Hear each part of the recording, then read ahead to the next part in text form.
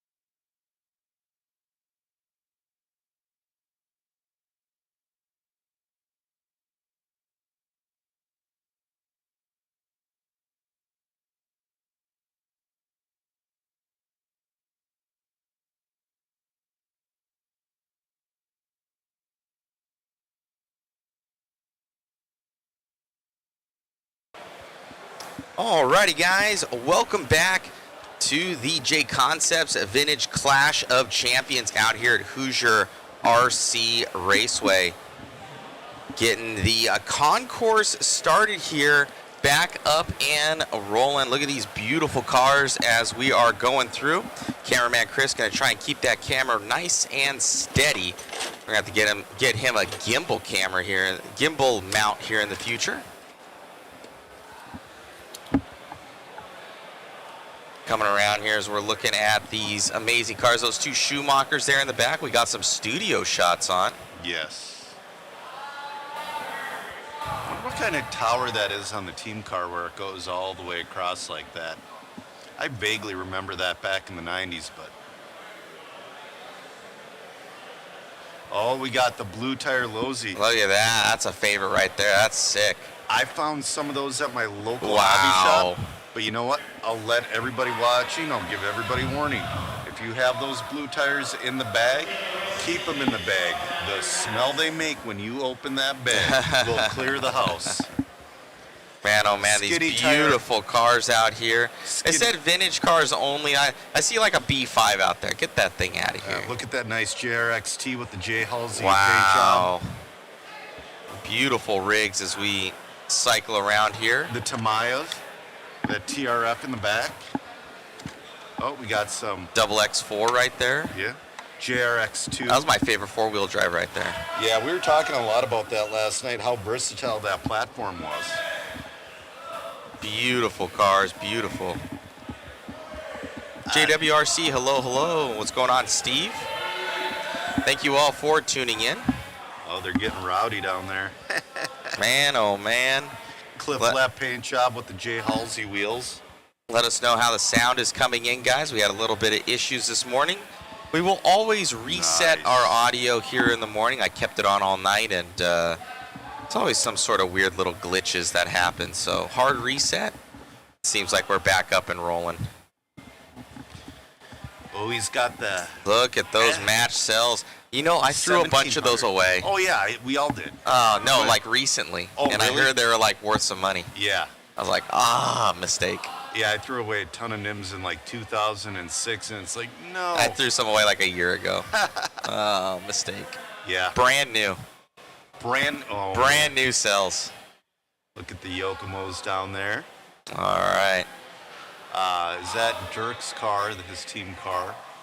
I love the fresh take on the RC10T box art back there. Man, everybody's looking good. You know, I'm kind of glad I didn't put my crappy tape and spray paint job down there. Man, oh man, looking good. Oh. Got the Tamiya RC10T2 back there. That was the first truck I built on my own. It was so cool.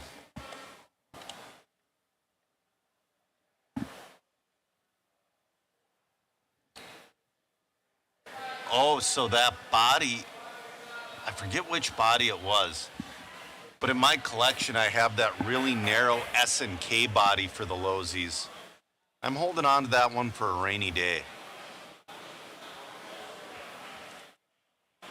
You're wondering where the Scorchers are? I don't think there are any.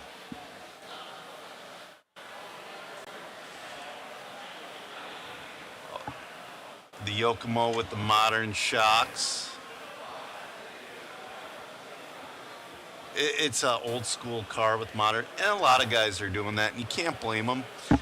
I do have some 13 mil shocks with me, and I was contemplating putting them on my car because, let's be honest, they're that much better. But you know what? The heck with it. I'm just leaving it as is. JW, you'd be afraid to race them. Some of these, they are not racing. As you can see, some of them are, you know, yeah. Somebody's got a 22 2.0 out there. Jeez, get that out of there. Yeah. I mean, if there's slicks on them, Bob Cooper always has good-looking cars. And I don't know if you can see that. We had a local racer pass away recently, and they're named Bill Dahlgard. Right? There's a tribute to him somewhere on that body. I'm not seeing it.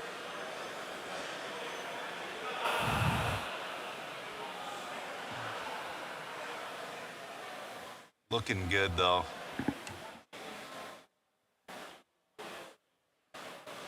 Obituary's wondering if there's Stormer's car. Now, Bob is racing it like that. Okay, guys? He's racing with the NIMS, the old Tekin ESC. As it sits, he's racing it like that. Bob is with the Twister motor. Look at that Twister motor. I say that wins Concourse. I do too. And I'm glad he did the body off as well. Well, that's the show right there. It is. You know, Concourse usually goes on paint scheme alone. You can't. You know, kind of him having all the stock cells in there, old Tekin speed control. I still have that in my double XT. Yeah. You know, people always talk about making an RC museum. And I think there is an RC museum. There is. It exists. It exists, but the only one who truly should have it is Bob Stormer. I love the old MGD paint job. That teal is my favorite color. That is, the camera doesn't pick it up correctly, but I was staged up next to him and it matches my car. That is your Tamiya PS54. That RC10T is looking nice. You know, if there was a second place, it would be that 10T. But it's so hard. I'm glad I'm not a judge. We got a hot shot with that single front shock. Instead of putting slicks on, he just ground the nubs off.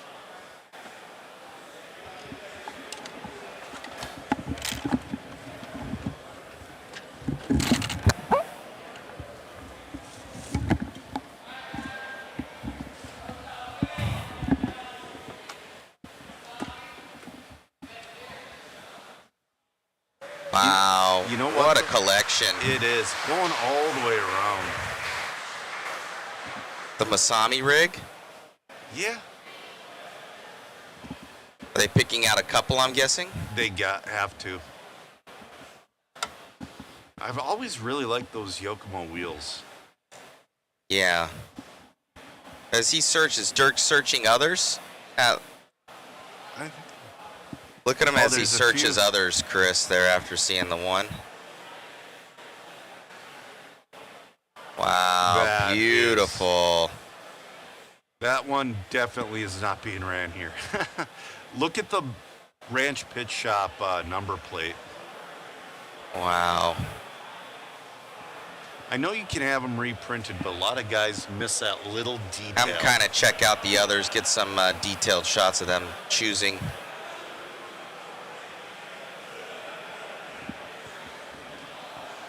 Keep a wide angle. Phantom Racing watching on the live feed.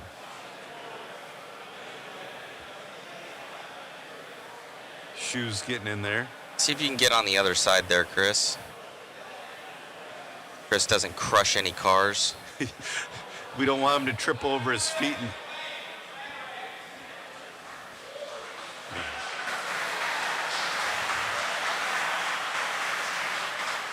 Did Dirk say best paint? Nice.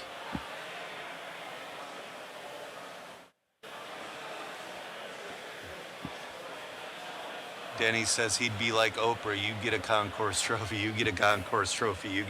You know, I agree. That's why it's like being a kid in a candy store.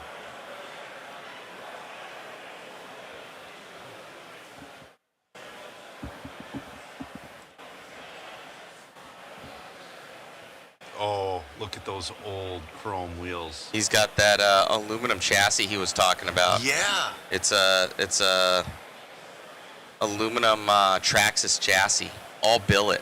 Yeah. Jason's like, I've never seen that. Jason's one of those RC historians, and when he raises his eyebrows like, wow.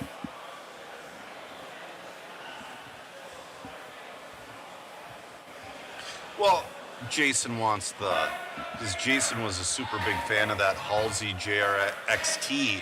He built a replica back in like 90 or 91. Nice. No, he won one. I take that back. He won Jay Halsey's JRXT. Oh, come on. Shoes buggy. Oh, yes. That should be in it. I love that he took it out there. Me too. The JRXT with the original box art. The JRX2 with the original box art next to it. Ranch Pit Shop sticker on the JRX2.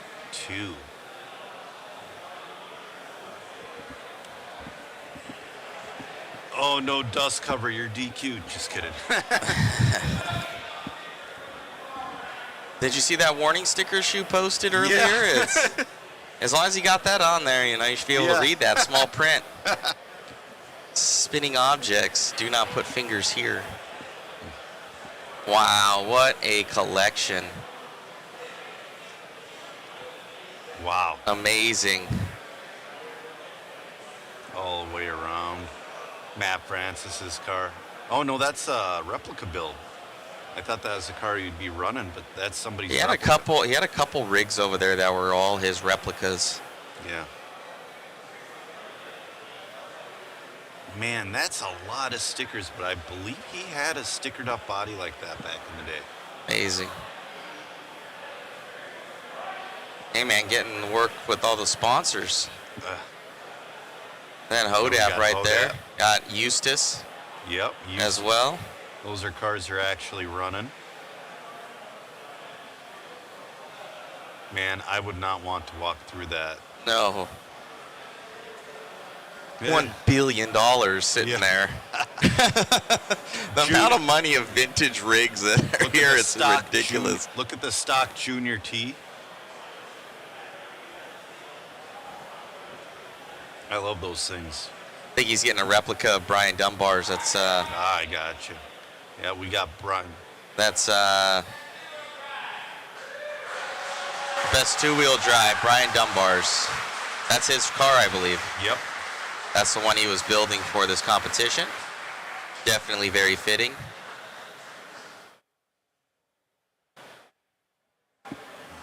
Chris photo bombing.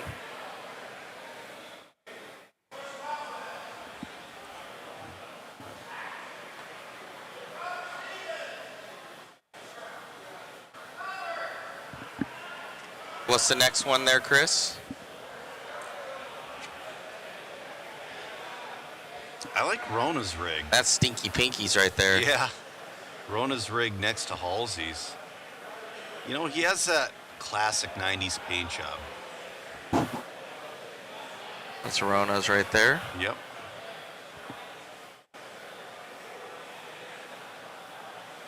Man. I think that car's actually up for the silent auction. Really? I want to say it is. I think the starting bid's $1,200. Oh.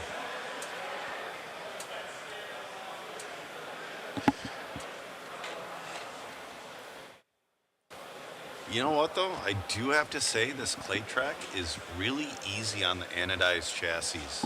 I don't think... No scratches. No scratches. I have a little wear over by the motor, but no scratches. Yeah. Usually after one race day, this thing would be gouged up. I got a little on the nose piece, but... I've seen you drive, so I understand. Yeah. Before we started live streaming, cameraman Chris saved my hide. What's this one, Chris? Yes, the Predator. The Predator right there. That's bad. That is. It's a Predator tribute car. It's a Predator they'll make it around without braking. But that is definitely...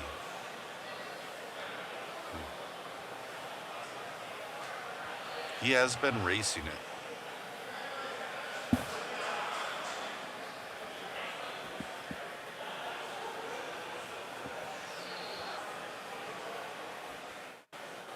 Thank you all for tuning in, by the way.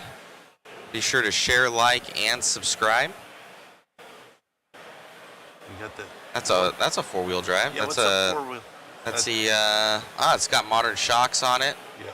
That's a double X. Oh no, is that a weird double X though? No, is that the X factory conversion? Oh, maybe. You know, that's one of the brands that I hope they don't get lost in vintage history.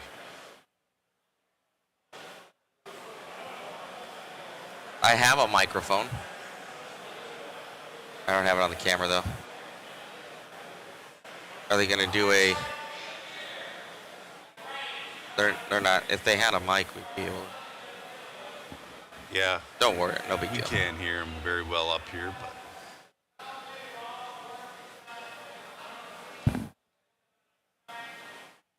No. All the work that they've done on the track.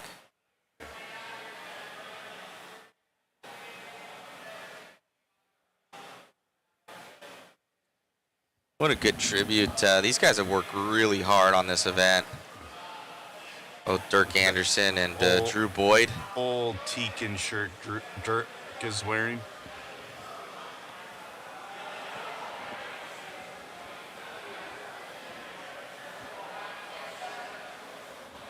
After this, we'll see if Chris will go around the Tamiya hot shot again. Right on.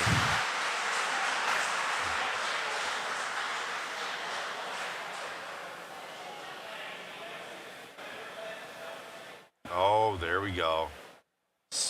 He's racing that one as well. It's got modern shocks on it. That is nice. All right. What's the next award? All right. I'm being told that was it.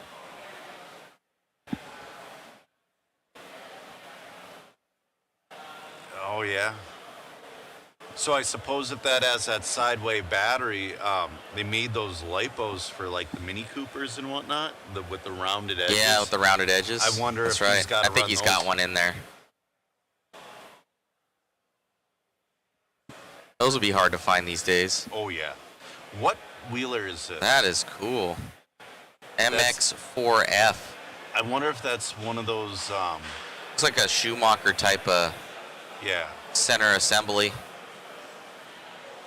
But there's a lot of companies out there now making their own versions of. It says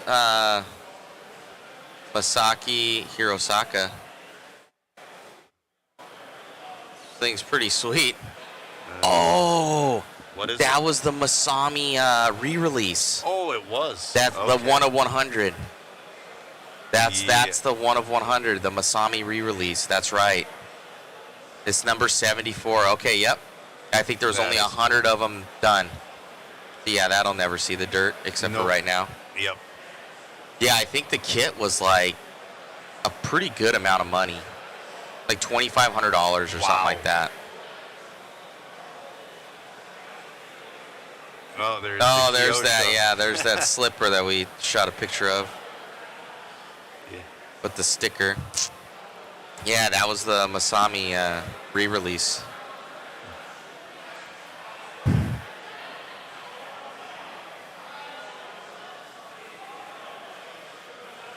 Everybody's kind of still filtering around here. I love those old blue Losi wheels. That is cool. I think they came in the BK1.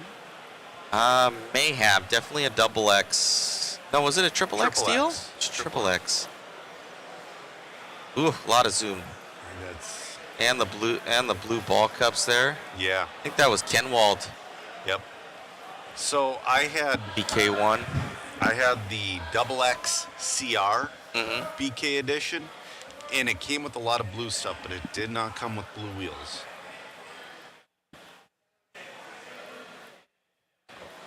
There's Mike Kirby with the. Oh, it's got the that one has the powder coated chassis.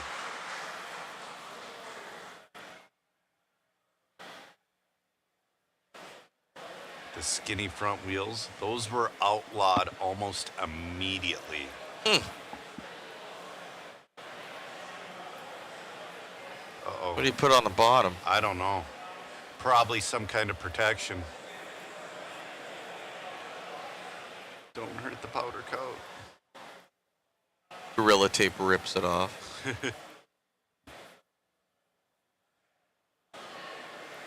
All right, on to the next. They're still searching. Everyone is sitting there like, you know, that J. Halsey JRXT looks wonderful. We should get that one, guys. We're a little far at the end of the line. Let's go back to that JRXT. Thank you all for tuning in. If you guys want to win some cool goodies as well, click on that link in the chat, guys. We are running a super cool waffle. Click on that link there in the chat.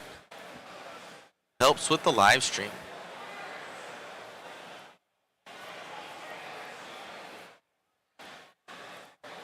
Chris is saying, good thing we don't have a hot mic out there.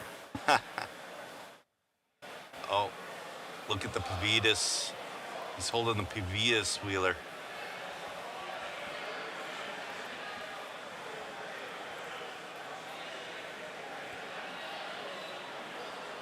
I believe That's cool. that is. And again, those Yokomo wheels.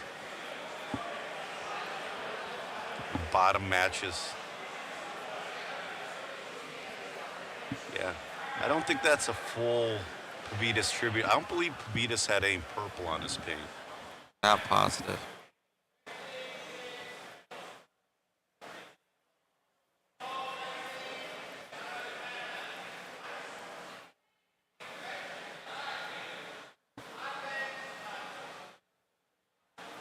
Triple X right there. Yeah.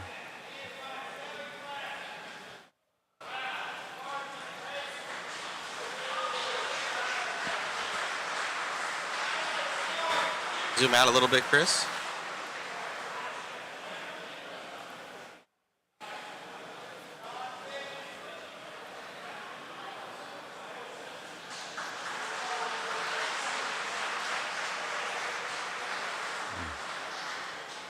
And he did all the plastic that's a cool thing.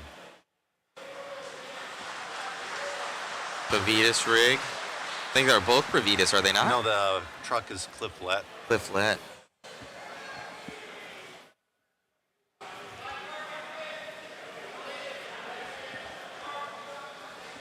Jason is a sucker for the OGs and the trucks there. Yeah.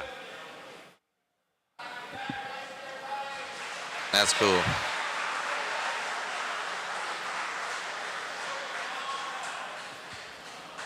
You're wondering if the chat's wondering if there's going to be a Vintage Clash 2.0. I believe so.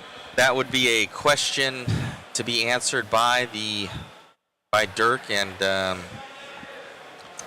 Drew. We will be. Oh, look at that Masami B3 though. I love that paint. It's nice. You almost gave up your wife right there, man, looking at that car. You're like, oh my God. Yeah, man. That would be look at the Kinwald tribute. Be Joe's pick right there. Yeah. Dude, there's something about that 90s when he went with that super dark green. I loved it. Another Masami. Is that the 93 car?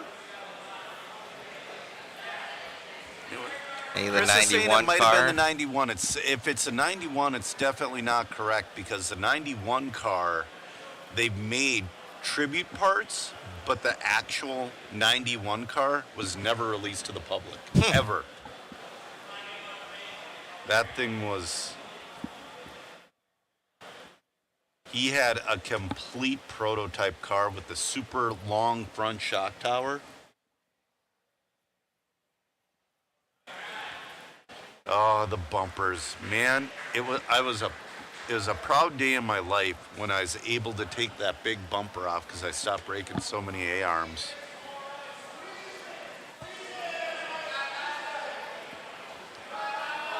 Al Horn's car. Is that the B Yokomo? Yeah.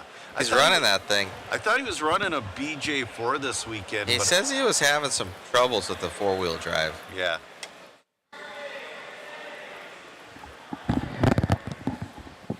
The screen looks a little weird on the camera, guys. I don't know why. I think it's that weird lighting. Yeah, there's lighting.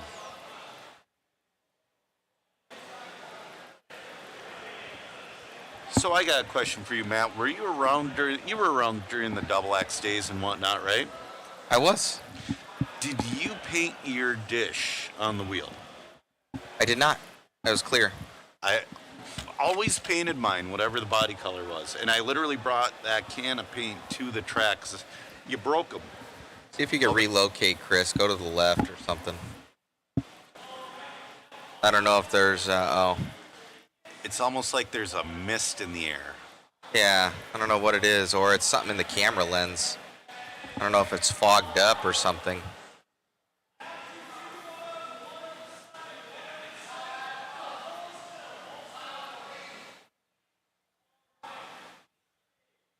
Zoom out, Chris.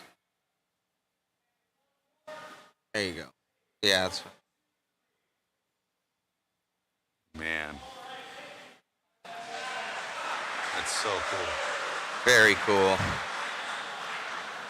Oh, right there. Guy with the blue shirt and camo shorts. That's Mike from Skull Racing. I've never heard of that. Yeah, this Skull Racing has been said a couple times. It was a big deal in the 90s. Got it. He's from, I was saying it wrong. It's Oswego, Illinois, around that area. Yeah, we'll end up switching cameras here. Yeah, we're about 20-ish minutes away from racing. I'm trying to quietly get my car ready. You know, I was out there for so little. Give me 1 second there, Chris. Getting the other camera booted up.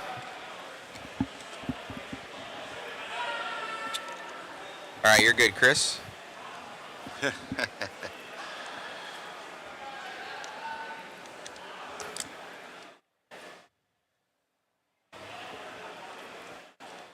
I think that our camera got a little Fogged up. fogged up there. I gotta check it out here. Those rigs are sweet on the track. Oh yeah, definitely. It did get that's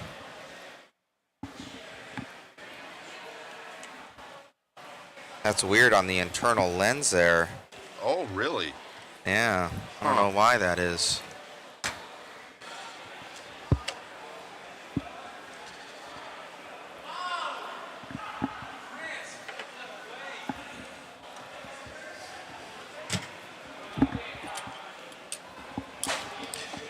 Yeah, I've been sitting here wrenching behind the scenes, guys. That's the nice thing about not having a camera on myself. I'm getting my car ready for round number 1. I broke it in practice. Chris got the knuckle on there for me. Now that is very weird, guys. It's on the internal lens Oh, inside the camera. it's like a huge smudge. Yeah. I'm gonna shut it down. Hopefully it'll go away. I think with the humidity and the camera itself heating up, that's where you got it.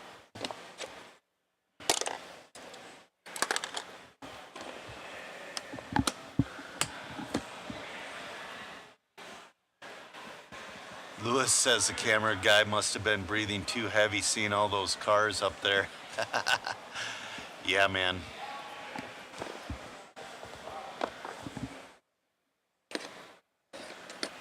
All right. 18 minutes away from racing. Jimmy keeps a tight program. Getting excited for this one.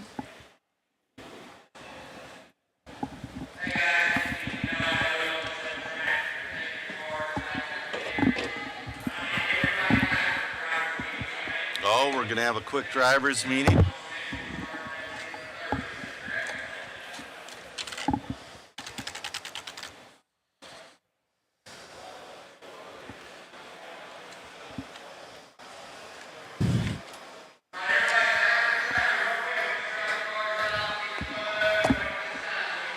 Look at the award winners over there.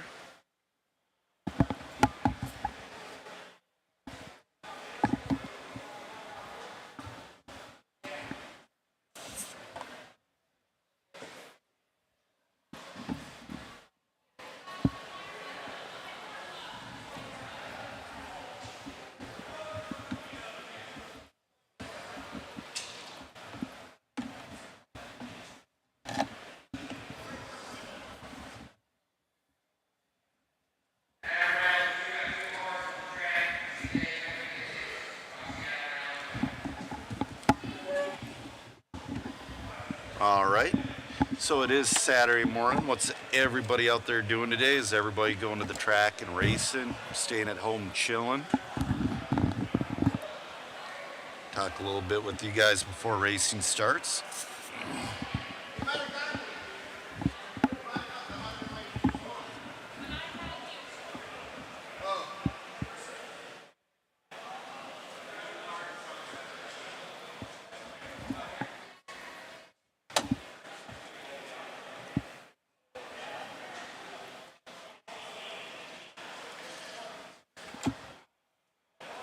You're on your way to RCCA right now. Awesome.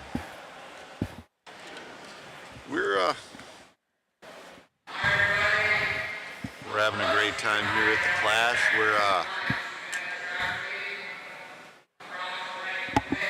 We're going to be in Muscatine, Iowa next weekend at Island Speedway for the Huddy race. You're going to want to tune into that one as well. A little bit different vibe, but it's definitely going to be a lot of fun.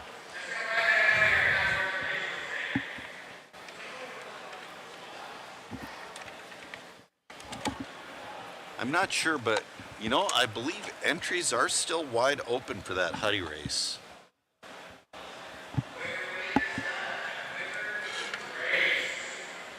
You've never been to Island, but you want to go, this one would definitely be one to check out.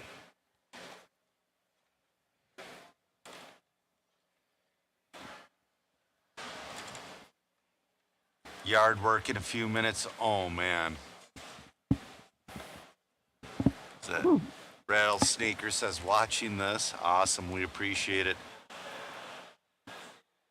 Hanging out with the family and thought I'd watch a little racing and cheer on Al. Al's been winning like crazy so far.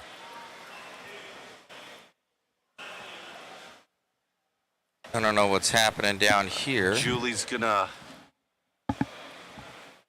come and cheer on Nick. Oh, it's the driver's meeting right now. That's right. Yep, they're getting ready for a driver's meeting. DRP in Pennsylvania checking in.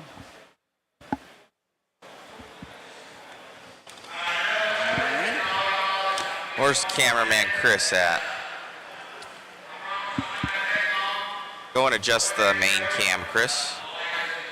Point towards this. I can't get it with the PTZ.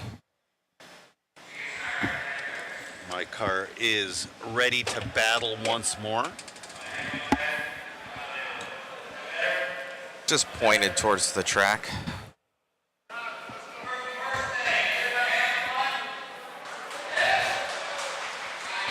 Sure.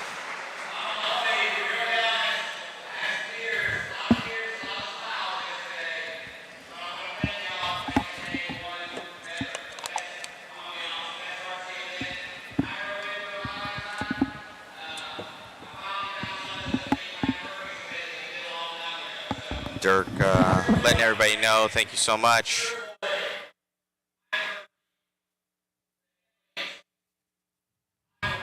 Just thanking everybody. You know, is it, you're wondering what you're using as a PTZ camera. I think it's a Fumako. Okay. Some sort of Asian one.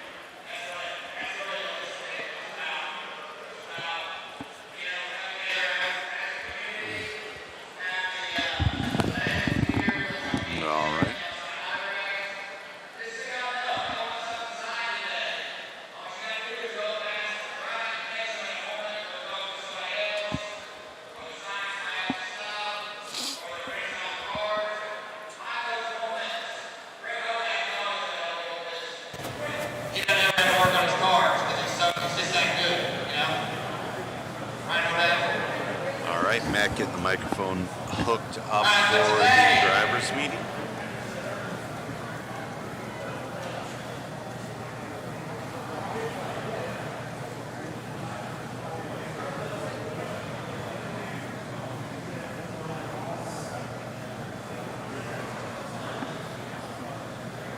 All right, everybody.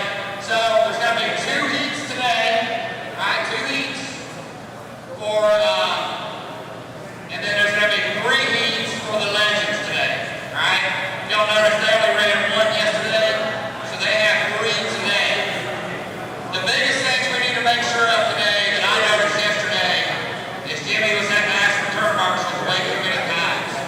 We want to have a good, successful event. Please come off the stand. Drop your car, no turn marshal, blow the track afterwards.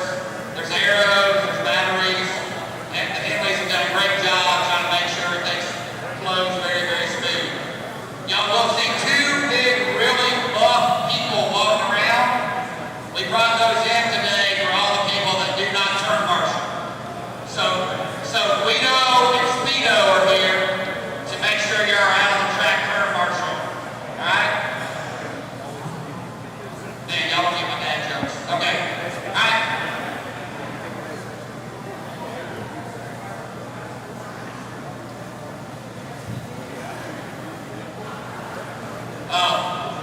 Okay. So when you do blow, you have to make sure you change your battery each time. It's right up on the stick straight away. And that was not a joke, by the way. All right. When you blow, you have to change your battery. Everybody good?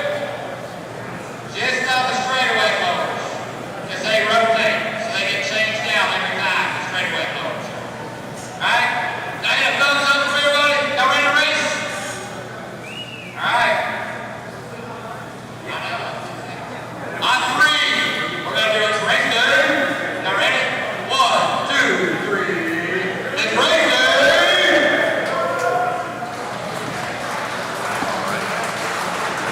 Getting ready to race here.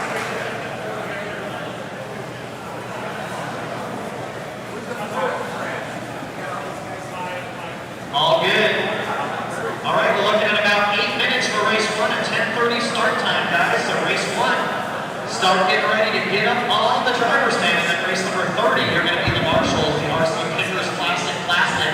So Baldwin, Curtis, Flynn, Atkinson, Riddle, Jones, Malonga, Casey, Manier, Diaz, and Billy Bob. You're the turn marshals for race 1. We got a check in from Mexico.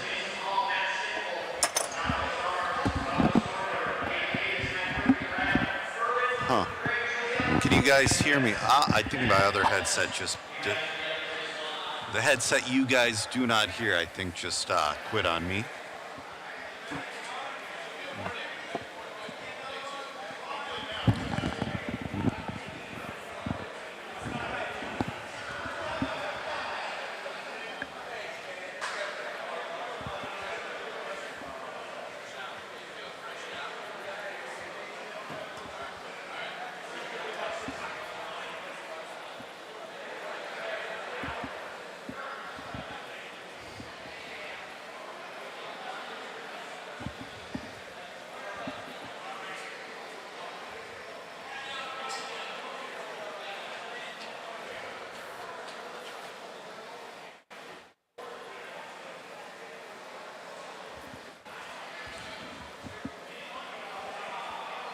Yeah, Arahat, thank you for tuning in.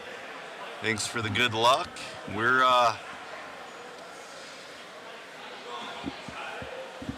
man, it's different out there, especially running an old car. You just got to keep it off the pipes. All right, I know you guys are all interested. Our mobile cam's back up and going. No more condensation.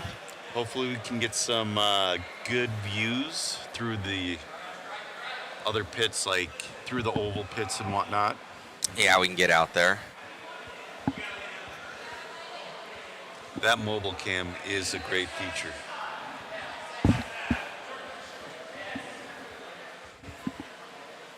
I don't know what's happening here. Oh, man. I don't know what's happening here.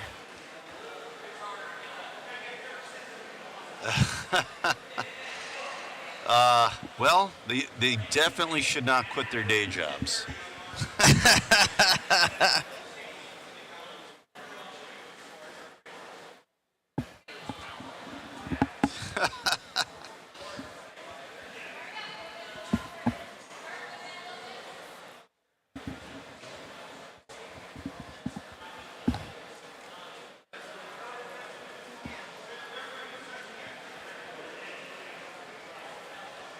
You know, that is such a cool banner. What would you do with something like that? Would you just roll it up and keep it like protected forever? Would you keep it hung, you know? They're just going to have to leave it in here and hang it up. Yeah. Driver stand's like 40 feet. Yeah.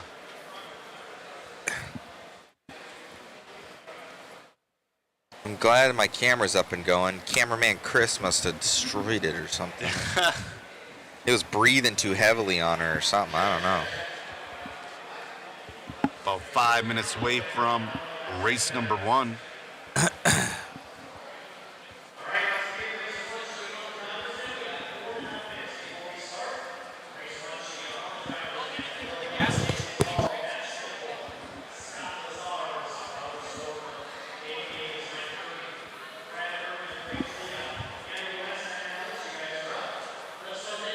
First up,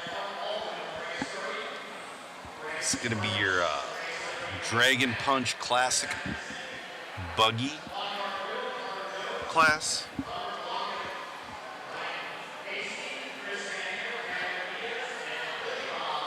Dragon Punch is just a cool company name.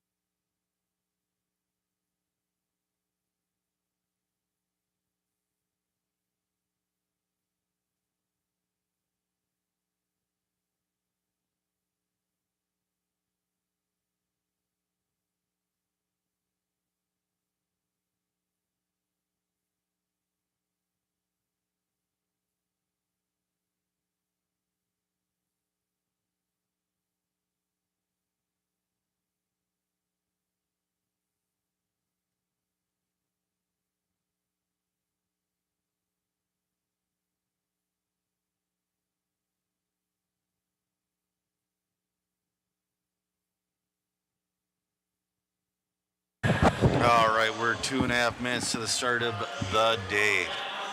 Your Dragon Punch RC Classic 2-wheel drive buggy.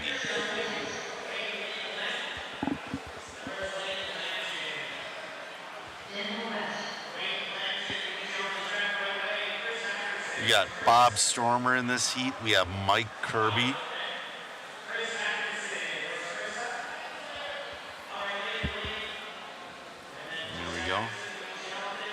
Bob must have fixed that transmission last night, because that thing had like 2 teeth left, barely making any grip.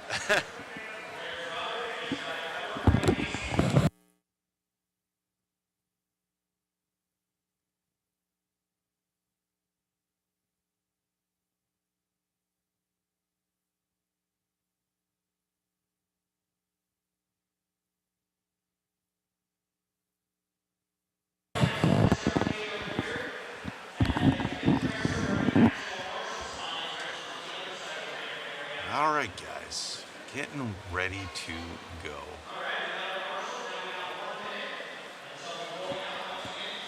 Looks like we got marshals.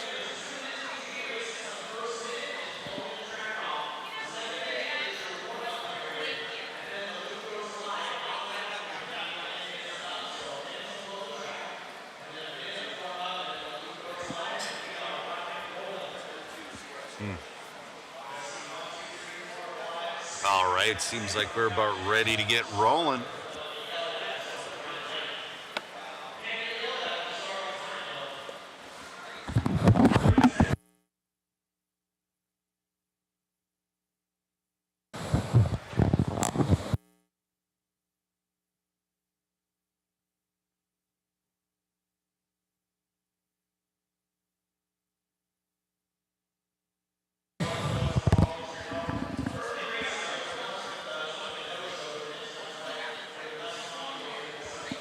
All right, they should be rolling off now.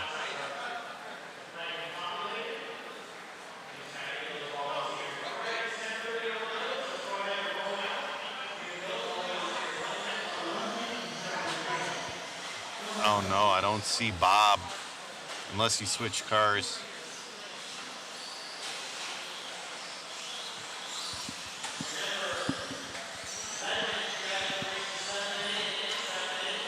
Bob Stormer is not checked in.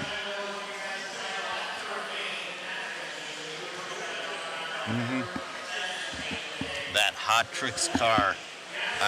Yesterday destroyed the transmission, so I don't know.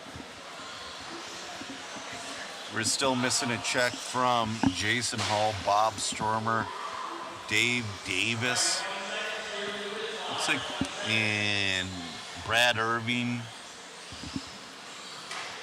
Greg Juliot. We're missing a few checks. Half the field is not checked. All right, the loop is hot. Well, I thought it, there it goes.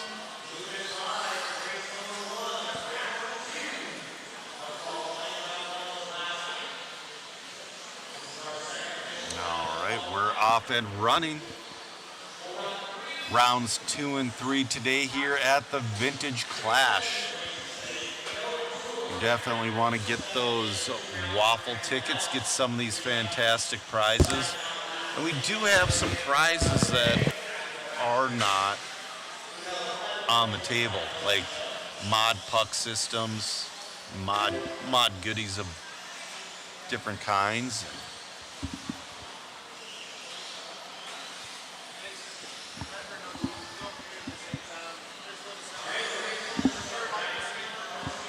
All right, we got Matt Skipple in the lead on 11.523.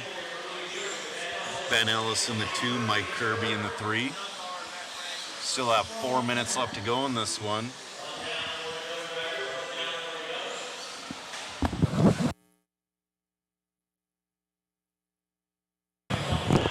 Just so you all know as well, if you're watching and you're not in the United States, if you buy a waffle ticket and win, Matt will ship it internationally, free of charge.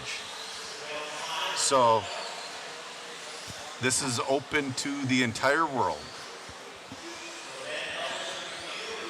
Maybe not Antarctica. Just kidding.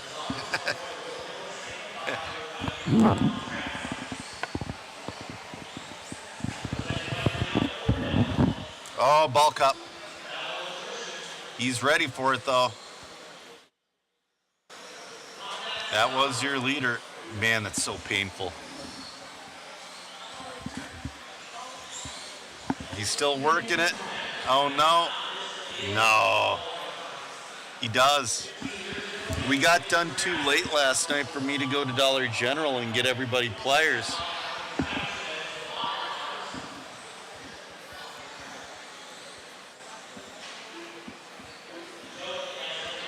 Oh, that was a rough one. So, I broke the, I should put it on both sides. I might do it for tomorrow. But I broke an associated knuckle.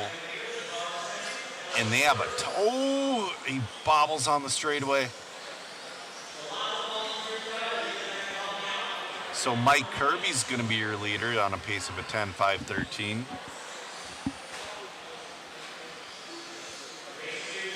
Should be coming around now. Is he off the track, though? He's got a big red line. Oh, there he is.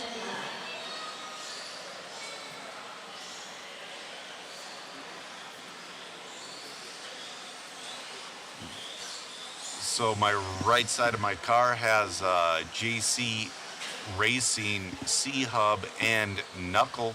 So hopefully it's strong enough, because that's one of the biggest problems with these knuckles is they have a lot of flex to them.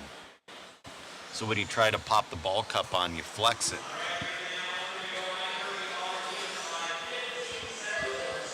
$135 left to go in this one.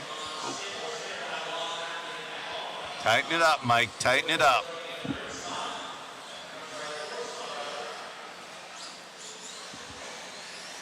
Yeah, Rattlesnaker, we can all.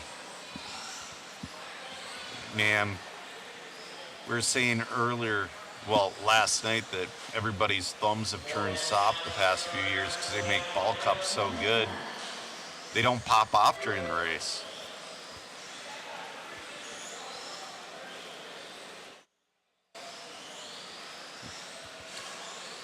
Mike Kirby holding on to that 10-lap pace. 45, excuse me. I think we're a little behind on the clock.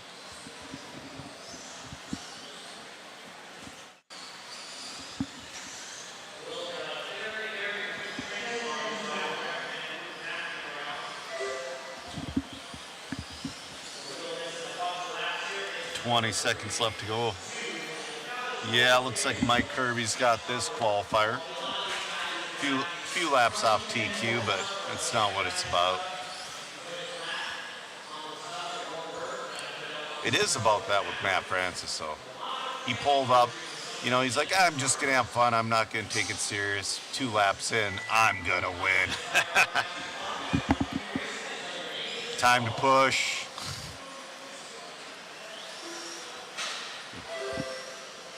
Mike Kirby's going to go around for one more. Made it around for 10.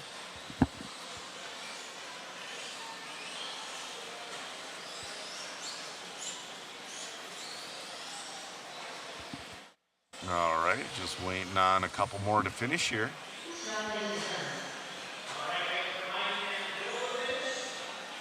Oh, a little bit of a bobble.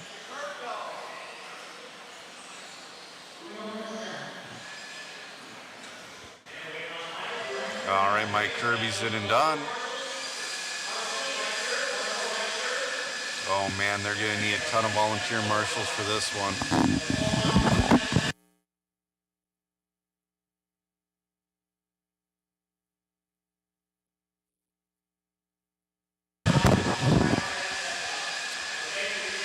All right, it's about time. While they're warming up, I'm gonna sauce my tires quick.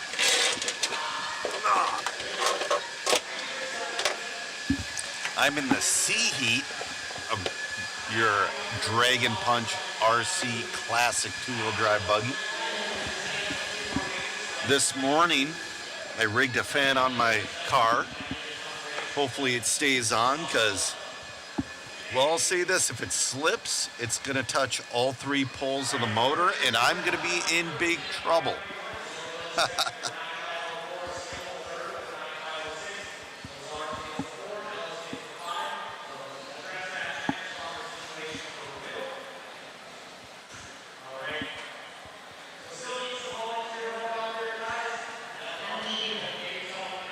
This one we got Pat Finley, Carter Jones, Nick DeVito.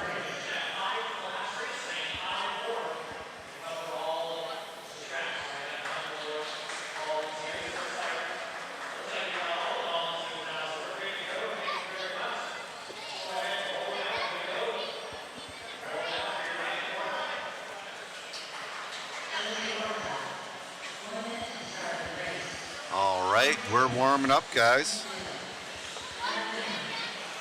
Race 2, Heat 2 of your Dragon Punch RC Classic 2-wheel drive buggy.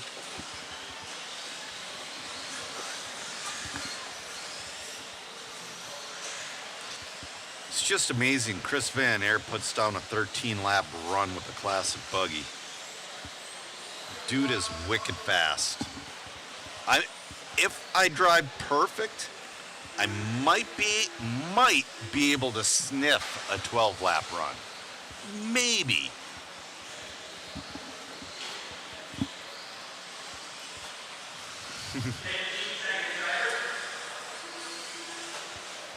And you know, from what I heard, I don't believe they're going to be resorting as well. So wherever you seat it is where you're going to be. Because we are doing, we're doing Rocket Round.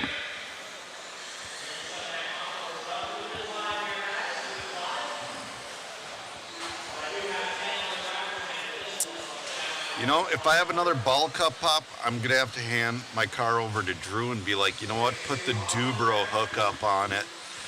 the airplane links.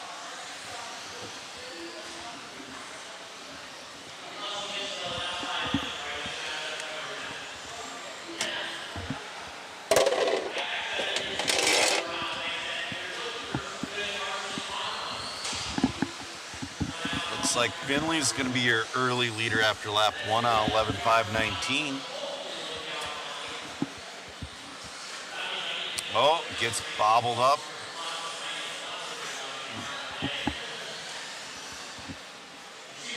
We're only on lap number 2, so plenty of time left to go with 4:10 left to go. That's going to put Tyler Winskill into the lead, though. Oh, now Pat Finley back into the lead. Nick DeVito up to that number 2 spot.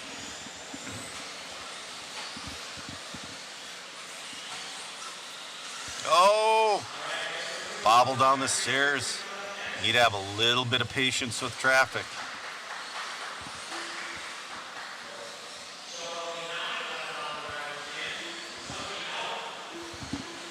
Oh, we got a few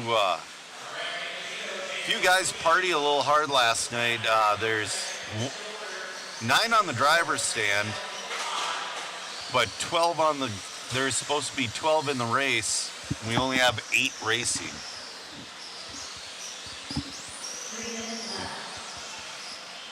Yeah.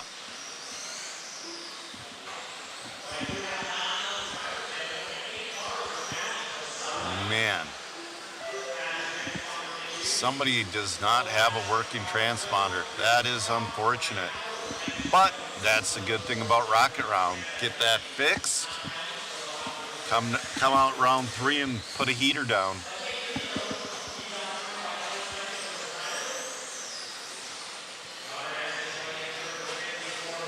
Man.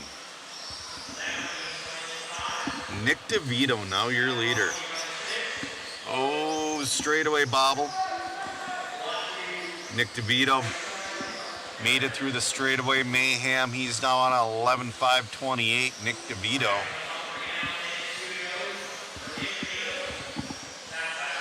He's one of the few with the antenna tube. I'm rolling with the big, with the antenna tube as well. Mine is just not a neon one. It's hard to see.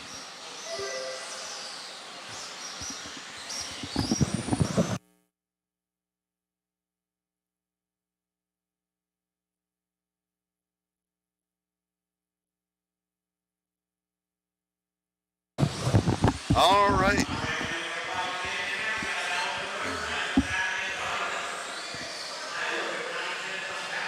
Nick DeVito, your leader. He's pulling away. He's on 11.5.26. He's getting faster every time by. He's not throwing down heater laps, but he's just running really consistent.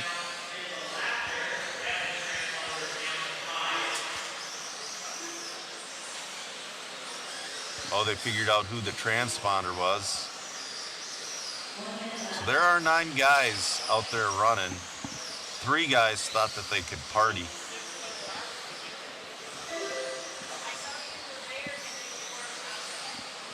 Man, that would just be painful. Oh, but Pat Finley comes across with a 26.9 to bring his pace down to a 10.502. Pat Finley has 35 seconds left to make a run.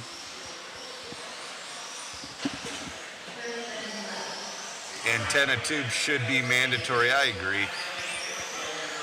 Oh, leader bobbles. Oh, there's a little trouble getting onto the straightaway there. Still hangs on to the lead with a little bit of a long lap. Still on 11-lap pace, but this is going to come down to the wire. DeVito's got to keep it clean, and Finley's got to pick up about a second and a half. I don't think he can do it.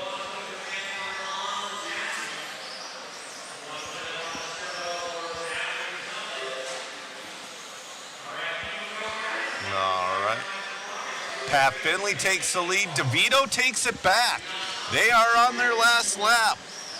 Pat made it for 11, so did Nick. Oh, no, DeVito into the paint. Certainly going to give it to Finley. We'll see this time by. They're both on long last laps. I don't know who that was. They didn't count.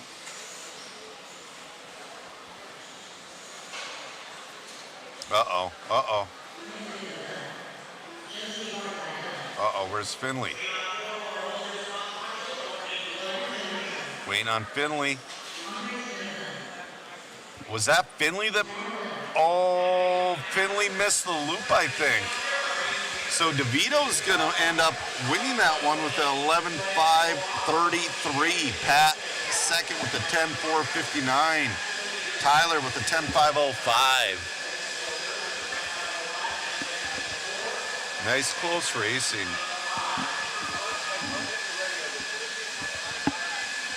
Good morning, Jason Clay. Thanks for checking in.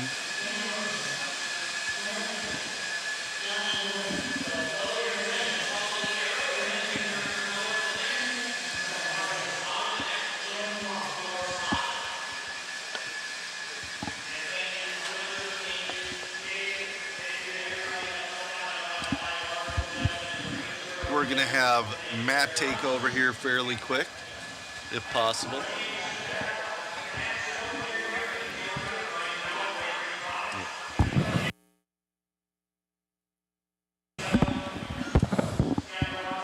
You're going to have Matt for a few races here. Then hopefully after I'm done racing, we can get some sweet pit shots.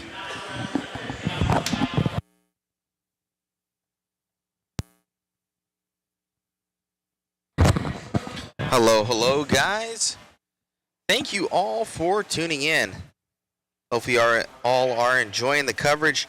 I'm going to try and get a little bit more interviews with guys as we cycle through. These guys are fully racing, man. I wanted to get Matt Francis in this morning, and I could tell that essentially he's like, hey, he's like, after practice. And then I came up to him after practice, and he's like, after race 7. He's fully locked in, man. He wants that win. If you guys checked out Ahmad Live Media on Facebook, we have a lot of the reporting that Jason, our photographer, is doing. And it's pretty sweet. Matt's fully locked in to try and go for that dub.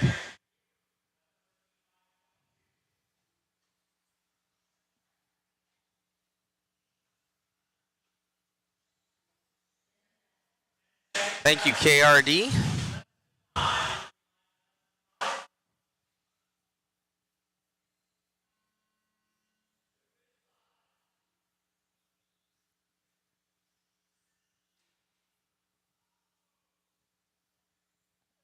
All right, we're getting this one going and live.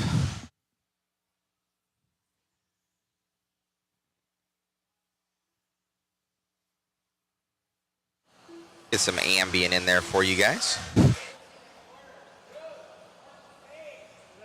guy, sit on the bucket.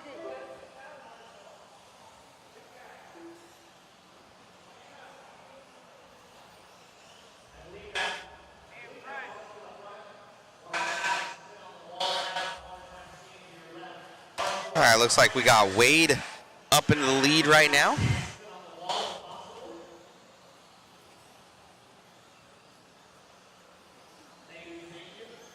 Wade leading us out, doing work. Now Grimes up into that lead.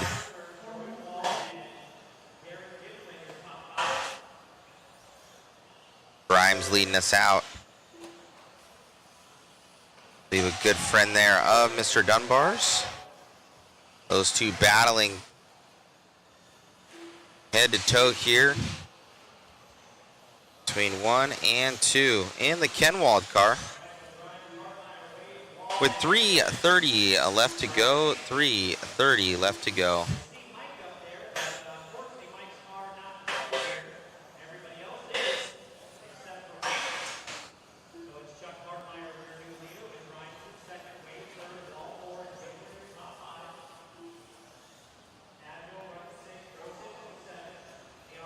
down that back straightaway we go with 3:15 left on the master clock.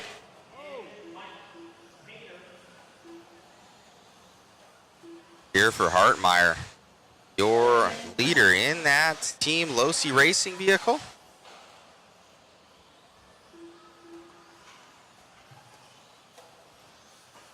To be a double X right there, up and over that back double and down that straightaway.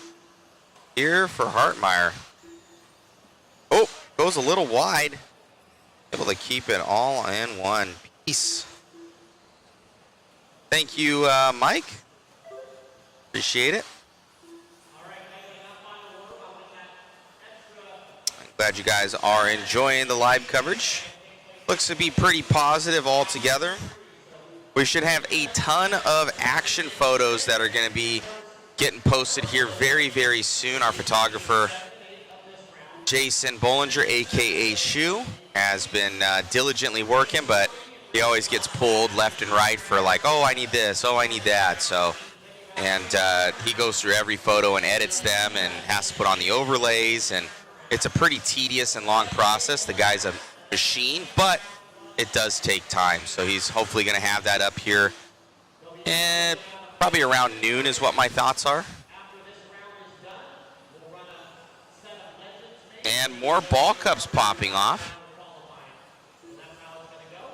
In the center here. Joe Zaire did have a good idea of having a pair of pliers at each and every marshal position. Gonna have to be mod sponsored next time.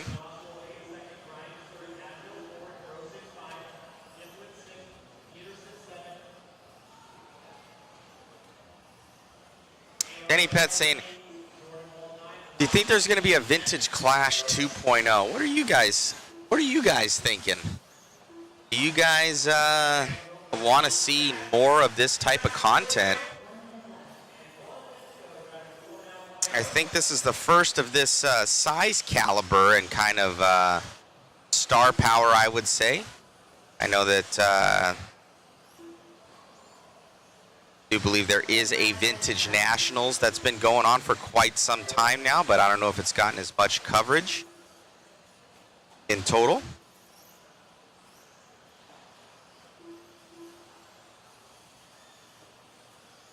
Or this is the normal, we don't know, but this could have been easily an over 500 entry race, but they decided to limit it.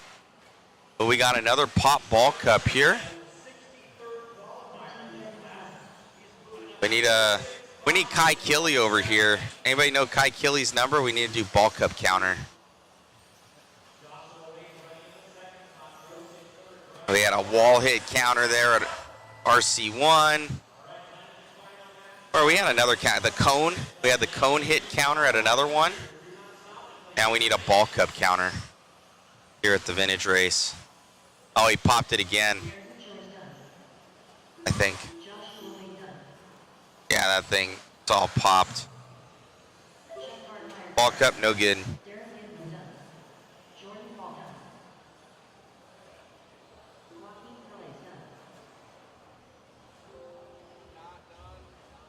Jason Burns saying absolutely need a Clash 2.0.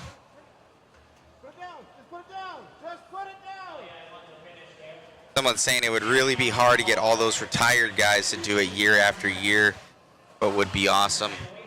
Yeah, I know that they've they put in a lot of effort into this event. Monetarily, all these guys are essentially showing up to run those two-wheel drives that are fully done up by both Dirk and Drew. These guys funded it all themselves, spent the time,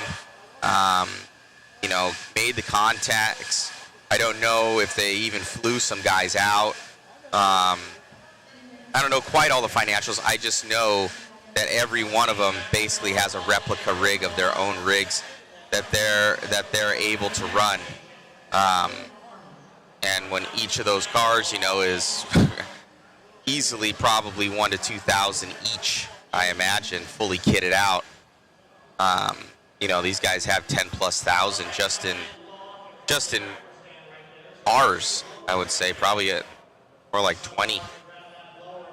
I think there's even 2 heats of them for the Legends. So this is a passion, a love, and you know, a huge shout out to Dirk and Drew, DBR and Old School RC for what they've done and what they've accomplished with the event.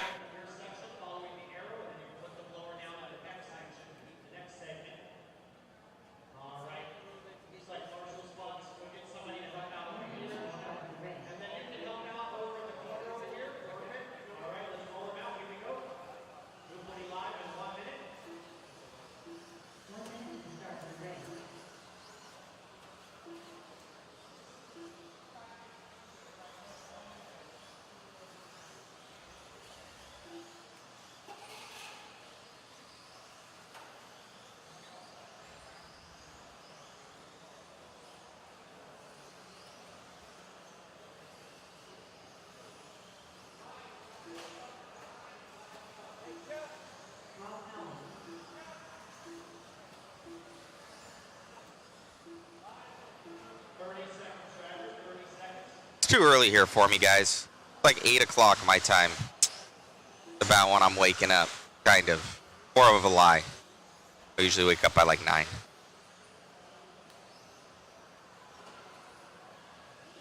So we've already been here a couple hours. Time change for us is usually pretty bad the first day or two. Then it's not so bad after that. We got RRLRC here. Cam Cullen, he does awesome video edits.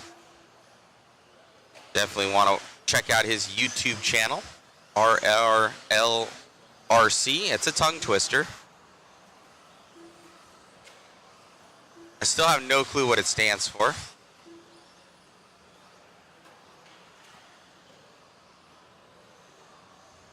Let me ask Cam real quick.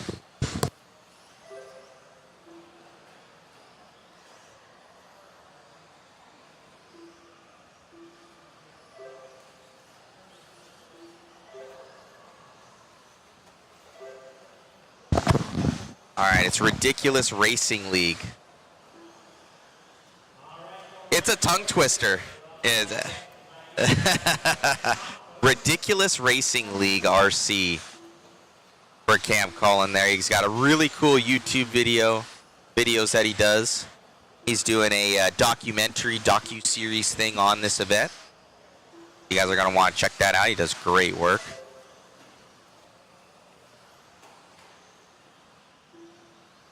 All right, looks like Doe going to be leading us out right here.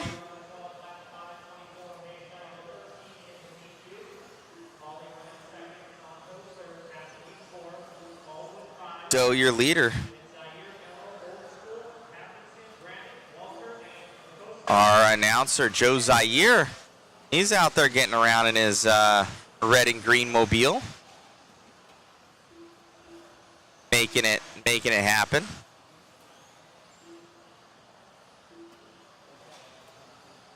He's got an antenna tube out there doing his thing.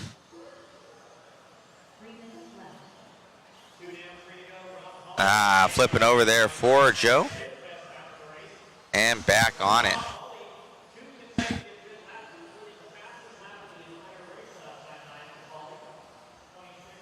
Looks like Paulie going to be back up to the lead here with 2:40 left to go.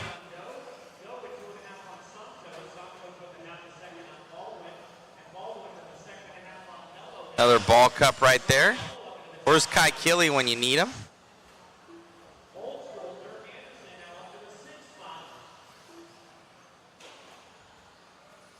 One of a kind event out here, guys. The Vintage Clash of Champions. Will we ever see this again? I would hope so, but I don't know so. Hopefully it sparks something within these guys, and it kind of makes it that much more nostalgic, right? To bring out the greats, and they'll disappear back into existence and then come back out again at some point.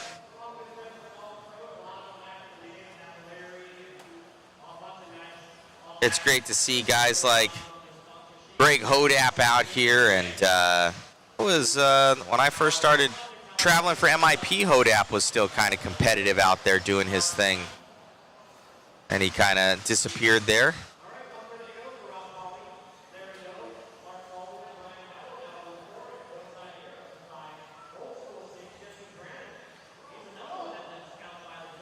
Matt Francis, I never had the pleasure of meeting him in person till this weekend. Very, very nice guy, larger than life type guy.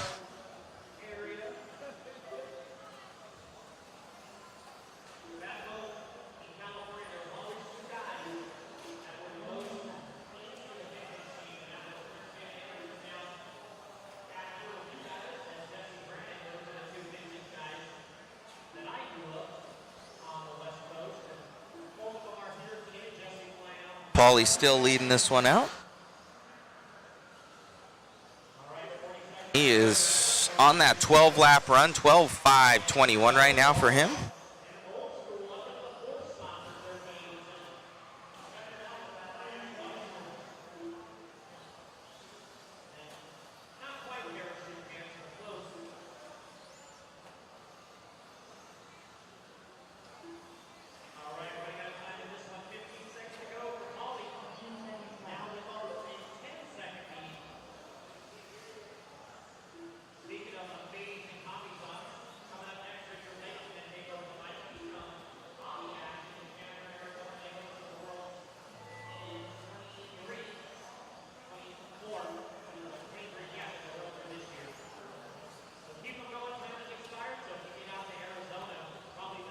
I don't know.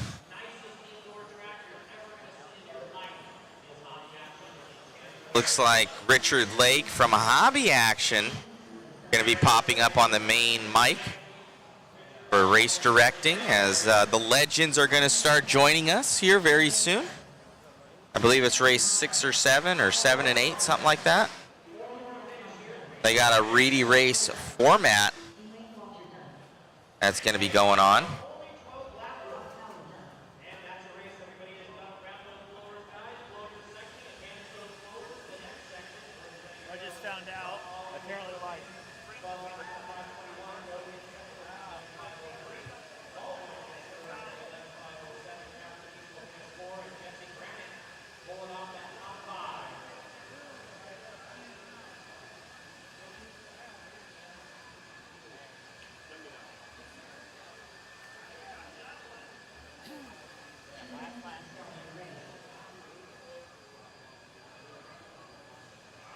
Turn the camera there, Chris.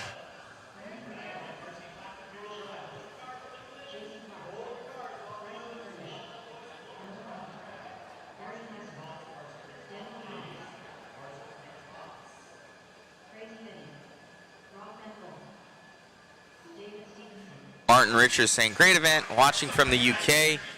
Vintage racing is all about the cars and the people. Results are just a bonus. Would love to see more events like this. Oh, 100%, Martin. Thank you for tuning in. What years are these cars from? I have my old Double X. Your Double X would qualify. They have a couple different classes here for it, but they have like a plastic class that like the frogs are running in and stuff, and the grasshoppers, and they got you know, the B2s, B3s, the Double X's. I think there's even a Triple X. So they have different eras. So pretty much all rear motor cars though, so everything's rear motor. There's no mid motor cars, I don't believe. So no mid motors out here. Except for they got like they got a regular class, but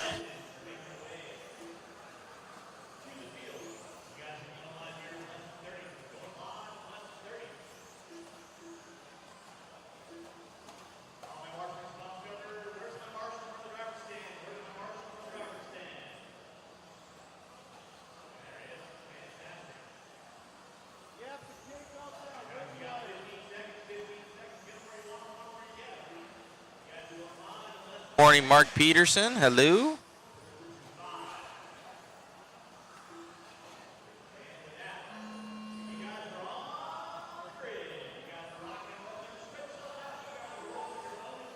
Joe Zaire helping out a fellow racer with a wing. Something broke off on that guy's car. He took it off his RC10 and threw it on somebody's car there, helping him out. Great to see a lot of these rear motors out here, man. I must say they've got plenty of traction. But I grew up racing. First vehicle was a double XT. My brother's, actually, my brother Chris. He had a double XT, and it was like stored away in his closet, and I bought it with, he used to collect cans and recycle them. You get 5 cents a can, so I bought it with that. It was like $250, and had the Tekin, what was it, the Tekin speed control in it, and that Tekin charger, the old gold one, and the discharge bulb bank that got super hot that you would put your car on top of. It's also a car stand. For the days. Super fun. And to think that's where it all started, and now we're out here covering some of the biggest races that there are. It all starts somewhere. All right, leading this one out, going to be Hines, your leader.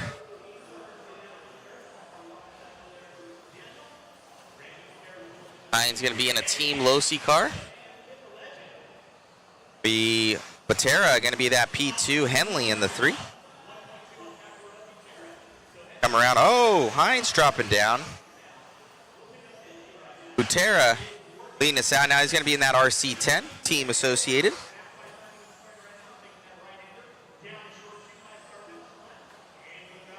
Ripping and ripping out there.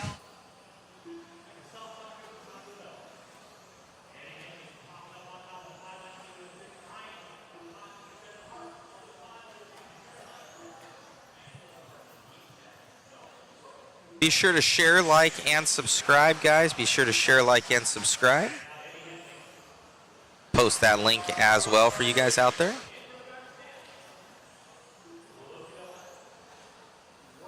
Reno Family Fishing saying, it all starts somewhere, but this show ends with a waffle. Get tickets, folks. A lot of cool prizes up for grabs, guys, and it does help us. With 2 minutes left to go.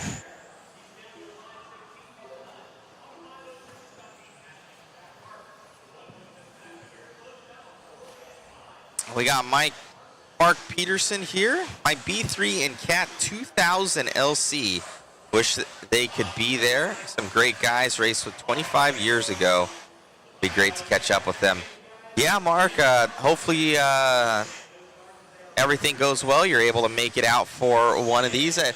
I must say, it's I came in the later part of it. I started in about 2000. And that's when the Triple X's were just coming out. I wasn't able to afford it. And so I got my brother's Double X, and I would compete with that. So it was at the tail end of that. So that's when I just started. So I kind of came in. I was in the era of when Ryan Cavallari was fast, and still obviously is. But Tebow, Mayfield, those are all the guys that were kind of starting to come up. Ken Wald was still around, obviously so, but Greg Hodap was still wicked quick. And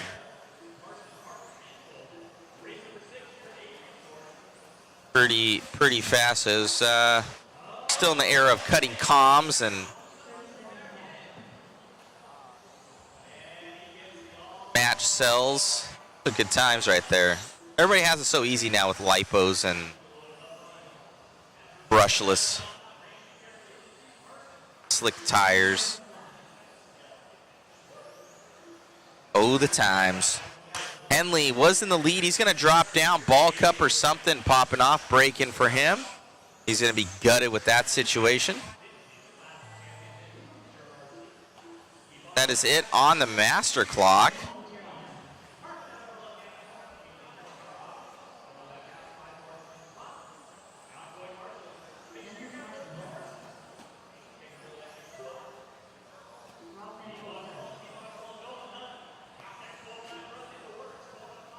Now my boy Ian Douglas chiming in here. Let's see what he has to say. Matt, did you start at OCRC or SoCal RC? My first track was SoCal.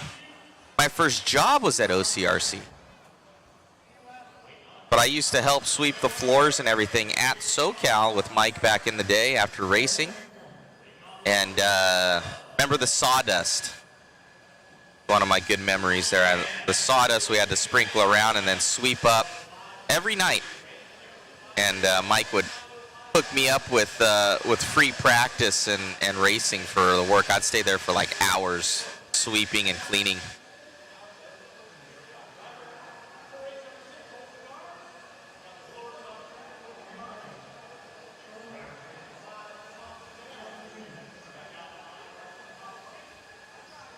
Matt, what about the wing wire? I never had the wing wires. I was a Losi guy and they were, I believe, like body clips or screws or something. I think body clips. The double X, and I didn't have a double X. My dad did. He still has it. It's up on his wall. I didn't have a double X buggy. I only had the truck. And then I got a triple X truck. And then a triple X TMF2, I think. And later on, I got a buggy, but it was a triple X CR buggy. They had one of the the EA3 plastics that was supposed to be the jam. Oh, it was so terrible, that plastic. Especially the T plates. You'd have to put on the graphite T plates because the EA3 plastics. I used to buy them from Losi Parts House. And I would double up the T plates because they were so weak. Are you talking about the triple X? The triple X EA3 plastics? Yep. Oh, it was so bad. It was. Was that with the triple X CR? It was with the CR. It was that was supposed to be the new thing. So I talked to Brandon Upshaw. He works at MIP now, but he worked at Horizon at the time. Okay. And with Losi, and it was something with I think it was the Chinese or something, when they had shifted stuff over, and they had come up with this new EA3 plastic, and they were talking about, I guess, whatever it was, but the prototype cars with the plastic was way better than the production. Okay. And something happened, but this was supposed to be their new thing, better than graphite. It wasn't. It wasn't. It was terrible. Who remembers that? Oh, I remember. I mean, what was that, 2008, the CR? Something like that? I forget, something like that. Yeah. It was a great car. It would have been a great improvement on the truck, the Matt Francis, and the buggy, the BK2. Yes. But, and again, that EA3 plastic kind of spoiled the party. All right, we got Matt Ledger in this one. We got Spear, we got Rona, we got Van Air. Man, I had a terrible run that one. Looks like Jason Rona going to be leading this one out. Oh, Chris Van Air now into the lead. Van Air just goes, nope. So Rona and Van Air doing work. Both on 13-lap runs. Zayas going to be in that 3, Spears in the 4, McEwen in that 5. Yep. And we got the famous one, Richard Lake from a Hobby Action RC Raceway. That's so cool. Up there on the bike here. Yeah, it kind of relieved you from doing it. Yeah, I was supposed to do it, but came and I think he's only running 1 or 2 cars, and yeah, good friends up there, and he's obviously a very capable announcer. So took that off my plate. Thank you. Yep, there's guys out there that take the microphone from me, and I don't mind. Yeah. All right, 3:15 left to go in this one. Van Air, your leader. Looks like Spear. Oh, Spear to the lead. Spear to the lead on a 12.5 flat. They got to beat Van Air's 13.525.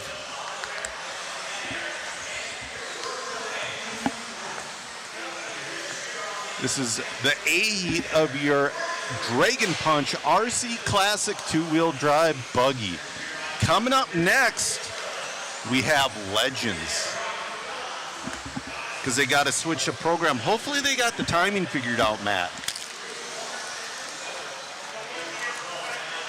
Chris Van Air back to the lead, back on 13.524, looking to improve on his TQ with 2:35 left to go.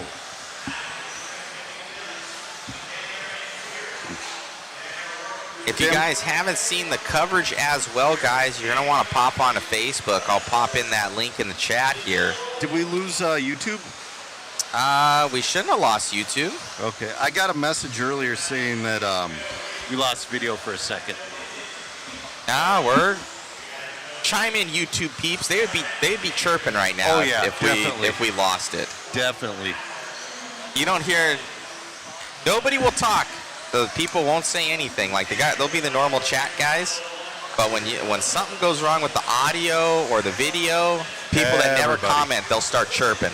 Yep. They keep us on our toes. They'll be like, free live stream. What are you guys doing? You guys suck. Yeah. We'll hear it. Yep, absolutely. Van Air leading this one out, though, over Spear. Spear, remember, in the first one yesterday, they were... it was a pretty good battle. Yeah, they were having a real good battle. 0.2 of a second between those two with our RCG timing overlay right there. Thank you. 120 left to go. Oh! Bunch Did he upside get it? Oh, down. man. Bobbles. He's in the middle. All He's sorts of anarchy happening. Van Air's the one doing wheelies down the straightaway. Van Air having to get through some major traffic. He's going to stay in that 13-lap run. Able to get there here, but Spear going to take it over by 0.6. That cost him. It did. So Spear up into the lead from Hobby Action. Yep. In that team associate, I believe it's a B3. As we're catching up with Spear, he makes that tabletop. He's getting by some lap traffic. He's saying, beat it. Runs that guy off the track. But he's like, I got races to win here, bro. Let's see if that guy tries to retaliate. I don't know, but Spear's like, I got races to win, my man. So he's coming around. He's going to be coming into some more traffic now, not just one, but 3, 4 cars up here ahead of Spear. Chris Van Air taking that one back over here from Spear. I don't think he's going to be able to get back to that 13-lap pace, but he will maintain TQ. So it is within about a second right now on pace between Spear and Van Air. Van Air now has to make it by that lap traffic. That Spear had issues, but Spear also has lap traffic ahead of him. Let's see if Van Air pushes the issue. Oh, he gets caught up with that same car with Spear. That's going to cost him. That's got to be an old rivalry of some kind. That might be it. Spear going to take that one by 0.7 of a second. That one car doing it to both of them here for Spear and Van Air. That puts Spear second overall. Do you want to? I'll grab an interview. All right. I will switch that camera over here in a second. Man, what a race.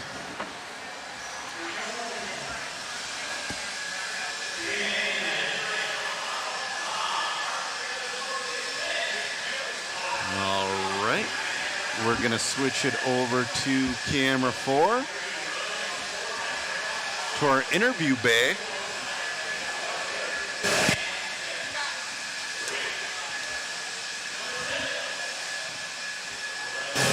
Alrighty, Scott, I can see the emotions there. We were talking about you had one lap car that kind of gave you the business over there. He did the same thing to Van Air. It cost both of you about the same amount of time there and equaling out. Yeah, I mean, you know, it's a vintage race. You know, there's always emotions in vintage racing, but, you know, rule of courtesy is when a driver pulls up on you, he got on you for a reason, so move. But, you know, everyone wants to run. Everyone wants to have some fun. You know, hopefully, like in the main, we'll be able to get out and maybe weed some of these out of the way. It would be good. But, you know, it is what it is. So. I believe it is Rocket Round. I don't know, depending on the other. Did you beat Van Air's time from the first one? I don't know. I'd have to look. I don't know if we did or not. I think he went a 5:25. I don't know what we just went. So I'll have to look at it and see where we're at overall. If I can start on the grid top 3, we can do some work. Got it. Well, congratulations on your run out there. Much better than the one where you broke on the wall. What ended up happening altogether? So it was a right rear suspension mount. It cracked. I think I came into the pipe and it ripped the right rear corner off. Unfortunately, had a good lead. I was on like a 5:16, 5:17 pace. Car was amazing. It just, 30-year-old car, something's got to give. You got it. Congratulations. Thanks, buddy. You got it. Now to the Legends race coming up here, Joe. Yes. Oh, I just heard a log pop.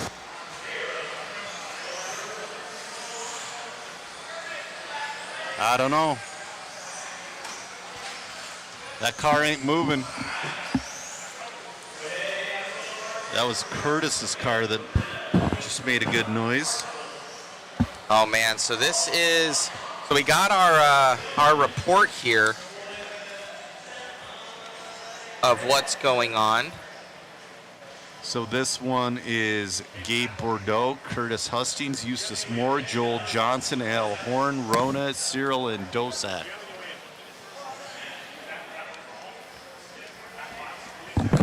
You both got a 12.503. Yes. Yep. You got 2. All right. We're lining up. I really hope he has the timing situated. All right. Oh, someone jumped in the line there. Was that Eustace?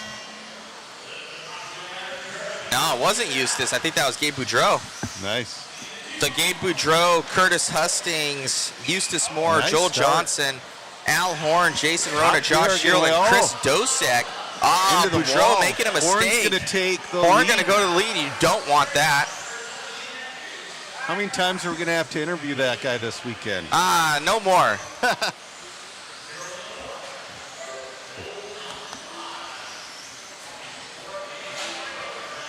Horn, your leader. It says Hustings. They got something going on with the timing and scoring right now. Yep. It's not happy. No. Locally we've tried to do rocket round stuff and it just never worked quite right. But, so Al Horn just walking away from the field.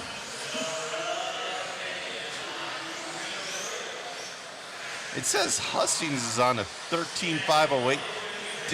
Wait, did they assign the wrong transponder to the wrong person? I don't know what's going on, but we do have that bottom top 3 position there. That's probably more correct. Yep. Oh, they're on a 6 minute. 6 minutes. So they are at a 6-minute run. So you can look at that top 3. It's going to be Horn, Husting, and Dosick. Don't exactly know why the other stuff isn't working properly, but it is what it is. They got some funky stuff happening. But it is going to be Horn in that lead, Husting in that P2, and Josh Ciro here in the 3. We've all already kind of gapped out. Horn's starting to look at the backside of a little bit of traffic. Down that stretch with 4:13 to go. Horn with a little bit of a wheelie.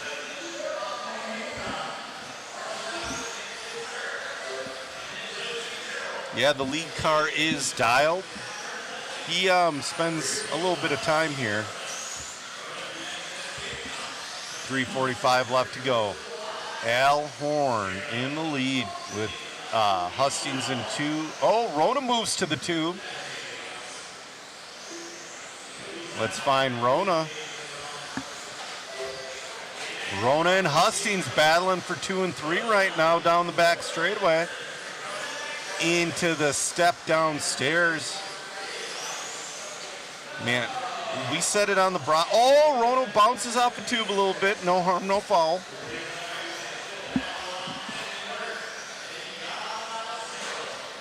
Jason and Curtis have bumped up to a 14 lap.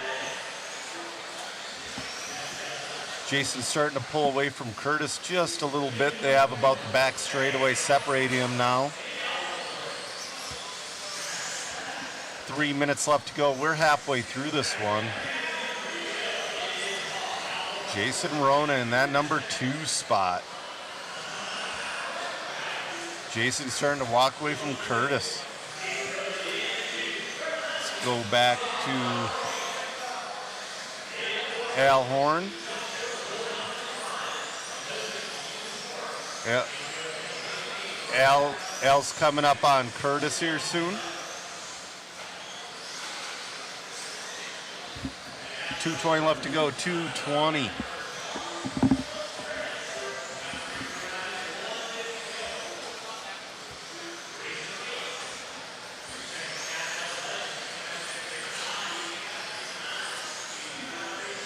Joel's in that 5 spot. I don't know. Oh, nice. Oh, Al bobbles. Oh no, that wasn't Al bobbling. That was Cyril bobbling. 1:45 left to go. Al's got all the way up through 3rd place, a lap down. It's coming for Jason with 1:30 left to go. They're about a section apart. Man, oh man. You know, Horn looking really good. He's running I heard a B2 or a B3. They're similar cars. Just a couple small rear end changes between the two. 55 seconds left to go.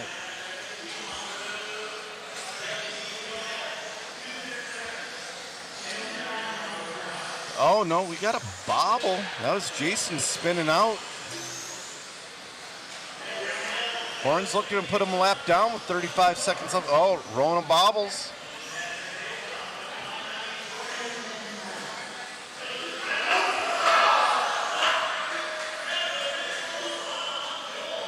Oh, we got a race back here.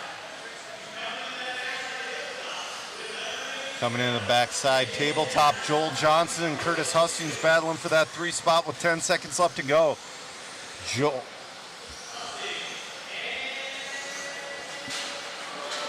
Oh, that was Curtis, I think, that bobbled off the track.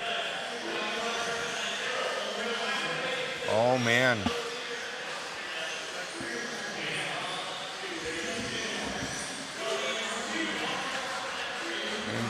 Al Horn just dominating. Wow.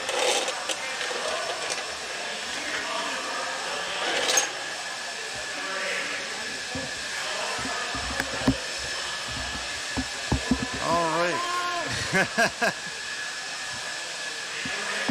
So I'm going to pop up my phone because timing wasn't quite right in that one.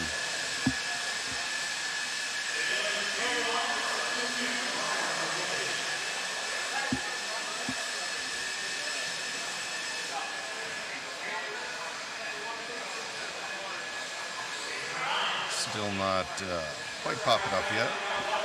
In this heat 2, it's going to be Matt Francis, Jay Halsey, Dean Carnes, Greg Hodap, Matt Ledger, Jimmy Babcock, Mark Pavitas, and Mark Pavitas is not here.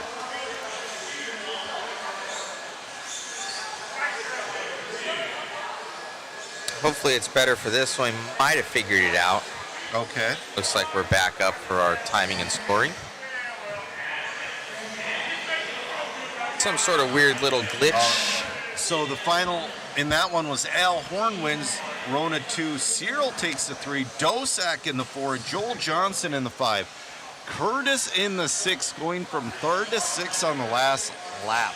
Eustace in the 7, and Gabe did not roll off.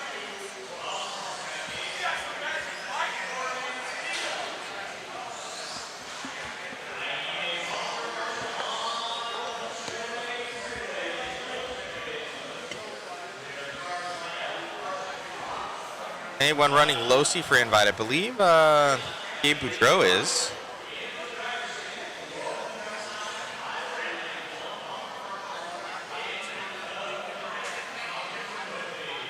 Nope. And Hodap as well. Yeah.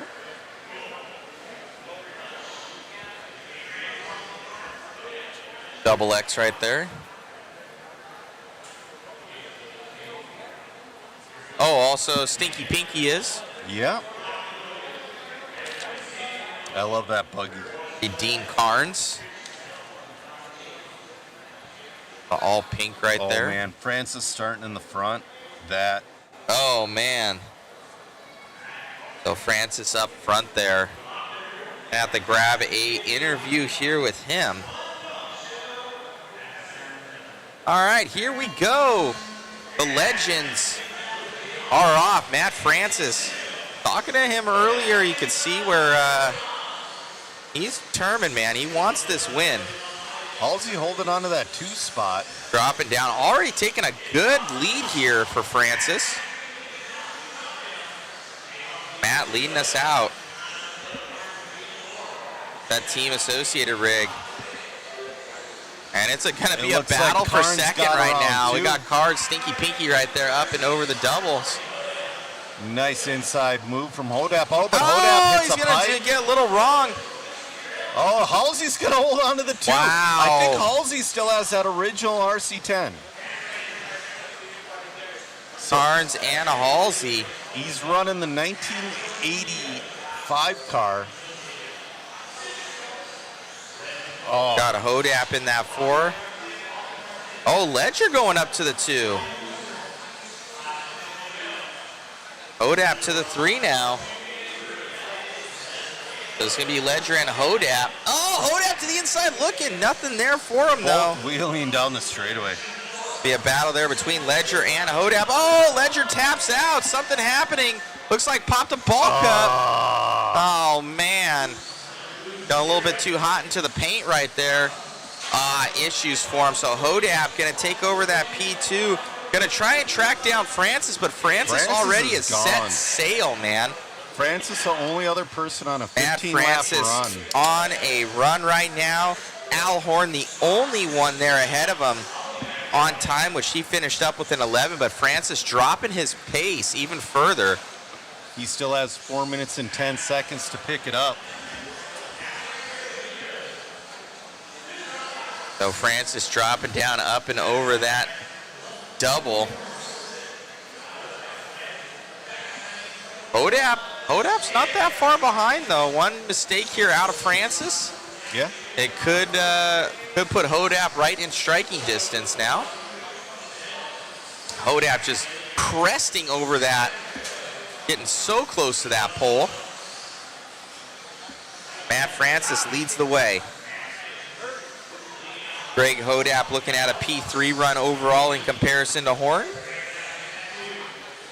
But if they're doing Reedy rules, doesn't your finishing position in the qualifier also matter?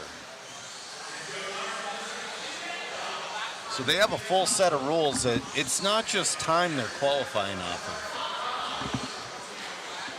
but I mean, Hodap taking second and putting a 3rd overall would be pretty good.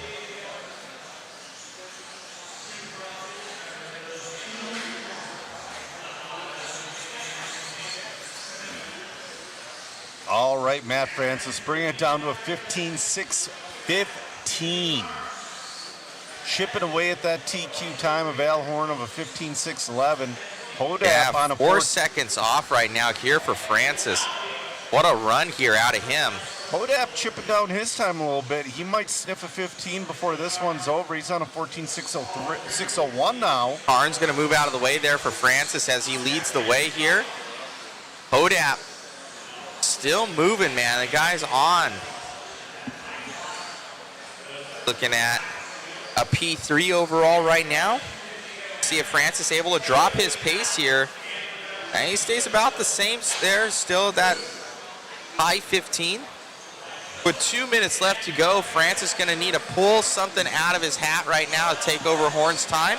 Jumps up on 2 wheels as he pushes the pace. He's still got it, man. Yeah. Up and over the doubles. You can see those of Horn and Thelke. You know, still competitive in these classes. Matt Francis hasn't picked up a controller since 2005, and he is on pace. Would be good to see him back up in the ranks. Would be ruling those 40-plus classes. Yeah. Potentially making some A mains with some of the pros of today. Once a pro, always a pro as he jumps over that tabletop. Right-hand side of the track here for Matt Francis. You know, I bet Matt Francis could get, just got his fast lap of a 24.3. Ooh, he's speeding up here. I bet he could work deals to have, companies send him around and him not to pay anything out of pocket.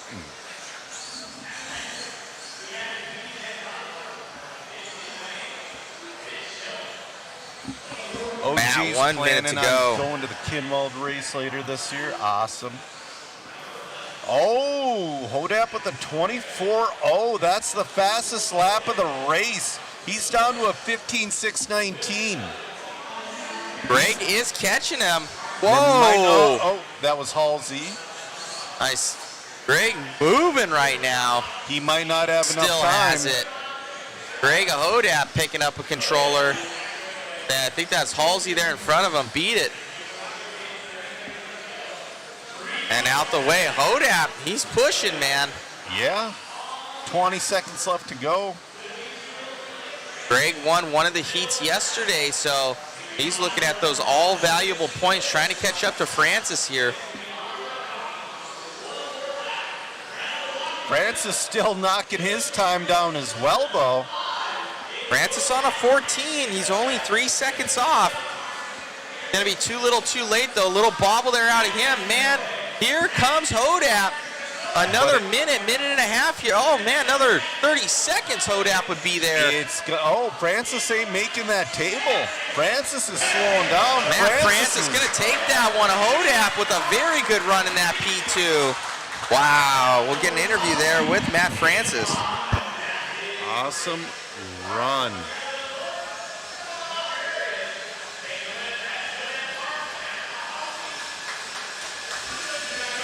All right.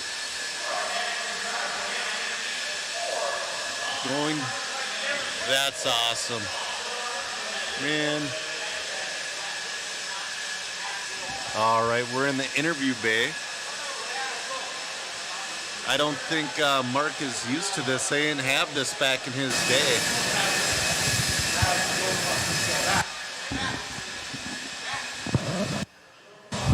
Yeah, Matt is, they didn't have, right there. Yeah, right on. Amazing run out there, Matt. You still got it. I got to say, it felt really good. Yeah, it was good.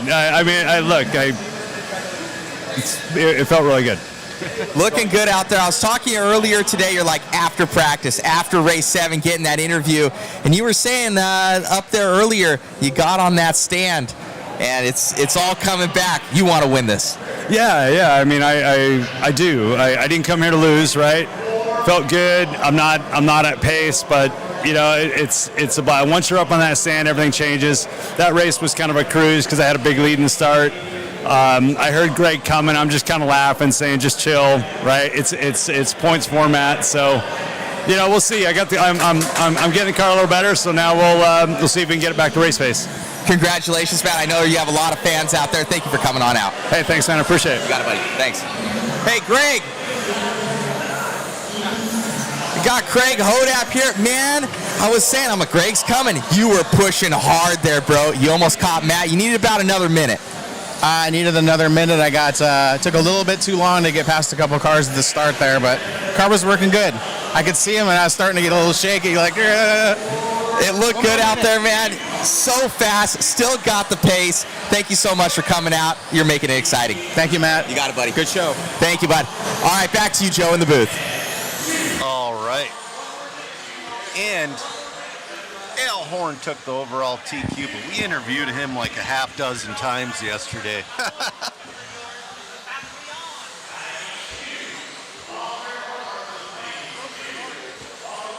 We're going to have people coming through the booth today as well, getting interviews. I can't wait for that.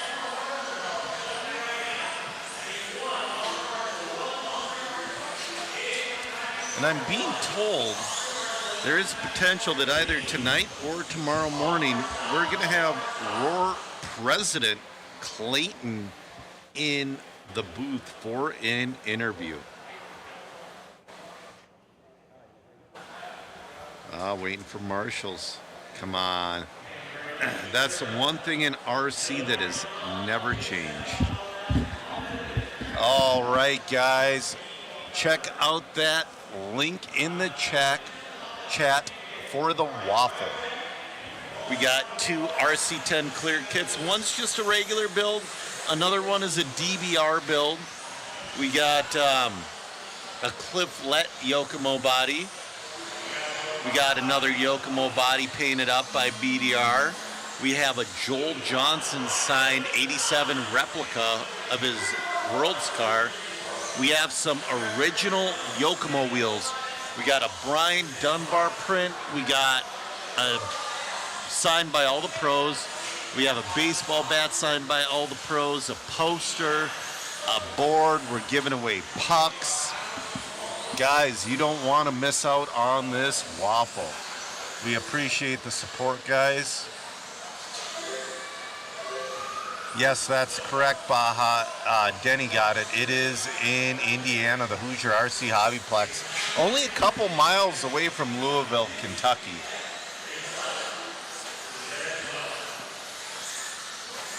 All right, this is your rear motor revival. So this is your triple X's, your B5s, all that.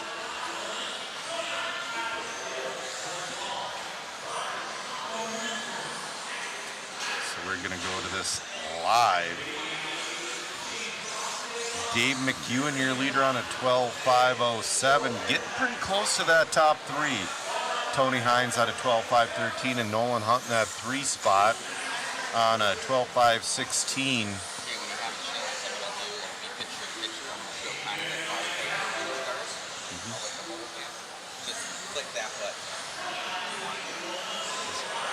All right, and do a little picture here. All right, check that out. Matt doing a walkthrough. Look at that sweet BK tribute car. That's Greg Hodap's car. You got the stinky pinky car. Love it. With those new old school style JConcept wheel. I'm being told that those wheels are lighter than the mono. Not by much, but Jam and Jay's car. That is an original RC10. You know, I know Jay probably is like, yeah, I'll run the RC10. I bet he's kind of Gabe Budro's.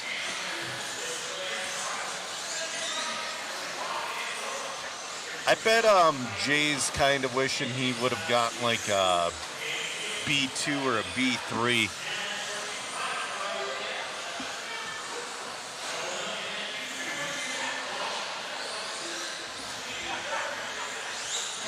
Oh, there's a Dunbar car he was supposed to run. That's a replica. That is his old car. Truly from back then. Signed 02 Brian Dunbar shirt.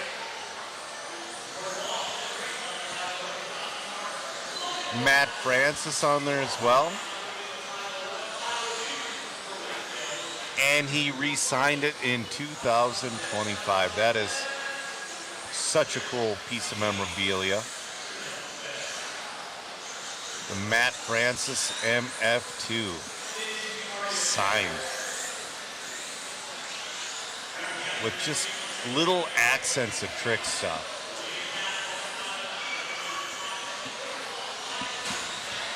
Just a beautiful display there. All right. All right. Dave McEwen still your leader on a 12.509.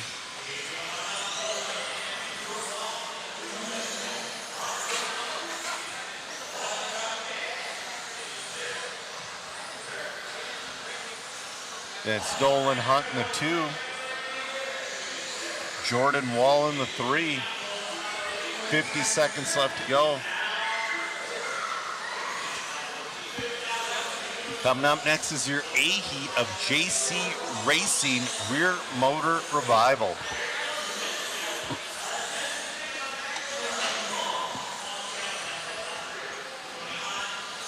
I've been buying a few JC Racing products this weekend. Oh, I heard somebody pop. Wow! The car came off in pieces. See if we can, he hit the pole and I think he broke his chassis in half.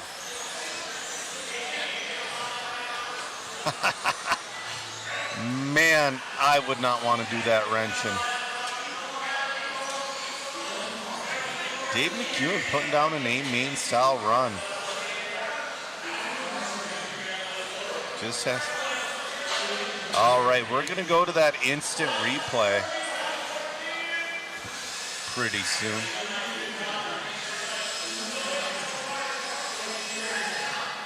So it was in Jimmy's hands. Now there's the front half of the car and the back half. You know, no matter how long you've been racing, we've all done it, and it just hurts so bad.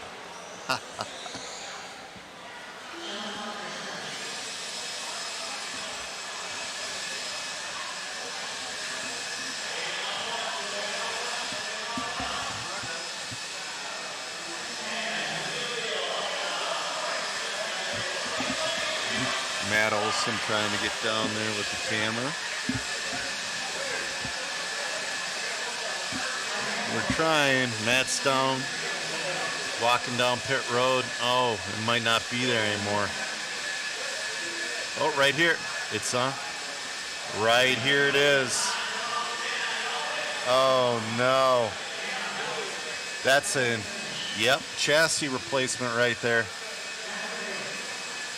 Jason Kessinger. Ooh. B4.0, that's going to be a tough chassis to find. I hope he's not done for the weekend. That would be a shame. All right, we're back on camera one.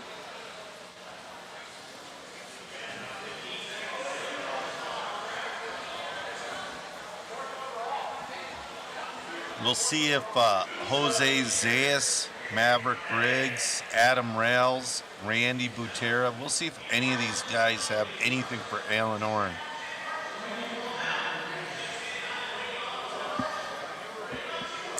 Baja says he's never snapped a chassis yet. Well, I added yet there because it will, well, with aluminum chassis these days, I'm not so sure. I could see it tacoing a chassis. It happens to all of us.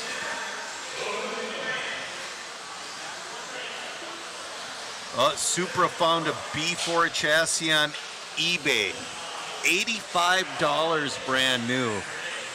That was an expensive crash.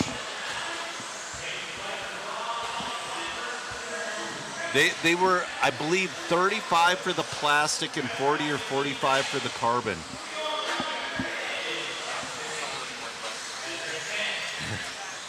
Matt's in the air and he goes dollars worth less now. He is correct.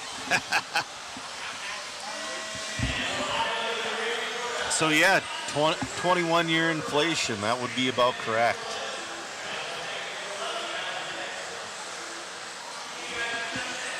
Al Horn up to a nice start. He's out there with a B5. He beat his boy Aiden with that B5 a few weeks back when they were testing him. Aiden, though, was running a B3.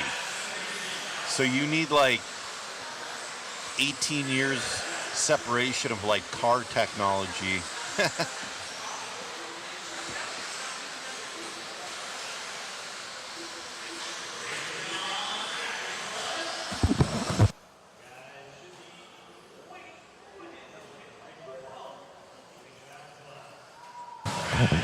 Al, your leader on a 13.505, Riggs on a 13.522, Rails on a 13.523, Jose on a 12.502.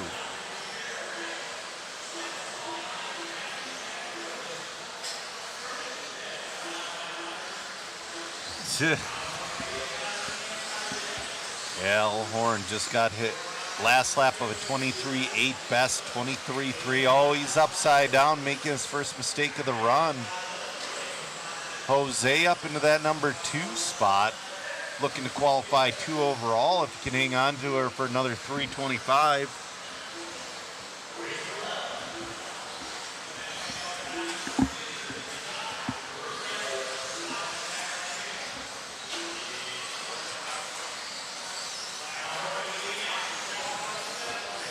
.310 left to go.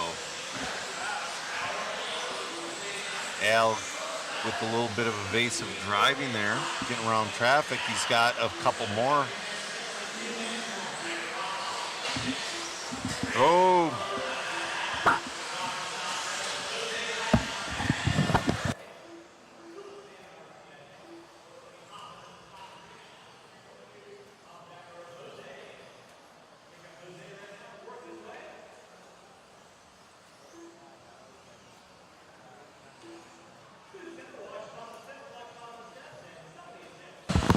All right, 2:30 left to go.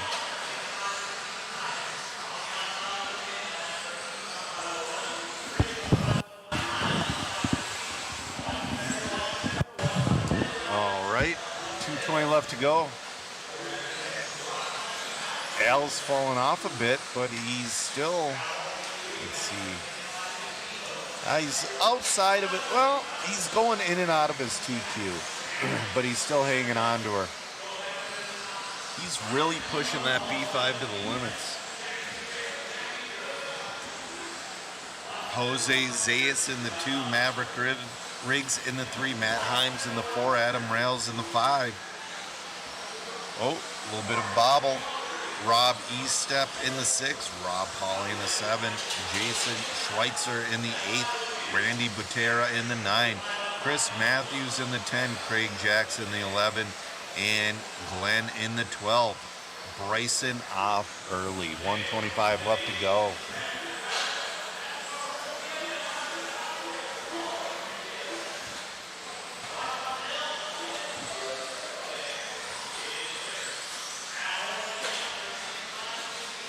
Al on a 13.5.16. He was looking to reset his TQ, but doesn't look like it's going to happen.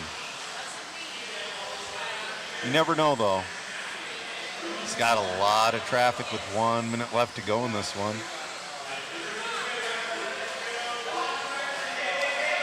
Gets through. Oh, working it. Oh, he just slowed down to make sure he didn't pop anything there.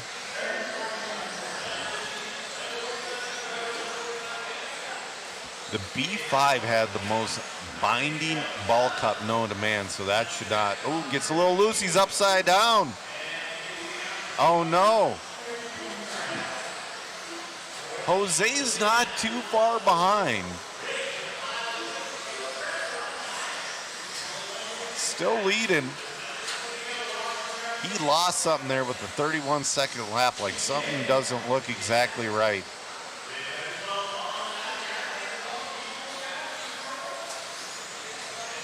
The ball cup, instead of popping off, it just bound up and is creating front end problems. Clock has expired. He's going to make it around for 13, but he's not going to come close to his TQ. He's still TQ, but man. Al just looking to dominate everything all weekend long. I just heard a pretty good snap there. That was Al, I'm being told. This car still looks like it's in one piece.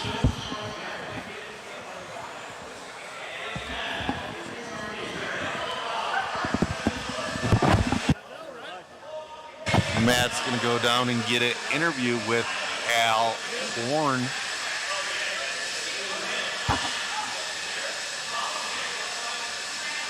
Go down to Matt in the interview bay. Still waiting.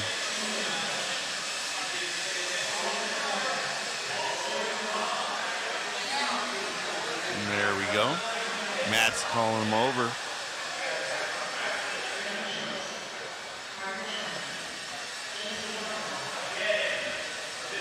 Oh, yeah.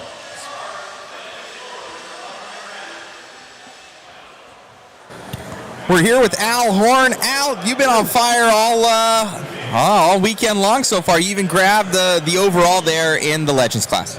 Yeah, right now things are just clicking, man. Cars are working good. I'm gelling with the track. I'm having a lot of fun, and the event's going great. Congratulations, man, and any shout-outs? All my associated cars are working awesome. Even the old ones, the new ones. These guys are working hard on this Yokomo car. I'm trying to run in four-wheel, but we think we got it figured out. Just thanks to everybody involved for this entire event. It's been going awesome. Congrats, buddy. Thanks. Back to you, Joe, in the booth. All right, we're doing Heat 1 of your Kyosho Heritage two-wheel drive buggy. These are your 6 gears, they're your Ultimas, all that stuff. The ones that started it all. Yeah, Ed, that seems to be a common sentiment in the chat. Everybody wishes they were here. You know, I'm so happy I was able to make it out here and work with Mod Live Media. I was coming out regardless, but yeah.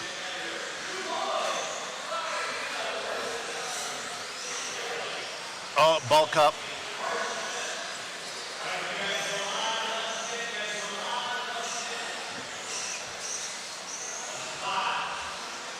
You know, I know Ed doesn't want needle noses on his track, but we should like put down pit road, down the rail, a bunch of needle nose players. Oh, that's a beautiful car though, but bobbling.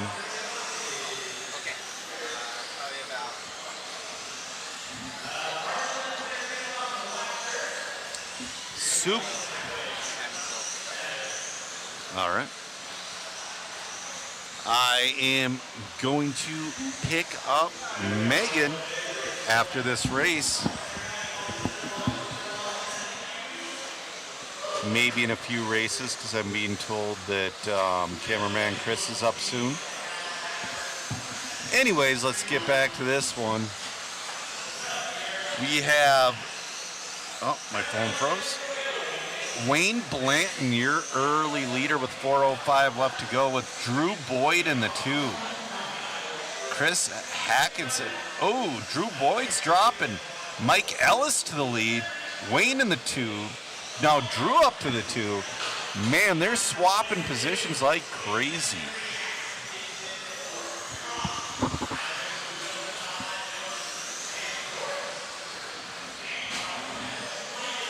You know, Supra, we don't know who is doing the coverage for the associated vintage race. I know that Mod has not been contacted. So, yeah. It'll be... I heard getting Masami there was a chore, so that's going to be a treat that he's going to be there. Racing, signing autographs. But man, we have an event here this weekend that's just phenomenal. 2:55 left to go. Mike Ellis on 11:5:24. Oh, Drew Boyd to the lead. I don't know if that's true, but Drew Boyd, he is the promoter of this whole thing. Drew and Dirk are the people who put this weekend together for us.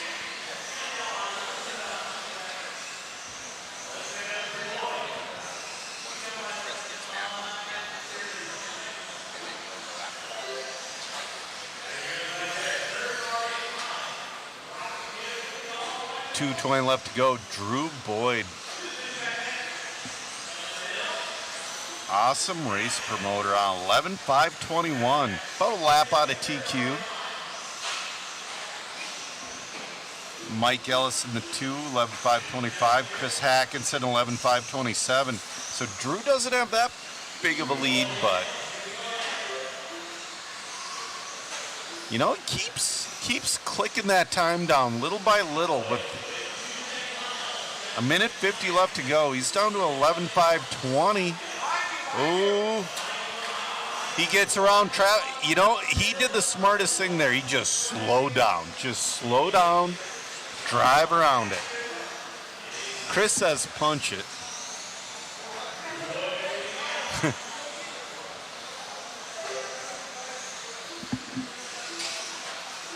Yeah, Channel 53 says he's got some original unmounted hot brush motors he'd like to get signed if he was there.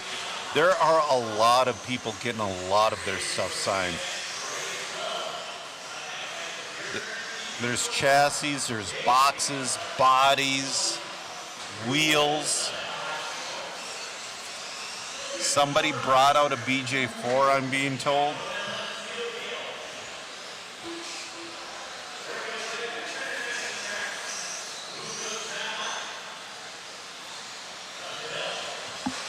We got 50 seconds left to go. Drew Boyd, 11:5:20. He's going to be about that, I think. He's got a little bit of traffic.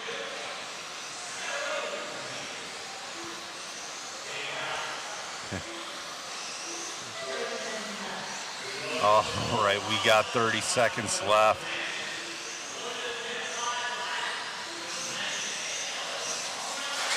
Drew on 11:5:21, just keeping it consistent. Ooh, getting a little wide coming off the steps, but you know, just lets off, lets it eat, and keeps on driving. 5 seconds left to go. He's going to make it around for one more. Maybe, yep, one more.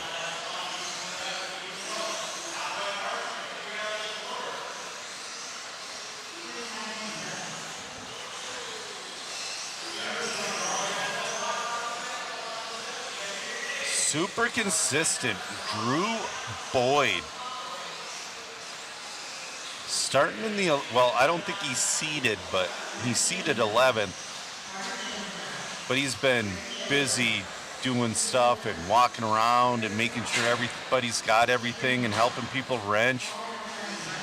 Drew Boyd's going to win that one with the 11:5:21. Wayne Blanton in the 2, 11:5:28. Mike Ellis, 10:5:02. Great racing, everybody.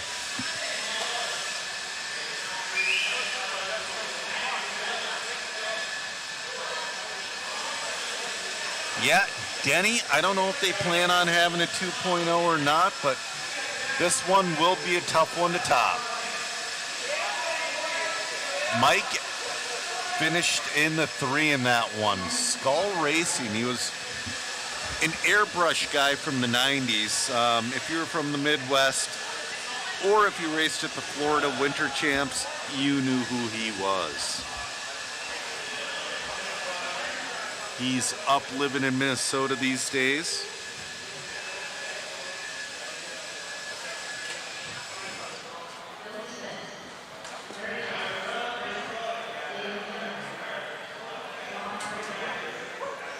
Well, Lewis, we appreciate it. Thank you for watching.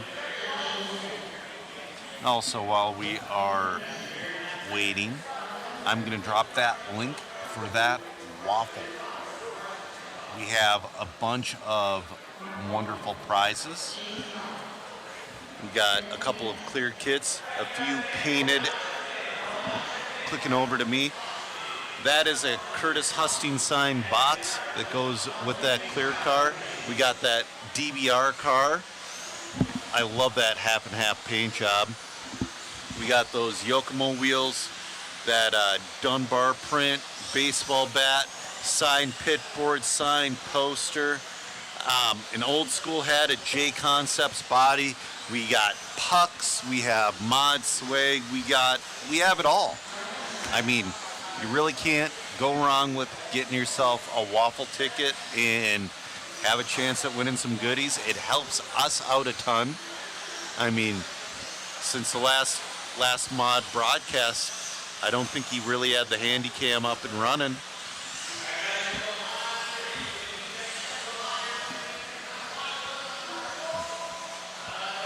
Yeah, it helps us get to Muscatine next week.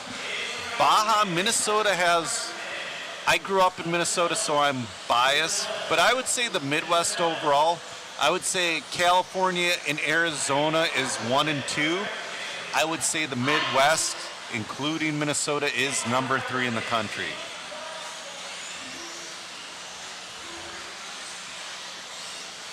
We have a very solid group of guys, but man, we've had a pro or two. We have Seth Van Dalen right now, but we have a world champion actually from a couple. Paragon was Minnesota, and Peter Fitch Motors, he's got a world championship as a manufacturer.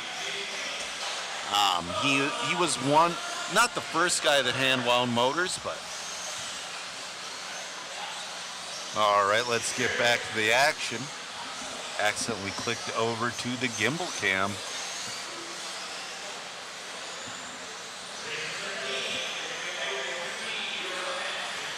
In this one, speaking of Minnesota locals, we got Bob Cooper in this one. Minnesota local, firefighter, all around awesome guy. I've been racing with Bob forever. Nice jump. Larry Doe, your early leader.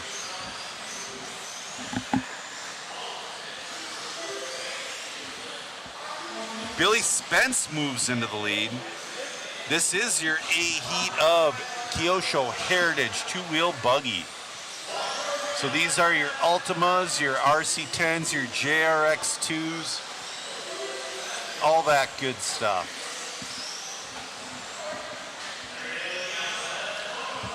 It's a tight pack. Oh, I just saw a ball cup.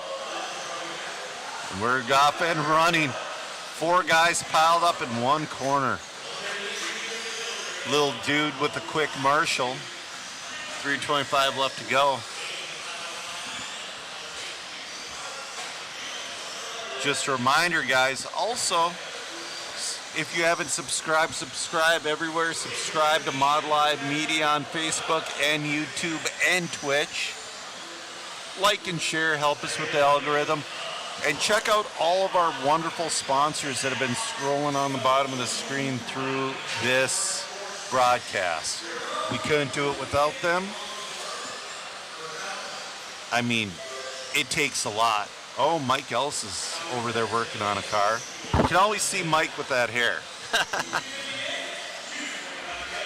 That's right, Lewis. There's always a few fast guys out of Michigan as well. Well, you have the Horn family. And you also have Fend. You can't forget about Fend.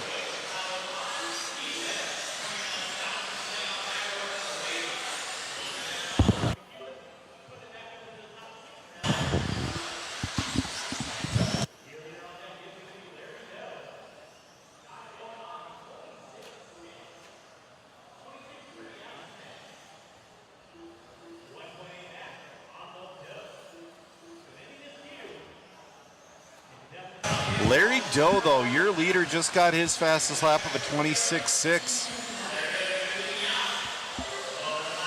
Backs it up with a 27.2. Larry Doe on a pace of a 12.523. Billy on a 12.525. Rob on 11.505.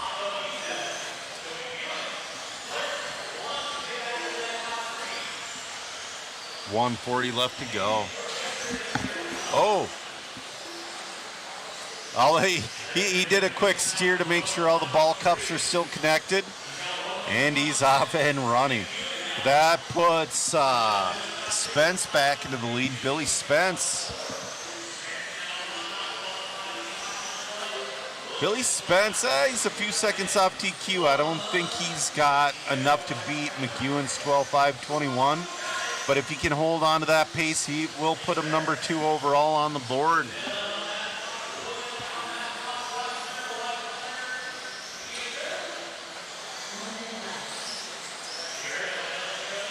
We got just under a minute left to go. Billy Spence, your leader. Still on that 5.5. Doe, though, coming back. He's on a 26 right on his back bumper. Larry Doe just got a 26.1.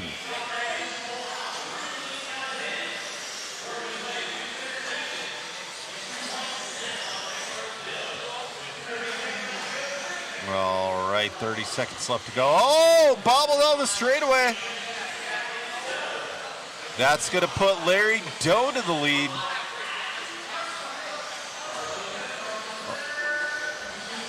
Oh, man. That was Larry Doe. 12:5:25 is his pace. Looking to put it number 2 overall. Man, oh man. Billy Spence is in and done, missing the 12-lapper. 11.5 flat. Oh! Well, at least it happened at the end. But no, Doe's still going. Doe's still live. Oh, that might, I hope he holds on to that number 2 spot. Oh, that's such a bummer if he doesn't. Come on, finish it out. He was sitting 2 overall. That was it looks like he slowed down a tick. Well, it is, he's gonna get 2 overall by a second. Awesome. Matt's going to go down there and get an interview. We're going to go down to the interview bay.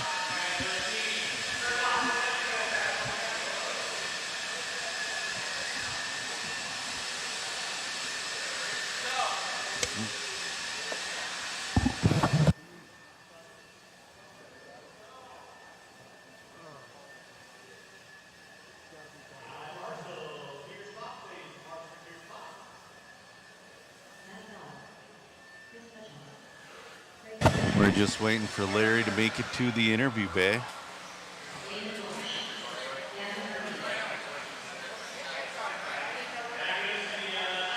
Oh, I'm not seeing him.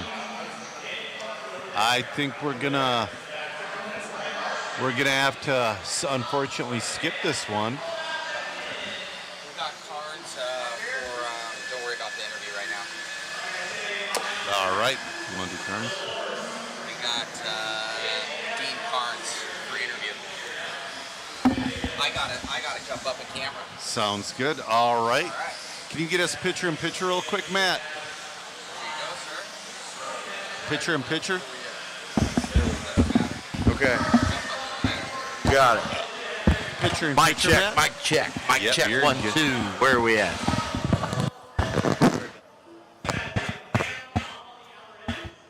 All right, I am here with Dean Carnes. Yeah, in the flesh.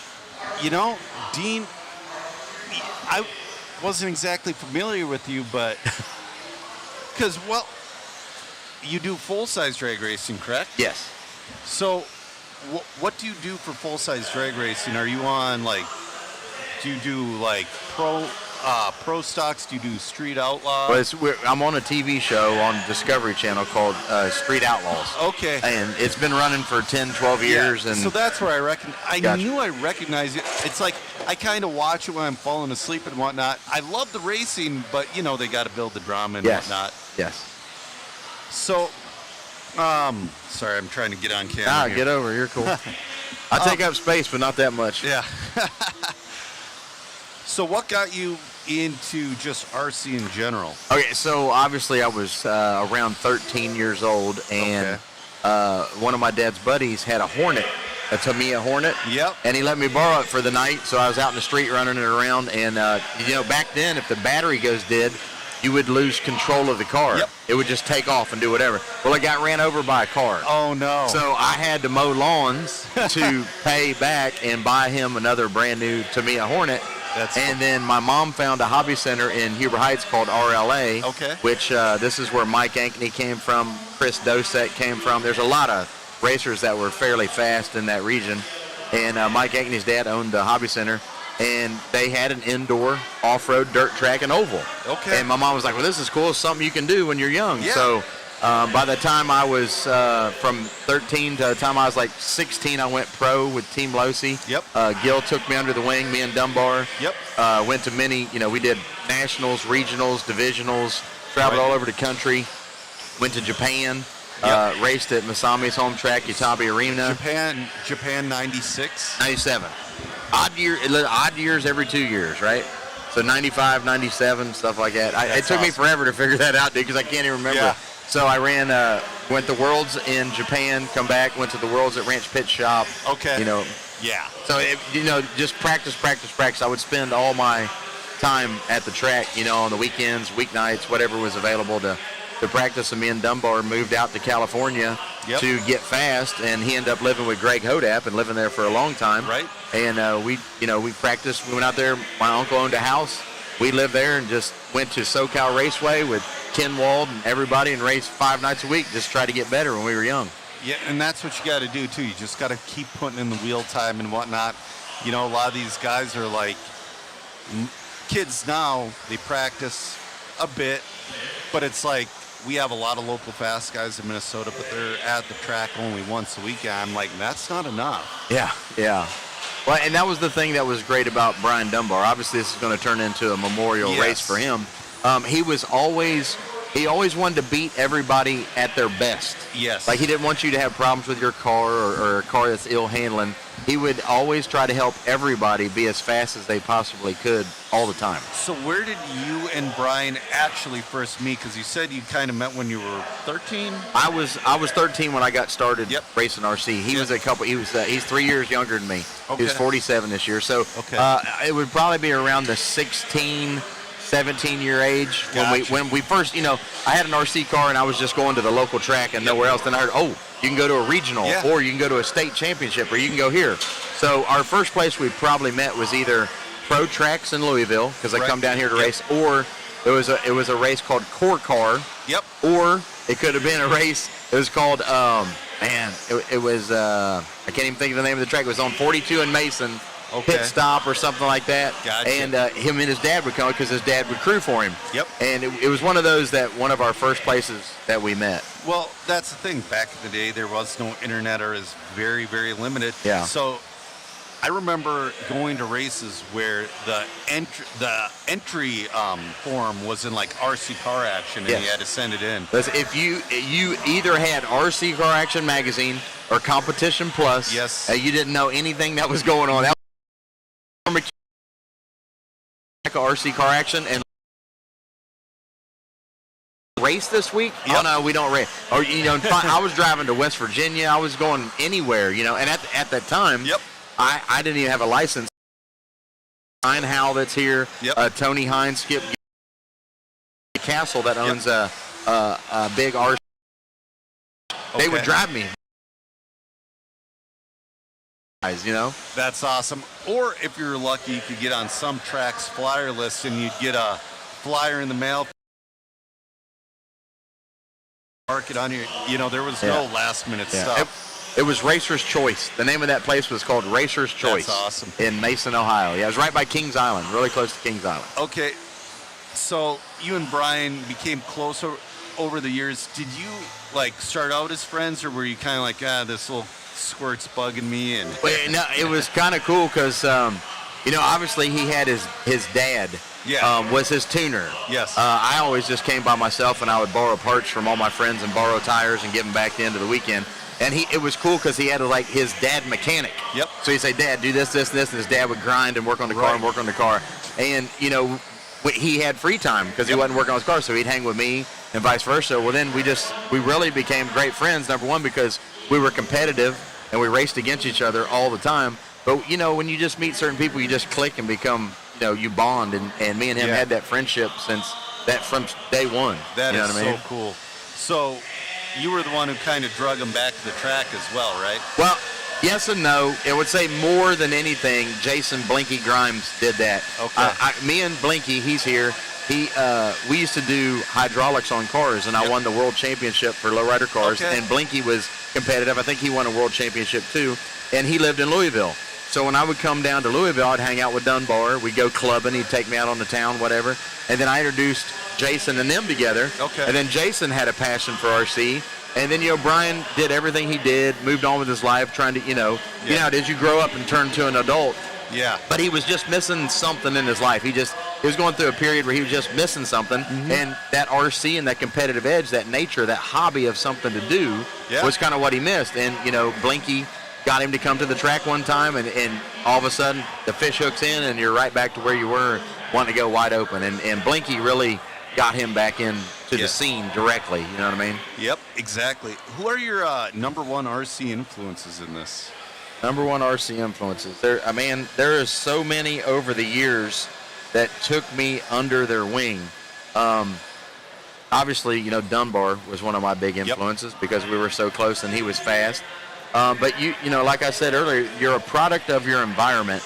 So if you surround yourself with people that are fast, you can become a faster racer. But if you're in a situation where there's no fast people, how do you become faster? Well, you travel to where the fast people were. Right. And we went out to California, and we raced with Brian Kinwald 4 nights a week. We raced with Greg Hodat, Barry Baker, you know, Matt Francis, all these people that were the biggest names at the time, you know, we were blessed enough to be able to go out there and do that and spend time there and race there for months at a time before leaving for the Worlds or whatever we did. Obviously, Kinwald taught us a lot. Kinwald would do so much extensive testing. I'm talking like put truck arms on a car, short arms, change hinge pinch locations. I mean, he just grinded out to figure everything out, you know. And me and Brian just kind of learned from ourselves. We watched what they would do and trickle down theory. Whatever he did, we would try. Oh, that's what it does. Making a longer extension link, you know, makes the car handle softer. You know, all that stuff. You have to do trial and error and go out and test it. So, I mean, really the number one guy that really got me started, I would have to say, would be like Mike Ankney, John Lawson, and Dosek was a world champion from our area, but he didn't do a lot of dirt. But these are some names that was big in the heyday around my area, you know. Did you mainly race, you mainly raced 10 scale dirt. Did you venture off into other genres? Yeah, I did 12 scale for just a month or two. I really didn't like that. There was a great guy who took me under his wing there, Dave Pulfer. And Chris Dosek, obviously. Raced that for a little bit. And then there's a name. The Corrali G3? I can't even remember. No, Pulfer built his own car. Okay. And I ran one of his cars. I can't even remember what the name of that 12 scale car was. Okay. It was... You know who Dave Pulfer is? I believe so. So, anyway, he created his own car, and then I used one of his cars. This is a really neat car. And then after that, the only other thing I ventured into, I was out, this will be a name everybody's heard of, J.D. Beckwith. He was a really good racer, the California kid. I hung out with him while we were in California. We went out, and he's like, I'm going to an 8-scale gas race in Hemet, California. And at this time, gas was for people hated gas cars. They stank. They're smoky. Nobody wanted to turn marshal them. And I was like, well, I'll just go with you and hang out. Well, we went there, and there was this guy. I don't know if anybody remembers this guy, Chester P. He worked for Mugen. He was the team manager. And at the time, my nickname was Tekin because I was the first person to have a pink speed control. I had him make me. Everybody had the orange Novak in their car. And then Tekin came out, and I said, dude, I want a pink speed control. So he made me one. So everybody in the industry just nicknamed me Tekin. So he says, you Tekin, you drive. I was like, Chester, I'm just here to watch. He's like, no, I tune car, I do everything. So make a long story short, it was like Cliff Lett, Mark Pavitas, all those people, and I made the main. I've never driven an 8-scale gas car, and I ended up going out there and making the main. And it was crazy because, at the time, 4 minutes was all you raced. But when you did gas, it was like 8 minutes and then like a 25-minute main or a 30-minute main. It was like, you were worried about changing radio batteries and all types of stuff back then. Yeah, it was just, I didn't know anything about gas, but obviously I drove fairly well and was able to make it happen. So I still have a few more questions for you.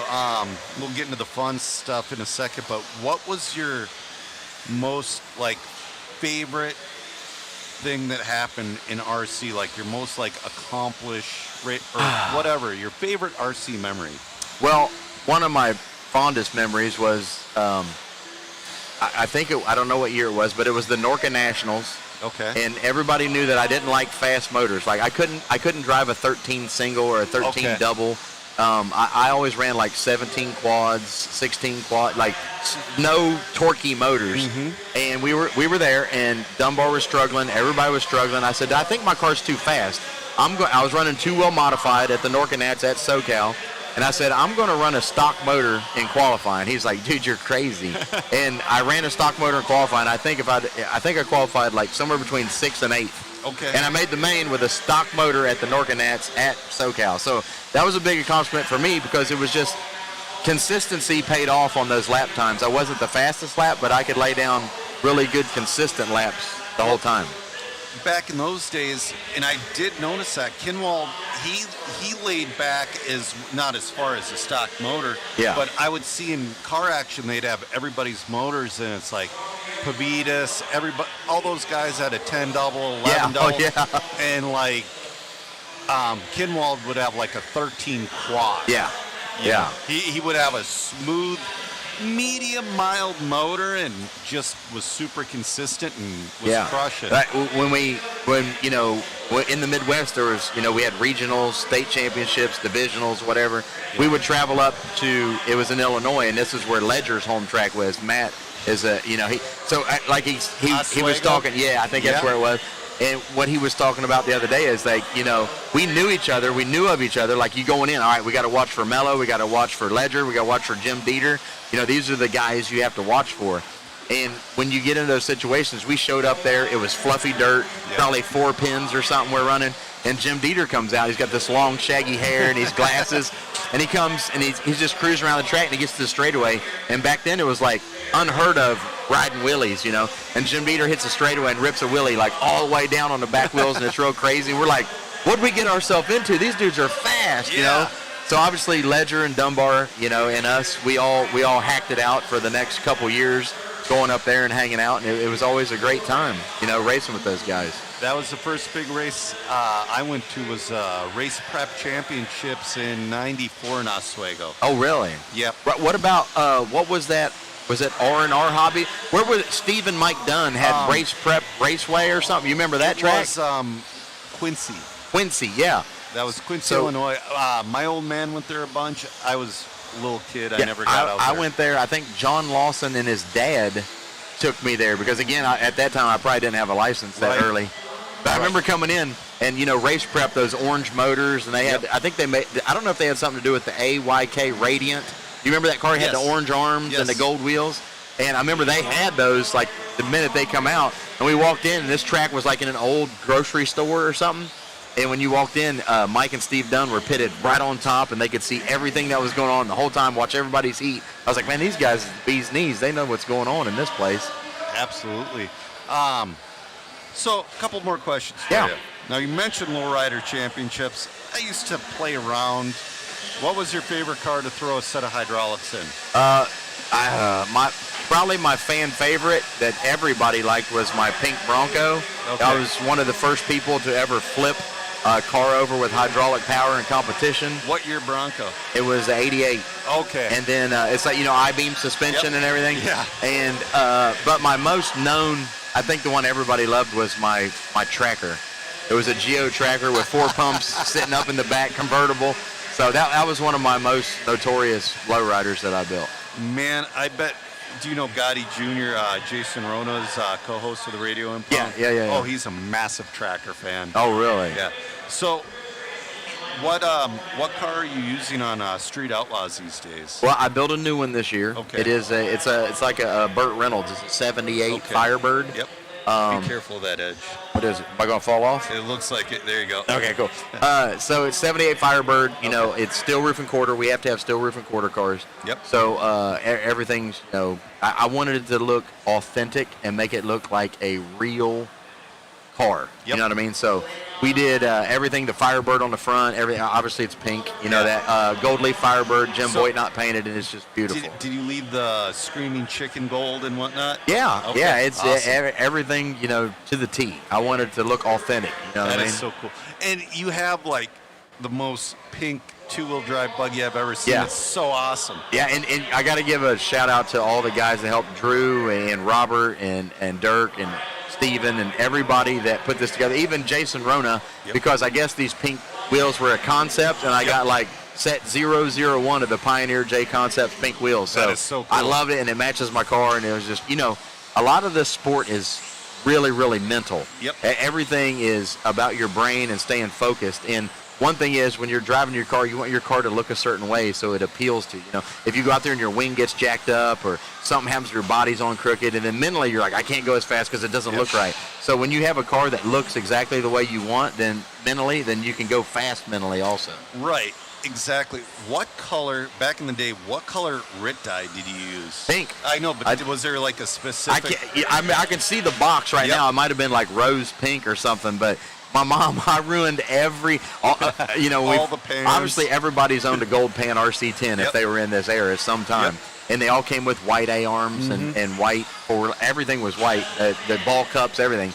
And I learned on RC Car Action how to dye it what color. A lot of people dye them black or whatever. So I dyed it all pink. You know, I put it in there and dyed it all pink. And I ruined my mom's pots because it had these big pink ring stains all over it. She was so mad when I did that.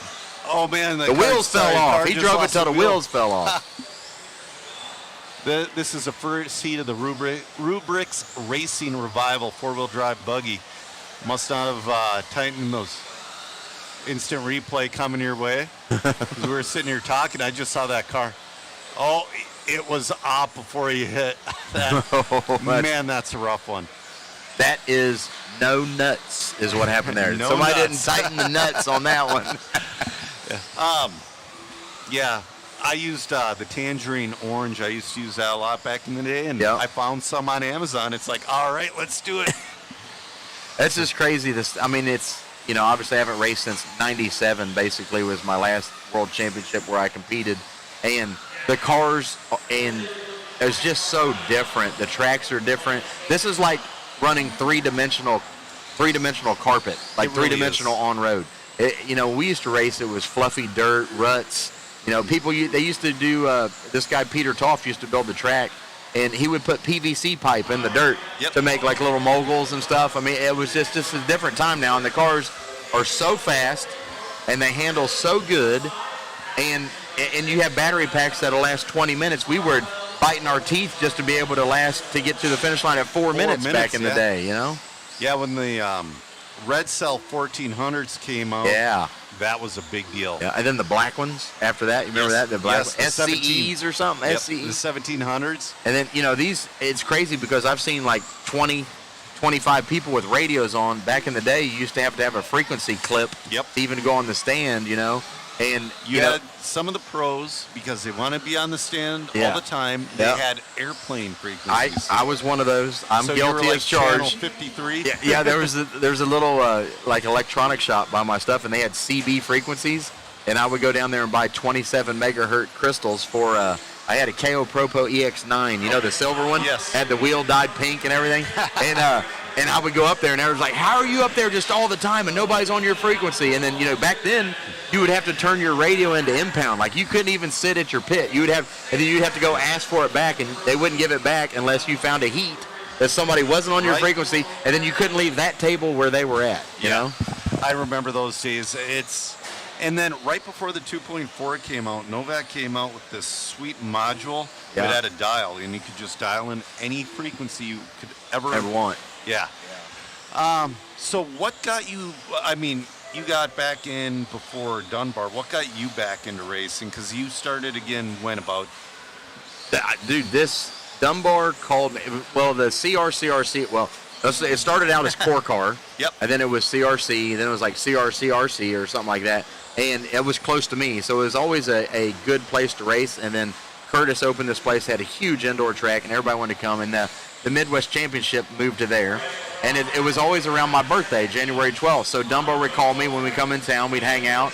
And one year he's like, man, come on, I'll have you a car. Just come hang out and drive, blah, blah, blah. I was like, all right. So I just went there one time with him for a weekend. I ran 6 or 7 batteries, and that was it. And that's the last time I've actually touched an RC car till this weekend. Wow. So I want to do good for Brian, so I'm trying my best. I'm nowhere near as fast as Francis or Horn. Horn is the fastest guy here, I'd say, right now in our class. Horn is the one who's been consistently racing with his boy. Well, his boy's one of the top pros in the country now. Yeah, Horn has never quit since we were racing together back in the day. Maybe for a minute. I know he won like a local motocross championship. Oh, so he parked it for a minute and did that. I gotcha. Yeah. So he had nice flowing hair. I don't even know why he cut his hair, man. I'm a bald guy. If I had that kind of hair, I'd never cut it. ever. So I really, I mean, Dunbar was calling me about this race. He's like, hey, let's do this race. I'll have you a car. Just come out. It's going to be a vintage race. You know, all the what we call the golden era or the golden age of RC. You know, the Jay Halseys, the Gil Losey Juniors, the Ken Walds, you know, Joel Johnsons, all those people I was blessed enough to race with. And he's like, we're going to do a vintage race. These cars are now coming back, and people actually want to race them. Mm-hmm. He's like, would you come? I said, yeah, I'll come. Come on, man. So we talked about it. Everything was going good. And then obviously Dunbar passed away, and then I'm going to be here for him because I know he would be having a blast here too. You know? Heck yeah, man. Well, I have to go pick up Megan here in a couple minutes, Matt's fiance. All right. So I really appreciate you doing this interview. It's really great meeting you. Yep. I've seen you back in the day, but it's like just, too nervous kind of to talk to you way back in the day. I know. I was a dumb kid back in the day. You know what I mean? Hey, anytime, man. I try to help everybody just like Dunbar did. You know what I mean? It's all about coming out here having fun and giving kids something to do, this young generation, something to do and that is interesting and competitive and not just a video game sitting on their couch in their house. Yep. It's all I have to do to keep my boy off video games as well. Well, it was great meeting you. Thanks for coming to Anytime. an interview. Shameless plug, you guys, Discovery Channel Tuesday, April 1st. The show starts back up. Locals only, Street Outlaws. Check us out. Record it. Greatly appreciated. All right, will do. Thank you, buddy. Man. Hey, you too. Thank you. Bye. Thanks, man. That was an awesome interview with Gabe Budro. Stinky Pinky. Okay, jump out. All right, I'm going to jump out. Matt's going to jump in here, and I will talk to you guys in a little bit.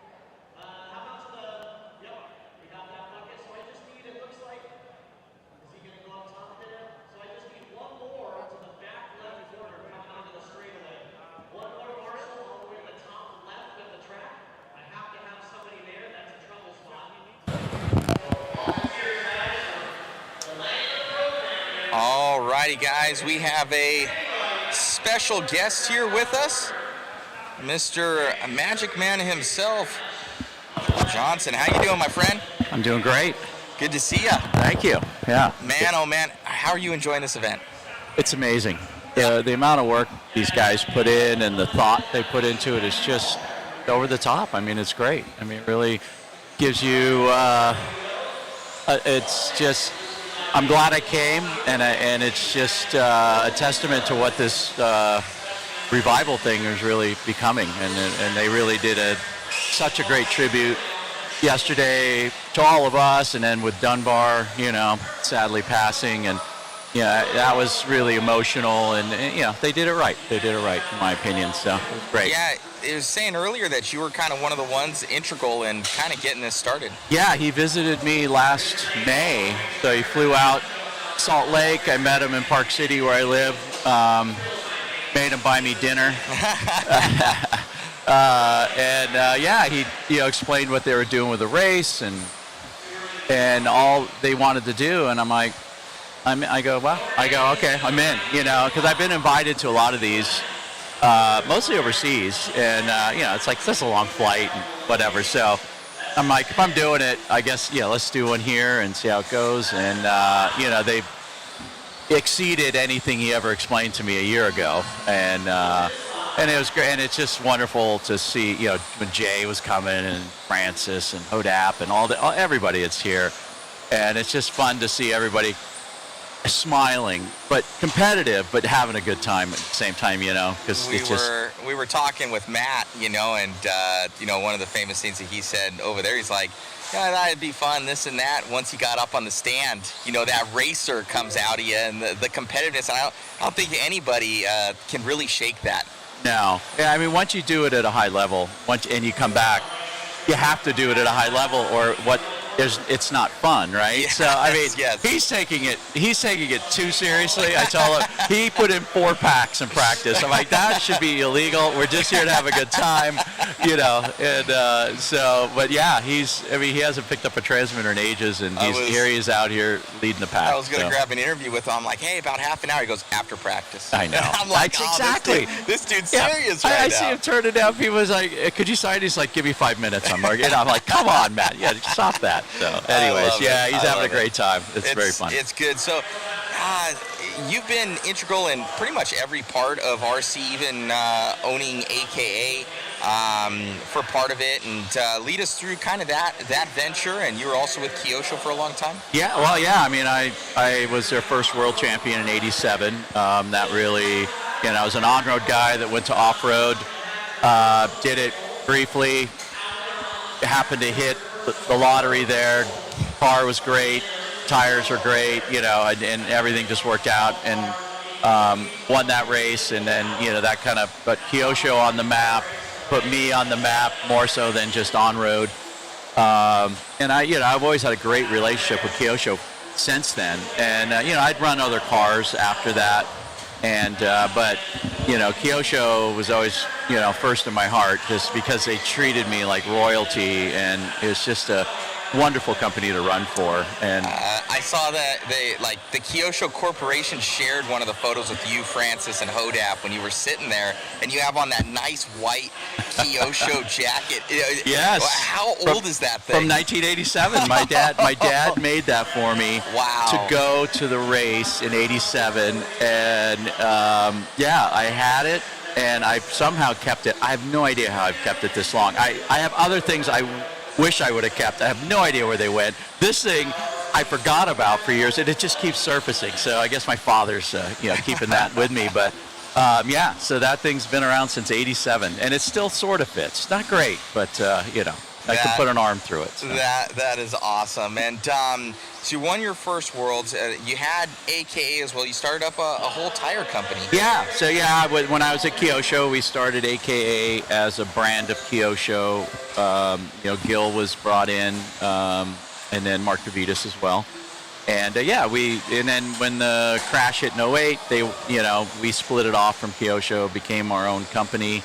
And really enjoyed doing that for 13 years with those guys. And we just got kind of to the end. It was hard to manufacture in the United States. Our manufacturing there in Southern California was just kind of falling apart.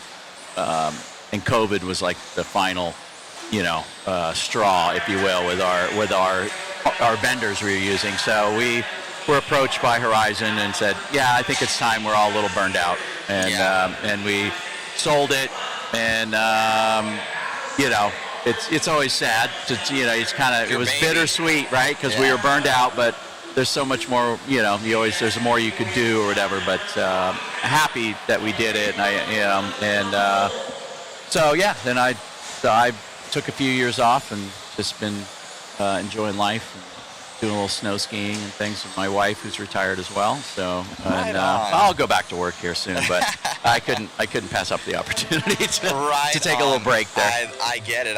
It's so cool. Such a rich and vibrant life in RC, and it's taking you everywhere. It has. So I've been, like a lot of these guys, sent all over the world.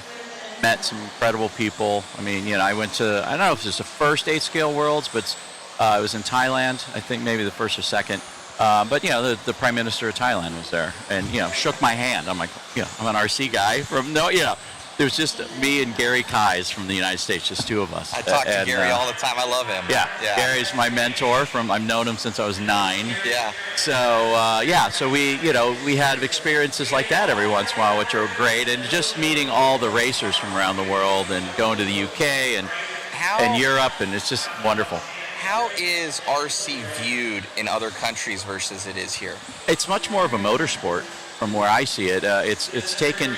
I'm not going to say it's taken more seriously, but let's say the municipalities and the governments take it much more seriously. Look at it as a motorsport. They get a lot more support from towns and counties to build tracks, and it's it's a great advantage. I wish it was viewed that way here, where we could get more help to build these tracks like they have in Europe, and so it's more serious in a sense of the organization of it, I think, than it is here.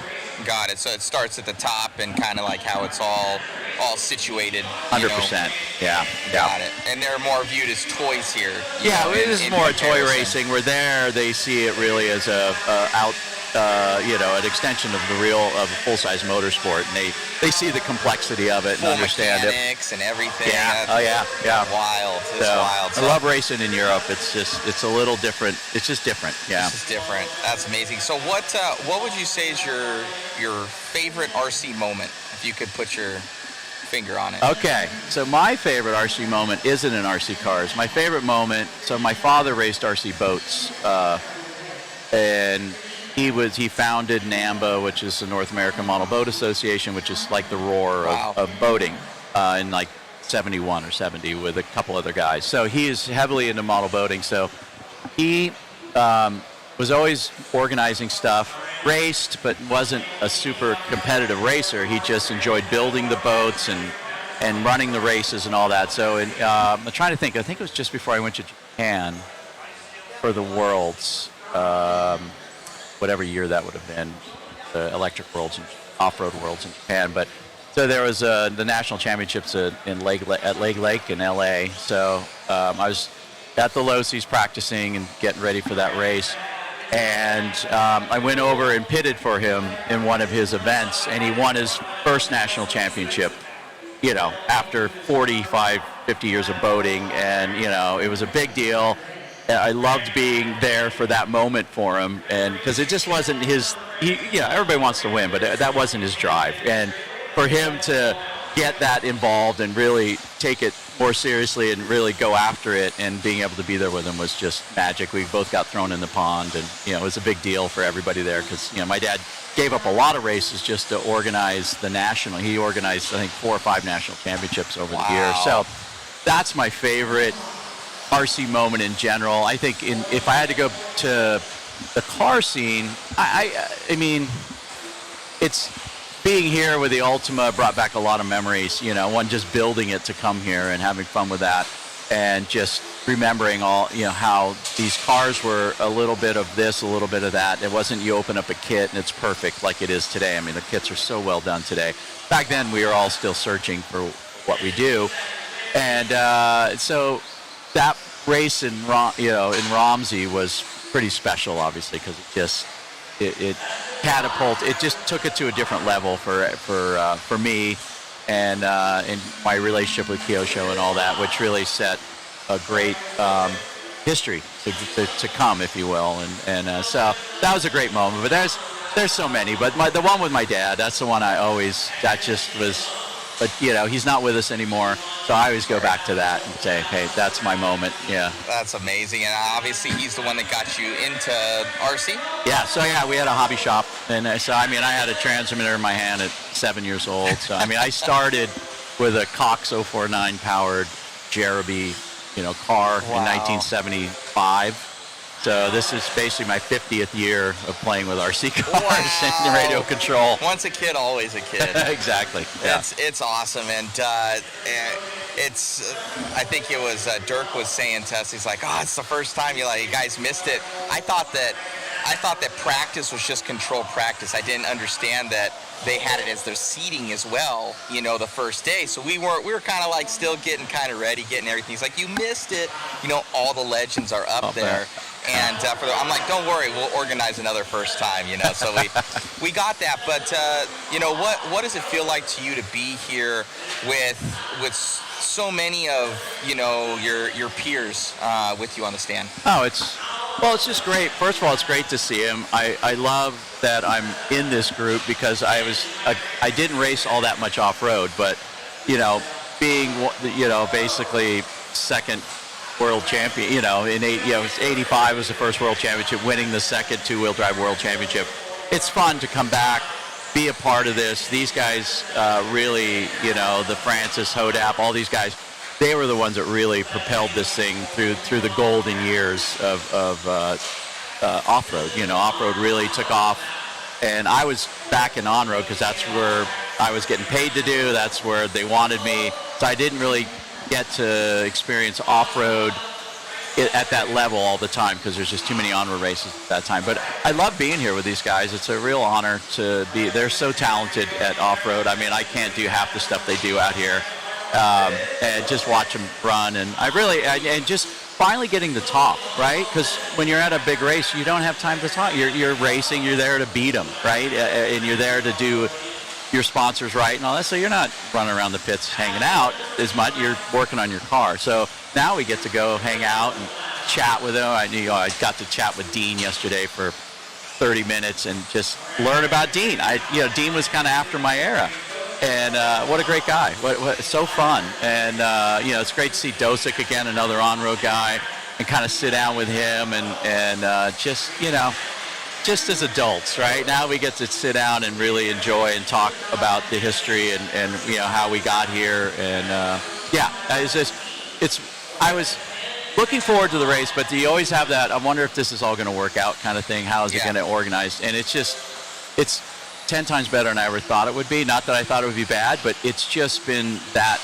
It's an event. The vibe. Everybody's got a smile on their face. Yeah. All of us are just having a good time and just sitting down and chatting. And so, it's been great. It's great. And I was talking to Dirk and Dean about it, and man, I was like, you guys, is this your first event? And they go, yes. Yeah. And I'm sorry, Drew. And I'm talking to him. I'm like, this is amazing. It is. You know, of how much effort they put into it, and I haven't seen anything quite like it. And I've been around, not as long as you have, but I've been around for quite a while. And the amount of effort and passion that they have for the vintage style and the history behind RC, and they're bringing that out and they're making it happen. And it isn't free to do this either. Like they're putting in a lot of money to make this happen. Yeah, no, I mean, there's no stone unturned. I mean, they've basically thought of everything. I mean, for us to show up, have our pit area ready, pit board with our name on it, car stand, charger there, MIP supplying the tools, really, and sitting next to Eustace. I haven't seen Eustace in so long, and I love chatting with him, and he's just so insightful on so many things. And I mean, they really put in the effort, and JConcepts obviously stepping up and sponsoring it, and we've had these little events at night. We did a dinner the first night. We were at Top Golf last night, and it's just first class. And I'm just so happy I'm here, and it's one of these races that maybe you have to go every year. It's just they're doing such a great job. So that leads us into the next question.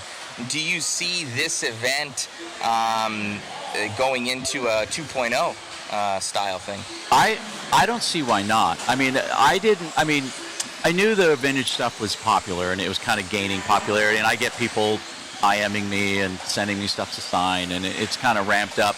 But I didn't realize how passionate. I mean, everybody here has like 4 or 5 cars. They tell me, well, this is what I'm racing today, but I have a basement full of cars, and I started here, and why not? I mean, there's this whole groundswell here of this revival, run these older cars. People are really loving these older cars, and it's amazing. So I don't see why this wouldn't go into a 2.0. I mean, it's work to get here and all that, but the reward of just people's appreciation, I'm signing stuff, I'm hearing stories, and when they maybe met me at a race and just whatever. It's really satisfying and flattering at the same time. Yeah.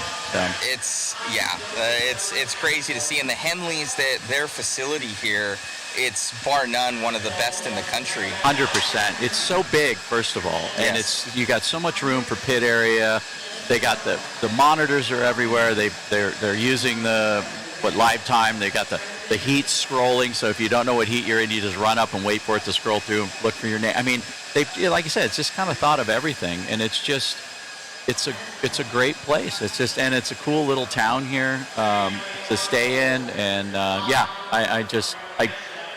it's exceeded my expectations. And like I said, I didn't have low expectations, but I mean, I was just like, wow, is it just gonna be another race? Just another race. Yeah, I just thought, I just didn't have the concept of how much, pomp and circumstance, whatever you want to call it, like yesterday did. But I thought, some of us are going, oh boy, here we go.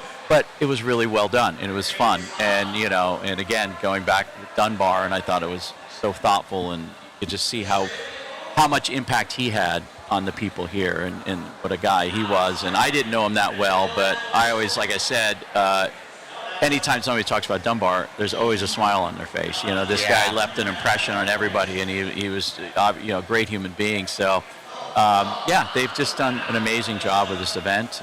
If you're into vintage, you better come next year, because this seems to be the center of it. So. Most definitely, and to lead into Dunbar too, I didn't obviously know him when I first started racing, but as I'm doing the media, he came back, and this was his home track, and I remember my now fiance Megan, she's like, who is that guy? And he jetted off the stand because his car broke or something, and this is right before a race, like a 40-plus race or something. Okay.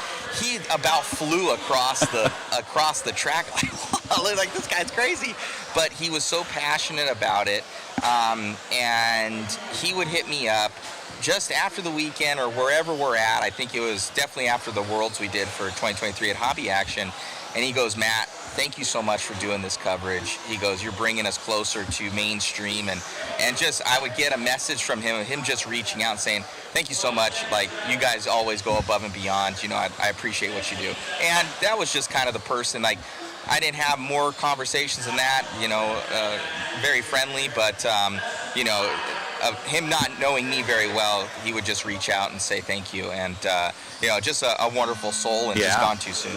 100%, yeah, for sure. So yeah, definite shock. Well, he brought a whole bunch of people together, last gift to us, and everybody fond of him. What's next for Joel? I know you too. I see you racing with Scotty. You were down there at Steel City there. You would run some Infinity, I think you had. Yeah, you were doing I was running 8-scale on road. Still ripping out there, man. What's going on? You should join us at Huckleberry. We got a new on-road track there in Anaheim. Okay. No nitro, but electric. Well, I don't have much electric, but I would like to do that. I mean, I do run Formula One. There you go. It's Formula One. Yeah. I know that Aaron Lane's going to be having a little series down there, actually. Okay. So it should be pretty cool. But what's next for you? I don't know. Well, I really fell in love with, I've always loved 8-scale on-road. I never had time to do it because of all the electric stuff. But when they put in Steel City, what an amazing track. I don't know if I've ever been to a facility in the United States. It was so beautiful. Yeah. And the good wine's just above and beyond. Unbelievable. Awesome. And it just, to have a track that nice, like, there's no way I can't come participate and support this and take advantage of it, and use it. And I was out there every weekend, and I really got into... You're still in Utah? No, I was in SoCal at this point still. Yeah. But, so I was out there every weekend, just one day a week, practicing. I really got into 8-scale on-road. Gil, we sell at 8K at the time, so Gil was really, that's one of his favorite scales as well. He loves 8-scale on-road. So through me, he was having fun with it, and we'd have to have Monday morning debriefs. All right, what'd you learn? What are you doing? Whatever. And we just had such a great time developing my program, how to, I mean, I'm going out and doing it all myself. So he's like, you used to be just a driver. Yeah. It's like, now you got to be the mechanic and the driver. And he was kind of letting me offshoot and do things. Is like, why are you doing that? And he would always bring me back into, but you got to start doing this, and you better do that. And we had such a fun time developing the program. And I really need to write it down, and because it was it was going from nothing to like basically a world class, preparation on these cars, and it was all with his help. And then at one point he said, all right, you're done with that, now you have to go become a driver again. He was like, you're done. I'm like, oh yeah, I guess I should work on that. So, but I had fun with that, and so I don't know, I mean, next for me, I don't know if I'll be back in the industry. I mean, if an opportunity arose, I would definitely entertain it. I do. I mean, I've been in it 50 years, right? So obviously I'm hooked. So, but yeah, I just, I've become a decent snow skier, being 3 years off here and living right there at the ski slopes. I think I'm as far as I could go in 6 years. I'm not daring enough. I'm too old to do any extreme stuff like that. So I don't know. I'll be back in tech, maybe, or something local there in Park City, and we'll see. But if Steel City could ever get another track, I will be back in 8-scale on-road, and I really enjoyed that. I've heard some little rumors, some little kerfufflings. I have too. Well, so we'll see. We keep our fingers crossed. Fingers crossed the good ones are able to get another facility. They do top-notch work. The dedication they had to that play, it was prepped like a Nationals every weekend. I don't know exactly all the details. All I know is that it was such a shame that they lost that. Yeah.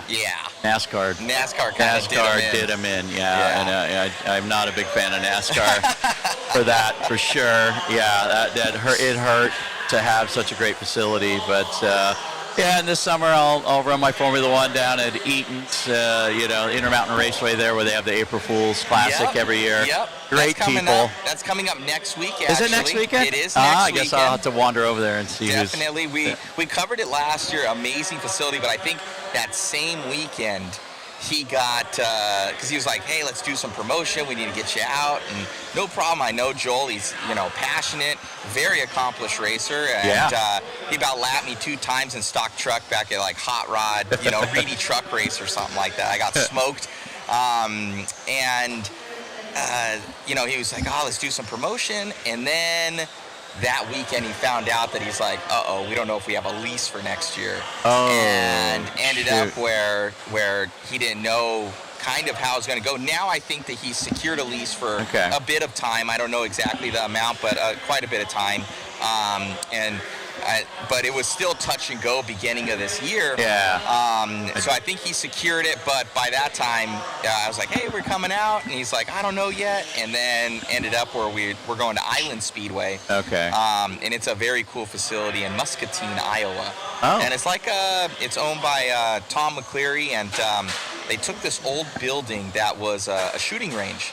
You should see it. It was terrible, but now it's like a fun house now. They have a loft up top where a lot of the drivers stand, and it's like a fun house. You go into different rooms, they're different colors, and and there's arcades in some. They got different little comic book section, and just a real hobby-oriented place. So we'll be going out there in a week for their hoodie race.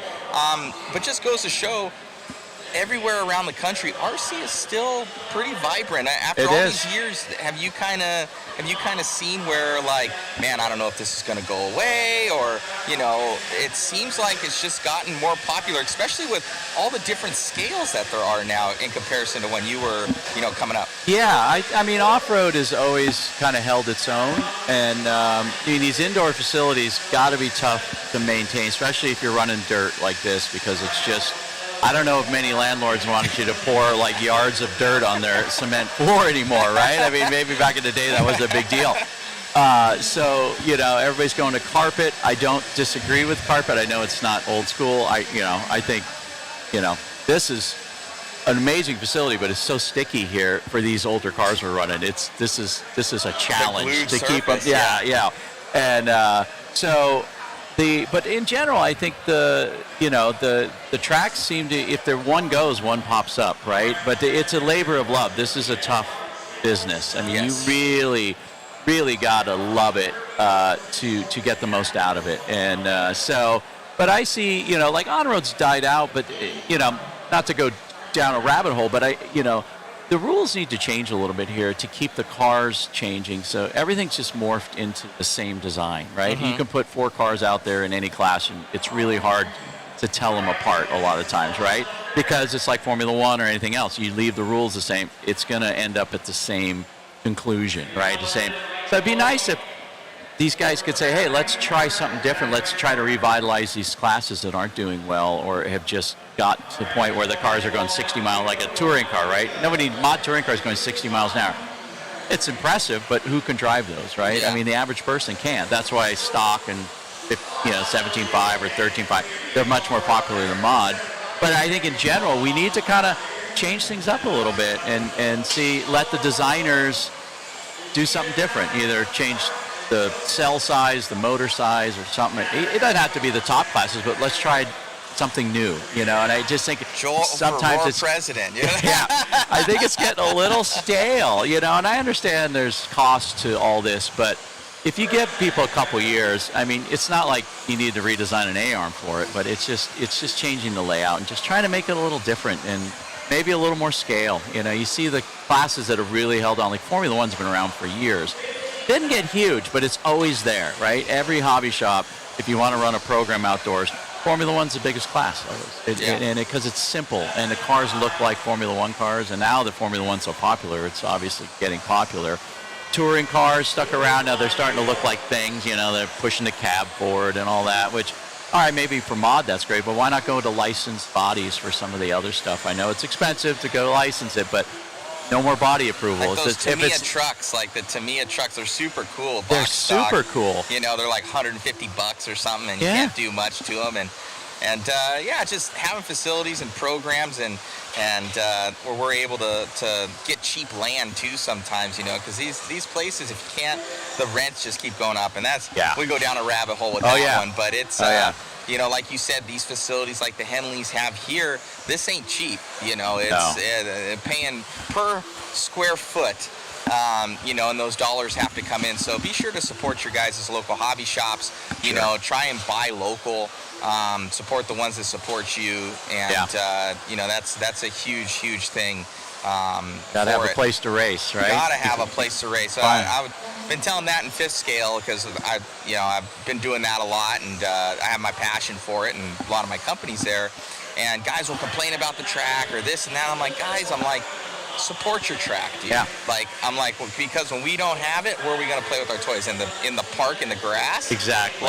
Come on. Yeah. And if you don't like something there, then volunteer and say, hey, you mind if I fix this or do that? I mean, take the hour. They'll just stand there with their hands clasped and just complain. It's easier to complain than it is to give compliments. I've always heard that one. And it's true. It's true. It's very true. So, but Joel, thank you so much for being here.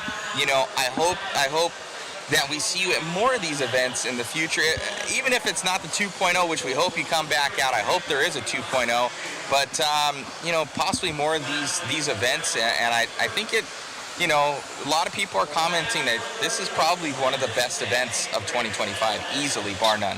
So far, it looks like it. Yeah. I mean, I watched some of your broadcasts and other events, and I mean, they're great events, but this, with the amount of when Jay Halsey shows up to race, or these guys, that makes it really fun, and just the level of detail they put into this event, it's hard to beat. I love it. Well, thank you so much, my friend. Need anything, anytime, just let me know. All right. Well, thanks for having me. Appreciate it. Thanks for being here. Thank you, sir. All righty, guys. That's Magic Man right there. Thank you so much for coming on with us and getting that interview in. Just a wealth of knowledge from RC and a legend out here in the sport that we call remote control RC racing. All righty, guys. As we're in Q2 here, 19 of 30. We got Palezi J in the lead of this one. Hopefully you guys liking these interviews. We're gonna try and cycle in more here. I need to get my pen and start marking people off. I'll be back in 1 second.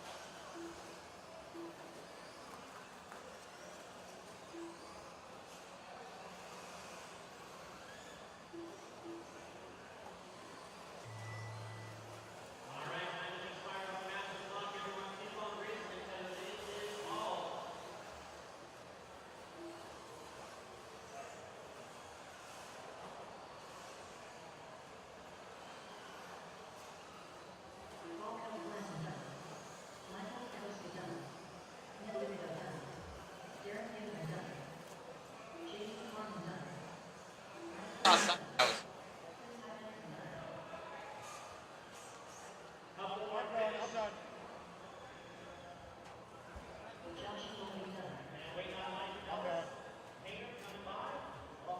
Sorry about that.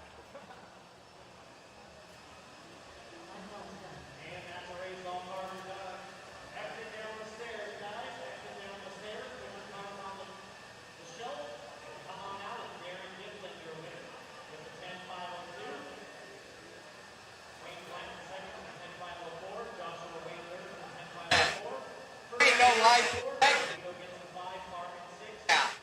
Life expectancy. All right. Go. Huh? That's. Oh.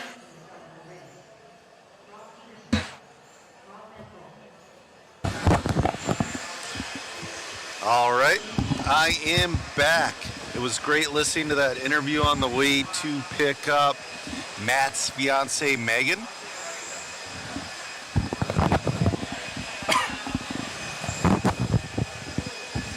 We're on race 20 of 30, heat number 3 of DW Designs Classic Stadium Truck.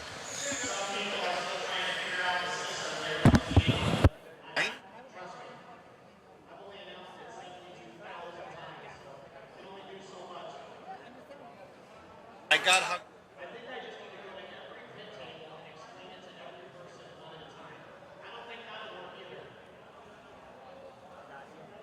Yeah. All right, we're back. This is your A heat of DW Designs Classic Stadium Truck. We got Rails, Van Air, Coral, McEwen, Zayas, Henley's in here, Hodap's in here. Hodap's starting to come alive in this second round of qualifying.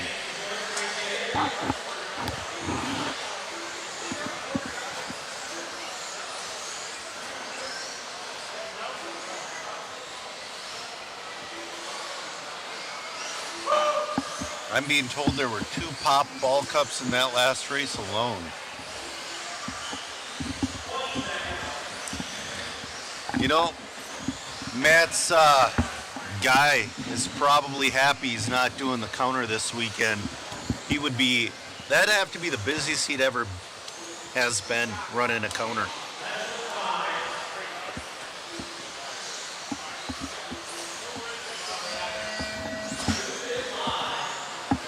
All right, we're off and running.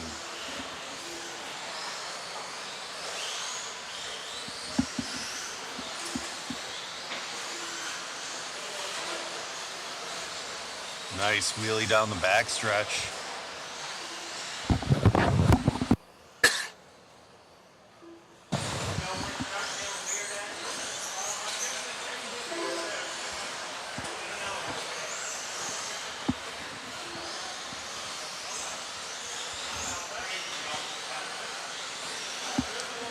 I was just outside and I saw Stinky Pinky. Nice, another wheelie.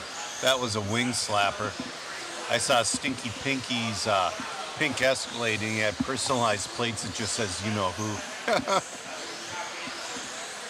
Chris Van Aer, your early leader on a 12.509, but Henley on a 12.509. Oh, Henley bobbles though. Chris Van Aer is going to hang on to that lead. Jason Coral in the 3. Jose Zayas moves his way up to the 3. Jason Coral to the 2.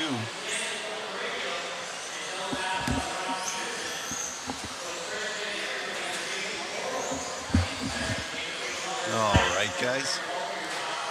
I'm going to drop that waffle link again. Like I said, this helps us come to amazing events like this.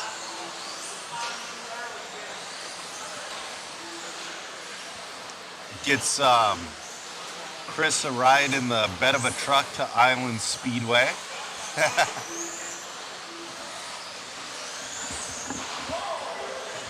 Chris Van Aer, 12.507. looking to reset TQ. Greg Hodap holds TQ from round number 1 at a 12.510. Oh. Hodap just back. Somebody just backed off.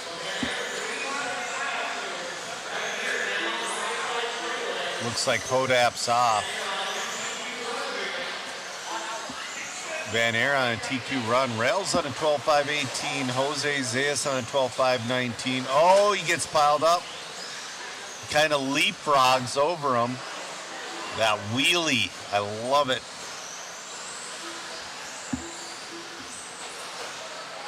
A little bit of a rough lap. Smart move. That was nice. So he's still on a 12.510. He's ahead of TQ by a 10. Oh, he's kind of tight. Oh, nice. You could almost say that was planned, but not really. He's just gotten lucky. Man, there's some skill, but there's also a lot of luck. Hodap right now, his TQ stand, and we'll see if Van Aert can bring it back down to a TQ pace with 1:30 left to go. Henley moving back up to the 6th spot. Rails 1.1 behind Van Aert. Van Aert moves back into a TQ pace of a 5:09.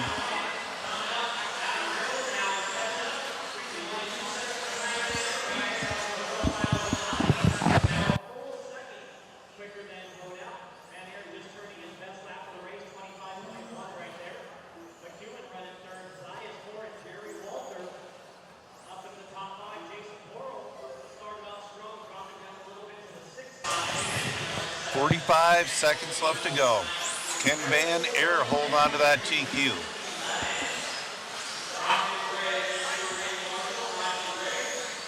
Nice, just perfect wheelies down the straightaway.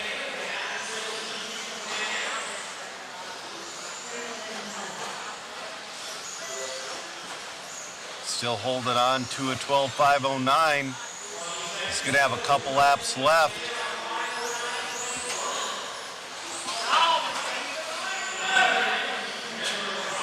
Cameraman Chris is telling me I should have got the truck. You know, I don't disagree at this point. Traffic playing nice. Ooh, he bobbles off that table. Usually it's not a big deal, but he's barely in that TQ pace. This is going to be his last lap. It's got to be good. Woo, pushes a little wide. All right. We're going to do an interview with Van Aert after this. We'll see if he nice driving, lays it up. Is he going to do it? He does it. 12.509.1. Taking TQ by a second and a half. Matt Olson's going to go down and get an interview with him in a second.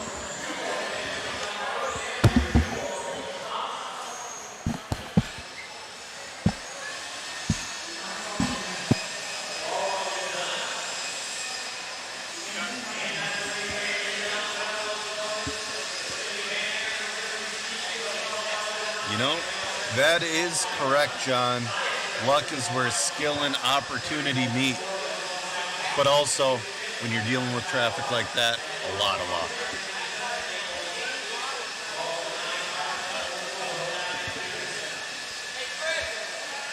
Matt's trying to get his attention.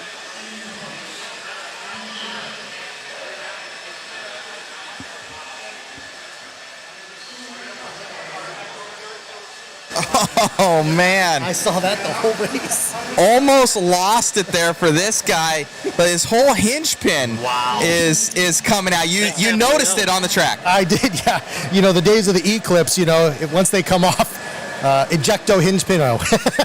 Man, oh man! So that thing literally just holding on by a thread. So beat it by a second there on Hodap. Hodap ended up breaking. Looks like a front ball cup there, but you guys are close within a second beating that TQ. Yeah, no, it was awesome. I mean, it's so cool to be up there with Greg Hodap. It's, such an honor. One of the Gold Desk guys. So but yeah, super badass. Having a lot of fun. Congratulations. Thanks, buddy. You got it. Back to you, Joe, in the booth. All right. This is your Moto Obscura rear motor revival stadium truck. I believe this is your triple XTs, your T4s, what have you. Oh, iron ball cup. Oh, still a ball cup. Let's see if we'll see if Rails can fix it. John Tuffy says, Shugu those pins. Yeah, not a bad idea, but it doesn't make it impossible to replace an arm, but it makes it tougher. You want to be able to replace an A-arm in like 5 minutes. Not sitting there chipping away Shugu for an hour. Better Eclipse. That's the real answer.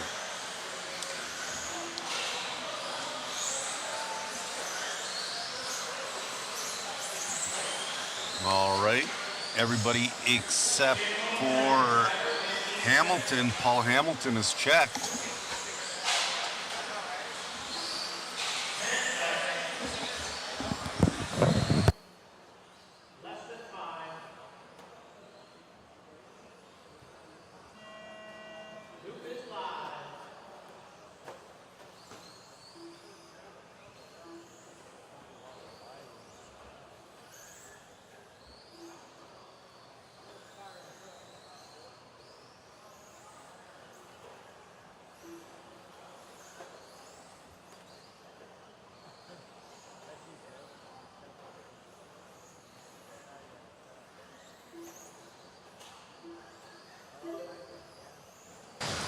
All right, we're running in this one. Jason Santos, your early leader, followed by Tyler Winskill and Paul Hamilton.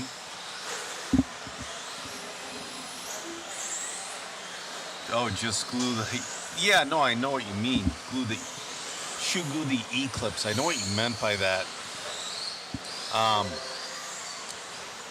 didn't do it with my team car build.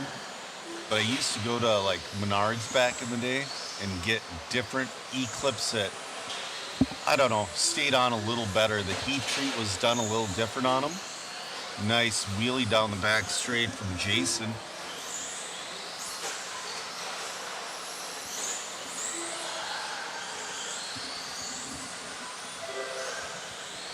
Jason on 11.503, that's a pretty decent A-main run if you can hang on to her. Oh, a little bit of a bobble. Wheelies out of it. Crashing with style.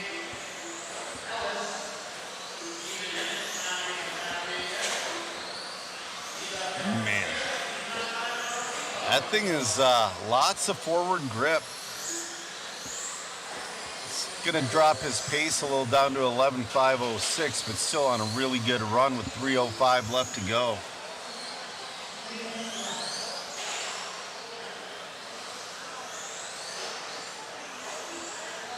James is saying that's why the AEB5 chassis is still superior.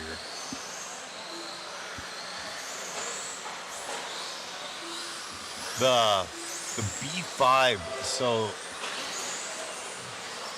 I ended up giving it, bulk up. Another bulk up. Man, the marshals are they're like, I'm getting so sick of this. Oh, there he goes. He's off and running again. Oh, that's our leader. I mean, having a marshal there, you couldn't ask for more of a perfect mistake.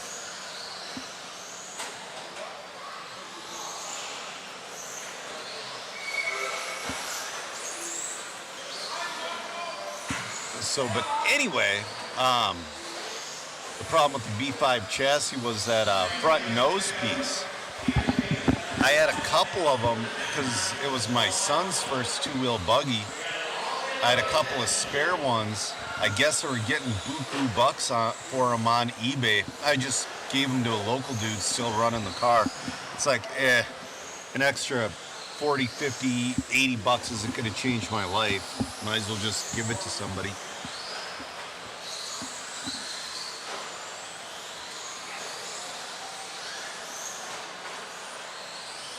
Tuffy's saying all of his hinge pins, all the E-clips are shoe glued on. Oh, leader trying to get around traffic.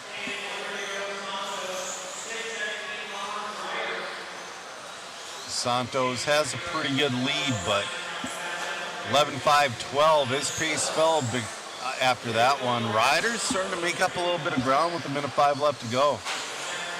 Santos has to have a clean rest of the race.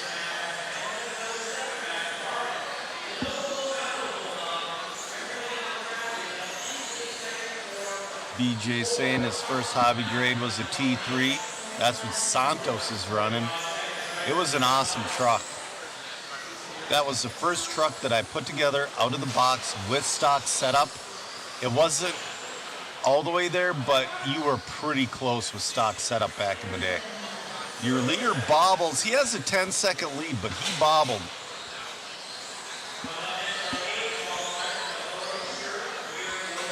Oh, upside down again.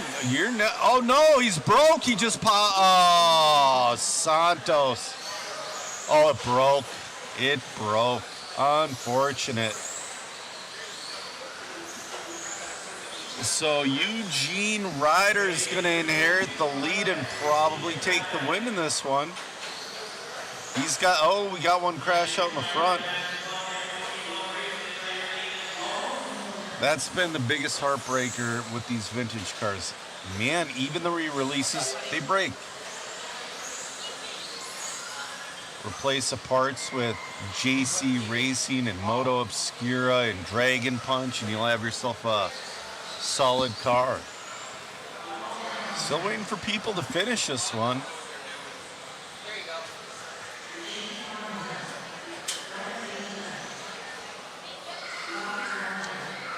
All right, we're coming in. Eugene Ryder's going to win this one with 11.525. Followed by Tyler Winskill in the 2 and Paul in the 3. Jason Santos is still going to finish in the 5 with a 9-lap run.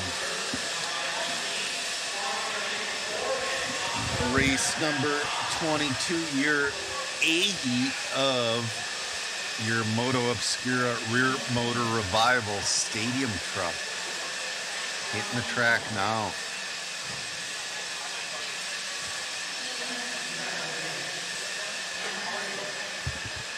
Kyle's saying this is why he runs titanium ball studs in all of his vintage runners. Well, you know, besides pop ball cups, there have been a lot of broken ball cups. I'm going to put it on me. I broke a knuckle earlier today, and here is what is left of it. So I've been slowly putting the JC Racing stuff for C-hubs and knuckles on the front of my buggy. We got some also crazy. Eddie makes a lot of wonderful products as well. Eddie Henley owns Crazy Eddie's products. Speaking of Henley, Talon Henley is up in this one. Your Moto Obscura Rear Motor Revival Stadium truck. I want to say Henley's running like a ready-to-run T4 body. Kyle, I've been popping, not breaking, but I've been popping. Everybody's been popping a ton of RPM ball cups. You know, you have that thought, they snap on so darn hard, they're never going to come off. But they are. Yep, Henley is using that ready-to-run T4 paint. At least I think it is. Chris, get on Henley. He's coming around down the side straightaway. Yep, he's upset. There we go. Yep, that is the ready-to-run T4 body. He's taking chances with that T4.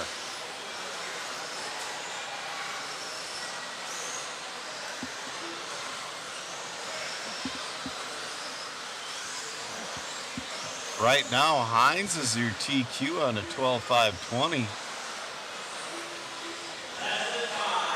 Larry Doe is sitting second with the 12.522, tailing with the 11.5 flat. So we're going to see if he can pull off a TQ this run. He's not on the clock yet.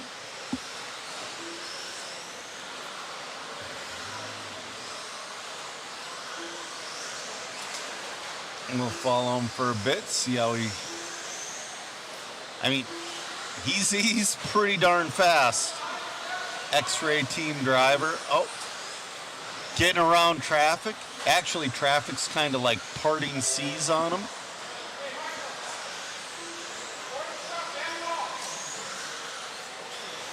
Yeah, Marshall almost throwing a truck at him. Not even bothered. Henley's on a 13.520. Improving his, if he holds on to it, would improve his last run by over a lap. Larry Doan, that number 2 spot. Hines in the 3. Larry Doe on a 12.513. Hines on a 12.525. Oh, Henley getting a little hung up in traffic.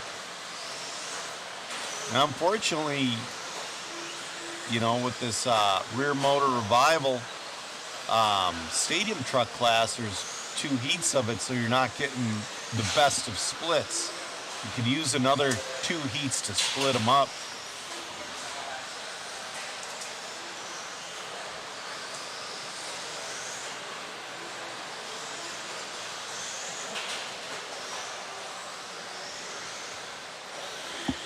All right.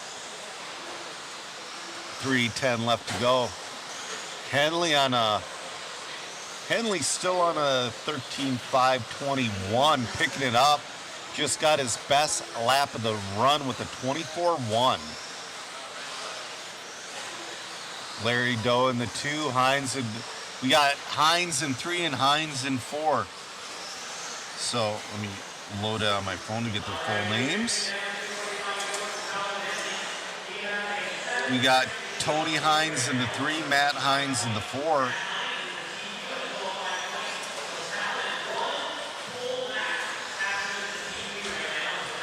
Henley is just crushing. Looking great with that T4. A little bit of a bobble. I kind of wonder if it's a ready to run T4. If Matt goes down and gets an interview, he's going to have to ask that.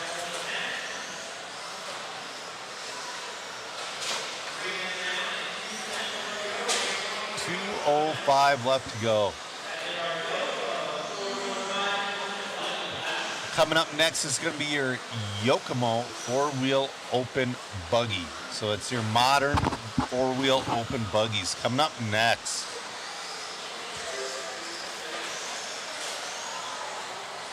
Yeah, Kyle. Yeah, I agree, Kyle. Talon does have that dialed in.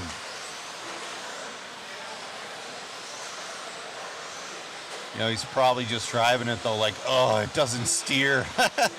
Oh, he gets out of the tube. A little bit of a hiccup. He's going to fall out of a 13-lap pace with a 12.5 flat, but still doing very well. 1:10 left to go. Oh! Marshall looking the other way, too. All right. It looks like he's running out of grip a little bit.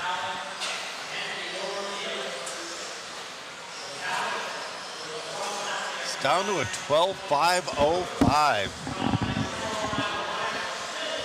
Cameraman Chris says he's thinking about going to a ball diff in his two-wheel, but I believe he probably has a ball diff in that T4.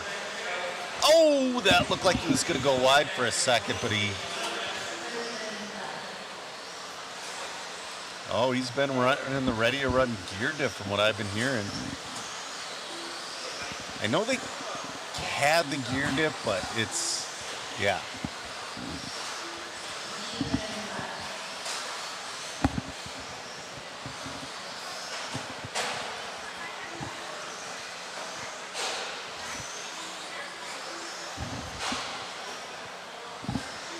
A little bit of bobbling. He's finishing out here. A little bit of a slower last lap, but he's still on TQ pace. I don't know where Matt Olson is. I don't know if he's going to get an interview.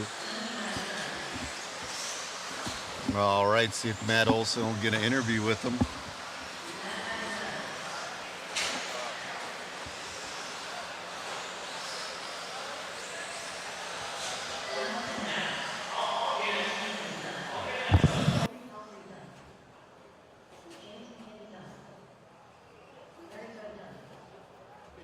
All right, Matt's gonna get an interview with Talon Henley.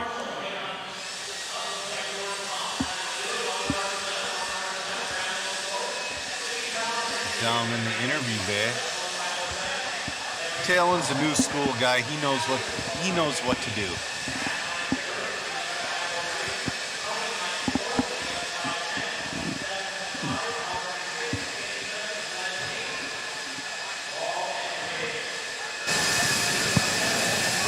Well, the T4 doing work out there.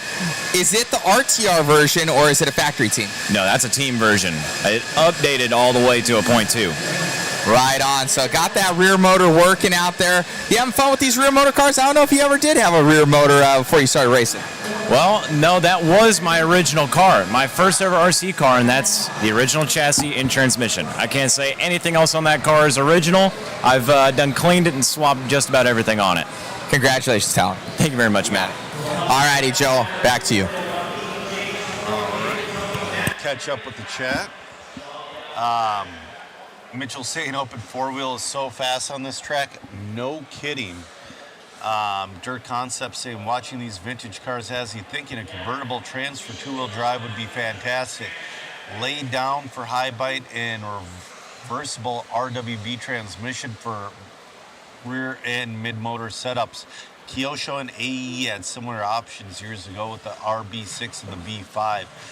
You know, it would be cool, but yeah, it's one of the things about running these vintage cars, like a lot of guys are doing a lot of work, but there's a lot of people as well, though, leaving them fairly stock. Like I left the small bore shocks on my car, you know, all that stuff. Billy's wondering, do they run modern electronics in these? Most of them are. Bob Stormer has a full NiCad and brushed twister motor setup.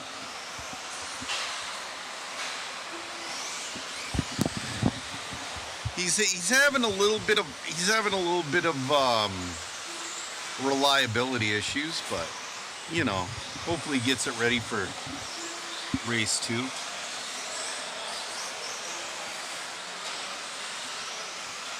Mitchell is saying Tekin RC10 mid conversion. I remember that back in the day, and that was way ahead of its time. On the Loamy tracks, it wasn't wonderful.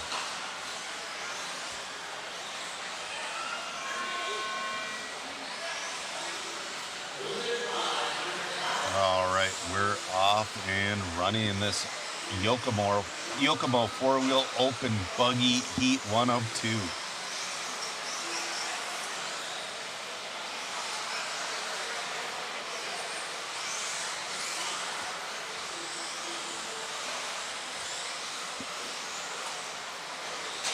Whoa! Green car with the bobble. Richard Long's going to be your... Oh! It's going to be Jerry Walter, your early leader. 12.5, 15's his pace. Talon Henley does have the TQ with the 14.520. Nick Reppin sitting in the 2 and Chris Dosak sitting in the 3.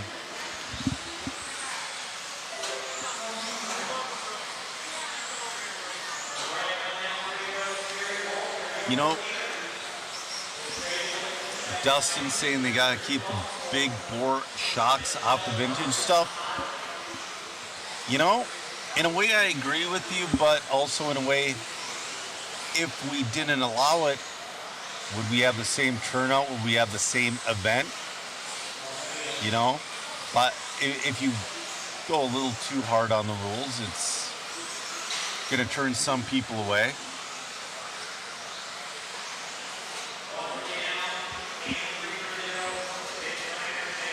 Josh Reinerson, your leader now, with Jerry Walter in the 2 and Adam Ross in the 3. Oh, Boblin. That might be your leader. Oh. Now it's Jerry back in the lead.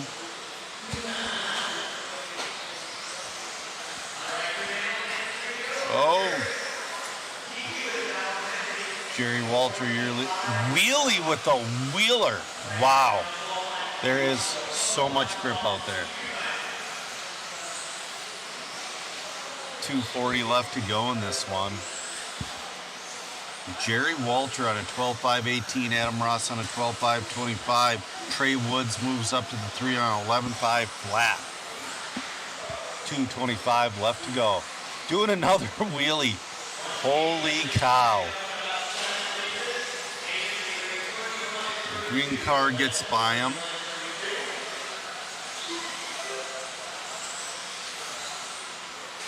I'm being told the Legends are going to do another race between races 31 and 32.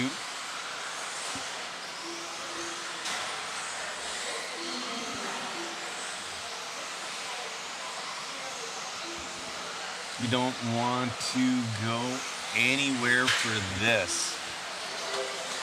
BJ's wondering who remembers getting the Tower Hobbies catalogs. I got the regular Tower catalogs and the regular ads. I had a buddy that got paid like the $3.99 for the huge, thick, like everything they had book.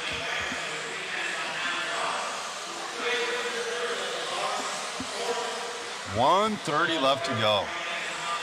Cameraman Chris is saying he still remembers the ads in car action.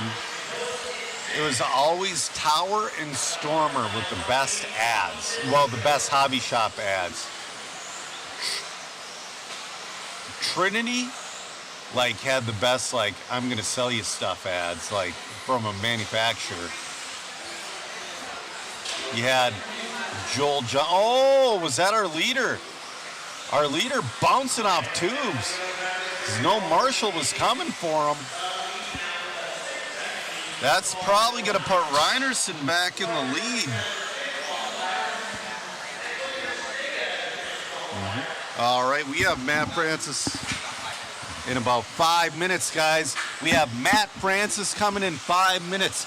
Get those questions in. Matt Francis in 5 minutes.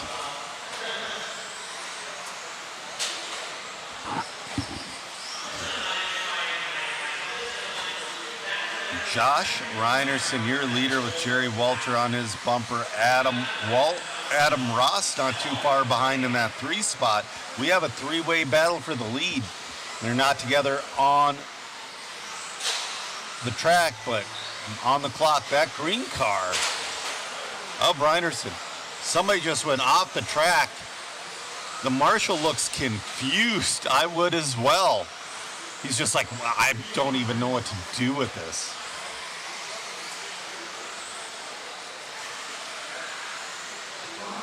Oh, I'm being told Talon left his truck on and he's changing his radio for 4-wheel open and his truck just zinged out wide open. Yeah, you gotta remember to shut those things off. Matt Francis, guys, come into the booth in about 3-4 minutes. Matt Francis, get your questions in.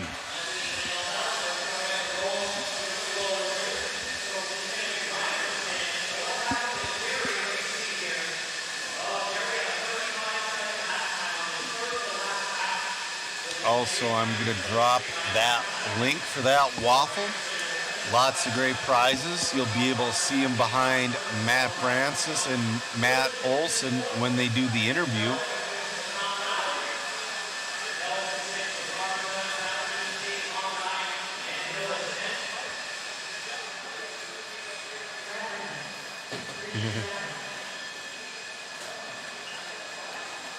Yeah, man, a lot of people talking about Tower. That was crazy back in the day. We're on 24 of 30. This is your Yokomo four-wheel drive open buggy heat 2 of 2.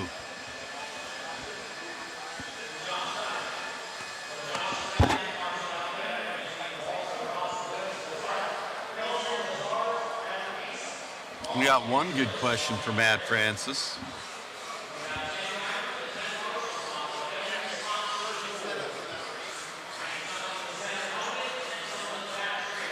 Oh, Talon's running his race color. He's scuffing in his tires. They're brand new. Getting them ready for the main. Still have another round of qualifying after this.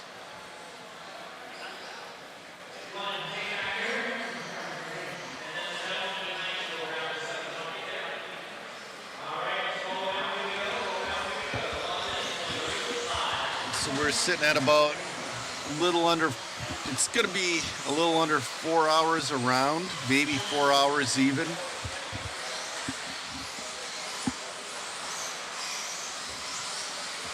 And then 2 more races.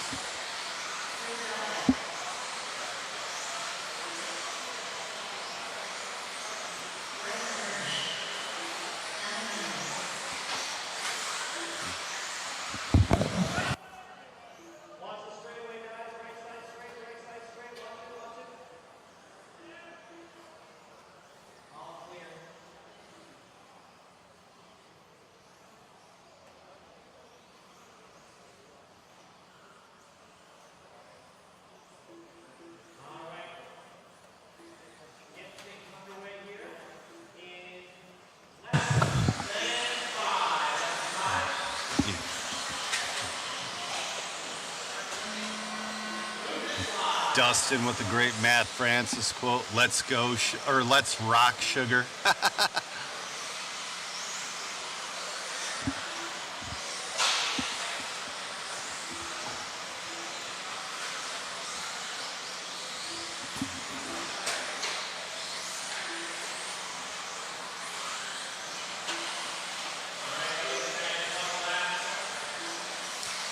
All right, we're up and running this one. Looks like Josh Cyril's your early leader.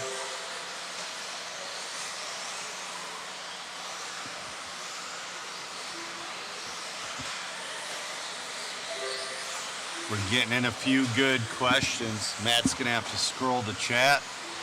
We love it though.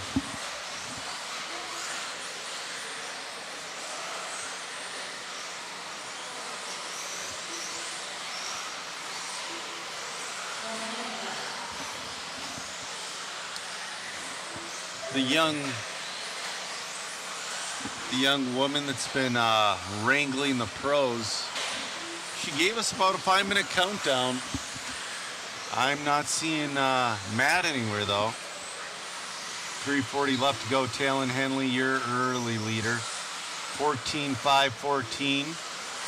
Reppin on a 13.502. Dosak on a 13.522. Furnish on a 13.524. Cyril rounding out the top 5.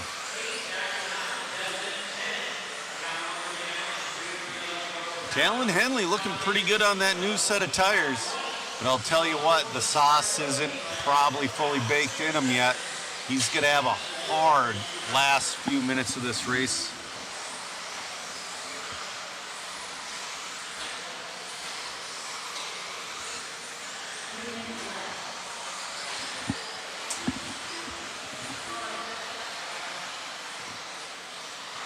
.250 left to go in this one. Talon Henley I mean, ooh, bobble. No big deal, though. Still should stay in a 14-lap pace. Truthfully, Reppin's really the only one, like, within, like, a reasonable distance of catching him. But Henley's fallen off a little bit. 14.522 is his pace. So round one's TQ would hold up. Oh, a little bit of a bobble there. Reppin on 13.512. Cyril up to the 3 spot on a 12.501.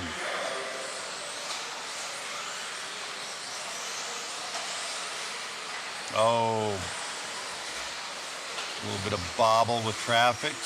Talon gets around him. Oh, but man, that corner's been biting a lot of people.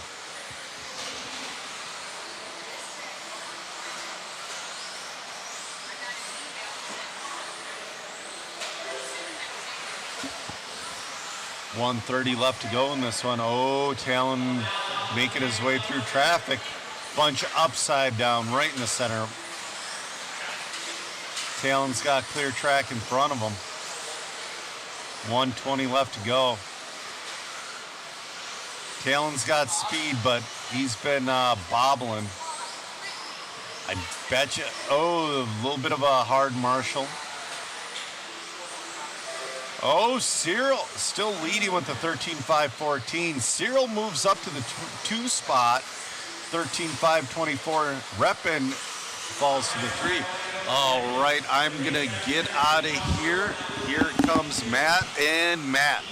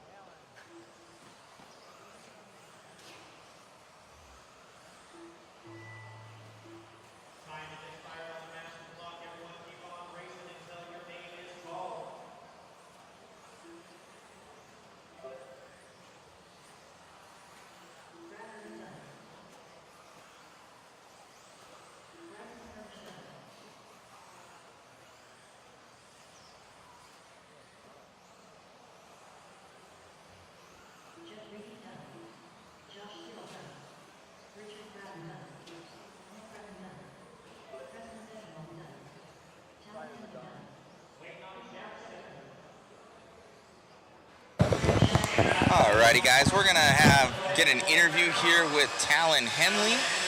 That's gonna be coming up.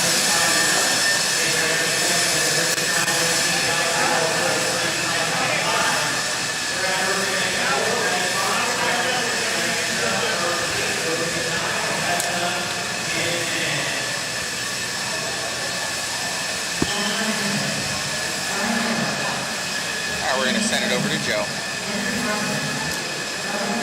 All right, I'm here with your race winner and current TQ holder, Talon Henley. Talon, I heard you were breaking in some new tires that run.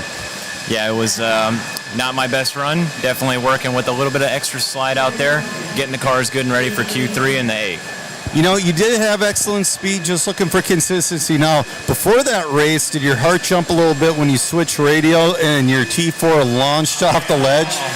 I didn't know everyone knew about that. Yeah, I definitely left the radio on and left both cars on and launched my car off the holding wall. You know, we've all done it, but hey, it happens. Great run out there regardless. Thank you. All right, back to you, Matt. Alrighty, guys, we're here with one man that everyone wants to see, man, myth, legend himself, Mr. Matt Francis. Hello, Matt. Hey, man, how you doing? Oh, man, it's I'm like fangirling or fanboying right now because I never met you when I first started about in probably 2001, 2002, but I was just a snot-nosed kid at the track, and You're a legend, man. So thank you so much for coming out here. I know you're making a lot of people happy. It's been a lot of fun. I've had a great time since I've been here. Since the first time I set my car on the track, it was a smile ear to ear. It brings back a lot of memories, and it's great, man. Tony, having a blast. Yeah, looking good out there, man. We got a little interview with you earlier. You're in it.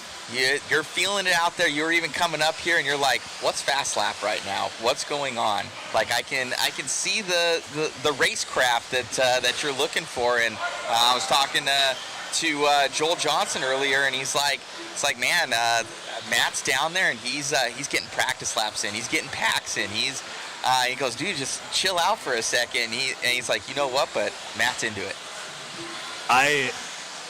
This morning we showed up, and I made a couple changes in my car, and through the week, right, we showed up with a car that was really close, and then I started tinkering with it, kind of went a little backwards, and I love to tinker with everything.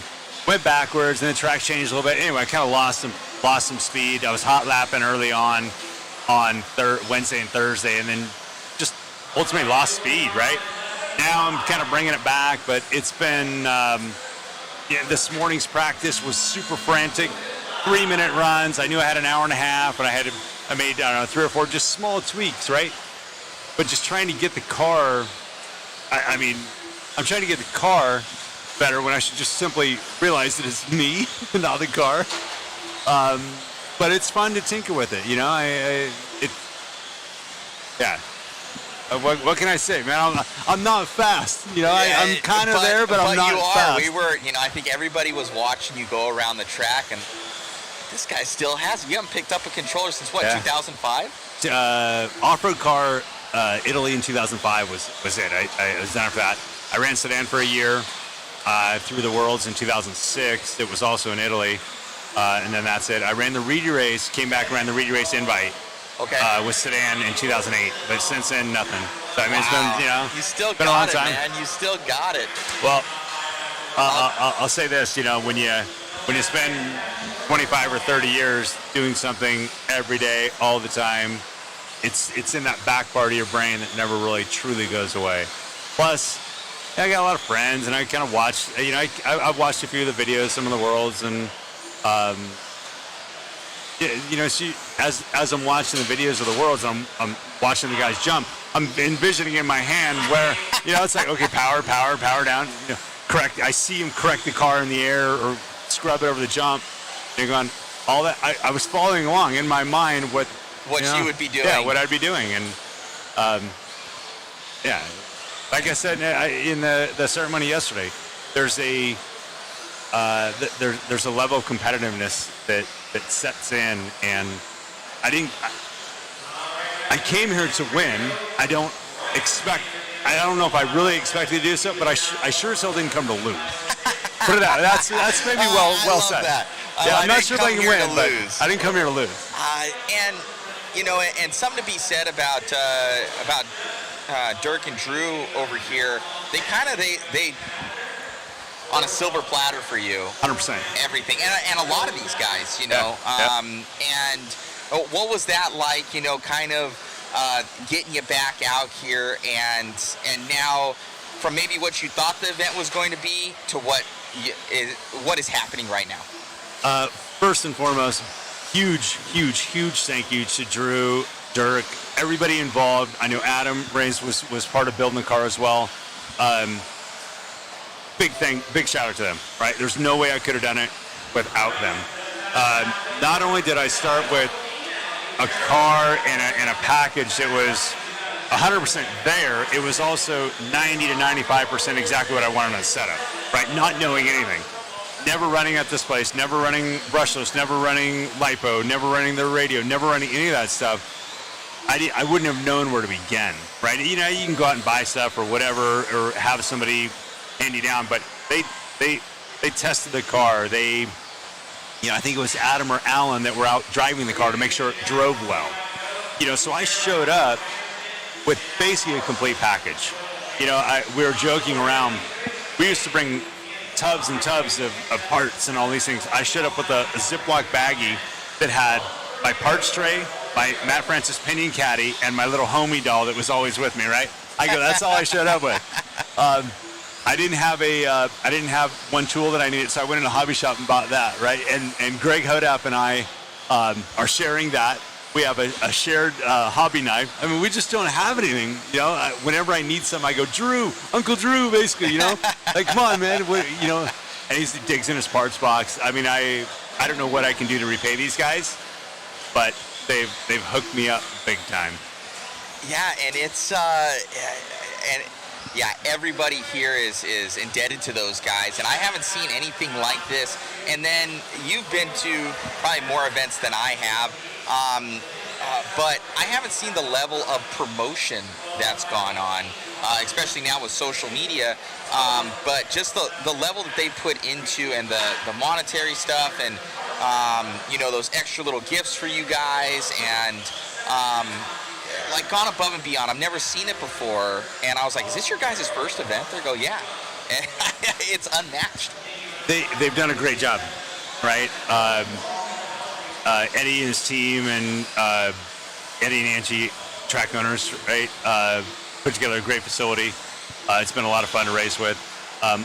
Obviously, we're here celebrating one of my best friends, right? And the reason I'm here is because of Brian and I's conversation and friendship over the years.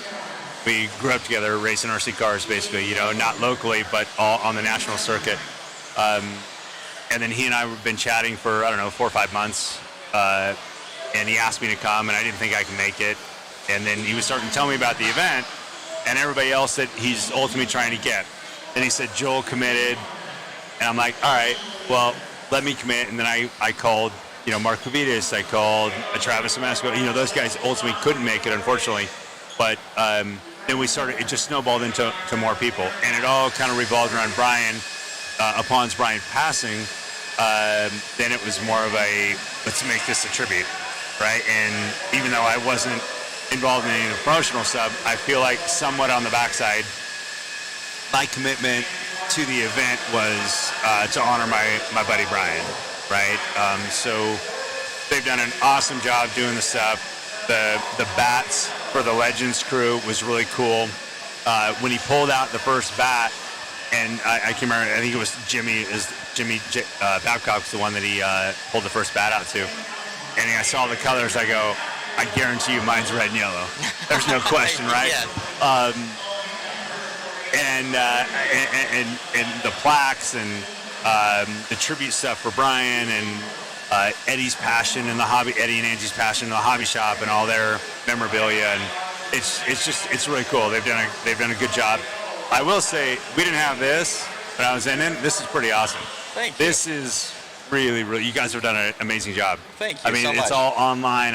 I get to check my lap times instantly instead of going back and looking at the printed sheets. I understand that was a stone age in terms of technology, but it's been really, it's cool. We're over there bench racing on live, all the live tracking. Yeah, live RC, the main timing system. They do an awesome job with everything, and we've just with the media, we've tried to bring it to the eyeballs of everybody, you know. And you were talking, I think it was some sort of interview you had of how do we bring RC to more people. You were mentioning it with doing groups or hobby shops. And not to put words in your mouth, but something along those lines of... you mean yesterday? Yes, yesterday. Yep. You and Brian were talking, and you said you had some notes somewhere that you might not be able to find. I think I can find them. I just got to be home to find them, right? But those same conversations is funny that we also have within our groups of, like, how do we make this better for people? And this is kind of like Mike. We don't make anything doing this. Like, we try and break even with everything. So it takes a crew. But we try.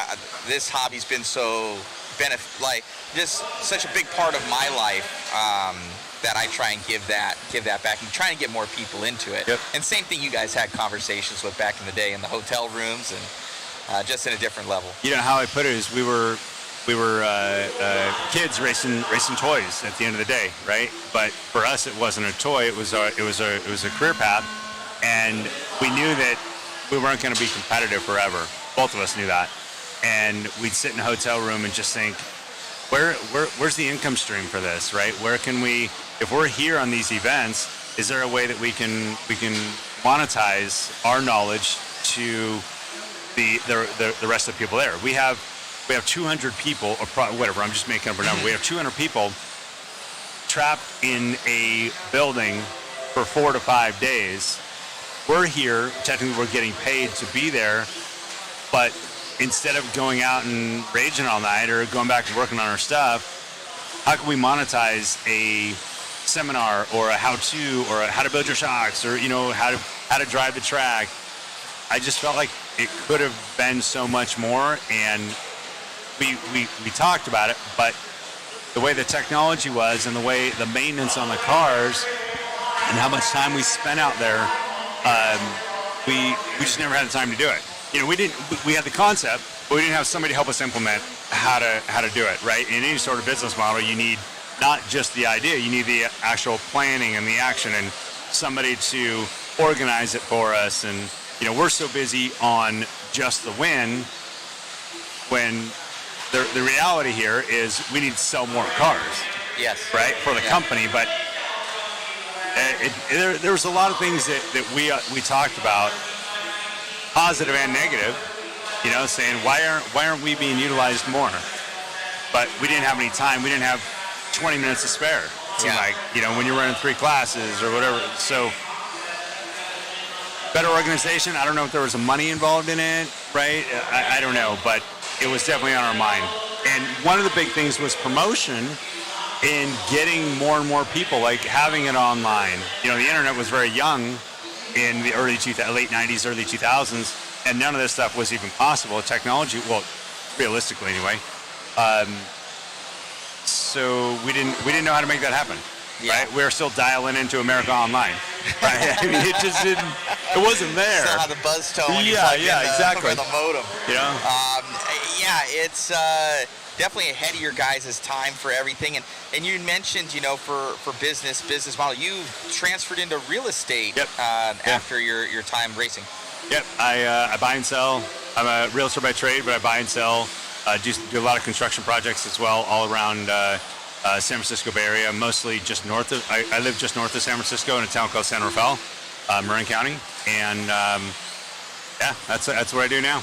I'm still building stuff. I'm still tinkering, but now it's we're building houses and doing a lot of remodel work and that kind of stuff. So that's kind of my passion now. Instead of having a plano box with RC tools in them, I have a toolbox with power tools and all that stuff. But it's the same thing, just a bigger Lego. And just leads into that of what was so beneficial for RC just in general, and then equating it to normal life. We had that conversation. One of the things that I went through, you go from being a big fish in a small pond, right? World champion in the RC industry, to being an absolute nobody in real life. You're changing careers, and it was also during kind of the financial crisis. I quit RC in 2006 officially. 6, 7, 8, 9, and 10 were really, really challenging markets in finance and real estate. So we struggled, right? So it was like, what the hell am I doing? I need to, it wasn't, life wasn't progressing the way I was hoping. All that kind of turned around. I welcomed my daughter and both my daughters. I have 2 daughters, 10 and 13. And the market turned around and things just kind of picked up. And, it takes several years to kind of get going in business in any line of work. But, I don't know, I kind of got off track there, but it was a struggle. So you asked me how the RC got into how it helped out in the real world. I'm not exactly sure that it did, except for I used to build and tinker with my RC cars, and I still do the exact same thing now, just on a different level. Right on. Or different product, I should say. Different product. You see things differently. I had always said it's RC is really good for those that do like to work with their hands, and they're able to think outside the box. With, like, for instance, setups or modifying a car or something, to do that for real things in life. Thinking outside the box of, like, how can I make this work for me? In a better way. And yeah, it's so cool to have you here, and I know everybody, like they said, if we can get Matt here, everything else will fall in line. How do you feel that like you're still seen as once a legend, always a legend? Extremely humbled, right? It feels really good. After my practicing this morning, I'm out there running, and there's a guy running an MF1 truck with the red wheels on it, and it just puts a huge smile on your face, right? I'm signing a bunch of replica bodies and towels and the poster they put together. It feels really cool. I'm honored by it. I'm really honored to be what I was able to accomplish individually in the RC community, and to still have a relevant following, and it's really cool. It's extremely honored and very humbled. Yeah, it's great to see. And somebody was mentioning on here that they had an MF1 and MF2 truck. How did that end up all happening with Losi? So I was never really a truck guy. Yeah. Right? Yeah. I mean, I was always a two-wheel guy. Yeah. I was always buggy guy. But the buggy was always taken by Brian. And then I would go out and win a truck nationals, and they're like, well, let's reward you with that. I'm going, okay. And of course, I sure as hell didn't say no. Of course. I mean, to get my paint scheme and flying the colors on any box top is amazing. So I was fortunate enough to have my box art on the B2 after '95 when they released that car, and then on the MF1 and MF2. So, I have some uncut box tops at my house that I framed. And oh, that's amazing. I don't have the kits. I don't have anything. The only RC stuff I have remaining are my 2 Worlds cars. I've kind of given everything away to different friends and around the Sacramento area, local area. But I do have that poster of the MF1, the box top, and that's awesome. Yeah. Is there, on a monetary side, is there like at the time, I don't know if there is much now with box art, but since your name was on there, was there royalties from that? There was a royalty per kit. Okay. I can't remember how much it was. That doesn't matter. I don't think I became a multimillionaire from it. I wish I would have, right? But at that time, I think I can't remember the exact numbers on how many MFs were sold. I don't know, 15,000 something. I can't remember what it was. Wow. Right? I know I had both. Yeah. Somebody just asked me the other day when I was just here earlier. I was looking at his truck, and I'm like, oh yeah, I forgot about that part. That was the MF2. He goes, man, you didn't even know that? I go, I never got a kit. We never built kits, right? So Losi didn't send me a kit, and I, everything we ran was in constant evolution. Constant right? development. So yes, we ran an MF2, we ran an MF1, but a lot of times it was just a mixture of culmination of everything. Right? Yeah, of everything together. And by the time the kit came out, we were already working towards something different. Right? Sometimes a track would be better going retroactive and going with a 1 instead of a 2, and so you're not having the kits. I never built one. That's funny. That's funny to put it that way. Never built one. So I would think that you'd have like the very first edition MF1 and MF2 sitting on a. The only first somewhere. edition thing I have is the Trinity radio bag. Wow. So we did 500 of them, and I got number 0. And I still have it. That's cool. Yeah. It's actually I brought it here with me this weekend. That is cool. I brought my 2 Worlds cars in the radio bag. Is it? It's not the Kinwald one, the blue one, right? No, it's the red one. So okay. Come on, man. I wouldn't have a Kinwald radio bag. Love Brian. Did have a ton of respect for him, but I wouldn't carry his radio bag. I love it. There was a huge amount of respect, right? The guy was a legend and won way more overall races, and tons of respect for him. We raced one of the most respected racers that I went against, but he was also one of my biggest competitors. Yeah, absolutely. I mean, I wanted to be if I knew if I beat Brian, I would probably either win or be right there. Amazing. And I think he felt the same way. I can't ask him now, but unfortunately. Of course. But I don't think he would deny that. I knew him later in there, and I have text messages with him. He's a super good guy, and always tinkering master. Yeah.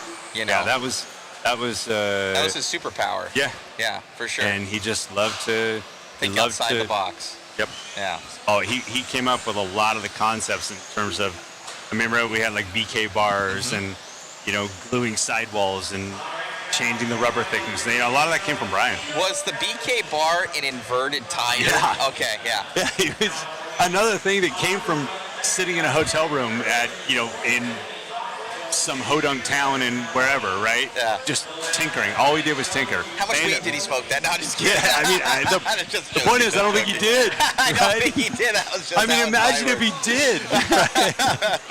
Whole new everything, hover cars. BJ Williams was asking, which of your 2 world titles was the sweetest to win? So I got kind of asked that yesterday, right? My Japan title was, I think, unexpected, right? I came out of nowhere, and I don't want to sound arrogant or cocky, but kind of dominated that race. And then when I changed over to low C 97 or 98, we kind of progressed. And for me, personally, I would say 2001 was probably more impactful because I knew at that time that there was nobody that could keep up with me. Even Brian, even anybody else, right? I put in more effort into that race than anything else. I was prepared for it. I'd won everything for the last 6 or 8 months coming up to it in 2-wheel. And I just felt like I was on a different level. And then went out TQ'd, 4-wheel, got second on my own crash. I felt like I should have won that race, but again, it was my own error, right? Nobody to blame. And then 2-wheel went out and TQ'd and ultimately won that. And even though I had 2 TQs and a win in a second, I kind of left with my head down a little bit. I blew a really, really good opportunity to sweep that. And I was still extremely excited for it. But 2001, from a personal standpoint, was probably more impactful just because of how much effort and where I was in my racing career. Wow. So that's such history with it all. What do you see, you kind of kept your finger on the pulse a little bit of how RC was back then to kind of how you're seeing it progress today? Promotion's big one, right? You got what you guys are doing, scoring. But I think the biggest difference for me is the car, the technology, just everything. Motor never has not come out of my car, nor has a battery, right? I mean, I'm used to, you bring 10 or 12 batteries with you, you're cutting cons every time, and I mean, it's just so much easier from a maintenance standpoint. Yes, you're tuning differently, and you're on slick tires, or it's different but it's easy. The cars are way more durable. They don't break all the time. For a technical aspect is probably higher, just because the cars are going faster. The tracks are designed to go. You're carrying 2 or 3 times more corner speed than we used to, right? But you're also not trying to create traction. You're trying to take it away. So you're, in a sense, detuning the car. Where we were always tuning the car, you're trying to build traction. Here, you're taking it away. So it's just a different mentality. I've had to flip 100%. Wow. 180, whatever.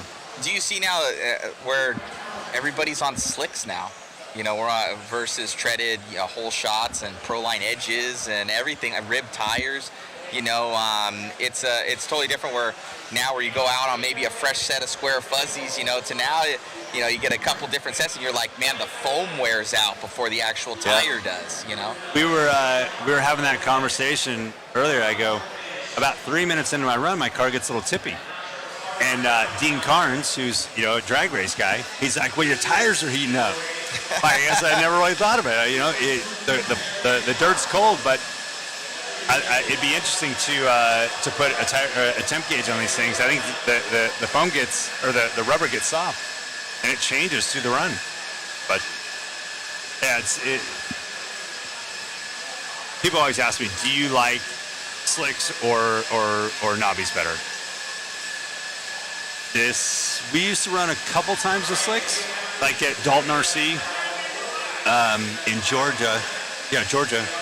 We ran slicks with, diesel fuel. I think we used as the tire sauce. Yeah. So what do I like better? I don't know. This track's pretty awesome. Yeah. I can't say High Bite's ever been my favorite, but coming back for a one-off event 20 years later, I'm thankful that the track's there. Put it that way. kind of get down and in. Yep. That's awesome. Make sure that our sound should still be going. Somebody mentioned it. Somebody else, JConcepts said, which track and race in your career had the most challenging conditions and why? Challenging conditions. Why? I would. Dalton, Georgia was definitely a huge challenge because that was our first run on slicks and how much grip there was, and we didn't know about it. There wasn't like this long history of tuning with that stuff, so that was hard. And then any race in Florida. Any race in Florida. You know why? Because you never knew the conditions. It could at 3 o'clock every day, storms, and the track is totally different, and it just depended on where in the luck of the draw, what the storms were. Was it going to be groove? Was it going to be wet? Yeah, I mean, no matter what track we went to or whatever conditions we were, everybody had the same stuff, right? So, did I feel more confident in some things than others? And I'd say the lower the bite, the better my result was. You know, if it was low bite track, I'm like, okay, I can win this. If it was high bite, I'm like, just hang on. Maybe I can get a top 5.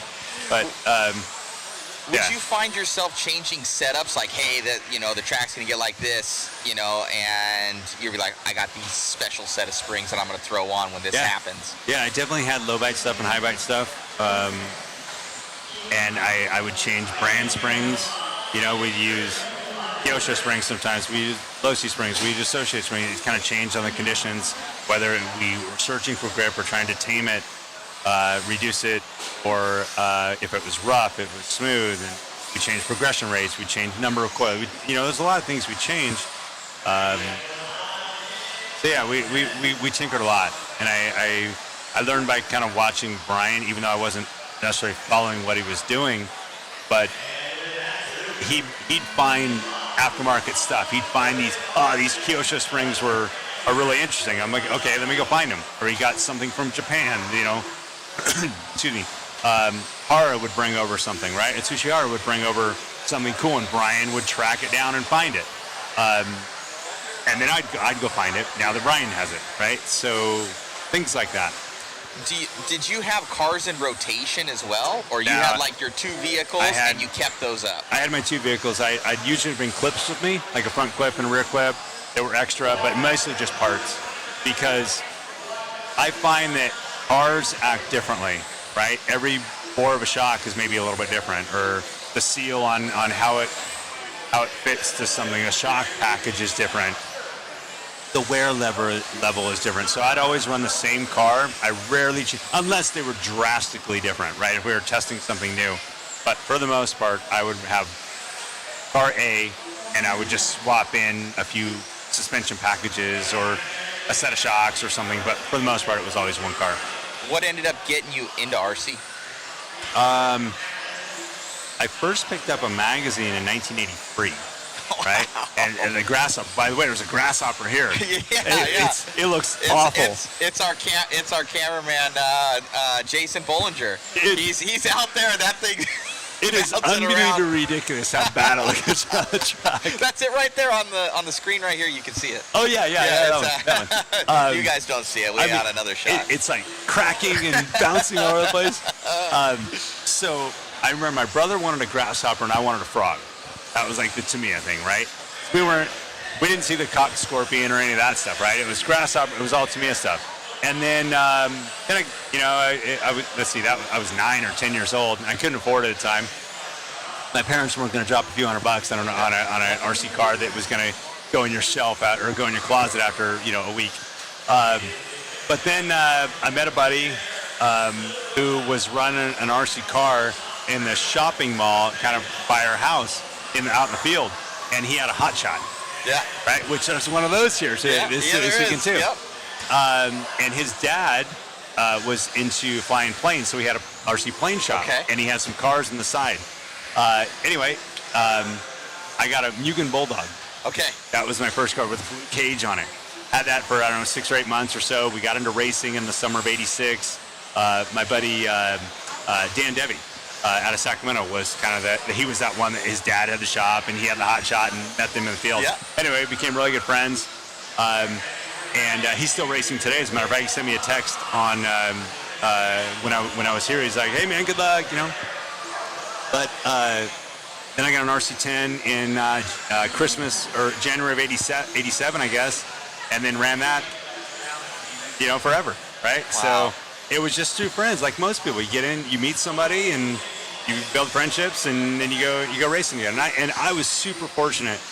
I had a local track 10 to 15 minutes from my house my entire racing career. I mean, I hear about these guys that they've had a local track and then it shuts down. They get, you can't drive 5 or 6 hours to a local track, right? I had one 10 minutes from my house. Indoor track, outdoor track. I had sometimes multiple tracks at 10 minutes from my house. So,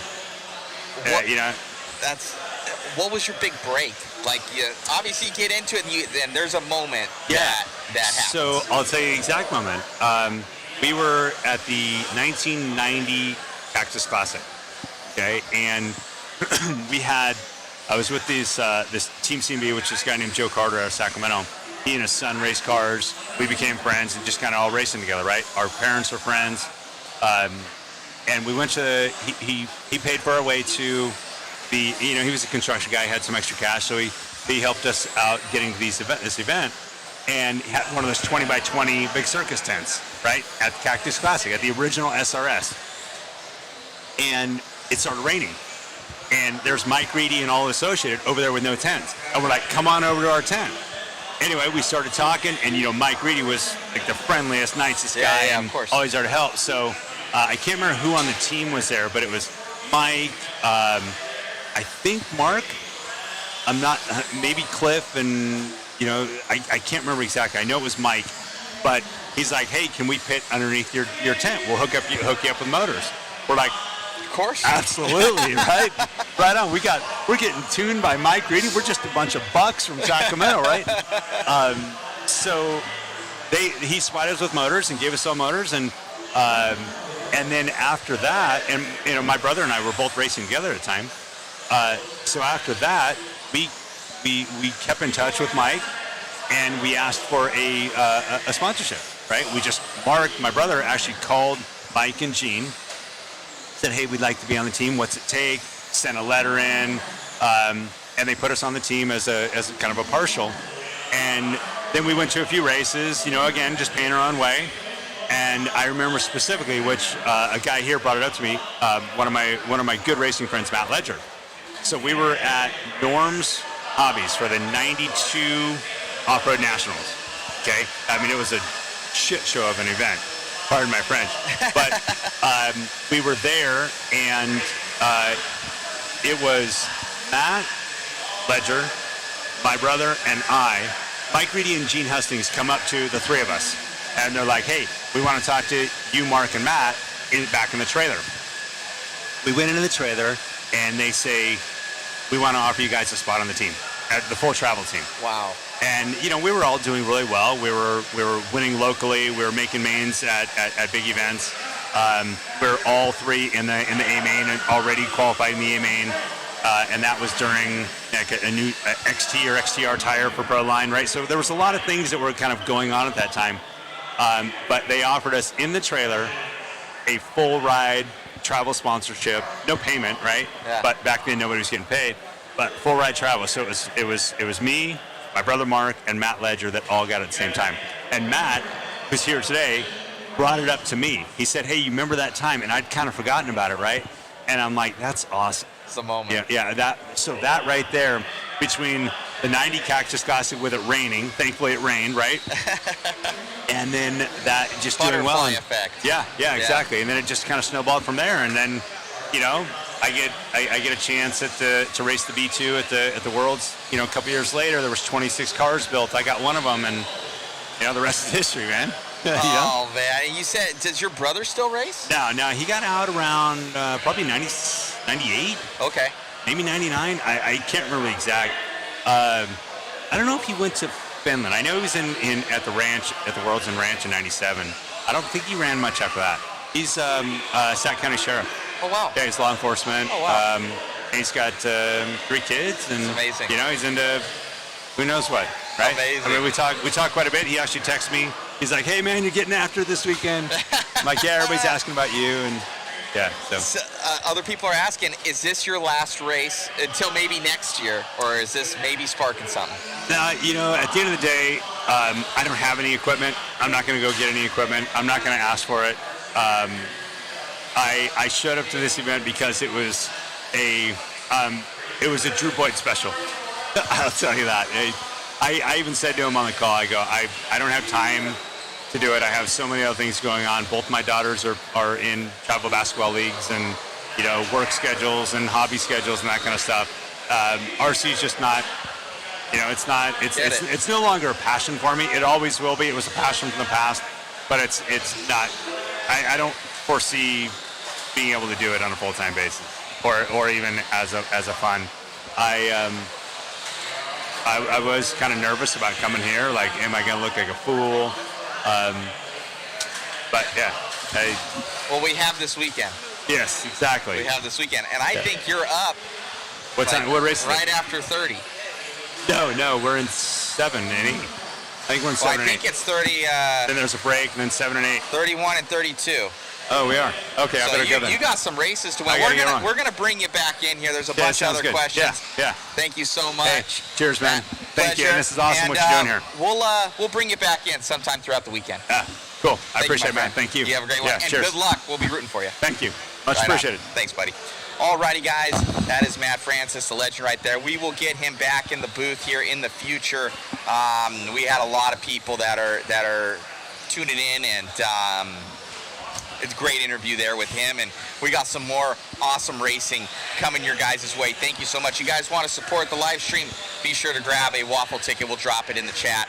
I'll have Joe jump back in. I got to get some other work done, and hopefully you guys are really enjoying this live stream and the coverage we're bringing you this weekend.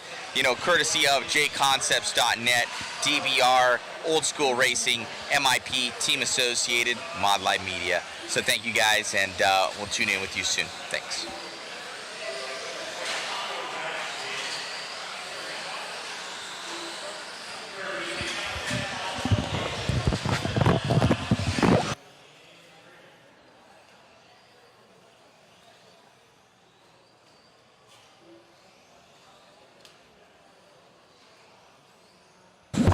All right.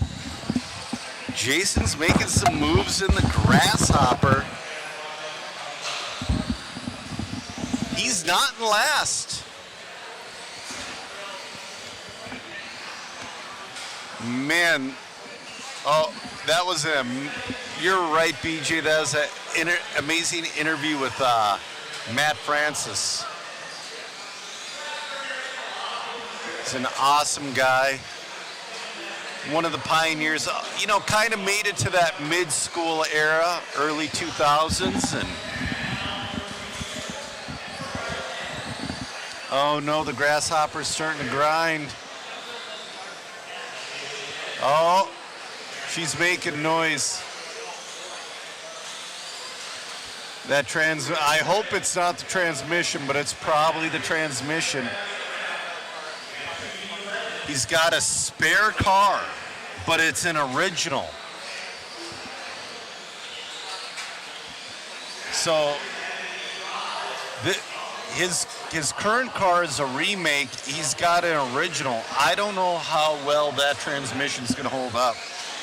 Mike Kirby's your leader on this one, 10505.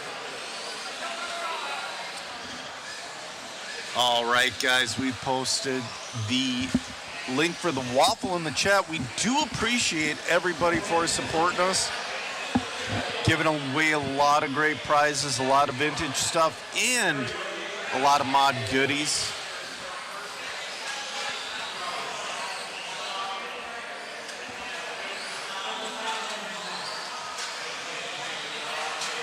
We got 40 seconds left to go.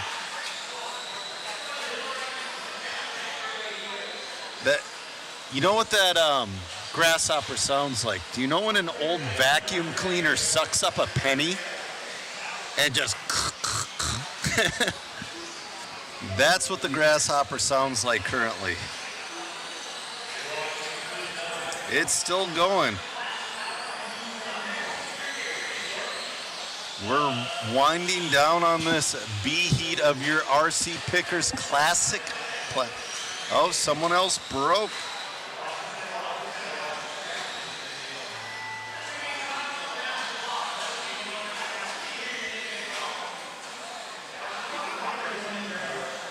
All right.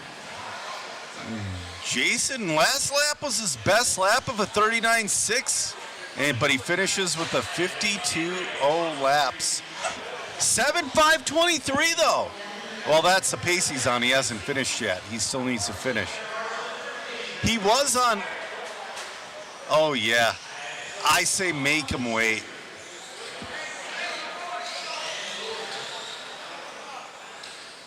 So, guys, besides the waffle prizes that are This is the real race right here. That's your photographer out there. Yep. Cheer him on in that Tamiya frog. Oh, no, I'm sorry, grasshopper. Yeah, I think the frog had oil fill shocks. All right, Jason finishes in the 5. Yes. Awesome work from Jason. Anyway, in our waffle, besides what's behind me, we have a RC Raceworks pit mat of choice, mod puck system of choice, JConcepts tire and wheel combo of choice, mod tool pit pal, mod hat and shirt combo, and a mod sweatshirt.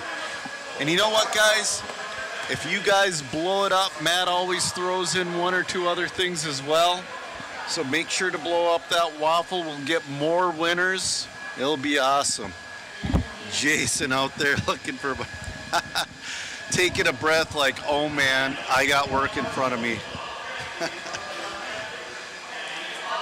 This is your A heat of your RC Pickers Classic Plastic. Legends, I keep hearing they're up next. So stay tuned.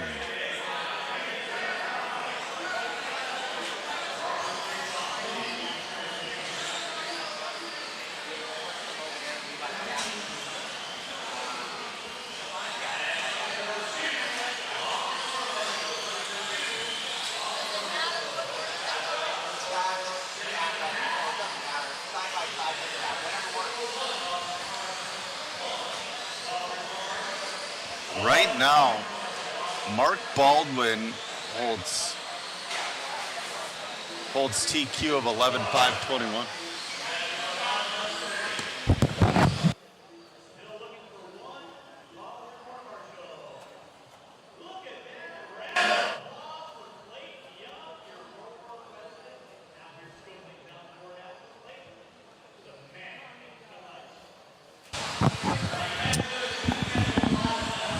All right, there's going to be a Legends heat up next, and we're going to have a 30-minute break up next. We're going to try to, after the Legends, we're going to have a 30-minute break, but don't go anywhere. We're going to fill it up with interviews. It's going to be great.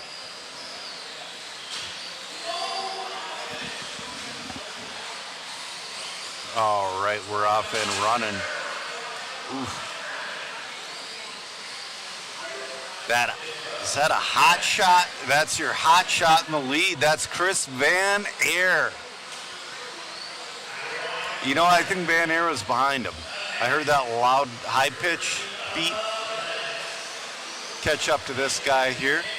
Nope. You'll hear it. This blue car coming down the straightaway. Right there. Nope, right there. Your leader. Oh no, though. Furnish takes over the lead over Van Air. Bryson Furnish on 11.510, looking to throw down the gauntlet on TQ. This classic plastic is a lot of fun. I don't know, next year, I'm either going to pick up a 10T or I'm going to run one of these guys. I think I'm going to pick up a 10T. I mean, these do look fun, but, you know, I had them as a kid, but I don't have the same connection with them as I do with the associated trucks and buggies. 3:10 left to go in this one.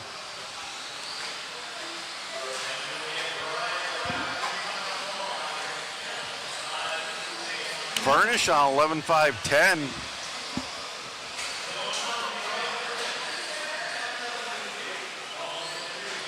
He's looking to reset that TQ.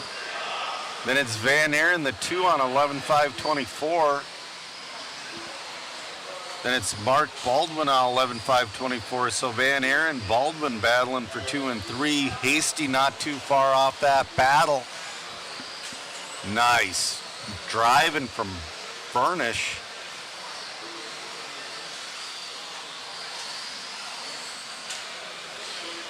You know, though, before y'all ask, because it always happens in vintage stuff, they're like, you know, I think I could be just as fast with my fill in the blank, my 10T, my RC10, my this, my that. Unfortunately, no, but that's why these races are necessary, so we can go out and race our cars against like vehicles.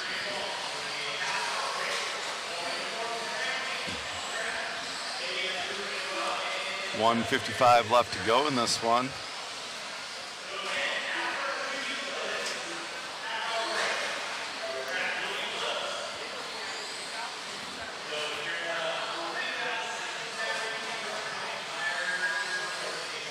Up next is going to be Legends Invite Class. You don't want to go anywhere anyway, but after the Legends, we're going to have about a 30-minute break. We're going to try and get some interviews, maybe some pit walks. Have Matt use that fancy handy cam.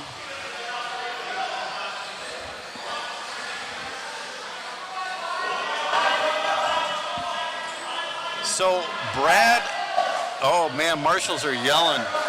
Marshals are yelling. Wow, I don't know what. A lot of mayhem going on.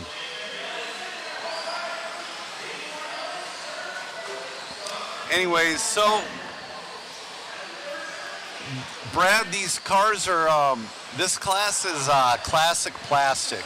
So, you know, let's say you want to run your Tamiya S10, your Hot Shot, your whatever, you know, your old, like, pre-RC10 type car, your Hot Shot, maybe even a Golden Arrow. All those would fit in this class, and this is a handout motor. This is a Holmes Hobby handout brushed motor class. No brushless in the RC Pickers classic plastic.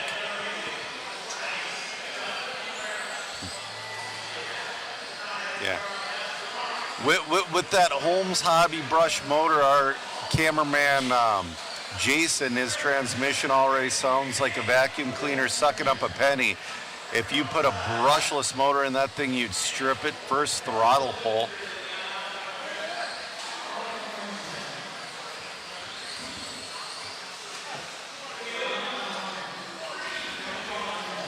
Person, you are correct. They're not meant for this type of grip, but we still have fun with it.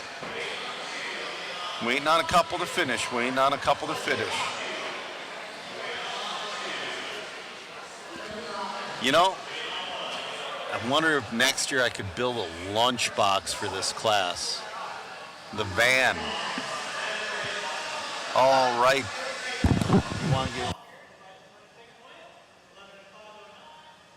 Send Brian Furnish down. Little kid. Right there. right in the middle.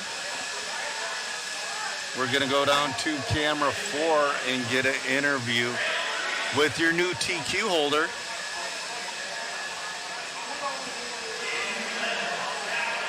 Right on, buddy. Great job. Must feel good to grab that TQ. Yes, it does. I thank Mike Kirby for getting me that car and all the parts that I need for this event, and thank you. Congratulations, my man. Thank you. You got it. All righty, Joe. Back to you in the booth. We got some legends coming your way. Absolutely. They're rolling out. I see Stinky Pinky there. We did an interview with him earlier.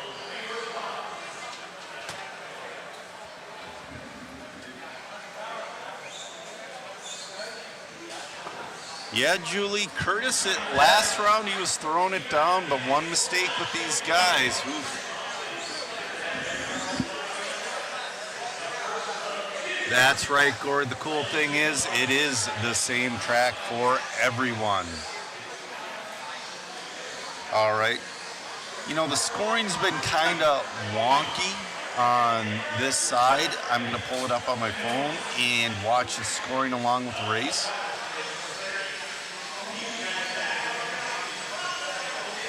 They're doing Reedy style. So heads up racing, 6-minute heats.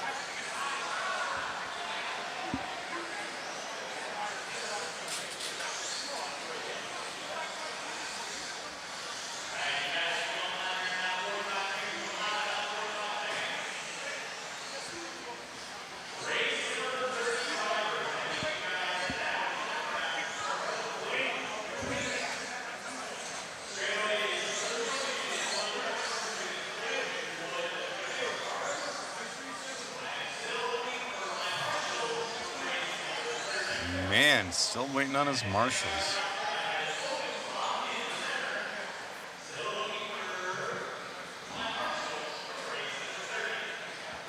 A person, I think we all miss a Reedy race. It was truly unique and truly held at some of the best tracks in the world.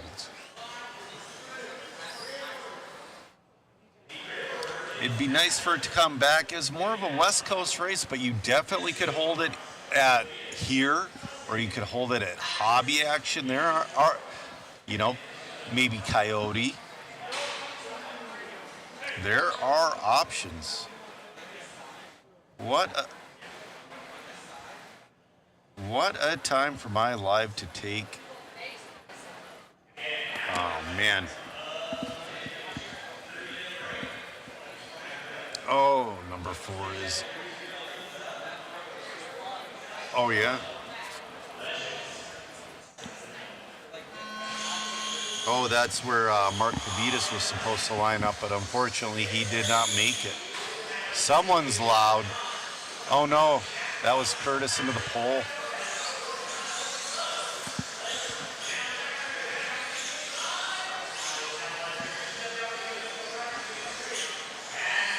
Someone is noisy. Who's this going to be in the lead? That's going to be Babcock, your early leader, followed by Carnes in the 2. Oh. Nice move.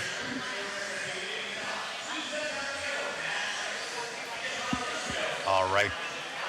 Ledger, your leader, followed by Babcock. I think the scoring's funky again. Babcock, your leader, followed by Ledger, then Francis. Oh, bobble by Babcock. That's a tongue twister. Here comes Ledger. Francis is right on in tow, top 3. Battling like it's 1995. I'm only going to use that joke a couple times this weekend.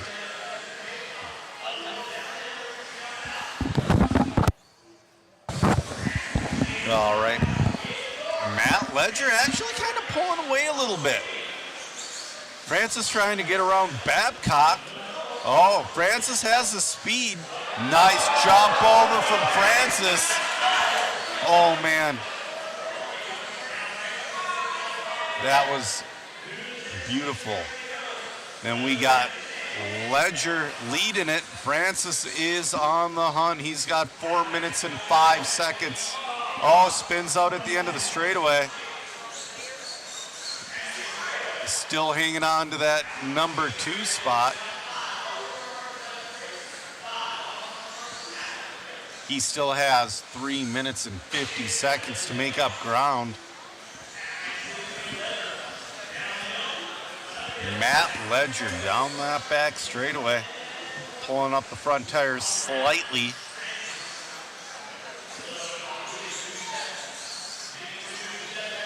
Man, 3:30 left to go. See what the gap is. 2.4 this time.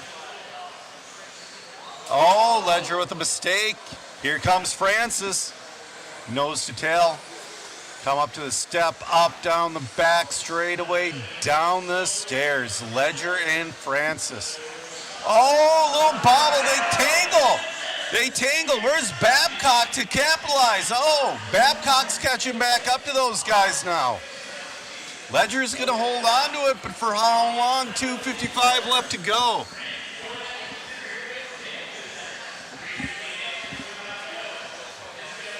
Matt Ledger, Matt Francis, nose to tail. Babcock back in the battle. Nice little wheel pop by Francis.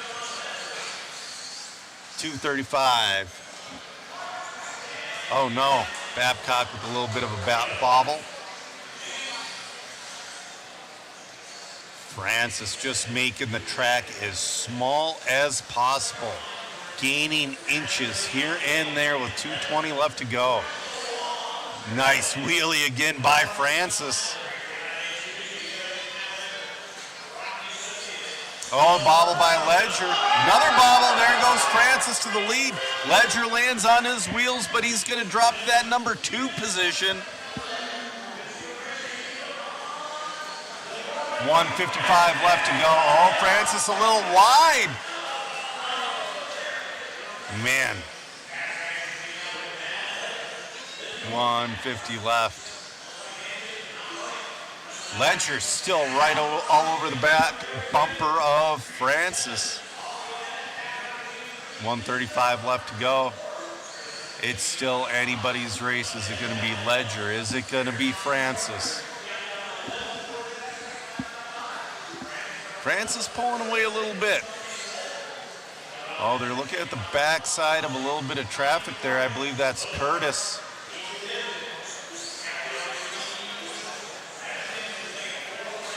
Oh, a little bobble from Ledger. Gives him a wide berth. Awesome. Again. We got a minute left to go. You know, mathematically, I mean, Babcock and Stinky Pinky are still on the lead lap.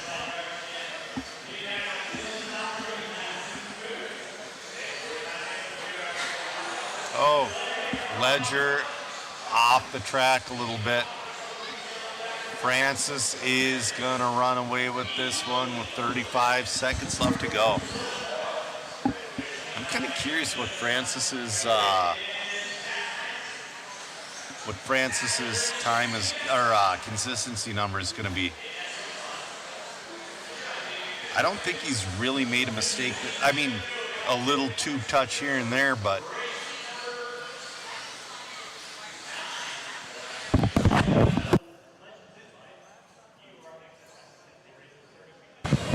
after this one, Matt Francis caught at the loop. We're gonna get an interview with Matt Francis. Wow, that's gotta feel good.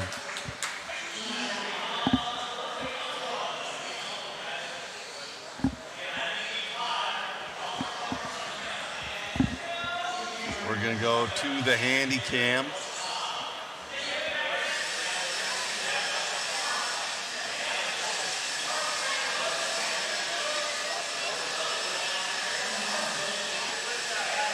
Think about the radio he was holding in 2005, and he upgrades to an M17. That's got to be a shock.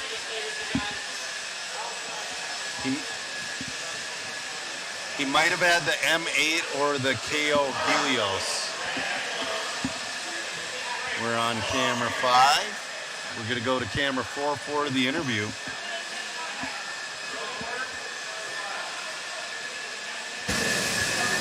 From the interview booth to the podium right there, grabbing that one. We still got one more heat to go, but must feel good. You and Ledger mixing it up. Yeah, we had a great battle there.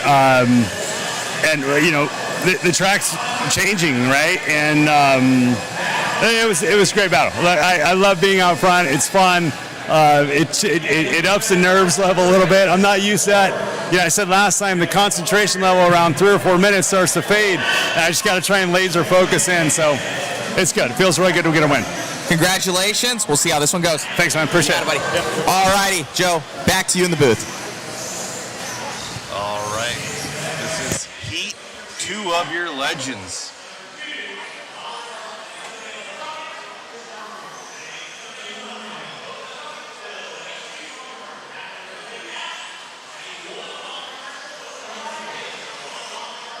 We're going to go to the handy cam for a bit.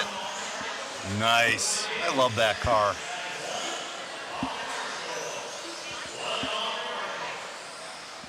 Babcock. Curtis. Ledgers. That is nice. So Ledger's running the team car. We're going to go back to 1. So Matt's down there with the handy cam talking in my ear. I'm going to ask him, you can't hear him, but do you know the motors in these cars, Matt? Okay, we're going to go to the handy cam. Oh, heck yeah. That's Dosak, that's Cyril, that's Hodap. Then we got Halsey. We got Rona, Bordeaux, Magic Joel Johnson, and Big Al Horn. We're about ready to start this one.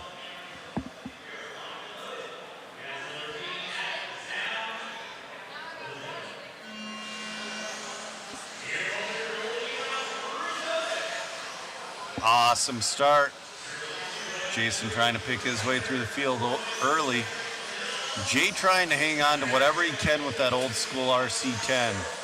Oh, wow, wheeling down the straight. Dosak, all the grip in the world. He's got Cyril and Hodap all over his back bumper. Hodap looking to the outside of Cyril, but can't make a pass stick. Oh, they all crisscross. Dosak holding on to her. Oh, a little bobble from Cyril touching the tube. Oh, Cyril with the bobble. That's going to put Hodap into the tube. That's going to put Rona right on the tail of Hodap. And Al Horn. Al making his way from the 8 to the 4 in lap number 2. We still got 5:05 left to go. Oh, a little touch on the wall. Oh, a little bobble from Dosak. Hodap's going to move into the lead. Horn and Rona side by side over that table. Allen's looking for anything. Just give me something, he says. But no, Jason's making his elbows, throwing his elbows out wide and not giving him anything. Jason on the tail of Hodap. He knows he can potentially win this. Hodap's not running away from everybody, but he's driving an excellent race. We got 4:15. Oh, bobble. That's going to put Jason to the lead.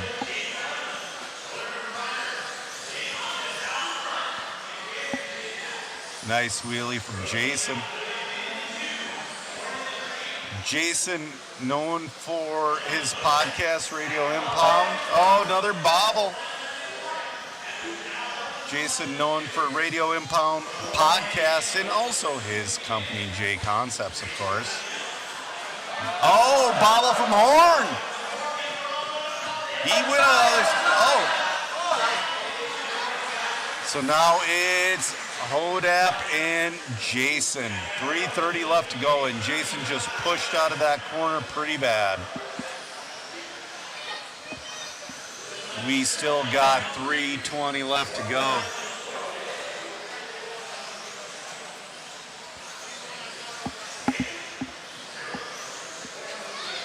Nice wheelie from Jason. It's like all these cars come on at just the right time. They start wheeling right at the top end. So it's not like a violent wing slap. Jason doing whatever he can to hold off Hodap. Hodap definitely with the quicker car. Jason with a little bit more clean line. 2:40 left to go. Both of them making over that tabletop with ease. Oh.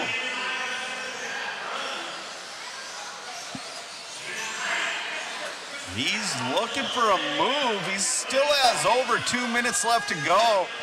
They're almost side by side as they go down the stairs. Craig just, oh, they touch wheels. Oh, here comes Hodap to the inside. That was a beautiful move from Hodap. Now it's Jason's turn to chase. Ooh, Jason cutting really tight. Man, he wants that back. Nice move on that tabletop. Jason's taking away inches.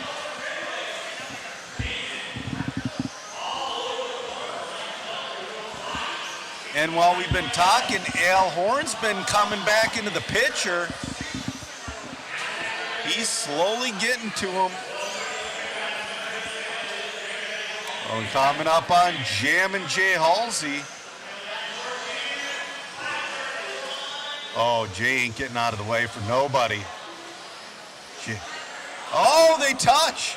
Now here comes Al. Al's gonna move to the 2. Nope, not quite. Now he is. Al Horn to the number 2 spot.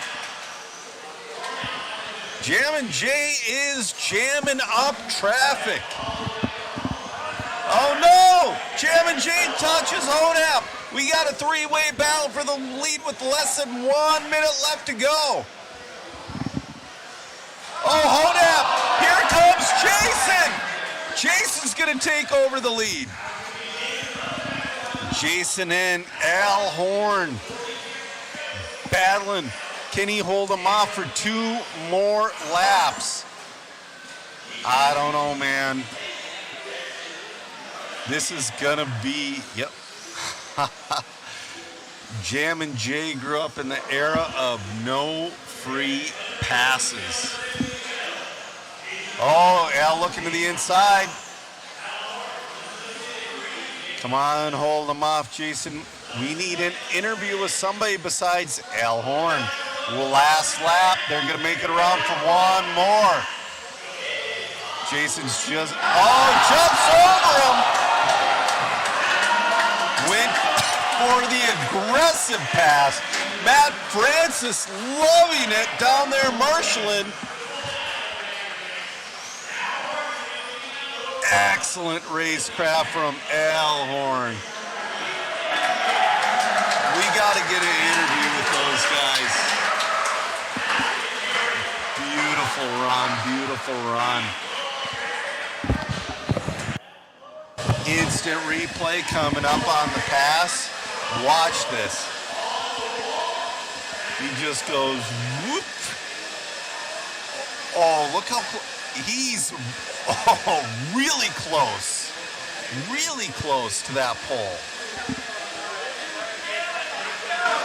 Dang.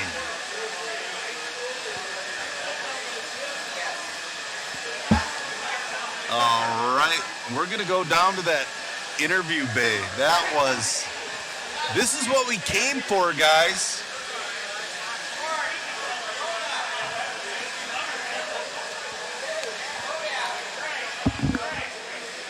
You're right, Hodap did deserve that win, but them's the breaks.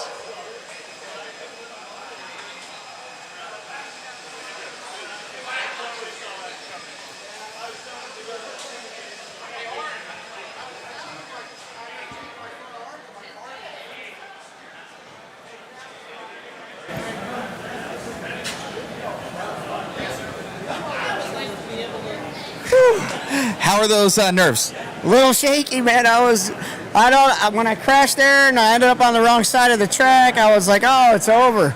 I just put my head down and hope for the best, and luckily they made a few mistakes and got me right back in the game. What does it feel like with these guys on the track, driving these cars, that kind of old feelings coming back up? It feels like it did 30 years ago, but with traction. Congratulations. Thanks. You got it.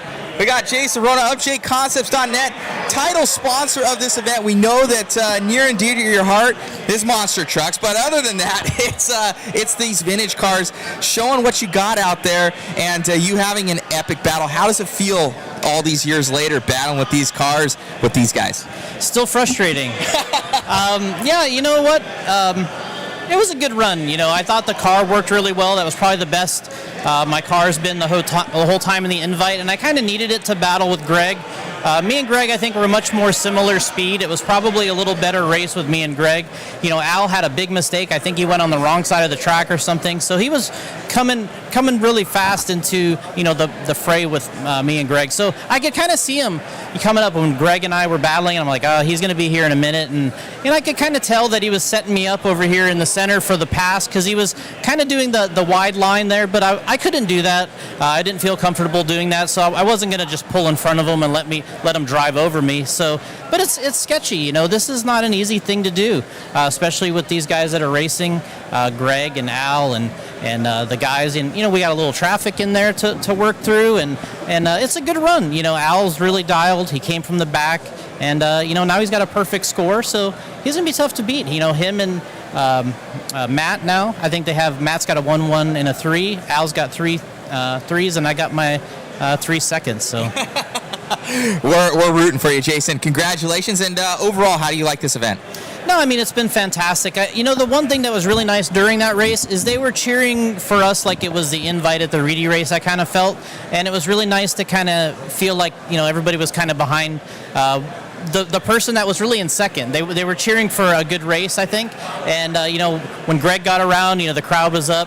Then something happened there. I got in the lead, and then Al came from behind. And that was probably the race of the event so far for the invite class, so I was glad to be in it. Congratulations. Thanks. You got it. Let's get Greg over here. Hodap. Everybody's gutted for you right now. What happened? I don't know. Did you kick his dog or something? What? Whose dog? With Jammin' Jay kind of jamming you up out there. I guess, I don't know, Jammin' Jay. He got me confused with Gabe's car, he said. Oh man, you had it out there. First, second, and third coming up on him. I was wondering what was happening. Traffic or what? I don't know what was happening. You were on it, man. That's the and leader. the nerves get you. But overall, put the results aside. How's it feel out there battling with these guys? It's I almost said that it's awesome. It's effing awesome. I love it, man. You still got the skills. Quite a bit looser out there last time. Yeah, that made for some good racing. I love it. You have it out there. We're looking forward to more good battles, and we're gonna say beat it, you know, for Jammin' Jay out there jamming you up. I'm gonna kick his dog. Great job, buddy. All righty, so man, oh man, Greg Hodap there having that thing. Jammin' Jay, we're gonna need you to move over next time. He was quick. All right, back to you, Joe, in the booth. All right, we're going to go to me on camera 6. They're doing a little bit of track work right now. We're on our 30-minute break. We're going to try to get some interviews going. Yeah, here comes Matt. Be careful so you don't wheel down. I think I'll be okay. Well, thank you, guys. That was a pretty crazy little battle that went on there. Fun. That was pretty cool. That was pretty cool. And then Al coming back from several seconds down, last lap pass. You can't ask for anything better. That was epic. Absolutely epic. Well, thank you guys so much just for all the support and you guys tuning in. Be sure to share, like, and subscribe. Thank you to Joe announcing all this and doing an amazing job with it. So we do hope that you guys are enjoying the JConcepts Vintage Clash of Champions out here at Hoosier RC Raceway. Brought to you by, of course, DBR, We've got K&K, Hoosier RC, Old School RC, as well as MIP, Cal RC, Team Associated. I think I got everybody on there. Just all these guys making it happen, and all those sponsors down to the bottom left there. Just a huge thanks to Drew and Dirk. Those guys are awesome and really putting this thing together. A true event for the ages. It truly is.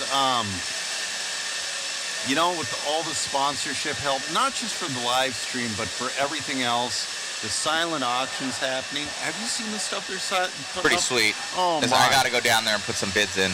Absolutely. I'm too poor. And if you guys can't get in on the silent auction, get on this stuff behind us here. We've got a couple of these clear cars that are already built.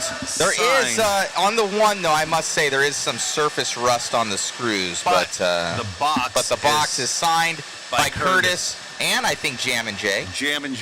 So super, super cool, guys. And so we have two of these cars up for grabs. The other one is a DBR. The other one's DBR here with this that clear body, half painted body on there. And without me messing up the rest, you can see obviously we have that signed memorabilia back there from Brian Dunbar's car. We got an Ultima 86 JJ replica signed by Johnson. Yep, Magic Man. And we got some signed stuff here, bodies, Clash of Champions stuff, a very cool pit board that's signed, Old School RC hat, and all sorts of goodies. So thank you guys. And MIP puck system. MIP mod puck system there. Hat and shirt combo, mod sweatshirt. We have a lot of great stuff. Yep. Go on to that link there in the chat, guys, if you guys want to help support the live stream. It helps us do more cool things. Some guys are mentioning, like, this is the best coverage ever.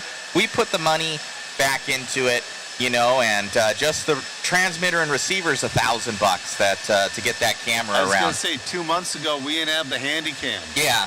So it's, and then that's not counting the camera. So this kind of stuff, we do invest a lot more back into it. We invest in people.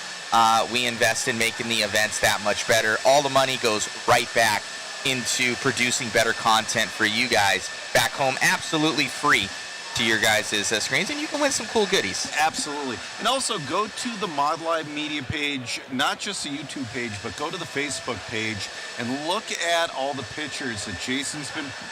the Smug Mug is up. The Smug Mug is up. So I'll drop the Smug Mug link for you guys so you guys can see all of the awesome photos that have been taken from the event. Just click on the link. It's totally free to browse. For those racers that are out there, we actually do have prints available at the facility, so we can print everything for the guys. So go and check out that link that I'm posting in the chat right now, guys, and you can check out the Smug Mug that will have all of the cool action shots. We got everything uploaded on there, and there's more to come, so you can go back to that link, save it in your browser, and you guys can check out all the awesome photos from our amazing photographer. So, thank you so much. So, how was it interviewing Matt Francis?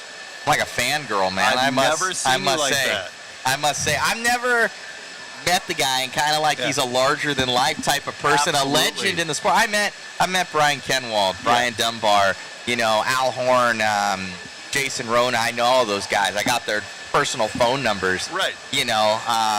But Matt Francis, I've been like Facebook buddies with him, but I had his MF2, that like the double X, and then the MF1, and so I grew up. So he's like kind of like just a legend within the sport, and I've never had the pleasure. It was crazy how many of those Matt Francis kits sold. I didn't think it. He said like 15,000. 15,000 between the two.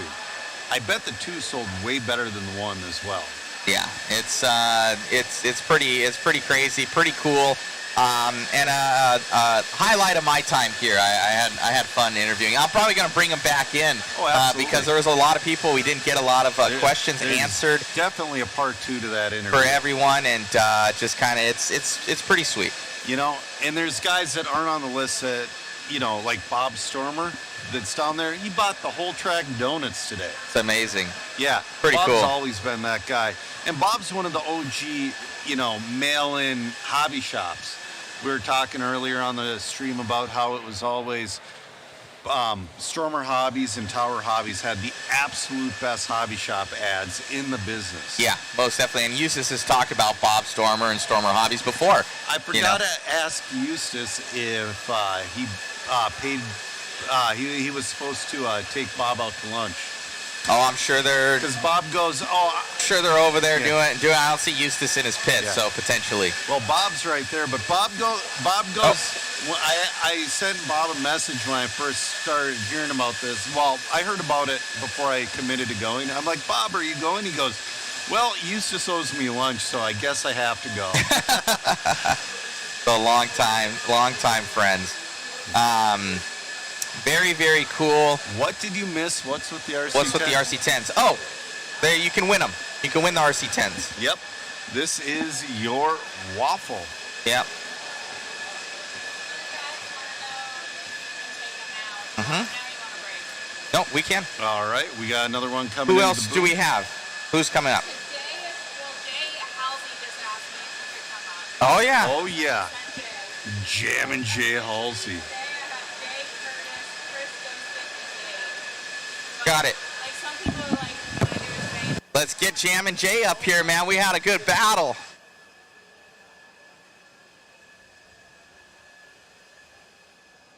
Oh, 10.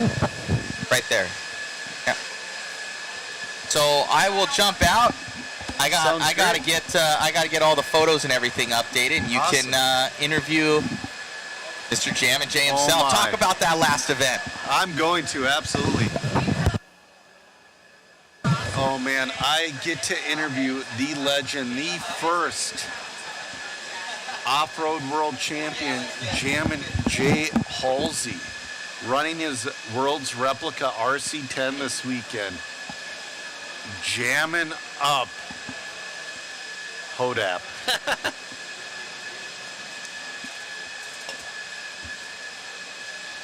All right.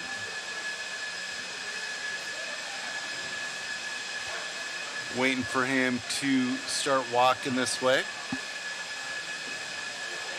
Obviously, I'm not Jammin' Jay. Nope. But she's going to be sending him over. Thank you to Chris Van Air's wife. Yeah. Doing an amazing job kind of coordinating everything. Absolutely. So. We're lucky. Because, you know how it sucks when somebody just randomly comes up to the booth and like, hey, I'm ready for an interview. And it's like, Yeah. Okay. Yeah, it's nice that helping coordinate that. So I think it's been working out pretty well. Like, we don't want to take away from the racing guys because obviously people want to watch racing, but I think it works out pretty well. You've had a little picture-in-picture and able to talk about it. So right. So we don't. First off-road champ, BJ. The first world champ was I want to say Butch Corrales. Something like that. Is A-scale on-road. Someone's saying jamming the live stream now too. Oh man. Oh man. I'm not gonna give him that big of a Yeah. I'm just gonna give him a little Mike bit. Brandt, my media, y'all are doing an awesome job. Thank you so much for doing what you're doing. Thank you, sir. Oh man, here comes Jammin' Jay. Jammin' Jay Halsey. All right, I'm gonna transfer it over here, guys, to Mr. Jammin' Jay Halsey. Oh, Jammin' Jay, bringing his world's car. Is that what I'm putting on him? Jump on in. All right, and also, Jay, be careful of that edge. Yeah, don't fall down this. Yeah, that will hurt. Well, Jammin' Jay Halsey, it is great to meet you. I've been a fan of yours since I started racing in 1988 when I was just a little kid. Man, long way. It's taken you a long way to come full circle running your old World's car again. That's crazy that they re-released it and they re-released it twice. It wasn't the first time they re-released it. It wasn't your car. Yeah, but it was the original RC10. Yeah, no, for me, it's definitely crazy to, and I'm actually racing that car here. Yes. Actually, the the 6-gear transmission, old school short arms. Actually, this is a car with the original arms on it.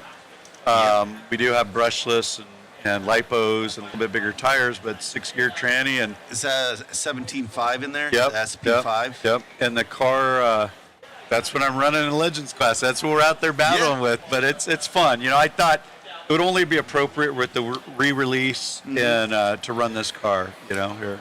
I mean, this is truly. So, is this kit your re-release, or is this another? Some of it is new stuff, some of it's old stuff. This is actually Dirk Anderson's car. He built it, let me run the car, but it's a car that he had ran for a while. Okay. So I did some tweaking on it here. We limited the travel, bumped up the dampening, and went through the differential and things like that. But basically, it's that car. And this is a mix of old new parts. It had the old front arms on. This is the new front arms off the new car. One of the guys was testing my car before I got here and broke an arm, and we didn't have any spares. So. Oh, no. But it's still the old rear arms, original towers, original hubs. We do have CVDs in there. Yes. But it's original tranny, the original gears inside the tranny. Really? Yeah. Oh. Yeah, pretty crazy, and it's holding up. It's the whole. It's funny. I started a little section of parts. I broke a spindle here. Yep. But I mean, I hit that pole wide open, and I think we've all broken a spindle. I have to do this upgrade right here. It helps to pop. Yeah, that's the one that pops off. Yep. So that definitely helps. But otherwise, I broke the plastic on a spindle, but it was an original spindle, 1985 spindle, and I broke a wing. Otherwise, I haven't so far. Wait a second. Yeah. Haven't broke anything else. So staying strong. It's been good. Yeah. That is so cool. So let's kind of work backwards here. So what brought you to this event? Because you've been involved in and out of RC for years and years past your Team Associated days and your Lowe's days. Yeah. Had a company, a couple companies, I believe, and I saw you come back for the SEMA show when they had the full-scale RC10. Yes, yeah. That thing was so cool. When did you pick up a radio again since the Jam and 8 scale days? What was the gap there from? Well, I've still, after the Jam and 8 scale day, I mean, RC, it's like a drug, man. Once you do it, it's in your blood. And, I mean, all these guys out here, most of them are our age or a little younger and been doing this forever. But, I mean, for me, I would quit, and then I'd maybe, get the niche, go race once in a while, but never really serious. But the problem is if you've ever done something at a top level, you can't just go do it. You can't just build it simple. It takes a while to build the car, and you want to be prepared. And so I haven't ran a lot over the years, but I still was running when the indoor track was still open, OCRC in Orange County. Once in a while, I'd go down there at night, and race. Had some buddies to hang out with, 8-scale electric. Okay. And nowadays, I've ran, probably this year, I ran 2 or 3 times an 8-scale electric buggy. I ran a race in Norco, and then I ran once or twice out at Huckleberry. Okay. Yeah, RC track out in Orange County, I think it was California. But I teamed back up with Associated, and they asked me to be a part of this deal when they wanted to do this re-release, and we started talking at not last year's SEMA, the SEMA show the year before, 2023. The original release of the full scale. Yeah. And so we started working on stuff then, and the car went well. It was released I think mid last year, towards the end of third quarter last year. So and I did really well. And everybody. I mean, people build 2 versions of the RC10 when they build it. They build the box art one, or they build this one. Yeah. You see other ones here and there, but that's basically it. Yeah, and you know what? I was a little afraid for them because they released the clear car, then they released the anniversary car, and then they were talking to me about this, and I didn't know if it was a smart thing to do because I didn't see if there was a lot of value in having my car. I wasn't sure about that, but one thing I was very specific on is I wanted it to be my car. I wanted it. Yep. A lot of my original sponsors. I wanted not to look pretty. I wanted the black wheels and the white wheels, and we did that for function back then. There was a reason we did that. And I think the guys that are true to the vintage stuff would appreciate that. Absolutely. And so when we came to agreement and they did it, it did very well. And I was honored, and now I'm on their advisory board, and we're working with them on some other things. So, but my heart's been with them. That's where I started as a kid. They put me on the map.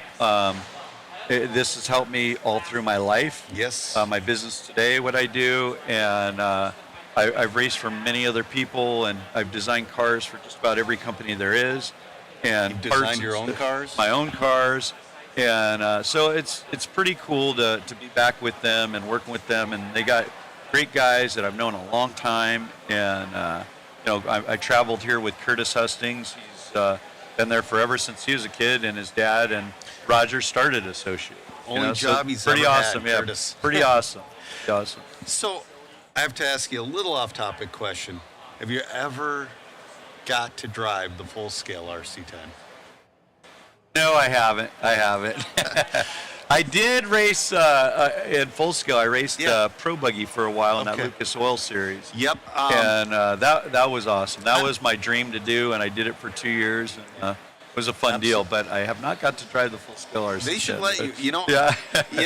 I never had anything like the Lucas Pro Buggies, but I did have a Volkswagen Sandrail. Yep. And, it reminded me. It had a full body on it. Yep. And it reminded me a lot of this RC10. Yep.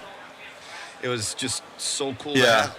I don't know. I'm a little rough on equipment. I don't know if they'd let me drive the full-scale RC10. Well, might come back not looking so pretty. You would definitely see what it has under the hood. Yeah. So moving backwards a little bit. So you've been in the movie business for how many? 38 years or so. 38 years. Yeah. You've been in the movie business.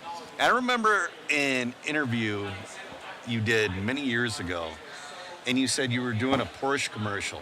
And they're like, be careful of our $200,000 Porsche. And you're like, be careful of my $1 million camera. Heck with your $2,000 or $200,000 Porsche. Actually, it was an AutoZone commercial. Okay. And we were filming at Jesse James' private garage. He was licensed to do the AutoZone stuff. When he was still doing Monster Garage? Yeah, when it was in, they didn't film, I don't think, in his personal garage. It was across the street from West Coast Choppers. And, Long Beach. Yep. But, so we were filming there, and he had his private car collection. It was like the backdrop of the scene for the AutoZone deal. And we had our camera car, which when we have it there, the camera car is not cheap, but the equipment that, I don't own that equipment, but the equipment that's on it, the remote heads and the camera and the lens, the focus motors and all that, it's expensive stuff. And the lady's like, you can't get by this car. It's, I think it was $375,000. It's like, who cares? And she's all, you touch this, it's $375. And at that time, I think we had a Panavision Millennium, and I think camera, and I think it had to be insured for like $1 million or something. Wow. So, I'm all, trust me, I don't want to hit that car. No. It's bad for all of us. So what got you into the movie business? Because, I know you, back in the day, actually, first off, how did you get into RC? Because we all know the story about you being really good friends with, like, Gil Jr. and the Ranch Pit Shop and all that stuff. How did you get into RC? It was way before that. Way before that, So really? I was about 12 years old. Okay. My first RC car was a Tamiya Rough Rider. I saw that on TV. And I'm sorry if I'm boring some of you because you've probably heard this story 100 times. Sorry, I know. But anyway, Tamiya had a commercial on TV back then. It was a Tamiya Rough Rider, and I saw that over and over. My dad had a real off-road car and had a Volkswagen front end. And it just looked realistic, this car. And so I wanted one. My parents got me one for Christmas, and that was a major gift for me for Christmas. But they didn't have the money to get me radio gear or any of that, So I still mowed lawns and did my paper out, and I could afford radio gear and got it all together, and I didn't know positive and negative, and I put it all together and melted the thing down. And they had that waterproof like radio box, and I melted that down, and so then my dad goes, "Oh, these RC cars," and so then I worked hard, got new equipment, and took it down to the local hobby shop, and they helped me get it going, and I had built a little track in the backyard, and it was only like a foot wide because how it was on the commercial with flags. Yep. So when I got it down, I get there and I drive it, and good luck keeping that in that little scale track, But so that was my first car, and then that kind of got sidelined for a while. I lost interest, but I wasn't into racing. It was just more playing. Yeah. And then, I've told this story several times too, but I used to go to the library, and there was a plane magazine. There was no RC car magazines. There was a plane magazine at the time. Yep. That Gene Hustings, owner of Associated, wrote an article in on cars once a month, and it was just a little half-page to quarter-page little blip on racing going on locally. So was that the 12i era? 12E, I believe. Oh, 12E? Yeah, 12E. RC 100 or 300? Probably 300, I think. Okay. But I'm like, man, they race these things, and these guys go all over the world. And this is cool. And so I'd always, you really couldn't find that magazine anywhere, but the library had it. You couldn't check it out, but you had to read it there. Yep. So every time it came out, I'd ride my bike down there and read this magazine. And so then, they're coming out, it was the 12E, they're coming out with that car, and I'm like, okay, and I'm working hard, trying to save money, and again, I don't know, maybe 13 at the time, and I went to the hobby shop to buy one, had the money, I thought, and go to the hobby shop to buy one. They didn't have the kit, but they had the parts, so I bought every part off the wall. Oh, you went the expensive route. Yeah, and I didn't know any better. Yep. And it was mainly a hobby shop for planes, Chuck's Hobby Shop in Hawthorne, California, and they weren't going to get any more kits, and so they had the parts, and so I bought one of everything, and then I would ride my bike to the library. I'd make, this is pre-cell phone and all that, so I'd make little sketches how it goes together, go home, and I built the thing. And the funny part of it is I went to a race. My dad went with me. It was in Culver City. It was a parking lot race, and it was production back then, so you had to run ball bearing or bushings, not ball bearings. Okay. And I ran the race and qualified so in the main event. You had speed control or resistors. I'm sorry. The wipers. Yeah. So the wiper arm overthrew and stuck wide open. Oh no. And I actually was stuck full throttle. And I won the race, and after the race was over, I couldn't stop, and they're yelling at me to stop, and I couldn't stop. Like, I can't. So they grabbed my car, and they're like, "So how did you, win with your throttle stuck wide open because you made the corners and all this, and the car shouldn't have done that, right?" No. Well, what happened was I put it together wrong. I put the front and the right front end pieces on backwards, so it shortened the wheelbase like a half inch. Okay. So the car would just turn on a dime, And I didn't know that. But that's the only reason it turned good. It was interesting, That was your first accidental innovation. Yeah, accidental innovation, and it was illegal. Actually, I think Really? I got disqualified, because it wasn't production. It wasn't the right wheelbase. So Oh, no. it actually was production. You just put it together. Yeah. Exactly. Yeah. So then, what got you to? Because when the Losies owned the ranch pit shop, weren't they the third owners? Second or third owners? Yeah, I believe it was. I'm not sure on that. If it was Thorpe, Okay. it was Thorpe Raceway. Then I think it was them, and that was it. There might have been someone before John Thorpe. We were working with Losies, running the ranch for a while too. So. Gotcha. So you get into on-road. Now, what got you from that 12E that you built with parts and not a kit to racing off-road and meeting like Gil Jr., Gil Sr., all those guys? Well, I think on-road, I only knew about on-road because that was what was in the magazine. Yeah, and I thought of on-road of like Formula One of RCs. You know what I'm saying? And but my heart was with off-road. I always thought they were cooler, and we were off-road guys. You know. But they started racing at Ascot by my house in Gardena, California. So we'd go down there and watch, and that's actually how I met Eustace Moore. Okay. At that time, I didn't even have a car, and we'd go down there and watch, and Eustace won everything. And you kind of watch him, but we were there one night, and that's when the Cox Scorpion came out, which was a Kyosho car in Japan. Here was Cox Scorpion. Yep. But it wasn't released here. Okay. There was a guy there that traveled to Japan, bought one. There was no parts here, so he had it on the hood of his car for sale for like $50. And we bought the car, and then by then I was in metal shop in high school, and I made parts for it, made stronger arms, made all kinds of parts. And we started racing with it and doing pretty decent. And then John Goodbangin, JG Manufacturing, that sticker on the hood of this car and also the bumper. He was making bumpers and Nerf bars, and he started helping pay my entries. And I think back then we were racing at Great Western Hobbies.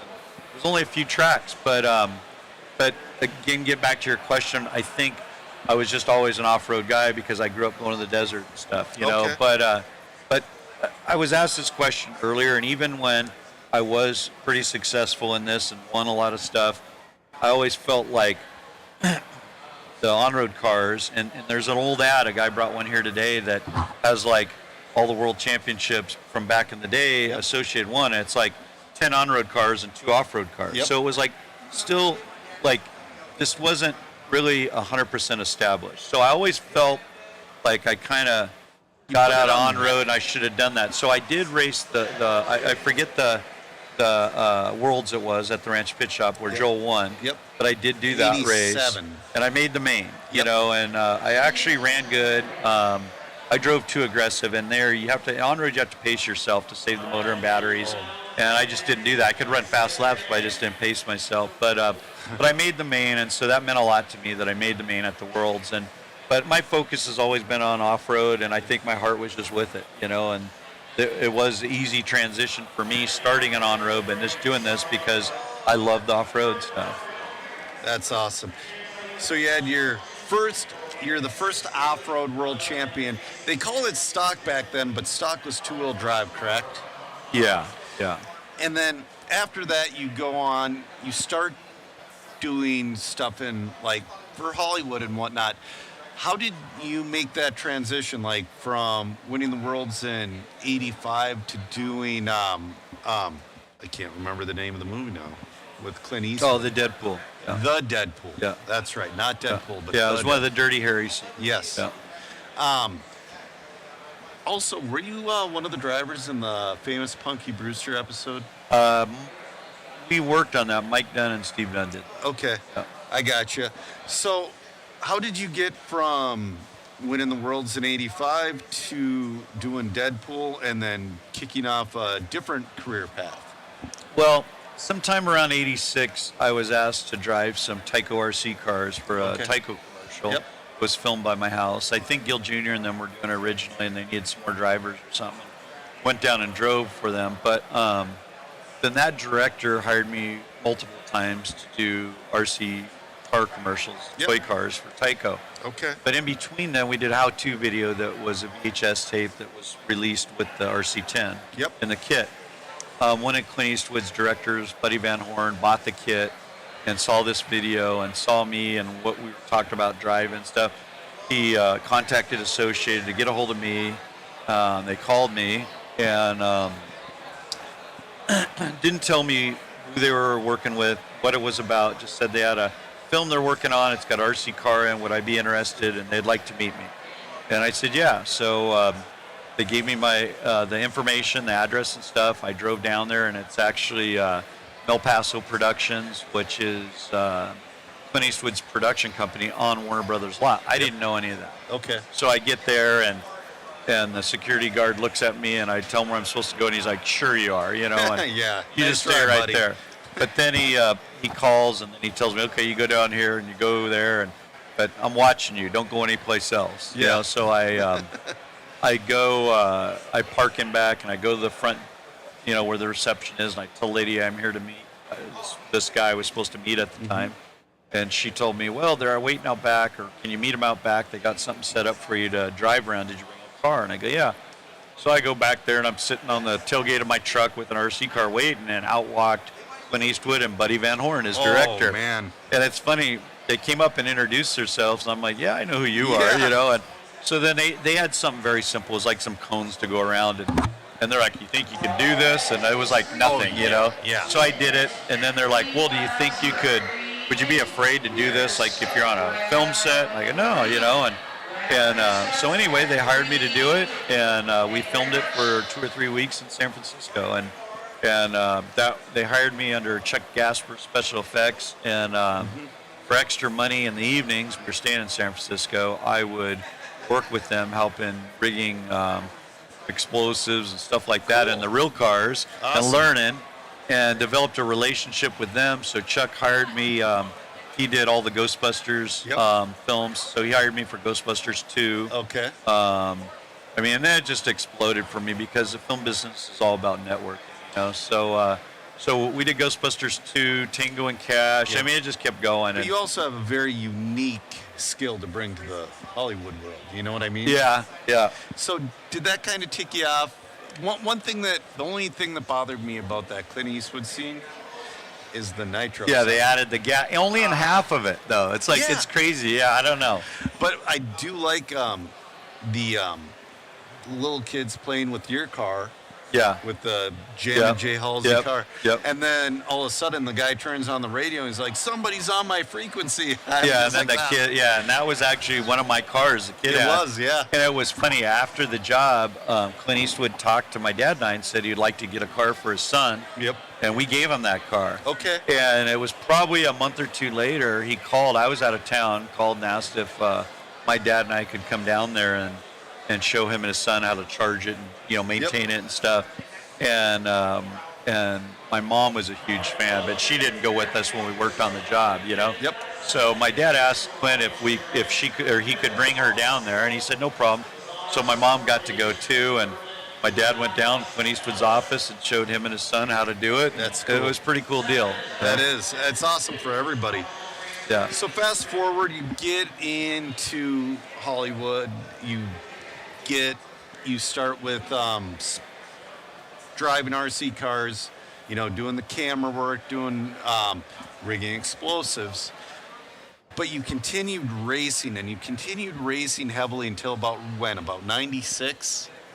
I don't even think that late. I got married in 93. Okay. I started focusing on some other things. Yeah, and that's I would say 94, 95, I was kind of done. And I think a big mistake a lot of people make in this sport, there's very few, I mean, there's people like Ryan Mayfield have done this forever, and they're still winning. And I think you could, if you're like Ryan, you could do this quite a while, but it's something I did for so long, and I was traveling so much. Yeah. And when you're young, it's really cool to travel all over, but I mean, I lived out of a suitcase, and I didn't get to do the things that my friends did. I didn't go to prom. I didn't do any of that. Yeah.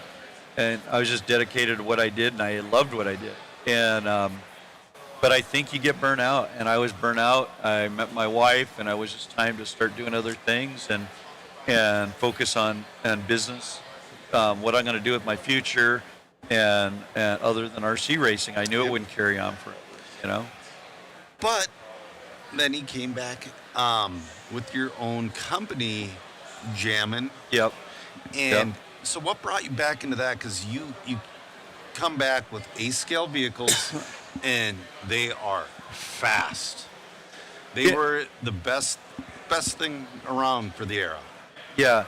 Well, I dabbled in the business again a few times, and have my own parts line, doing a few things. And then I started making some tires and wheels. I was making those out of the U.S. and Taiwan. Okay. And Dave Morales, owner of OPNA, we were friends. Okay. And so I was importing them, but I was using his warehouse to land them there. Nice. And then we'd pick them up and ship them out of our place. Yep. But we could go on the same containers and everything. It was just more affordable. Yep.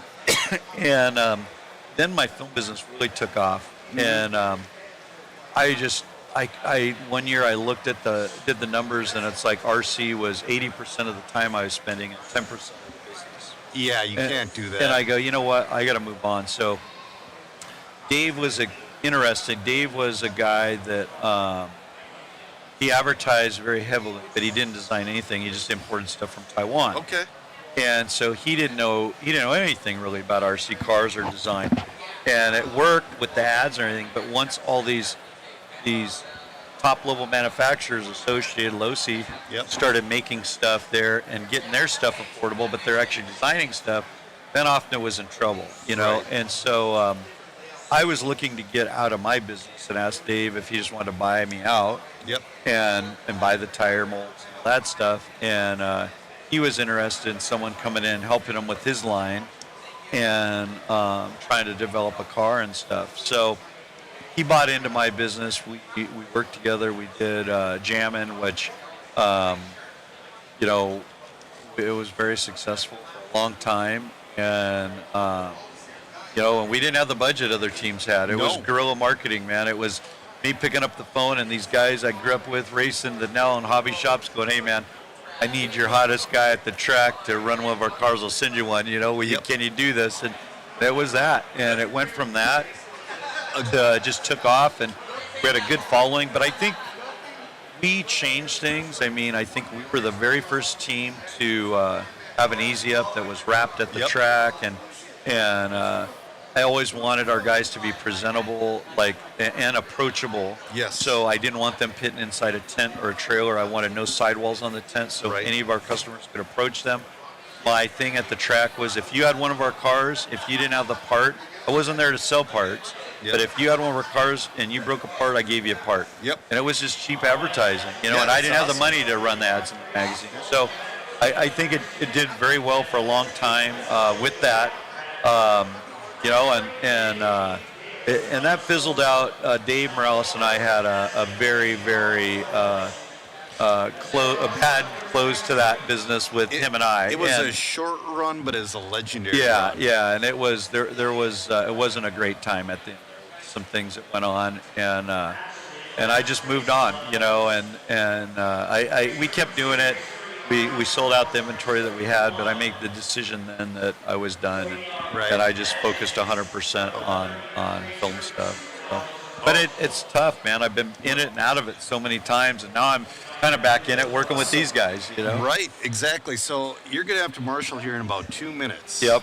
So I got 2 more questions for you quick. What's your proudest moment of RC?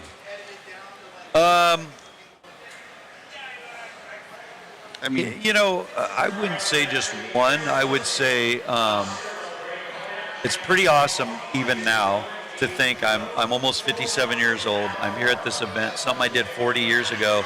People are coming up asking me to sign their cars. I'm very humbled by it, and it's just hard to believe. That doesn't even seem like me, that, you know, the kid on that box back then. But I mean, the worlds that I won back then could have been anybody. It was me, you know, and it changed my life. And so I mean, that was a great moment. But I mean, in RC, I had a lot of great times. I met just fabulous people worldwide, and still friends with so many people worldwide that they treat me like family. I treat them like family. So I can't say any one time. You know, I mean, every time's been great. This event has been awesome. Yes. It really opened my eyes, and I did not believe it would be this big, and I think they did a first-class job. And this is an awesome event. 150 entries. Yeah. That is crazy. Yeah. Yeah. I mean, this is a one-of-a-kind event, too. Yeah. So, all right, well, I really appreciate you coming to the booth. One more question. What does the future of racing hold for Jay Halsey?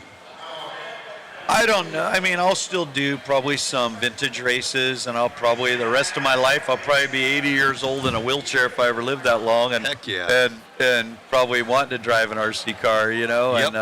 And I think that, you know, we'll see how it goes. You know, I'm working with an associate right now on a couple little things, but nothing major. But I don't know. I don't know how far it's going to go. That's awesome. You got to take a rip in that dune buggy. Yeah. Jay, it was a pleasure meeting you and thank talking you. to you. I appreciate it. Thank you. I know I took up a lot of your time, but no, it I was appreciate awesome. it. Thank you. Thank you. Have Thank a good you. one. All right, guys, we're getting back to racing here. Be careful of that edge.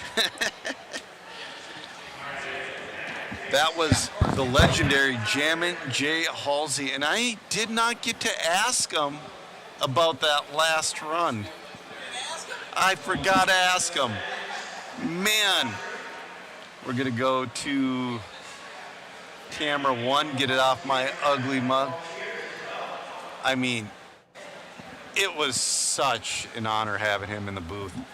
You know, he had I want to say he probably had one of the first Photoshop ads in all the magazines with they full scaled the RC10 and they had the trophy girl and it was jamming in a fire suit. It was awesome. Sorry about that, cameraman Chris. I put my ears back on. We're back racing. I'm gonna be in race number 4.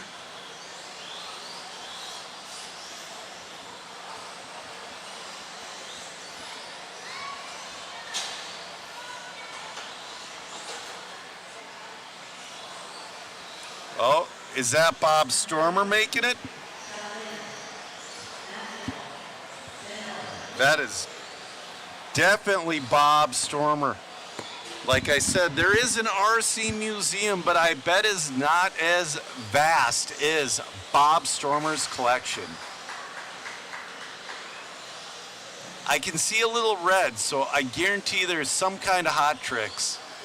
The red is a dead giveaway. It looks like he's going out on old tires. He's getting around not bad. Super skinny front wheel. The Miklos has a good point. He says, after holding Jam and Jay's car, don't ever wash your hands again. I kind of have to agree with that one. All right, we're off and running. We're back on race number 1, heat number 1 of the Dragon Punch 2-wheel drive classic. I heard a hard motor plate hit. Scott's going to be Mike Kirby's going to be your early leader on a pace of 11.527. Not a bad start for Mike Kirby. Mr. K&K. Oh, we got Matt Skipple, the one behind Bob. Oh, but he bobbles. But Bob's out there turning laps. He's got those NiCad batteries ripping. You know, I think we need to have a race between Bob and Jason. They have the most classic cars out there.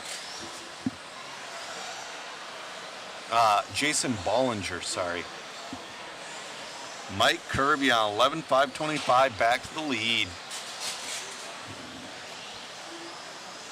Rogue Racing, you are correct. Dragon Punch does make some nice stuff. I got some of their ball studs earlier. They adding that little 2mm hex steel makes all the difference in the world.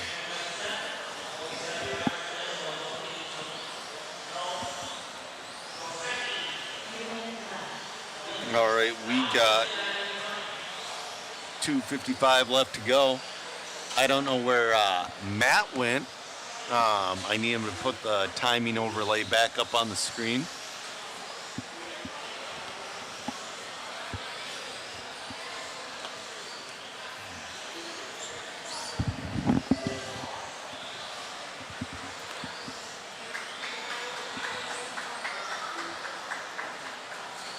Matt Skipple back to the lead. Matt Skipple and Mike Kirby have been going back and forth. Ben Ellis is in there as well. Oh, going down that dreaded hill. Oh, man. And that paint where he's running is definitely slippery. All right, we're going to see who takes the lead. This Matt Skipple's on a long, long lap. Oh, looks like Ben Ellis is to the lead. Ben Ellis is behind him. It's one of those orange cars. I'm guessing it's the one driving the line pretty darn well.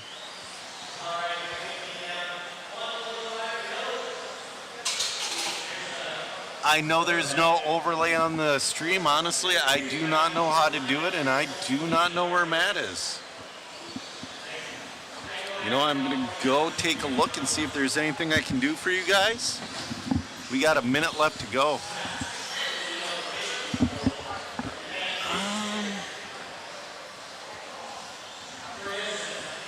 1 second.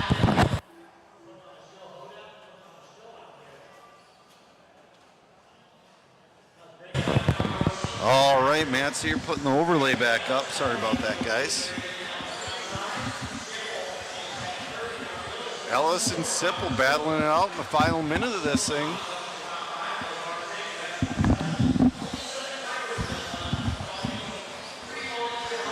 So we will be racing until about 8 o'clock Eastern. Oof. Unfortunately, I think I'm going to miss a casino party. I think I'm going to run to Burger King or McDonald's or something along those lines.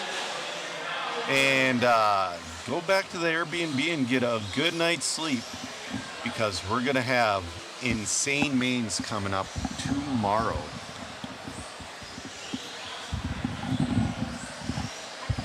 We got Ben Ellis here, leader on 11.520. He's putting down a run.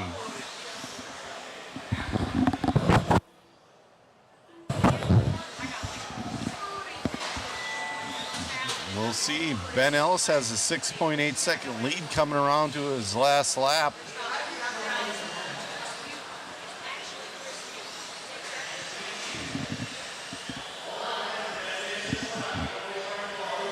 Ben Ellis hit and done, wins with oh, nice jump over. Wins with 11.515. People are still finishing. Bob Stormer finishes one. Bob Stormer got a 9-lap run. Matt Sipple with the 10.505. Will Harris, 10.521. Waiting on Daniel West. Mike Kirby broke. Well, Stormer finished one. Good on him.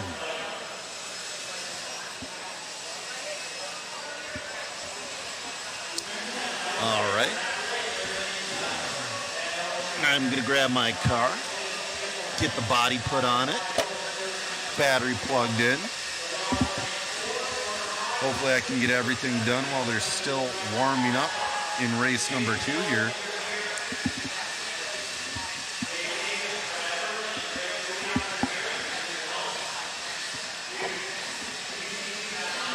Yeah. The chat says push buttons until it's fixed. I don't think Matt would be too happy with me. Better off just calling Matt. But yeah, he got her fixed for us.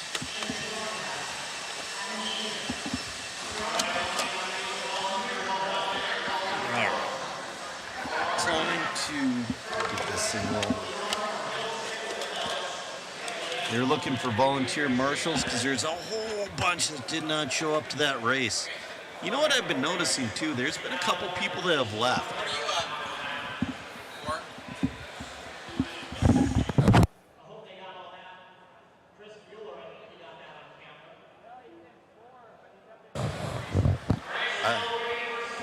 I hope.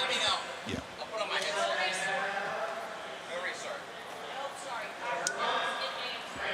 All right, no resort, so I'm still in race number 4. No need to rush. I need to put down a run here, guys. First run, I popped a ball cup. Second run, I got unlucky with traffic and I crashed a little bit myself. So, oh man, the spotty clip isn't going on.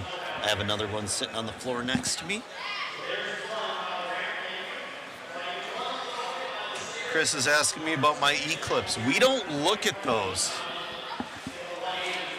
If you start looking at E-clips, they start falling out.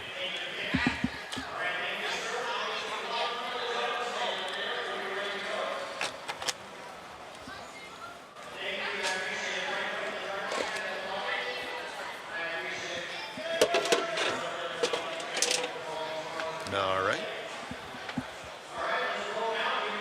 We're rolling them out. Warming up.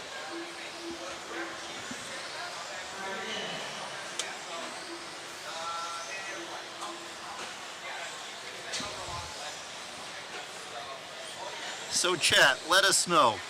What's been your favorite part of the event so far? I don't know. One of my favorite two interviews I've done with Jay Halsey and Stinky Pinky. Actually, I did one with Ledger yesterday as well. And it's like, oh my, holy crap. Because, I mean, those are the guys.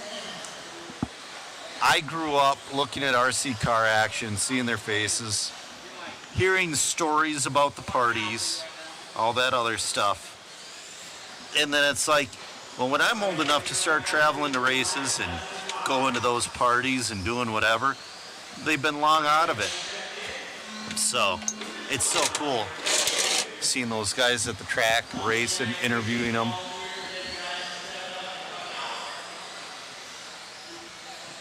Rattlesnaker says the Jay interview, just the old stories. It's great. Yeah, man. We all have a million stories. I do have a podcast I tell a lot of my stories on called Ran Out of Talent. We try to do it every other week, but we're going to go on a 3-week run, 3 weeks off this time because next week, the mod crew is going to be in Muscatine, Iowa at Island Speedway for the Huddy race. Ooh, DeVito, your early leader on 11.503. A little bit of a bobble coming down the stairs. Oh, helping out somebody that was stuck. It's going to be a little long lap for DeVito. Yeah, DeVito lost his wing. That car is not going to jump for anything. So it's going to be Winskill, your leader. Tyler Winskill on 11.520. Nick on 11.522. Pat on 11.524. 3:30 left to go.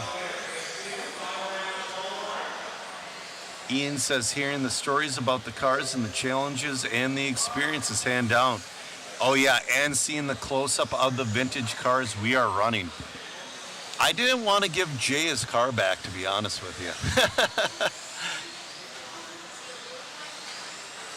Chris is asking me if I asked about Ghostbusters. You know, we touched on Ghostbusters too, but I don't think I was supposed to take a half hour with the guy. But I took a half hour with the guy and I filled it with as much as I could. And I never thought I would fanboy out. I couldn't help it.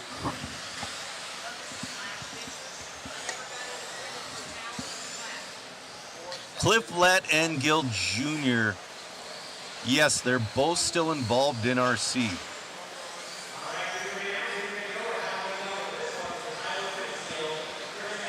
Yep, Cliff Lett still works at Associated and Junior works at Horizon. Thanks for subbing to the podcast. I appreciate it.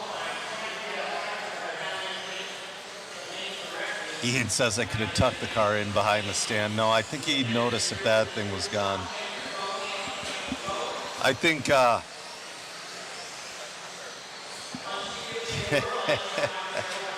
2:05 left to go. Tyler Winskill on 11.516, putting down a run. It's about bottom of the B, top of the C. You know, that's kind of where I'm shooting for myself.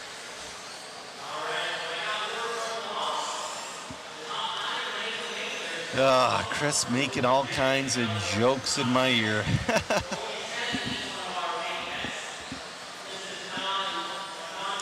Yeah, you know, Murillo, I didn't take the body off. I was kind of looking under there, and, you know, he had a pretty cool setup.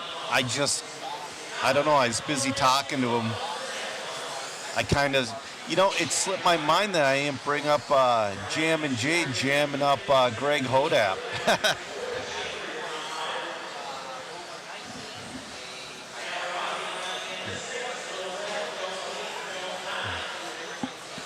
F.E. Boat saying he needs some 10-scale Losi re-releases. Everybody's been begging for it, and, you know, they need to strike while this iron is hot. There will always be a fairly large vintage community, but I think we're in a time in history to where we're in the right time. We got 35 seconds left to go. They need to come out with the JRX2, and they need to come out with the double X and the double XT.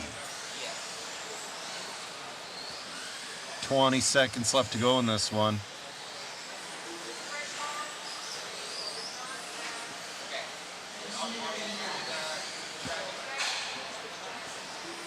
Ten seconds. Looks like Windskill's gonna finish with a fairly good run, 11.514.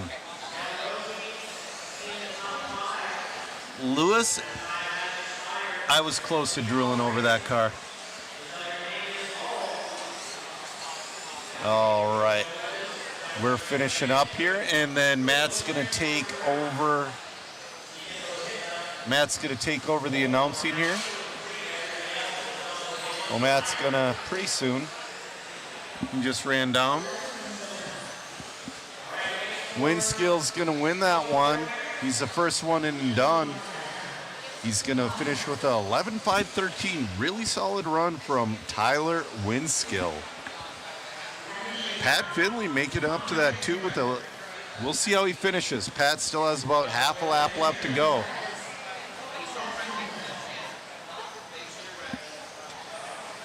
Pat Finley finishes 11.524. Frank with a 10.506. Great run from those guys. All right. While they're blowing the track up, I'm going to hand this back over to Matt Olson. What's happening, guys? Joe's got races to win right now. Thank you all for tuning in. Much appreciated. See if we can maybe, I'm going to run to the restroom real quick, guys, and see if we can maybe get Clayton in here, Roar President. Also, I'm just here to beat Dirk.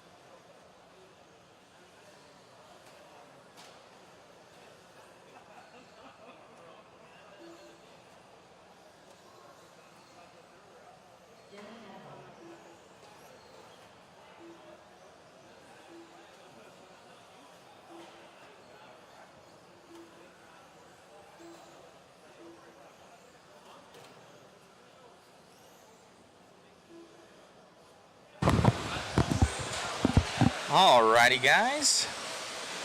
I have somebody pretty cool with me here. It's not cool. It's just normal.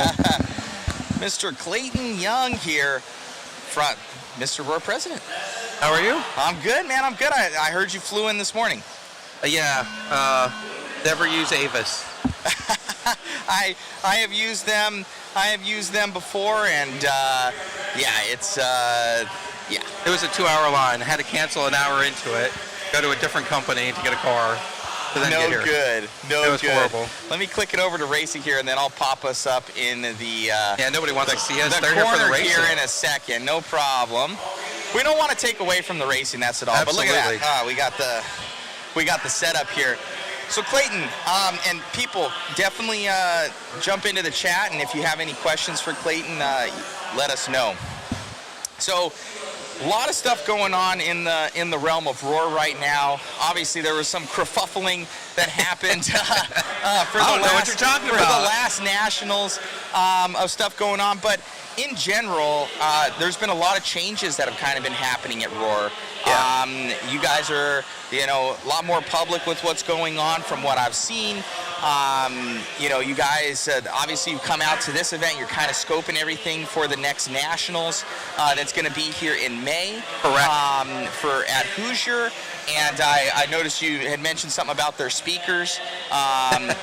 So just kind of checking it out. But I don't know if you've been here before. What's your initial impressions? Initial impressions is it's really cool. It's a very large facility. I have not been here before. I think there's one speaker that's low right now, but that's easily fixed. Right now, the entries are low, so we need people to make sure they register before the race.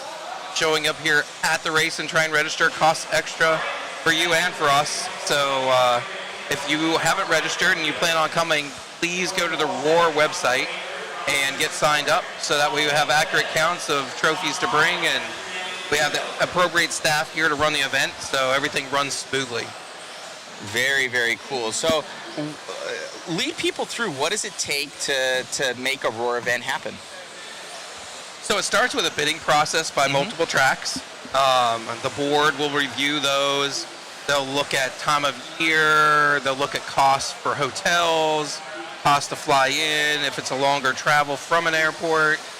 And then they'll make a decision based on all those factors. Is the track held big events before? Is it feasible for the racers? Is it going to cost them a ton of money? Then once we pick the track, then it's working with the track to figure out the right time of year for them and for that discipline. Not all disciplines are year-round. Carpet on-road for on-road racing is typically in the winter, not in the summer. And dirt off-road for 10 scale is turning out to be more and more indoors, so it can kind of go whenever. Yeah, so there's a couple main tracks around. What kind of drew you guys to Hoosier? One, we hadn't been here before. Okay. So that was a draw. They are one of the bigger race building facilities in the country. They put on good shows. There's not typically drama. It's close to Louisville Airport. The prices aren't crazy for hotels. It checked a lot of the boxes. Driver stand nice, has a ramp up, stairs down, so it's not ADHD compliant, but it's enough that if somebody has a wheelchair or walker, they can get up and down the ramp really easy and not holding it back from anybody else that wants to run. The board was happy to not have to go to one of the same old tracks that we normally go to, and it's really a great facility. Yeah, no, it's the Henleys have put in a huge amount of work into this facility. We were here when it was much smaller. For people that are out there, the whole left-hand side was actually the hobby shop. The hobby shop started at the Clash of Champions and the JConcepts pole right there. That was the hobby shop, so the track was that much shorter. And the driver's stand wasn't there. And they've really grown this facility, and then they knocked out this whole wall. They got this whole section on the right-hand side of us, and to host that many more people. So world-class facility. They have tons of pit space. World-class facility out here at Hoosier, and it's been fun. We've covered a lot of events here and have a very good relationship. Yeah, a lot of the stuff you guys are doing for coverage has been great. You guys got the photographer that's down there. Got pictures that anybody can come grab. It's a whole show, not just we try cover the race kind of thing. There's more to it. We really try. So we have a good crew. So like you said, we have Jason down below. He's bar none the best in the industry. I really don't care who else is out there. No bias there. I'm not being He is really good. with it. He is the best, and he's been doing this for a long time. And everybody else, like you'll see with other guys, they'll copy his setup. You know, they're like, what is he using? What's going on? What are your settings? But he's got such an eye for it, and he's really good. And I consider him like our other half of our media crew, because I just thought before, we do the live and everything. When we did the Worlds in 2023 at Hobby Action, and I had been friends with Jason, I worked with him at the magazine, and I was like, we now have the budget. We're not making much. It's about $100 a day for you. We had a huge crew out there. And I was like, dude, you want to make $0, but I can get you out here and feed you. And he's like, dude, done.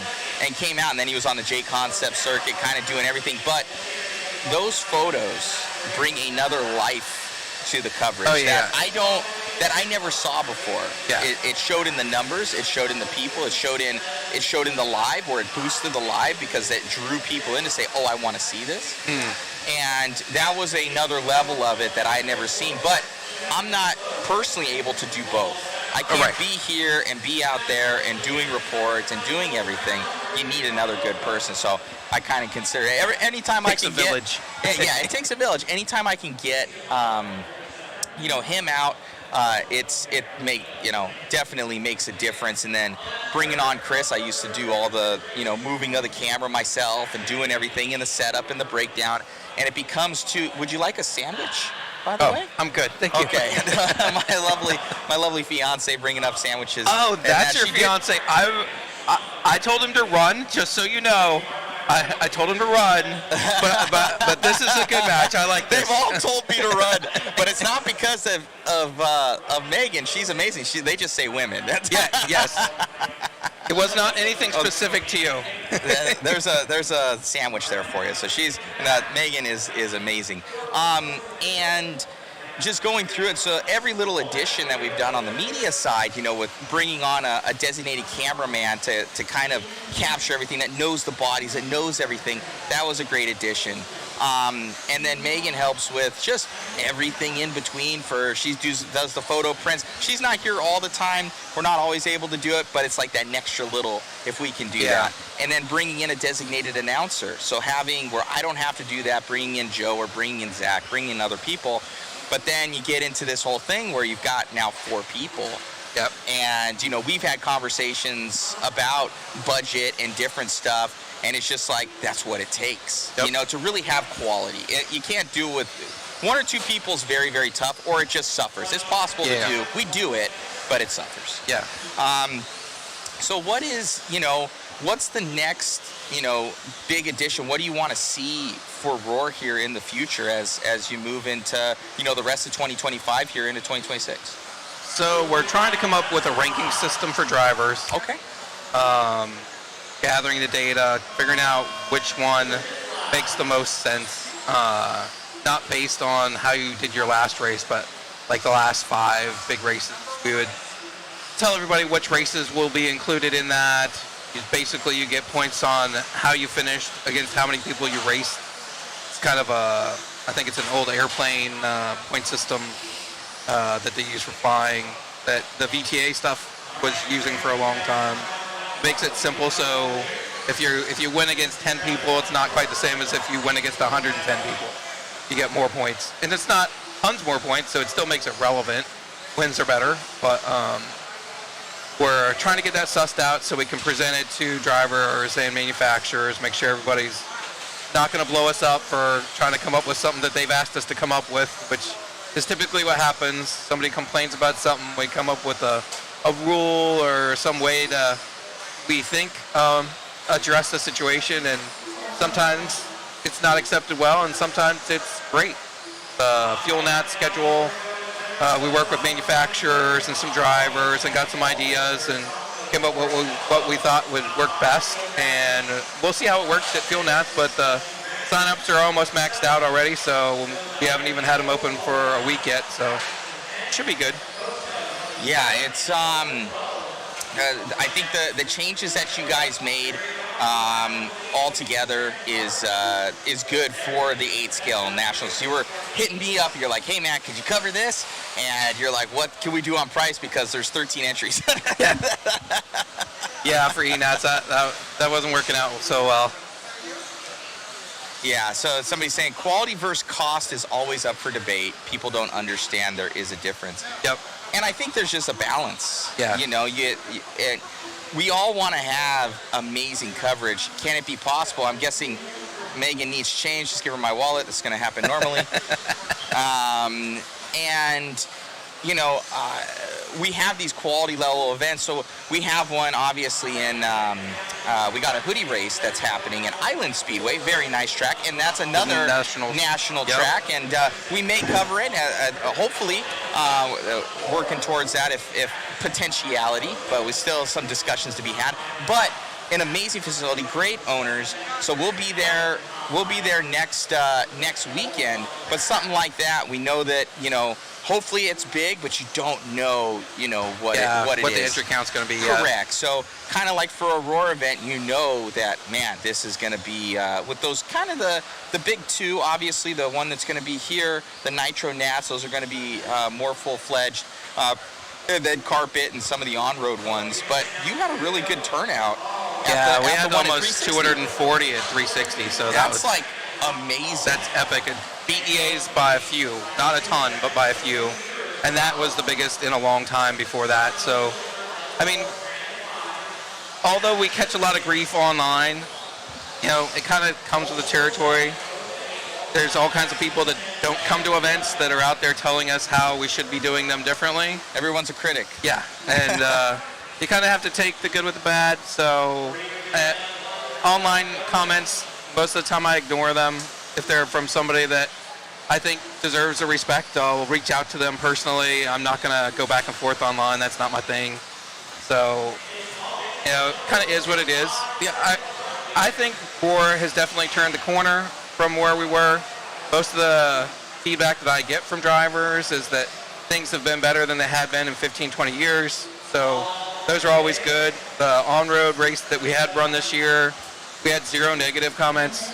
Like at least 30 to 40 people came up and said this was great. They hadn't raced in 10, 15 years, and the way the event was run, how smooth things went, and how tech was run, they felt everything was fair.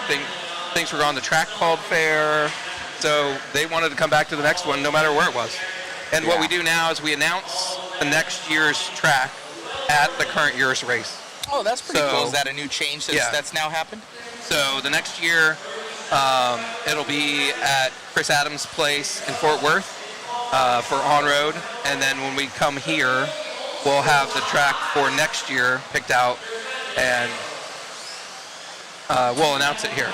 So how do these tracks reach out? What's the process if they want to be a national track? What are the qualifications? So first you have to be a Roar track. That's kind of a given. Mm-hmm. And then we like to see that you've held big events in the past. And then we kind of, again, look at where is the track? Where is the airport that people are going to fly into? How much is the average hotel price in the area? Time of year. Some of these tracks, like Beach RC was in Myrtle Beach, and having it during the summer would have been killer. So we had it before the summer, so the hotel costs weren't so bad. A lot of that gets factored in, and then the board members just vote on what they think will be best. Got it. And what does, for those people out there, why would they attend a Roar event? So you attend a Roar event to race the most fair racing in the world, bar none. Everything's checked. Sure, every car isn't checked for every run, but every motor's checked before it goes on the track. All batteries and bodies, anything that is supposed to be tech, they can bring it up to the race or to the tech beforehand, or it'll be checked as you come through. And it's on the racers, make sure their stuff's legal. Because we're trying to get out of the business of everybody standing in a line for 3 hours to come check a battery that 25,000 people are running. Like, okay, it's on the list. Why do I have to go get a sticker on it, stand and waste my track time, or whatever, my prep time kind of deal. And Roar races qualify you for Worlds events? Yes. Yeah. The only way to get to Worlds is to go through Roar. Got it. There is not another way to get to Worlds unless you go through a different block, which is possible. There are people that have multiple status in multiple countries, but the only way to get to Worlds is to go through Roar, and the only way to get to be qualified to go race the Worlds, guaranteed spot, is to win or to be an A main driver at a national. Got it. And the rest will resume. That's an NE scale. That's how it works. 8 scale, 10 scale, on-road, off-road. The A main drivers from whatever event is our nationals. Those are qualified drivers that get invites to go to Worlds. Everybody else is at the mercy of their resume when we have open spots. Got it. And do you send out those things beforehand? Do people already sign up and they know that they're in? How does that all work? Do you guys We send out invites. They get emailed from their entry for nationals. We'll use those emails and send them invites 6 months, 9 months in advance. Okay. I know the off-road ones already went out and their time for resubmittal has closed. So now we're doing resumes for Worlds. And then we'll take those resumes and fill spots that didn't get filled by the people that were pre-qualified. When it's not in the United States, we typically get 30 spots because all the blocks get 30, and then they use the last 20 or whatever to fill up from people who've won previous world championships or some block that needed an extra few or whatever. Got it. Well, every Worlds is pretty much a Worlds year. Now for 10th scale, are you going to be at the 10th scale Worlds in Australia? Probably not. Okay. I don't know that I have enough time to be able to fly out to Australia and do all of our national events. Got it. Do It you takes a have lot a more time normal off. job? Yes. Oh, I did not know that. Yeah, I thought President you were just, pays 0. I thought you were just individually rich or something like that. I'm like, this guy's retired. I knew you're in the military. Thank you for your service. So I just thought, you're retired, you know. No, I got a 9-to-5 job. I write software. Have fun doing it. But to do this takes time off. That's why I'm here only on the weekend.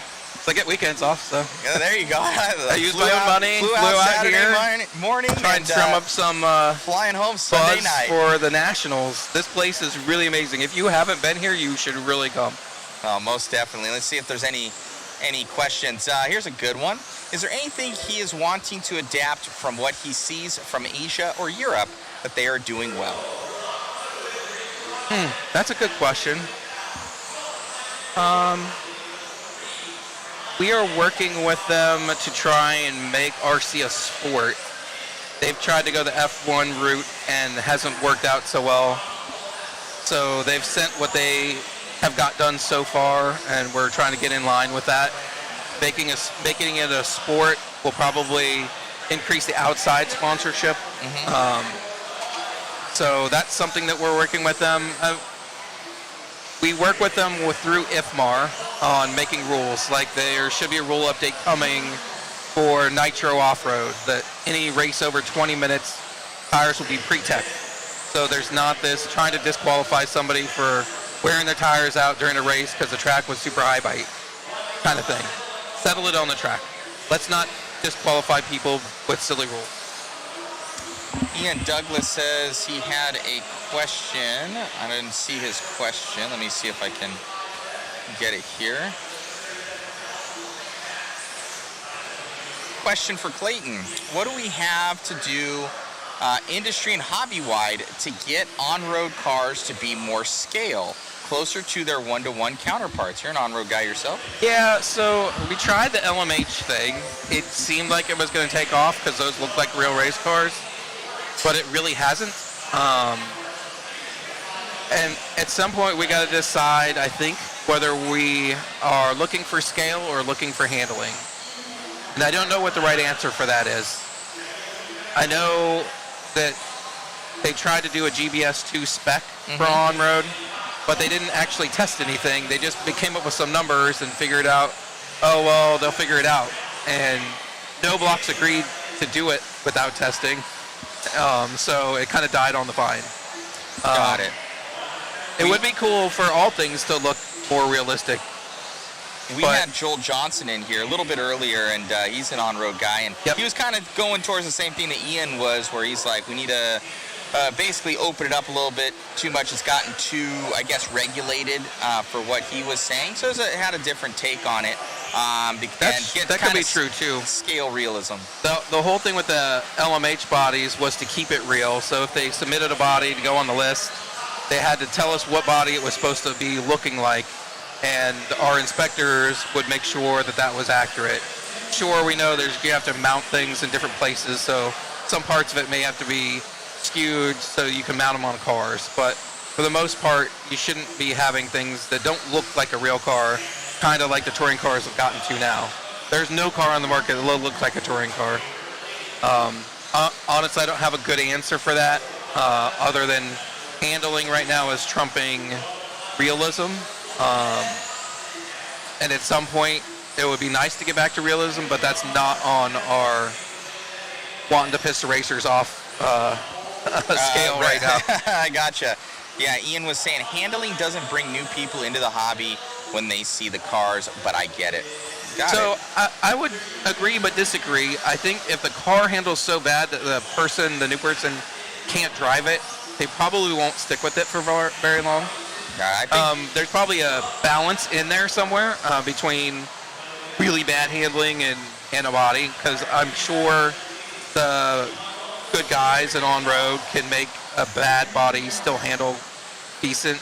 I know Mike G had done some testing with the old Stratus or something, and he really didn't have a hard time with the body because on carpet, there's tons of grip. So the grip's all in the car. It's not a chassis kind of thing, so got it. It's not as bad. Here was another question, and to beat an old horse or something like that, something with truggies. Can we get truggies to look like trucks again? So what I thought I had heard like that. I think it was Brent Densford had mentioned something. We're getting it back to where it's going to be the truggy body and not the bruggy body. Where is the talks with Roar right now? Is that going to happen, or are the bruggy bodies here to stay? So all the bodies are being submitted right now. The manufacturers did not want to go back to an over-the-shocks truggy body. Okay. The sales numbers didn't look good when you compare the old-style truggy versus the bruggy body. That real people aren't buying them, so it's hard to force them to go back. The only way to probably make a truck happen is to make it a truck class and not a truggy, because a lot of these classes were made out of no rules. It was just it's always been a truggy, which is a stretched out buggy kind of deal. So there was never a rule that said they had to look like trucks. So it's hard to put them in a box after they've done all this development and made these things to handle the way they do. Sorry, we're gonna make your car slip in the air or whatever. And that's kind of what Ian's going back to here and talking about it and what you were saying is handling versus scale realism.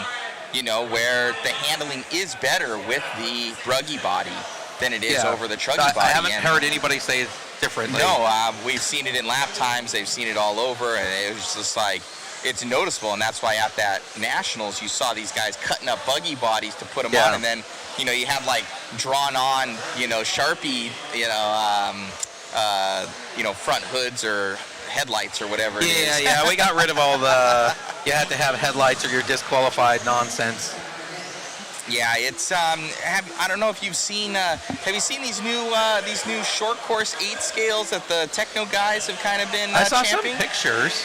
Yeah, it looks pretty cool. I haven't seen one on a track yet, but it looks pretty cool. They fully cover the wheels. They look like a short course 8 scale, it's right? a short course 8 scale. Yeah, and they're pretty cool. They're taking the Techno truck and they have amalgamation of their their short course and then their truggy and their buggy, and they're basically taking all three and they're putting them together. And there's a nitro short course and things ripping, and they have an electric version. So especially with these manufacturers, I think other than Techno, they're kind of the only ones with the short course anymore, and that class has been dying faster and faster, especially 4-wheel drive short course. Yeah, all the short course classes have been dying.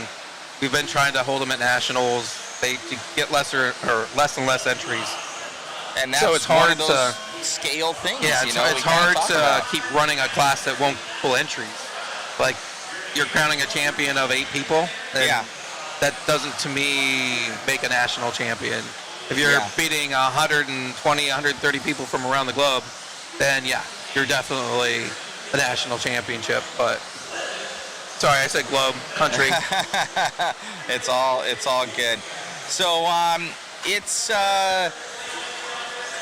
what's gonna go on now? We have the new Nitro Nats. That's now the 8-scale Nats. What differences do you see that could potentially happen? And I know you only increased it by, I think, 100 or 150 entries, something like that? Yeah, we increased it by 100. Okay. We increased the event by a day. Okay. Do you now think that you needed to maybe have more entries than that? Because usually you get 100 at, the normal 8-scale Nats, electric Nats, I should say, that's now discontinued. But a lot of these guys will be wanting to run it for more track time as well for the Nitro guys. So, possibly. We didn't see the entries come in and fill instantly for the electric. And if you just look at electric truggy and buggy for the ENATs, they didn't get 100 before. There was probably more like 60 or 70. So the fact that we were bringing in 100-something entries, taking a little away from fuel truggy, because fuel truggy doesn't typically fill up anyway, and taking the ideas from manufacturers as for what the number should be, it's worked out well for what we've got. Again, we're in the 400s. We're not quite at the 450, and that'll give us a good benchmark of what they want to run, because every class was left open. We had internal numbers of what we wanted to see for each class, but the whole idea was to let it be natural in what people wanted to run. We did have a little problem at the beginning where they could only enter for 3 classes at a time. A lot of people figured out, do the 4th one separate, then we fixed the website, and it all works good now. But I think going forward, we're just going to continue with the same way we do every national, which is look at what the numbers were, look at what the trends are, talk to the manufacturers, talk to the drivers, and do what's best for everything going forward with all that input. Got it. So, yeah, it sounds like you guys have your plate full with a lot of these nationals, on the way. How many more are there? And I know there was like a possible 8-scale on-road Nitro one, but it wasn't sure. Is that kind of we're still talking to right a couple of the Florida tracks about an on-road 8-scale Nitro National. We did add the Canadian Nationals, which are 8-scale off-road. They'll be in July. They'll be a little bit different than the Nitro Nationals at Thornhill in that all the semi-drivers from our typical Nationals qualify at their race. It'll just be the finalists that qualify, and any Roar member can go up to Canada just like any Canadian can come down to ours. It gives them a couple chances to get those automatic invites. Got it. Let's see. Ian saying, appreciate the thoughtful responses either way. Thank you, guys. Ian was also saying, that's why the Tamiya classes are been so popular. They handle like poop and are fun. I think there's people that know how to make those Tamiyas not handle like poop. Yeah, they're pretty cool. Manny Flores is really good at making a Tamiya handle like a touring car. I don't know all his secrets for sure, but his cars handle very well. They got the voodoo tricks. So what's some maybe new things down the pipeline that people can look forward to? You were saying about potentiality of the rankings. I know we had talked before. We might have something to help you out with rcgarage.info, where we have a lot of that database already, but I think it's more so where you have to be a Roar member, and there's some other stipulations that you wanted. So our Roar, it would be a Roar ranking system, and it would be based on your membership being current, and you'll be on that list. If your membership falls out, then you'll get dropped off the list until you sign back up. So that would be a benefit of being a Roar member, essentially. Yeah, and I get it. Members want more money or more for what they're being given now. Yeah, you're paying $40. You're helping the sport, but what else? What else is there? And Lance was working on some outside discounts before he stepped away, so we'll have to take the ball and keep going with that. We were supposed to have a motor forum the last week, but I wasn't paying attention to what the days were that he had suggested, so we posted or sent out an email recently to any motor manufacturers for electric side, trying to do it for the 1st of April, Tuesday at 8 a.m. or 8 p.m. Sorry. So check your inboxes and respond if that doesn't work. Otherwise, we'll set up that Google invite and get that sent out. Very, very cool. So, shifting gears a little bit, what do you think about this vintage race? It's probably the most hyped event, and honestly, probably one of the best events of the year. Yeah, the whole vintage scene I thought was old and not entertaining. But these races with these guys that have been world champions, national champions, and run this stuff and are running the same stuff that they ran back then, that's really cool. I wasn't really an RC racer till the last 8 or 10 years, so I looked at this stuff through Car Action magazines, but I don't have experience in it. But I think it's really cool. The way this event came together, the people that are here, everybody's having fun. There's close racing. It's great. Yeah, Dirk and Drew did an amazing job. They reached out to everybody. I was asking them, is this your first event that you put on? And they're like, yes. But they have been doing the groundwork, the promotion, getting the right people together, talking, and then, rest in peace to our good friend Brian Dunbar. He was reaching out to his, to Matt Francis and all the pros of old and the legends, and getting this together, and it kind of a perfect storm, I would say, for this event that they've created. They created this storm, and though I don't know, I hope we see a 2.0 of this, but is the vintage scale, I guess, is that going to take hold within the normal racing community in a day in and day out there at the normal tracks? What are your thoughts on that? I think it could. It really depends on, are all the manufacturers going to continue to produce these parts, or is this just a kind of a low-C NASCAR thing where everybody's really cool, it's really easy to get into, it's not super expensive from what I understand, like the cars are nowadays. So maybe this is how we get people to get back in the sport. That's kind of what I've liked about the low-C NASCAR stuff. Sure, it's not a roar class, but it's bring people to the track. Yeah, and then when those people come to the track, they get interested in racing something else. I race at some parking lot tracks in the Virginia area that are turning out over 100 entries on a Sunday. And they're only doing 2 qualifiers in the main, but it's kind of laid back. There's rules, but it's not super serious. Yeah, it's not super serious. And everybody's coming and having fun. And the guys that started with the Tamiya Tub classes, because they have a Tub class too, looks like Matt Francis is getting ready to run again. We got the legends out here. Well, we need to jump into this, I agree. And these guys. Clayton, thank you so much, sir, for being here. Thank you for having me. If we have another opportunity, we'll get you back in the booth. No worries. If not, I'll be marshalling. I appreciate you, my friend. Have a good one. Thank you so much. Clayton there, and we got some legends coming on up. I'll get Joe here in the booth. Thank you, Clayton.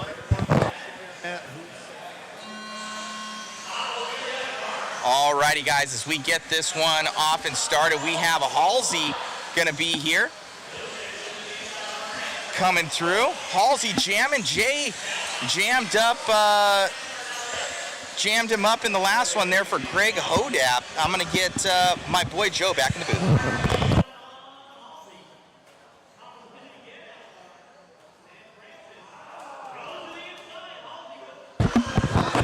Man, I think Clayton just took my sandwich. Just kidding. So we got Carnes, your leader, to the outside. Here comes Francis. Carnes throwing out his elbows.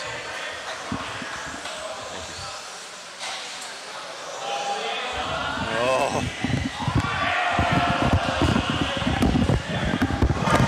All right, man, Carnes holding him off.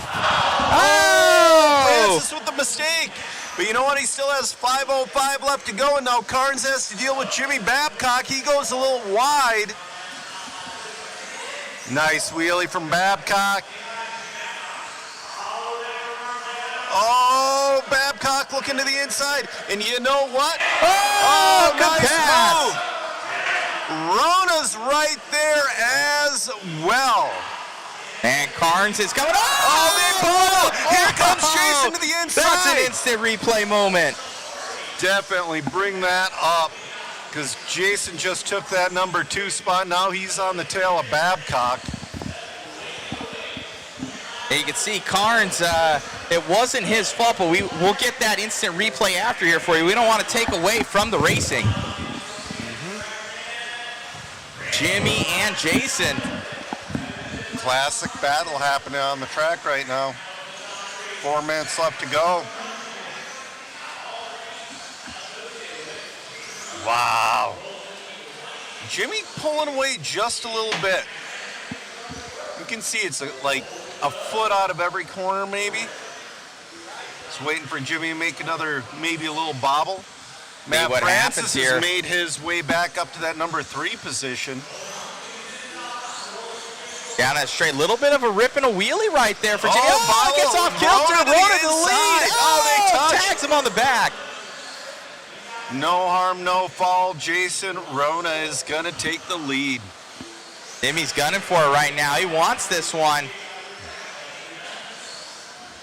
Oh, nose to tail. And I keep seeing Matt Francis in my peripheries.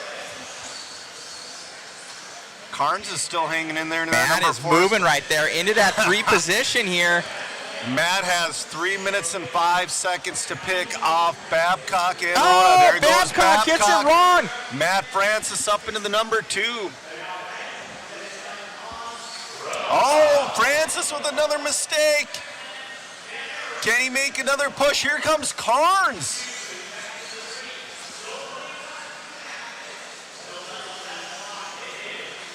Jason's sitting there in the lead thinking, what would Chuck Norris do at this point?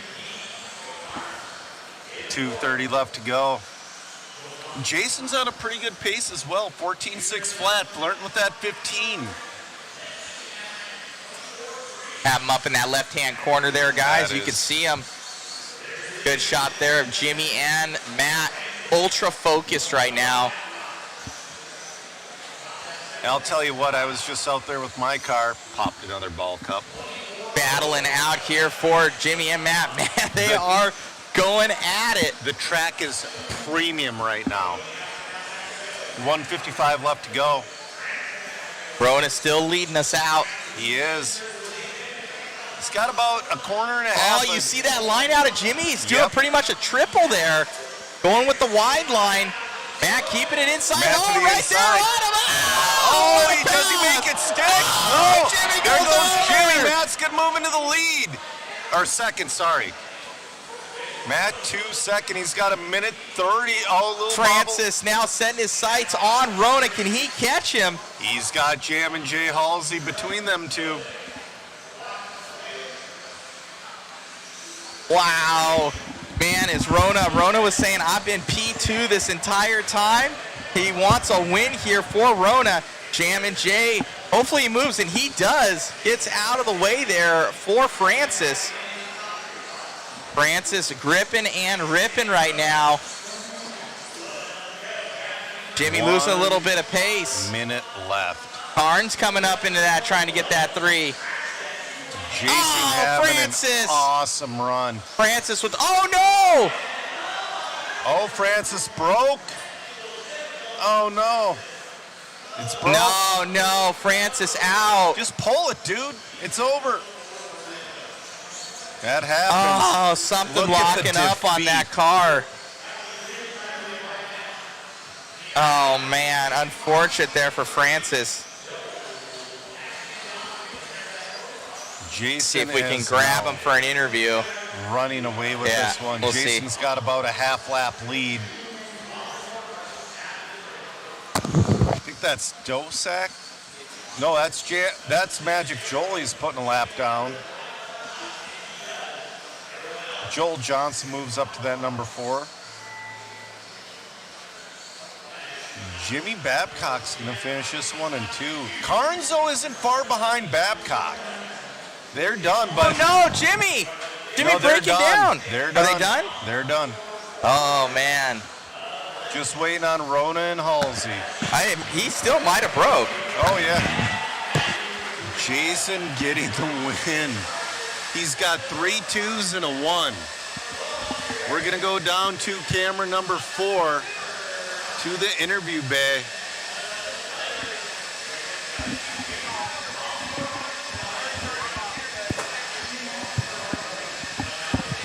You know what, guys? All these guys can still wheel.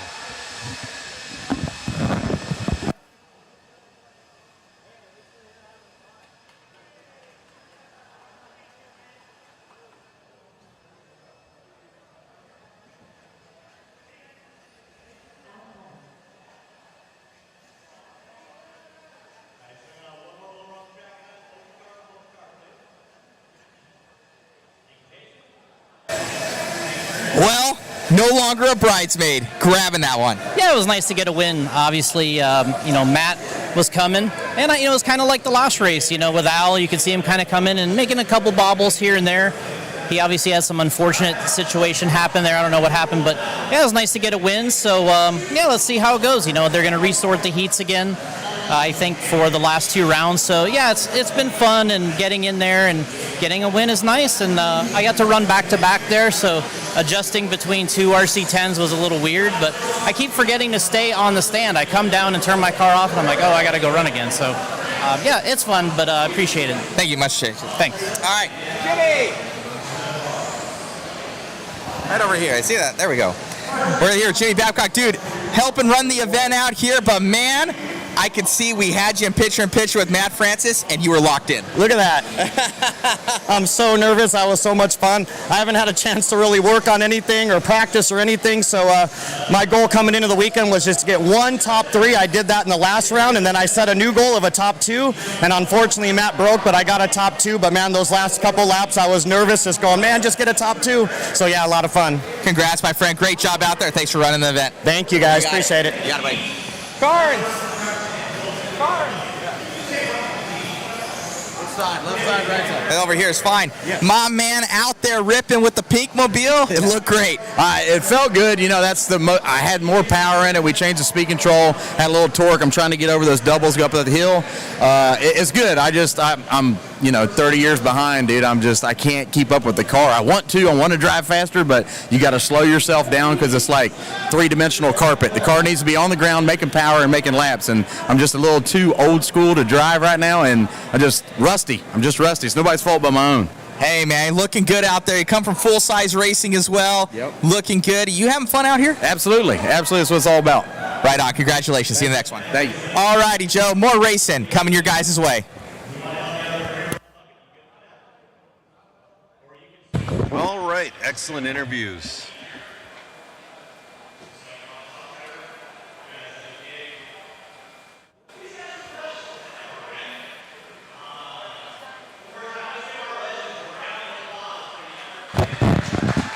What a race there. Wow. Check out that quick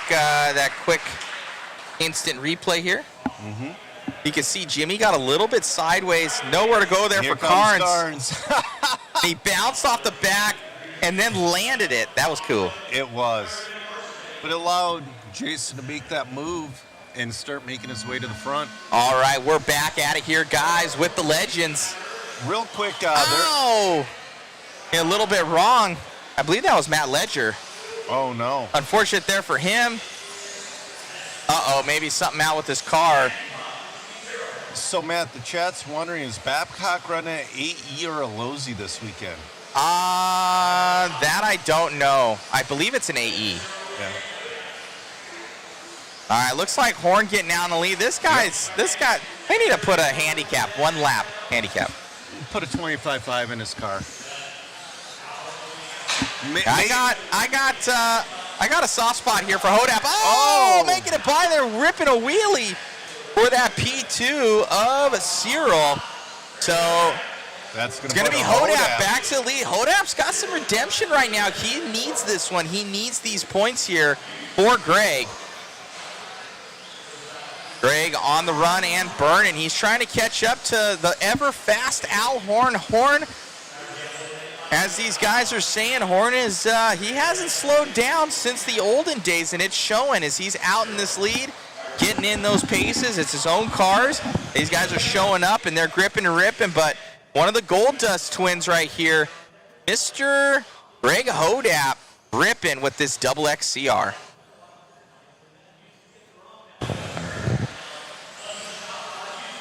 Al Horn just pulling away a little bit. Hodap with a little bit of a tube touch. Hodap has Josh Cyril on his back bumper.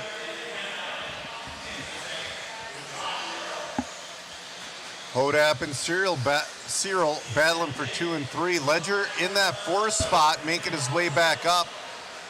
Hustings in the 5 and Moore in the 6. 4 minutes left to go.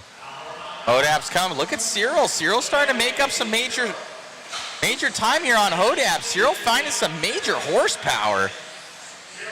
Whoa, he's on it.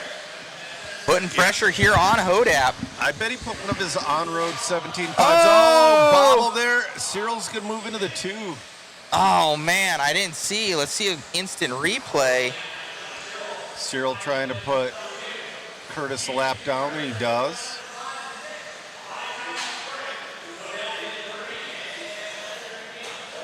Al just, you guys play back there. I'm going to run away. Oh, he ended up jumping on the inside of Eustace. Eustace was nowhere to go. Oh. And collected himself, so it's kind of on Hodap there. Absolutely. Oh, Cyril with the mistake. Here comes Hodap to the inside. Nice pass. We got a battle here for that P2 now. Hodap as Horn's gone. I think Al's going to sweep, but it's kind of a battle for number 2 overall right now. Oh, definitely. We have a lot of people in it. Oh, man. It's like Eustace popping a ball cup on his car. So speaking of ball cups, I gave my car to Dirk. I'm like, dude, can you please put a captured one on here? I don't have time to do it. He's like, I'm going to try. So that cost me a 12-lap run. And you know what, Matt? You have the nicest fiance because I was out there marshaling. Oh, to the inside nice here for Cyril. Trying, looking on Hodap right now. He's got it. He's just got a 2:15 to go. A good battle. Gets a little crossed up. Loose, puts it on its wheels. Cyril definitely finding some speed. Cyril going over. That's going to give Hodap the breathing room that he needs with that 2-wheel drive. Wow. But my transponder missed a lap, and Megan was nice enough to go talk to Jimmy for me while I was marshaling, and he put it back in. Wow. She knows it. She's on it. Yeah. Looks like that might be Ledger. Ledger's going to go up to the 3. That's going to be your battle right there for our cameraman. Down that straightaway here between Ledger and Cyril. Man. Oh, Cyril with another mistake there. Ledger going to go up to that 3. Good. 120 left to go. You know, Ledger picking his way through the field after a really rough start. Get on with our leader, Mr. Al Horn, checking out in this one.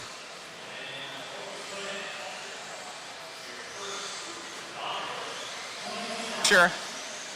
I think, is Al still running the B3? Yep, B3 in this one. Got it. And I think he's running the B5 in rear motor revival.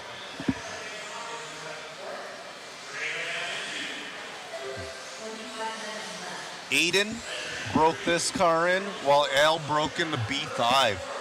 Man, oh man. So is Matt Francis on a B2 or is he on a B3 as well? It's got to be a B3. I mean, I think they put the B2 box art on it, but I personally would ask to be on a B3.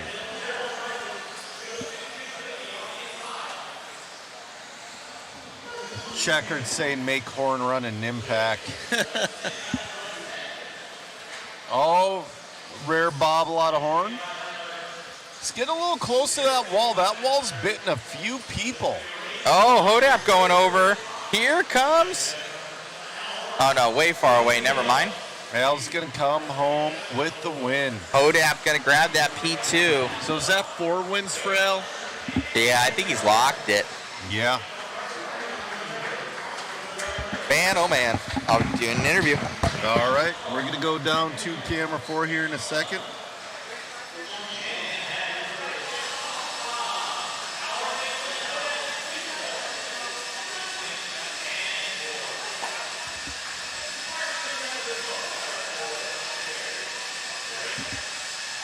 All right, we're going down to camera 4.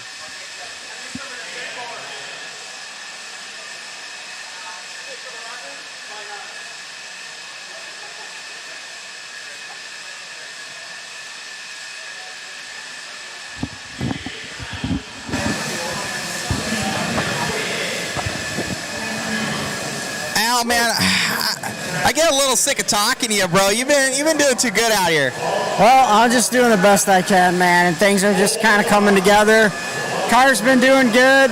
These guys are all awesome. You know, it's not easy, and I get nervous, and thank God it's just coming together. You're on it, man. The rest of these guys are saying, man, Al never stopped. And you didn't, and it shows. Congratulations on the run, making it happen, making it exciting. Thanks, Matt. You got it, buddy. Let's get great.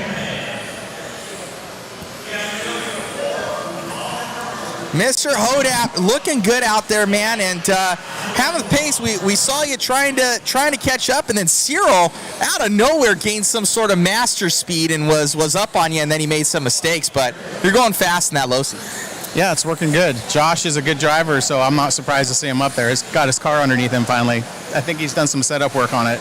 Most definitely. He's got some motor work in there. He ripped up on you. I'm like, oh, it's coming. Yeah. But little traction rolling here and there. You're showing the consistency. But looking at the car, it looks like you got some push in it. You're trying to break that thing loose. I went back to an older set of tires, which was probably a mistake. They were popping a little bit there in that run with the track being freshly glued, and I think I should have stuck with my fresher set. They carry more rolling speed and don't get stuck in the turn as much. That's what it was looking like, but we're looking forward to more Hodap speed out there. Congratulations. Thank you, Matt. You got it. All righty, Joe, back to you in the booth. All right, we're back to our normally scheduled program.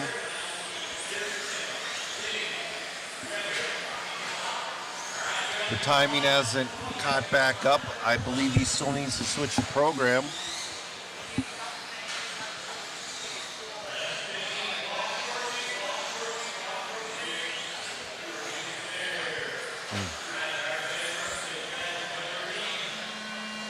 All right, we're off and running. This is your JC Racing rear motor revival. So this is like your B4, your B5, your XXX, what have you.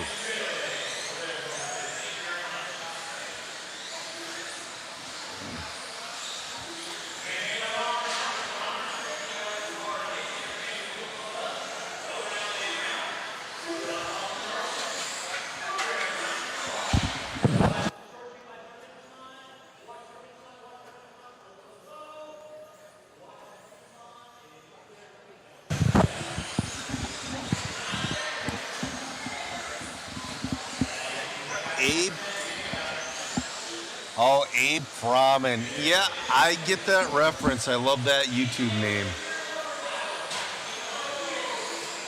Flashback. Oh, we got one that just hit a pole. It's still going. Abe Froman, the Ferris Bueller Day Off tribute. The Sausage King of Chicago.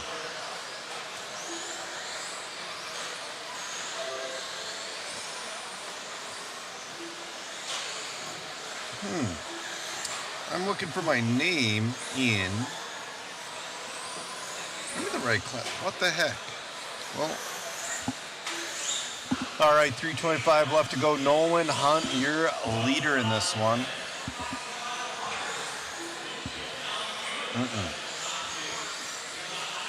Nolan, best lap 25.2, last lap 25.5 on a 12.507. McEwen moves into the lead.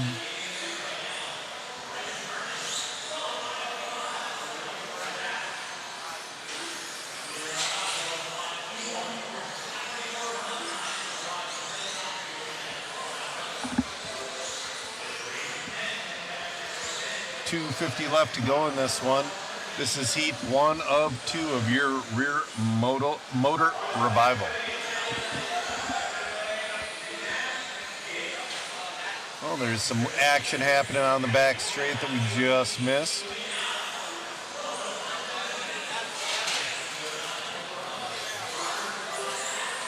We're following along with McEwen right now, our leader. Dave McEwen, 12.513 is his pace with Nolan Hanna on 12.517. John Broadhurst, 11.5 flat. Tony Hines, 11.5 flat. So we got good battles up front.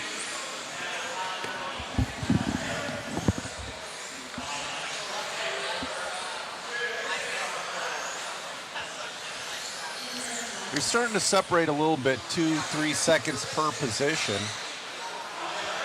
1:55 left to go.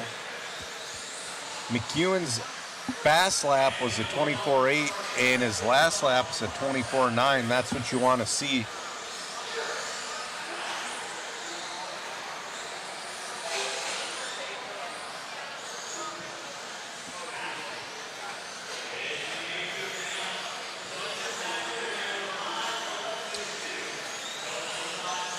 Oh man, I'm sitting 41 overall out of 67. Stinking ball cups, guys, stinking ball cups. I'm gonna be playing alphabet soup. Dave McEwen's not gonna be playing alphabet soup with a 12.510 pace. He is on fire. Coming up for an interview, Bob. Cool. Let me find the other. Pop on over. Matt Olson, do you have your ears on?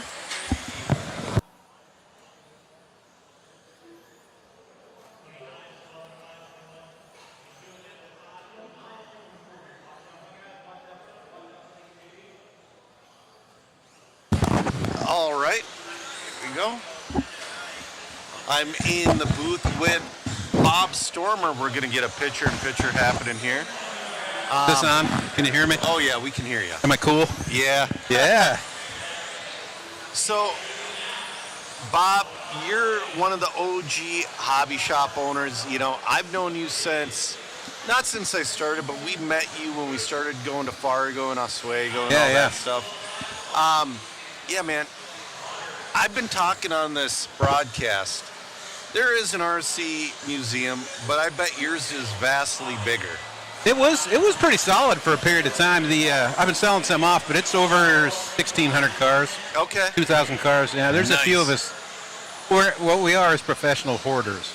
Well, yeah. I've come to grips with it, and I think I'm cool about it. In fact, I was a little worried that when we got here, somebody was going to announce, "Hey, lads, I see our wives are pulling up in the parking lot. I think we've been tricked into coming into an RC intervention. I suggest we hit the back door.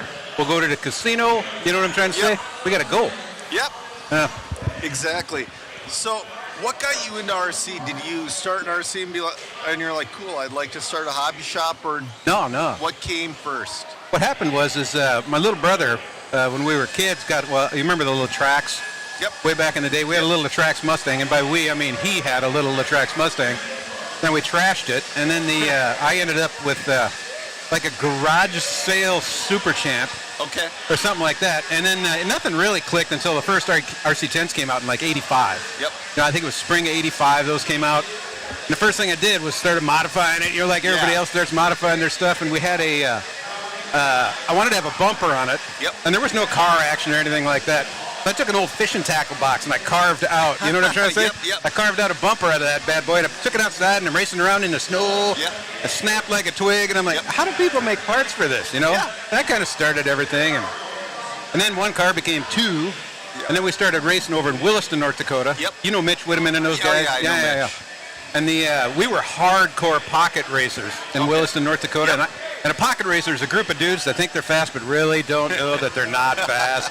And we were some hardcore pocket racers. We thought we were all that in a bag of chips. Yeah. And those dudes come over when the 12 scale hit our area around 87. Okay. And they put the beat down to us like it was a contest. Mitch went 10 laps up on us in the first heat. 10 laps in 12 scale. He was an A finalist for some 12 scale worlds. Did he make the show? I can't remember. It was one of them he did. It was Dutch. Wherever the Dutch one was. Yeah. Nah. Was that the one Yari? No, Yari. No, I don't think Yari ever went to that. No, Yari was a different one. Anyway, sorry. Yeah. Oh, no, it's no big. But it was, Mitch was so fast. Yeah. You know, and you've known him forever, and he's the epitome of a guy that can polish a turd. He is. Yeah, like he showed up one time, we were at a race, and he just messed around all weekend. And finally he went out there, and he's like, this chassis is like 4 thousandths too thin. I'm like, shut up with your chassis, 4 thousandths too thin. And he spent all night redoing it, put the car back out on the track, TQ'd, won. I'm like, get out of here with your 4 thousandths chassis. I don't want to hear about Here's the thing. He could have won without doing that. It's a mental thing. Yeah, and he could have, too. He was so fast. I last kicked his butt, I think, in 1987, the 12-hour. Did you ever go to that, the Minot 12-hour? I didn't go to the 12-hour. You know, I didn't start going to Minot until like the early 2000s. And the last time I went, you were there in the 2006. Yeah. I gave you, I had a bunch of original X-ray stuff in here. Like, I could use it because I couldn't. Yeah. Fun. Chicks dig it. Yeah, exactly. So what got you to start Stormer Hobbies? Because... Well, that was an accident. Really? Yeah. We were making parts. Stormer started out as like, I wanted to do what Eustace was doing. Yep. You know, making our own parts. So we started out with this 2-to-1 gear reduction, which was for a pan car. You could run on short track. Okay. So we started out with that, run on short track, and then that became a steering linkage. And then that became little shocks, and then Mike Stewart was doing some stuff, and that went off into Paragon stuff, and then we started making T-bars. And then then we made the 4-to-1 gear reduction for the Clodbuster for pulling. Okay. Yep. That started the whole thing. And then people are like, hey, man, listen, I'm buying this. Do you have this other thing? And I'm like, no, but I can get it for you. Yeah. And that's what started the whole thing. And pretty soon, like when it first started, you know, none of us are anything. No. You know, it's me and the wife, and we're at the kitchen table. We're bagging shrink wrap. Yep. And I'm like, whatever I can do. You know, my mom is there. She's putting body clips in a bag. What were you doing before? Because I've only known you as Bob Stormer from Stormer Hobbies. What was your profession for Stormer Hobbies? Before that? Yeah. I've been doing this since I was 19, 20 years old. But I did for a period of time, I worked in radio, KFYR, the best sound around, 95.9, ripping the rims and rocking the Rockies. I 100% see that. Yeah. That is awesome. And I did that up until I was about 20. Okay. And then my wife and I got married, and then I was a Pepsi man. Yep. Briefly in 83, 84, and we had a little potato chip company. Cool. And I came clean to Eustace today, too. I said, hey, man, you remember we were ordering for you guys back in like 84, 85? And you guys thought we were like a big store. I said, I was calling you from like a payphone next to an interstate. You know, I had this little piece of paper. I'm like, yeah, I'd like, can I get an MIP? And the cars are honking. Yep. And his people are like, I'm like, no, we're on the 4th floor of the building, you know, big time in it here. That was my part-time job, sitting at the kitchen table. And those were the days, man. Definitely, you know, and as a kid back then, looking at, I've said this a million times in this broadcast, but you and Tower Hobbies had the best hobby shop ads in like Car Action and whatnot. They were so good. Tower was so good. Yeah, you both were. Yeah, in the 90s we were killing it. And but those catalogs, people don't realize those are 400 to 700 hours of labor. Yep. And it was so much work, and I like doing it. We were writing editorials, and we were doing like magazine stuff, and yep. You know, we went to I think it was the 93 or 94 Richter show, and I took pictures of everybody. So there's pictures of Kent Clausen in there. That's awesome. Yeah, Gary Keyes is in there. He's old school as it gets, you know.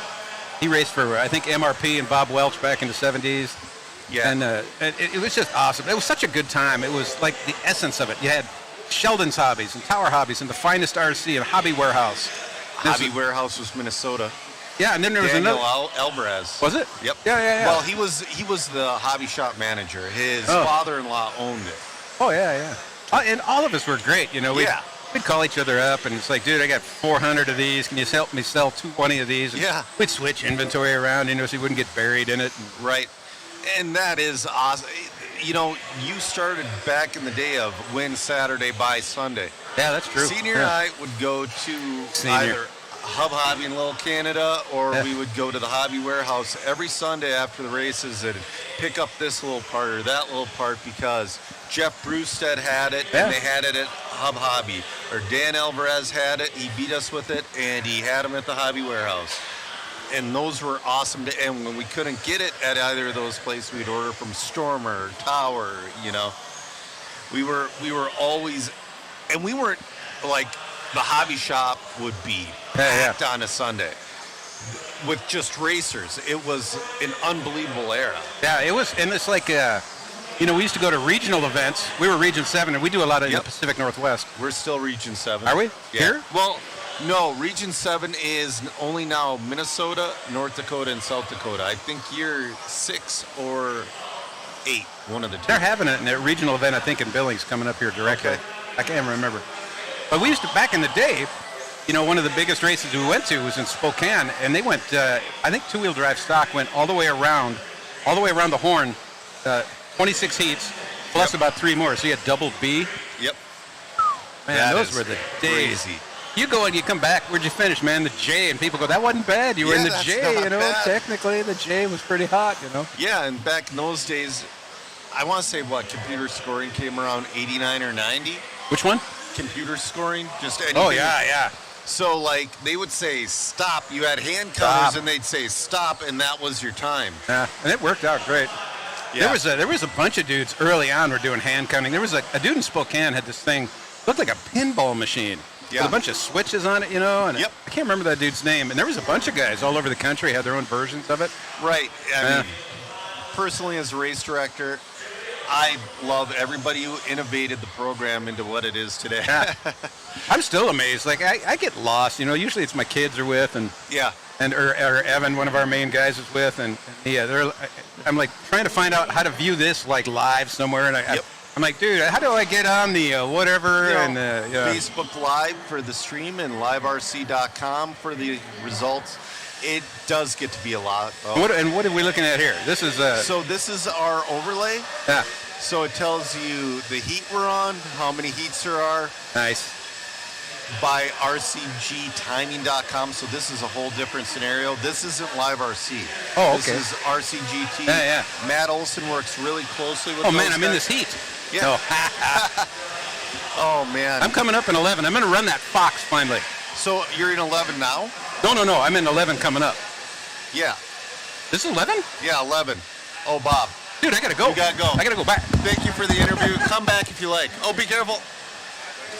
Oh, man. Oh, is he okay? He's okay. Oh, man, he's got to go run. I'm so sorry, Bob.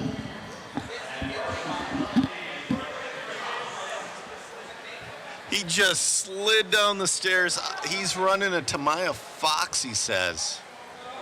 Man, I really hope he makes it. He's the type of guy that doesn't sauce tires, so he's just got to turn her on. And yeah, hopefully he charges or NiCads. They're not NIMs, they're NiCads. Yeah.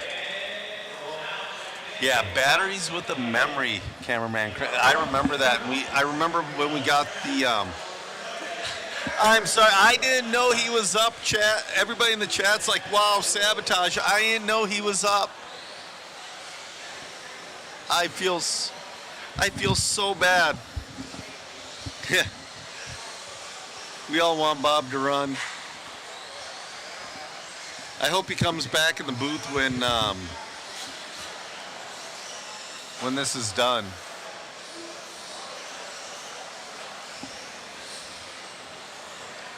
I've been racing with Bob Stormer for, man, a lot of years.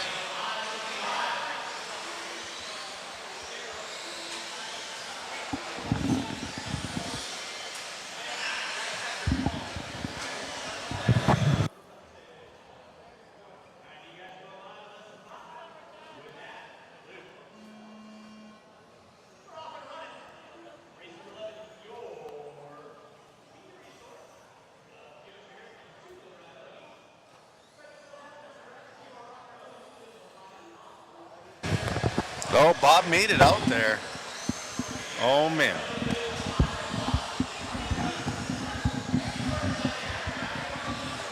Oh, he's going to get force started, but that's no big deal. He's only going to lose a few seconds.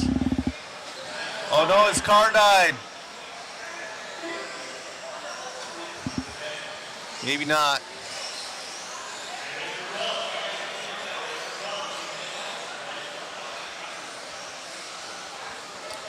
Bob got hit with the dreaded ball cup. Oh, man, that's such a bummer. So, I really hope Dirk is able to finish my ball cup conversion. I will pay him whatever.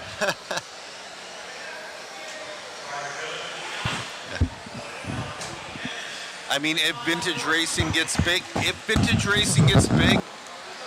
Dirk and Drew could just package Dubro ball ends and sell them for 5 times as much. Rogue Racing says ball cup's a bane of our existence. This weekend it really is. You know, I went with the RPM ball cups thinking I'd be safe.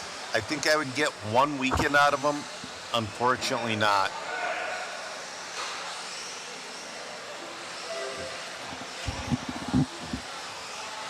We got 3:05 left to go.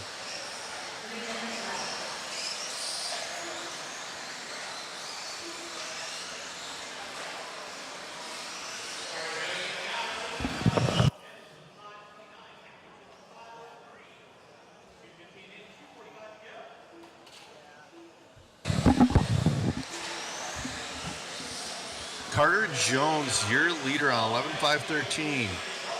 Steven on 11.529. Chris Atkinson on 10.503. That's your top 3. Oh man, there's Stormer. It looks like he's getting around now.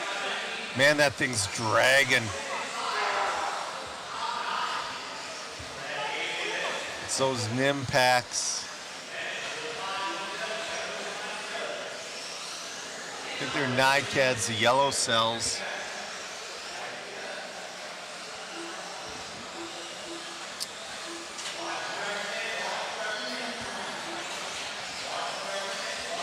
All right, 2 minutes left to go. Cameraman Chris is asking me, oh, nice flip on the straightaway, lands on his wheels. Cameraman Chris is asking if he has one of those chargers with the rotating timer. I bet you he has 200 of them.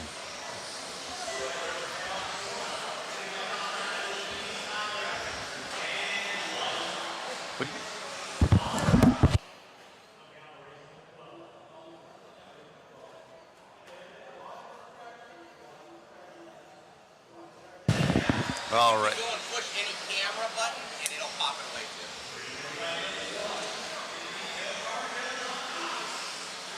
Oh, Hog Dog in the chat with the rare car with the TQ10. That was a rare one back in the day. That came with a full graphite chassis. And it came with a really different body.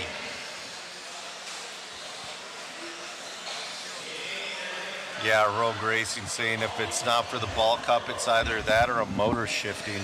We got 50 seconds left to go. Hackinson's moved up to that number 2 spot.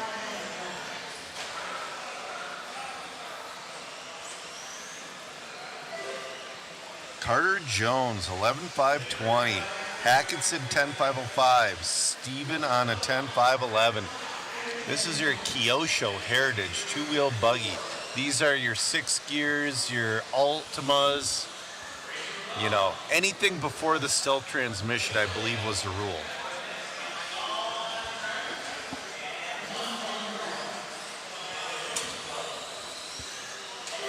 The Stealth came out, well, the team car came out in 91, I believe. I believe the Stealth transmission came out in 90. Oh, man. Colt, I would love to... Colt doing lines from Clerks.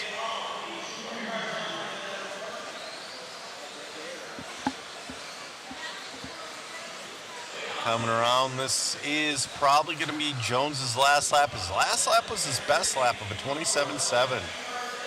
A little bit of a rough, oh no, Jones is still going. Jones is still going.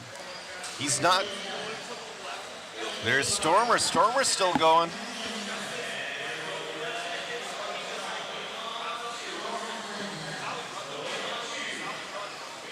Waiting on 2, waiting on Stormer and Jones.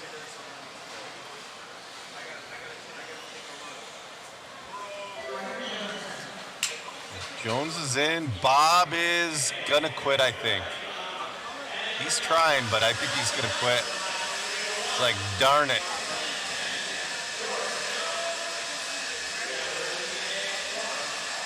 Got a shout out to Old Summit RC Raceway in Fort Wayne, Indiana. So young Jones, man.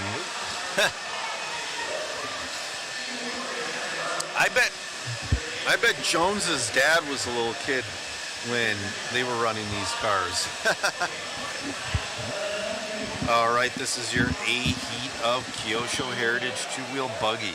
We got Larry Doe, Billy Spence, Jason Hart, Dave McEwen, Jerome Geislin, Bob Cooper, Rob Estep, Brian Letarte, Joshua Wade, Mark Baldwin, Lockhart Riddle, Daniel Diaz, and Benny Wilkerson hitting the track.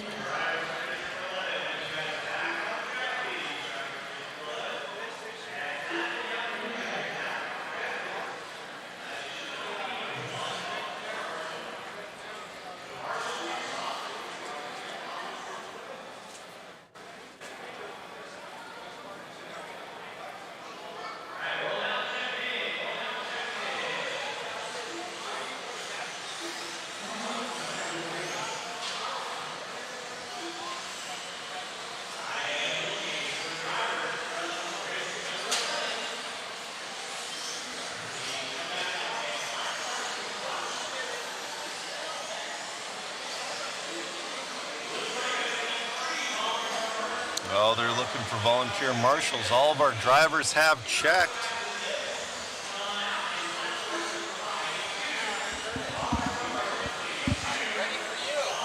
Do you want me or you want it? All right, we're gonna do this. Curtis Hustings coming to the booth. Oh man, be careful of that edge there, Curtis. That edge is. All right. Trying to get to this here. All right, we're here with Team Associated. I can't hear you in here. Oh, you can't hear me in that one? Done? Yeah, I can hear you. He can't hear me. Right. Did one of the Can things? you turn it up louder? Right now. Yeah, Matt's gonna turn it up a little bit. Oh, that's better. Okay, it's just, yep. It's just down low. All right, I'm here with. Mr. Team Associated. Curtis Hustings. So I heard you talk earlier this weekend, and you said the only job you've ever had is at Team Associated. That's true. That is awesome. When did you start working for your dad? I actually started working in high school. My mom worked at Associated, and she would bring parts home and do, like for slot cars, we made slot cars back then. Yep. The rear wheels of the slot cars needed set screws in them, little tiny 440 set screws in them. She'd bring those home and put the little set screws in the wheels. Yep. And so she'd like say, here, you want to do these? So Yeah. I did it, and she'd give me some money to do that. Yep. So that's like my first experience doing anything for them. So you started in the slot car area. Yeah. Era. So from the beginning. From the beginning. Well, I wasn't there for the beginning. I was just a kid, so I was doing little things. Right. But that was my first experience doing a single thing there. I But got then in high school, while I was in high school, summertime, I'd go to work at Associated and do packaging. Okay. So I was sitting there packaging with the other ladies, packaging stuff, So that was where I started. I had to start at the bottom, basically, make a minimum wage. But hey, man, all the second generation business owners I know, that is the best way. Like right now, one of my friends is taking over the company I work for, and he started out the same way at the bottom with me, making nothing, working his way through the whole shop, learning every aspect of it. Yeah. So did you have an interest in racing right away, or were you just like, this is just work? You came up in a pretty unique industry. For sure. My dad, before RC cars, was into slot cars. Yep. and he's developed and invented all kinds of stuff in slot cars. And as a kid, I used to watch him in the garage work. He'd be in the garage. If I want to see my dad, he's in the garage. Right. So he's in there soldering up new chassis or whatever. So I was always watching him do that. So it intrigued me, the creativity that he had. Sure. And so that kind of followed into when he got into RC cars. Yep. It's exciting, something new. So he took me to the races. And I had my oldest brother, Brian. He's 5 years older than me. My dad built him a car. So my dad and him were driving at that time period. I'd just go and I'd watch and I'd hang out. And eventually he ended up going off to college, became an architect, and so that freed up a car. So that's like, okay, now's your chance. So then he let me, he worked on the car. I was still young. Yeah. So at that time he'd build the car, we work on it, and I'd start racing then. That's awesome. So you started slot cars and then the RC1, and I mean, a lot of people look at Team Associated, you kind of know the slot cars, but they really start with the RC10. But for the longest time, I used to race at the oldest series in America called Heart of America Series. It started in 1972. And back then, it was the RC1 and what else? It was A-scale on-road. A-scale on-road, that's where it started for me, A-scale on-road. The 12-scale car didn't come around yet. Electric when did really that, didn't happen. 78? 78, I believe. My dates aren't very good, so. I know mine. Well, I was born in 82. Okay. I got into it with my dad in 88, and like I've been kind of looking back, like learning about it ever since. Right. And trying to keep modern. Now, speaking of A-scale on-road, have you done any like modern A-scale on-road? And it's like, oh wow. The last A-scale on-road I saw was the World Championships they had in Pomona. Or not in Pomona, at Steel City. Yep. Over there. So that's the last race that I saw. And it was incredible how fast they're going and all that. And looking at those drivers and what they're doing, it's like, I don't belong in there. I raced them back from like 04 to 09 that I had my first kid. I couldn't afford A-scale anything anymore for a little while. And I tell everybody, if you have the chance to race A-scale on-road, you absolutely have to do it. I swear you can feel it in the radio. When you're going down that back straight and it hits second gear, it's an unreal feeling. And you guys started that. I mean, who was your competition back then? Do you remember? Delta was a big competition. Out of Iowa. And we had MRP. Okay. The competition. And Serpent, I think, was around that time. Okay. PB. There's all different. Well, earlier on was pan cars. You had. It was a big pan car. It was two-wheel drive back then, right? Two-wheel drive. At first, like the RC1s were just straight axle, and we ended up with dips in there, and just kind of the progression went. But over time, more companies got involved, and were competition. In Europe, they had SG cars, PB cars, different kind of cars like that. But that's like you were talking about the feeling of the car. You become so much into the car. You're actually kind of feeling what the car is doing, and you have that control.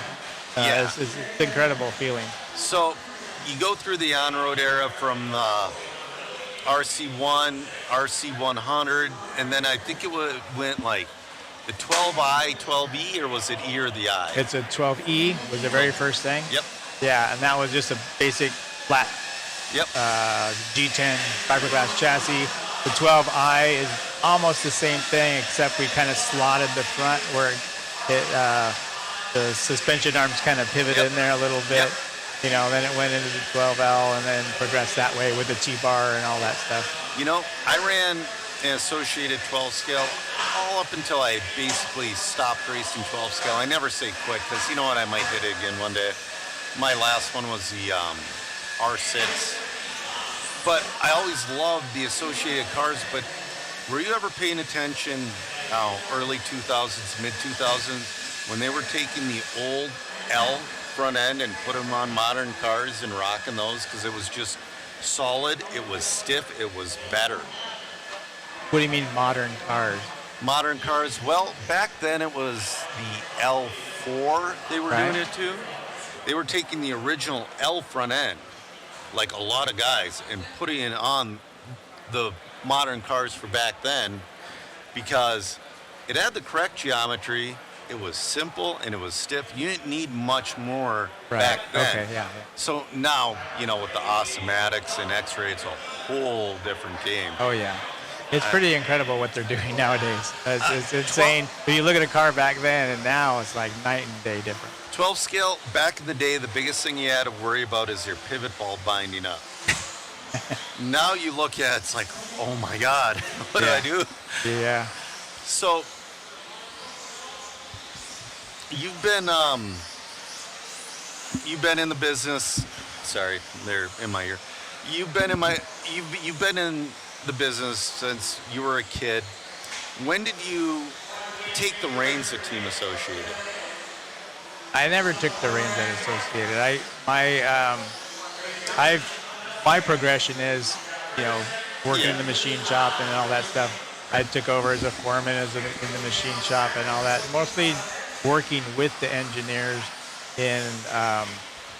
I'm a machinist also, so I do all the prototyping, all the machining, routing, and all that stuff to create what the engineers design. Okay. So they'll design it, they'll give me the CAD, or back then the drawings. I'll go make up the parts, or make a prototype or something like that. Then I'll go with the drivers back then, testing and work on setups and all that stuff. So that's kind of my progression. And I'm still in engineering, still working with the engineers. I didn't take over the company. It's not my company. Yeah. So the progression of me kind of stayed in engineering and working with the engineers. And that's what I really like. I like that end of it, the racing part of it. See, to a lot of us, though, you are the face of Team Associated. I mean, I'm okay with that. Yeah. So, I've seen everything from, you know, the beginning till now, and it's really exciting to there's just a been a part of it. Big smash on the track. Yeah. Oh, Glad that it thing's wasn't me. broken. Yeah, no kidding. I've been popping ball cups left and right. I gave my car to Dirk. I'm like, please, if you have time, put captured ball ends on it. I just can't do this. I ended up putting B6 ball cups on my RC10. I was thinking about it, and it's like, I personally don't have the time, or I would have. I just gave it to Dirk, and I'm like, please help. Because Dirk and Drew putting this race together. I know I just put a little more on them, but it's like, come on, man. Yeah, those guys put on an amazing race. So you also saw the progression of pro racing. What do you think of it back then to what it is now? Because it seems like it's way more cutthroat now. Instead of having like 5 super fast guys and 5 kind of fringe make the A, sometimes not. You have 25 to 30 guys every single week that can be in that 2-wheel buggy A main. It's way different, night and day different. So back in the day, there weren't paid drivers. Right. You know, there's always sponsored drivers. That's just the way you advertise, right? Yep. You got to get guys to run the car. You give them parts, and they go race. And it was great. So any driver who thought this car was better, whether it be our car, a Losi car, Serpent car, whatever kind of car, they'd go drive that car. Yep. They want to be part of that team. They thought that was the best car. And so that incentivized us to make the best car so we can, you know, obviously win and sell cars, but also to get the better drivers. Okay. So that worked out well. And say Losi and us were kind of like in off-road rivals. Neck and neck. Rivals. So so they made a really good car. We made a really good car. So almost whatever car was newer was better, right? So it was kind of good. So a lot of Losi had a lot of drivers. We had a lot of drivers, and you kind of felt like a family. Like you get to know the guys, get a relationship with the guys, and they, you know, hopefully they like it. So if they like you, how you work, how the cars work, then it's like a family. Yeah. And then money came into it. Yep. Right. So then you started seeing people switch. Okay, you're gonna pay this guy. Oh, I'm gonna go over there because there's money involved now. So then it's like, you know, we didn't really want to do that, but once money started getting involved, you kind of had to follow suit, right? So that was the turning point. Right. And then, you know, I'm one of those I'm one of your 50% drivers. You've never met me until probably this weekend. You know what I mean? But if you had a 50% driver in the 90s, you knew them, you knew everything about them, you were trying to progress them forward, all that. Like our Minnesota team associated driver back in those days was Paul Goulet, if you remember him at all. And I mean, I hate to say it, and I hate to be one of the 50% driver, but it's like, you know, my son and I race and the discounts nice, and I love repping the brand. I talk about it all the time on my podcast, Ran Out of Talent, you know. But you do have guys like, I won't mention names, but I've seen people sign a contract in January and they bail by March. And it's like, what the heck? I know it's only a 50% contract, and company X, Y, or Z are not going to go after you, but you're burning future bridges. Yeah, and that's how you build relationships, right? So if you got a relationship where you're starting and the guy signs a contract and he bails in 6 months, then that's not really a relationship that got started off very well. Exactly. Yeah, so, and maybe for whatever reason, he wasn't getting along with what we were doing. Yeah. Right? Or there's all kinds of things that can happen. So the guy could be an incredible guy, and we do have a great relationship. It just didn't work out. Yeah. The contract isn't like a legal binding thing. What it is if you're going to run for us and you're going to get 50% from us, we need your stickers on here. Yep. We need you to act professional. You can't be swearing and cussing and beating people up and all that stuff. So, yeah. So there's it's kind of like a rules to follow, basically. If you want to run for us and get 50%, these are the rules you got to follow to get that. So that's basically what it is. Absolutely. So Associated's been keeping up. They've been in the racing game. They've kept up since you guys started until now. You guys have been doing a great job. What's in the future for Associated? Because you're coming back to on road with that TC8. We've all seen the spike. My co-host for the podcast is Zach Donathan from Donathan RC. He's a big-time touring car guy, so we sat and we broke down whatever spy shots we could find, and like, they're doing this, they're doing that, and I heard they're going to change this, so I know you can't give an exact date, but how close to release are you to that TC8? We're very close. It's going to be, I can't tell you an exact date, but it'll be 2 weeks. Is that what they say? 2 weeks. It won't be 2 weeks, but it'll just be a little bit longer than that. Yeah. So, yeah, we're excited about the car. Our group put in a lot of effort into designing it, testing it. Rick Hort and Kyle Kingsforth are just amazing at on-road, and it's in their wheelhouse. You can't have a better guy than Rick on your side. Yeah, I mean, you got to be able to drive it at that level to know if the car's any good. And with those two guys, they've worked on it for a long time, and it's pretty good. Yep, and you're always developing the off-road platform. You guys just dropped enough new parts almost to release a B7.1. It's on the factory team part of the site, guys. If you want to go take a look at them, you have the -2 towers. You have the parts to do the shock conversion. You have a bunch of stuff up there. It's crazy how that works, huh? It is. Yeah, no, I love it, and I love that it keeps going. And you do some stuff that may not make a lot of sense to people, but a lot of people do love it, like that 6-wheel truck. You know, I was kind of like, you know, cool when's the new wheeler coming out type deal, but I'm not in that demographic. You know what I mean? Right. I'm a hardcore racer. Right. But then you were saying, man, this thing is flying off the shelves. We sold out right away. Yeah. Actually, we sold out before we even let it go. Yeah. And it's those are the kind of cars that you just don't know. Yeah. You got to take a chance on. Yeah. And it's not a race car. It never was a race car. It'll never be a race car. Yep. But there's guys that like that kind of stuff, and those are the guys that are buying it. We keep, like, my job is to focus on the racing part of it, the racing cars, and we also do, you know, ready to run and crawlers and stuff. So all those things put together is what Associated does. We have a variety of cars, and you know, there's going to be people who talk down this car, why did you do that? I'm still waiting for this car. Why did you, why isn't this ready? Why did you do it that way? And it's okay. All those questions are great. and it's a personal preference of them. But we have our own personal preference as well. Yes. That's the general public, and for racing is to try and win races. You have a business, and you're trying to sell stuff, and and like I said, I'm not in the bashing side, but when that drift car came out, I was extremely tempted.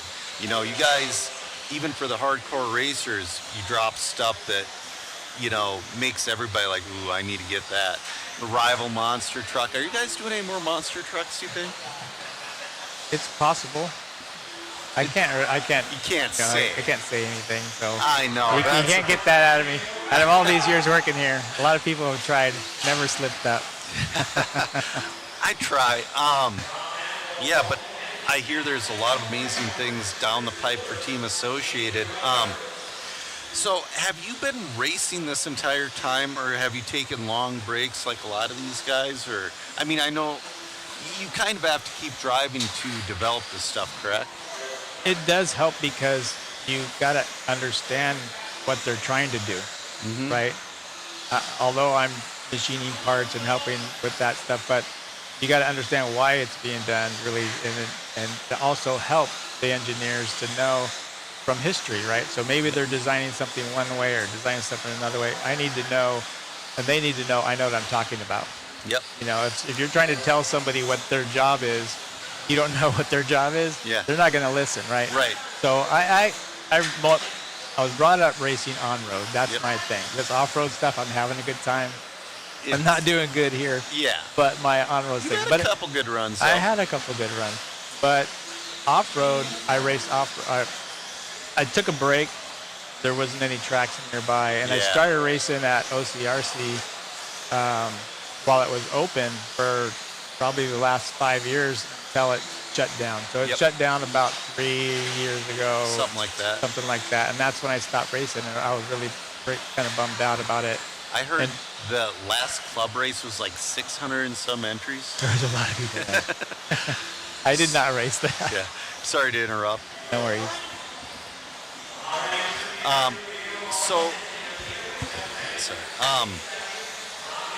So what do you see for the future of Team Associated? Are you going to stay the same like racing, the ready to runs, the crawlers? I do have another question. A few weeks ago on the webpage, and it was up for about a month, there was a Reedy drone motor. Did you see that? I did see that there. And it's gone. It's gone? It's gone. Maybe they're sold out? Yeah, gone. So there's another Team Associated mystery right there, huh? Like a UFO motor. It is totally. You're part of the unidentified flying object. Well, it makes sense though, right? I mean, the brushless drone motors, why wouldn't Reedy have one? Yeah, no, absolutely. Right? Yeah.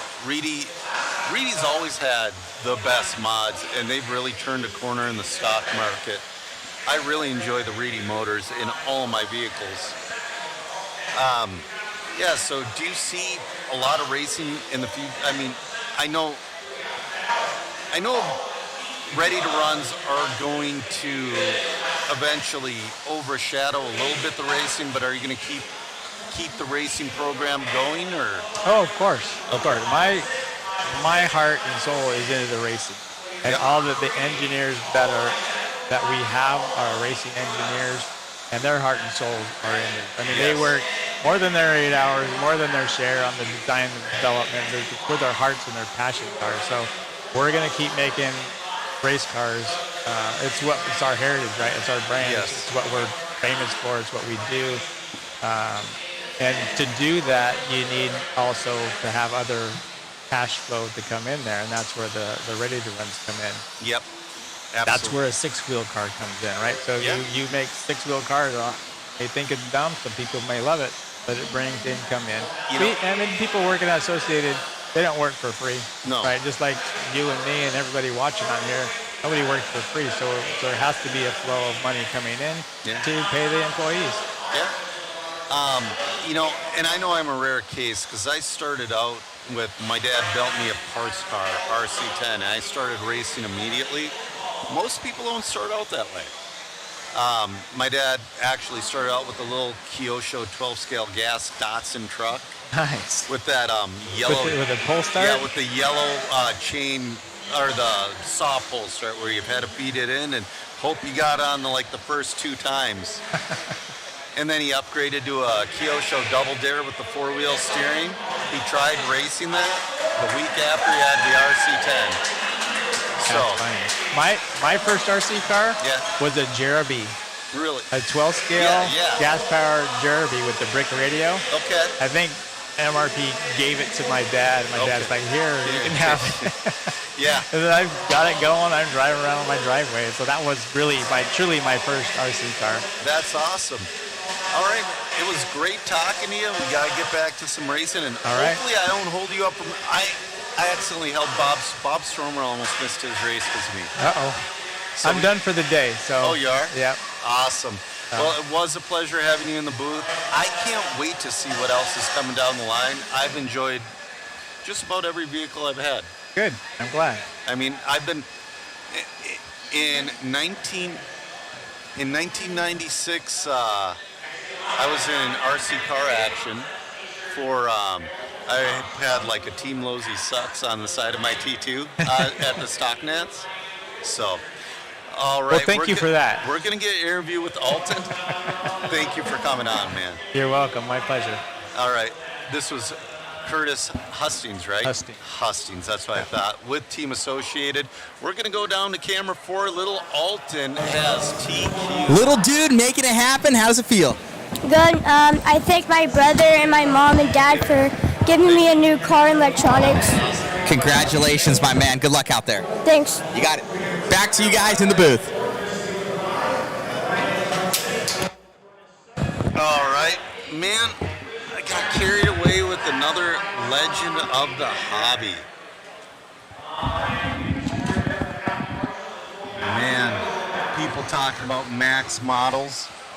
Yeah, we were all. I have a YouTube video. I'm not supposed to talk about it too much because I did make it public again. But we had a public access show for Max Models. A guy named Bam Bam used to do that. I have a few clips. It was like motor something. But I have it on my personal YouTube. All right, guys, we are doing the Revival 4-wheel drive buggy. This is heat 1 of 2, race number 15. We're halfway done. It is 5:53 here. Man,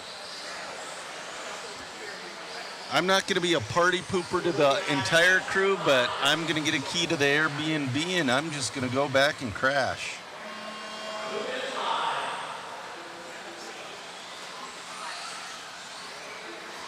Cameraman Chris is coming with me.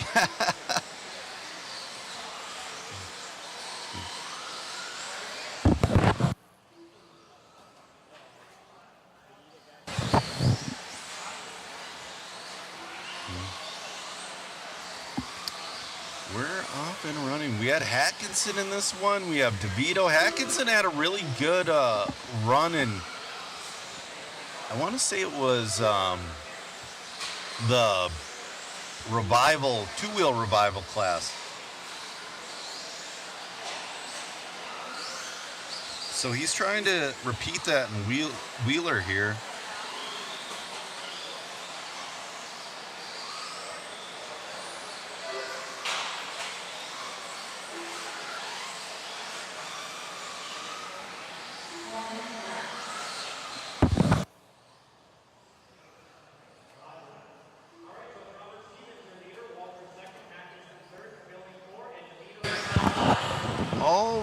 We got Stevens in the lead right now.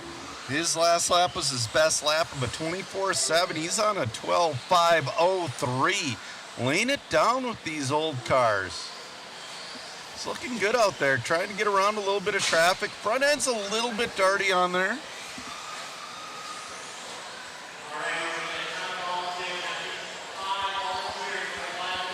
Oh, man, they're calling for 5 volunteer marshals already.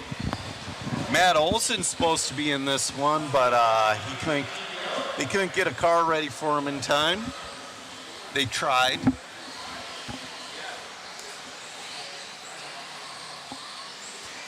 .305 left to go.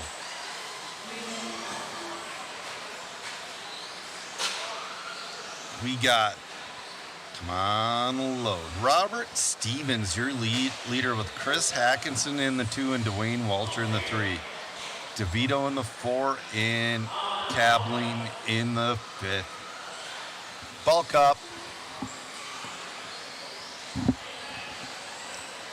I think a new rule is every time a ball cop pops, Matt has to give us a $5 bonus. We'd be millionaires by the end of the weekend.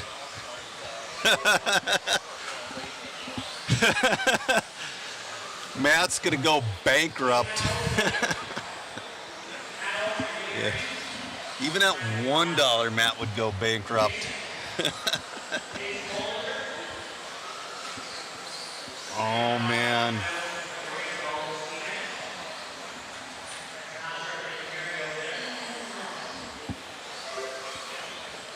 They are asking for the photographer at the announcer's booth.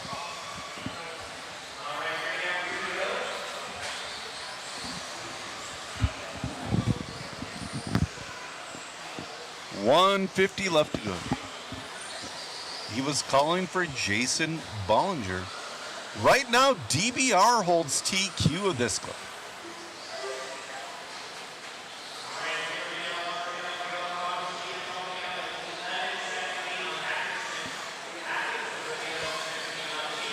These guys aren't going to be putting down any TQ runs, but man, Stevens is having a good run right now. Oh, gets a little hung up in traffic. He's at a 12.506. Legitimate A-main run. Oh.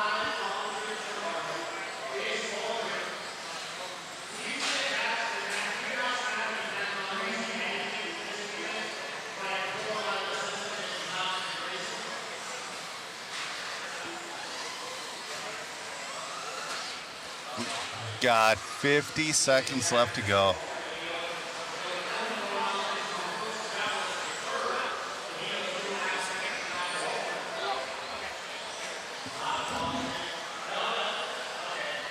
Rogue, we were thinking about putting up a ball cup pop counter, but that would make somebody way too busy.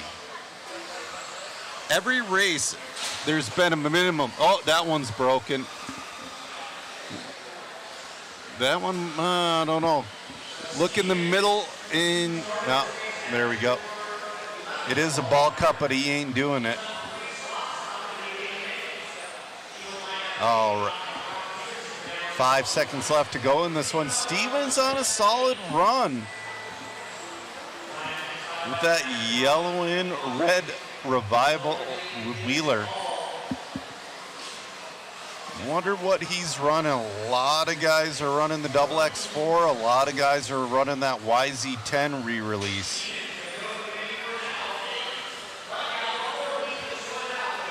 Stevens with a great run.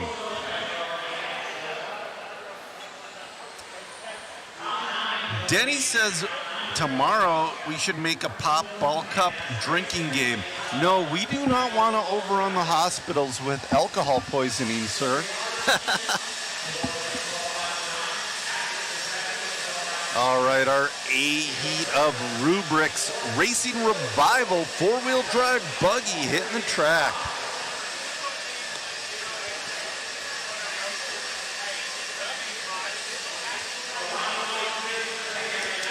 Atkinson with the 12-lap run as well. Great run from him.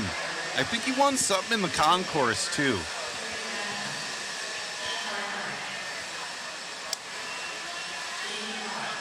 Oh, man.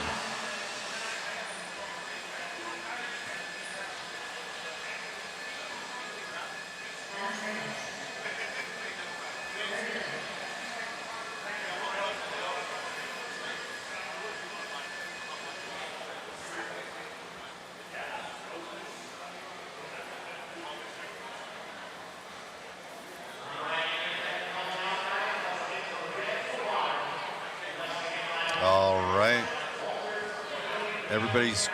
Oh, we're missing a few. We're missing Horn. We're missing Spear. Oh, he just hasn't checked in yet.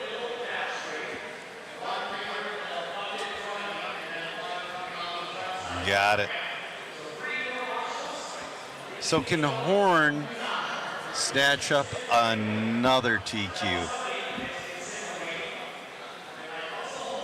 I want to say Horn has wrapped up the Legends. I want to say he's got another. He's got the rear motor revival with the B5. And he's got 40 plus. And he's sitting third right now in this Rubrix Racing Revival.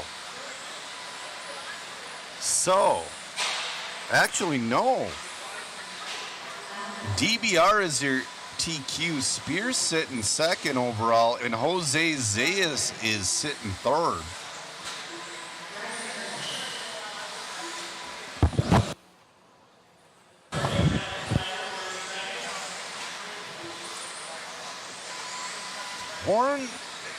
Horn's been on the,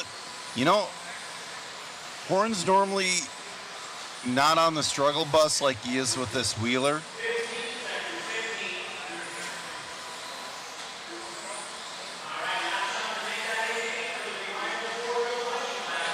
Looking for it here to see where he's sitting. So Al's actually sitting number 4 overall right now, half second behind Jose Zayas. Scott Spear and DBR have kind of ran away. We'll see if Mr. Alan Horn has something for him. That would be number 4 if he TQs Scott or Chris Saints. Comes out swinging, early pace of a 13.508. Oh, but here comes Scott Spear. Early pace of a 13.507. Jose Zayas right there as well. They're getting down in the 23s with these things. Cameraman Chris is telling me Spear wheelied. He was wheeling all last round as well. Al Horn back to the lead. He's still got 3:55 left to go in this one. Al Horn, they did get something fixed in that Yokomo. It is looking good. Got lucky with the bounce from traffic. Best lap of a 23.6, backs it up with a 23.9. Now Scott Spear to the lead. Scott Spear and Al Horn almost in a virtual tie. Less than a tenth separates the two. 3:30 left to go. DBR to the lead. It's like, I'm not done. DBR getting down to the 22.9. Man, these guys, all of them have found something. Top 3 are just decimating the former TQ. That's DBR, Al Horn, and Scott Spear. Al Horn down to the 3, Spear to the 2, but DBR, your leader, looking to hold on to his TQ. 2:45 left to go.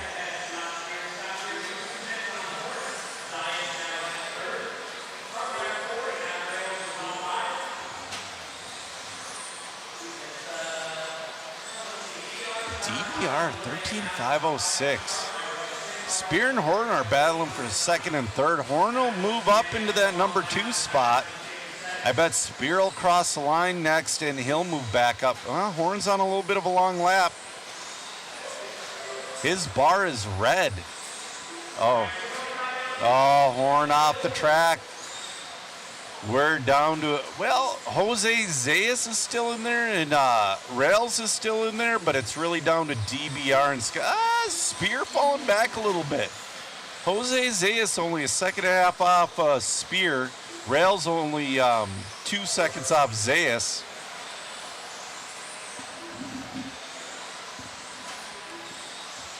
DBR.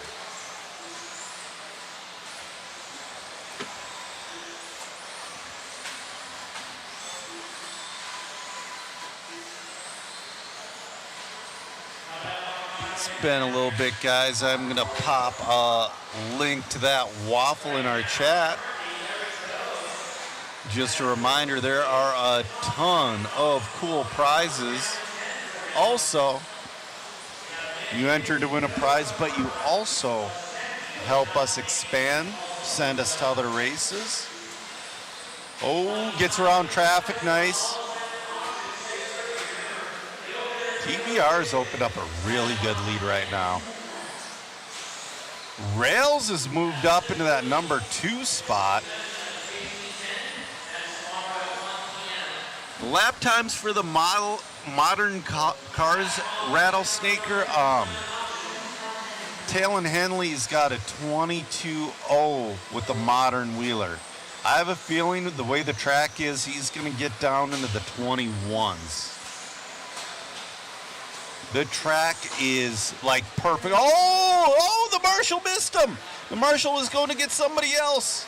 But he self-marshaled, thankfully. He's only going to lose about 3-4 seconds there.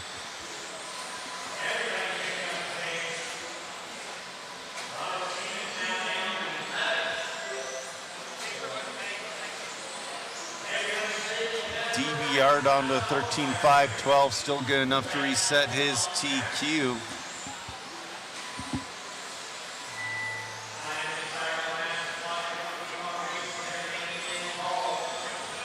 This DBR is going to go around for one more. Rails is going to go around for one more.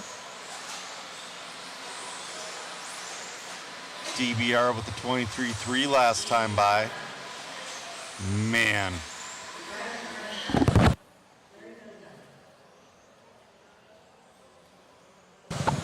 Matt's going to go down and get an interview with RTQ.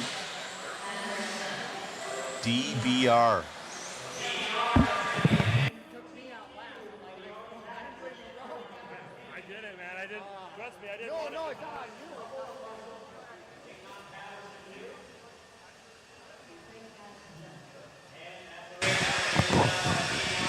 All right, just start shouting for DBR, Matt.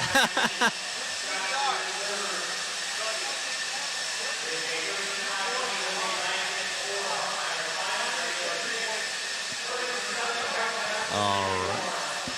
Matt's still looking for him. Oh, Van Air's running. It's Drew Boyd Racing. So we're going to go to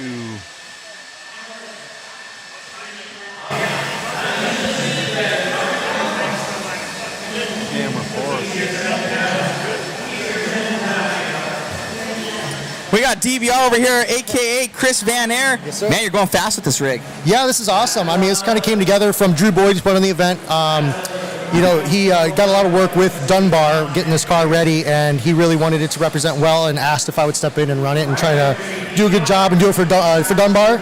So I couldn't turn it down, and Ruben from Rubik's Racing has been a big help in the pits, give us this awesome car. It actually is really a blast to drive. It's kind of one of his cars of the MX-4 Yokomo, and it's just great. It's a lot of fun to drive, having a blast with it. Right on, man. Congratulations. Appreciate you, bud. Thanks. You got it. Back to you, Joe, in the booth. All right. Two-wheel open buggy. These are your modern cars.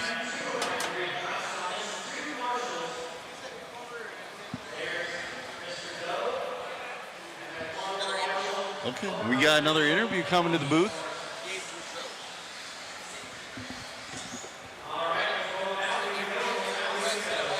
We got Gabe Budro. Here, let me scoot in because All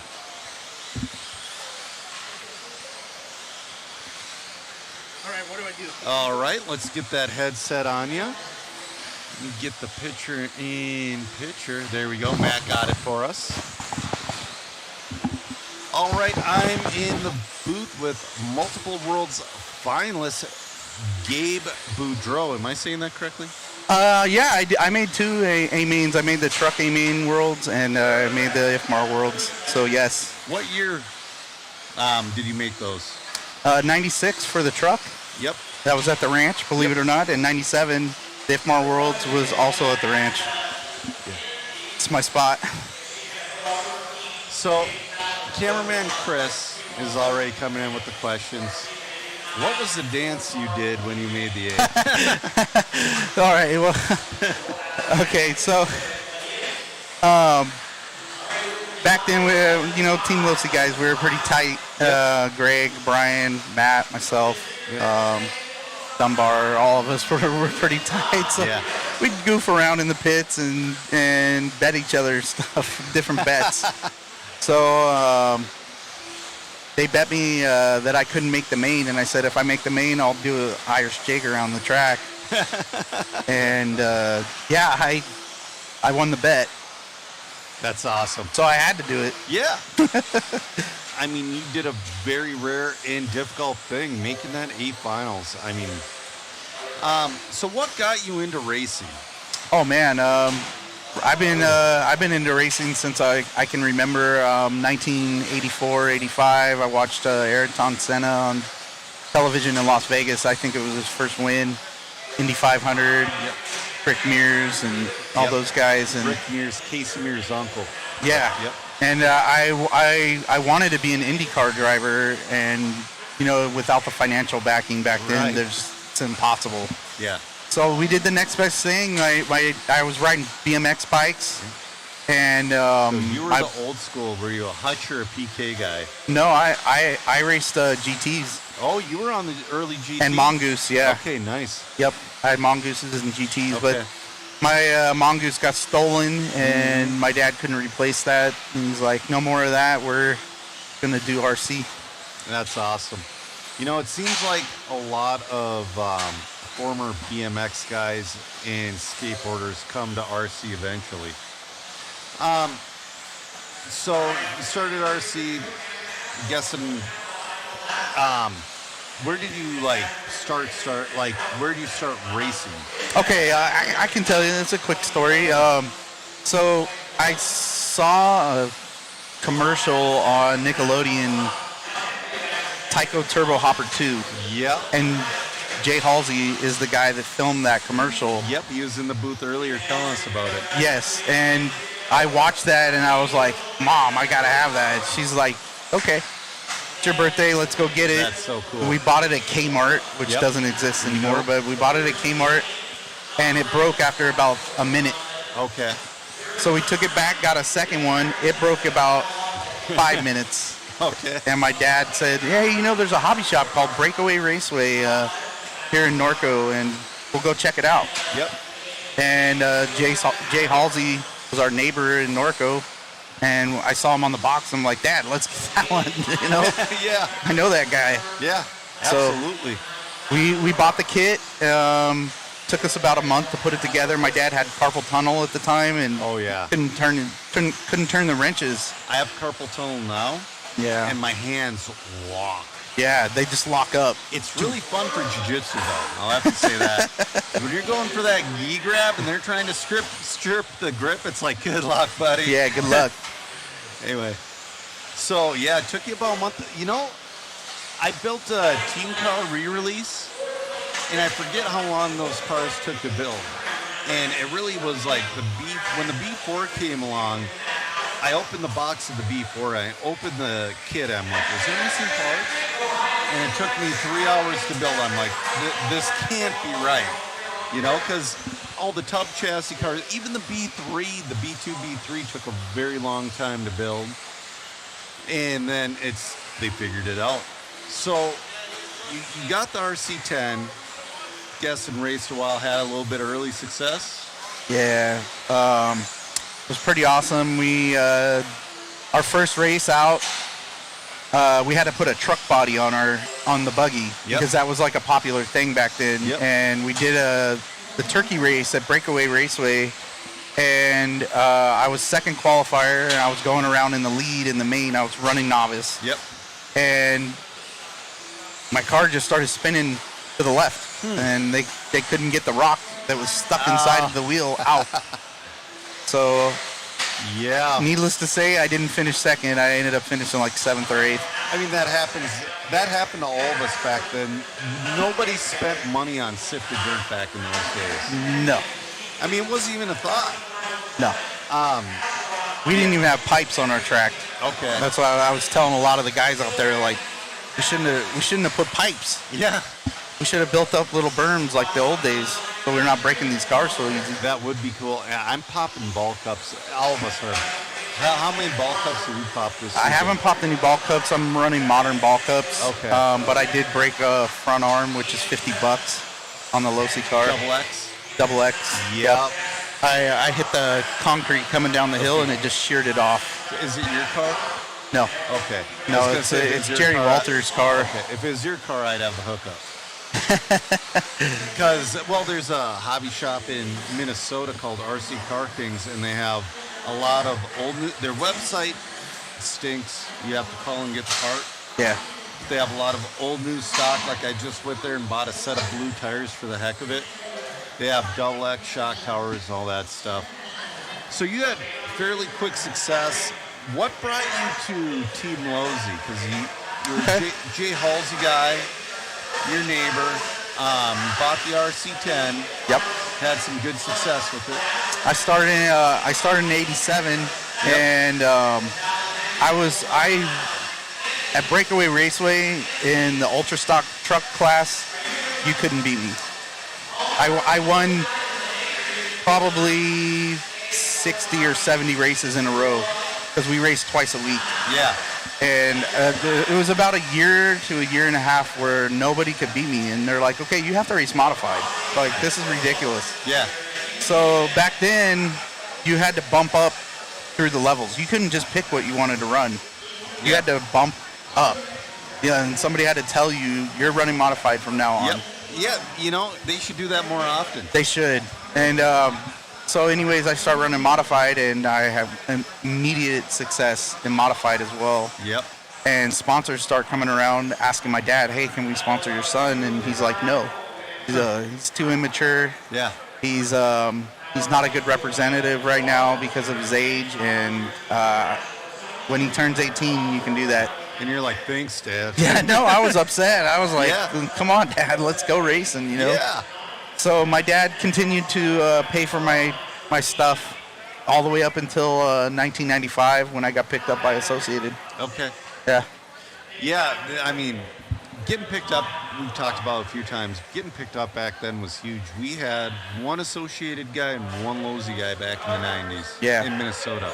I got picked up in at SoCal. Okay. So there was, like Mark Pavitas practiced there. Yeah. No, that's Scott huge. Hughes, Billy Easton. That's huge. You know. Yeah, you had all the guys. I've been asking all the, former pros, the legends, and all this stuff.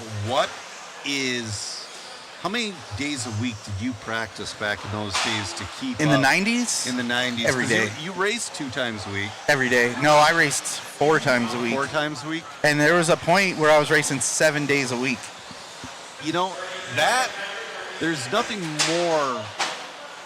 There's nothing better than actually racing. You can do track days and practice and try this and that, but actually racing, that puts you at a different level, gets you to a different pace. Yeah. If you have the ability to do that 7 days a week, it is awesome.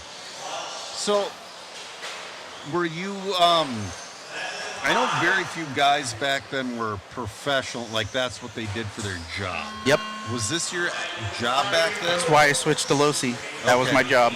That was your job. I was one of the first guys to get paid, other than BK. BK was being paid, and Greg was being paid, and I was pretty much the third guy. That's awesome.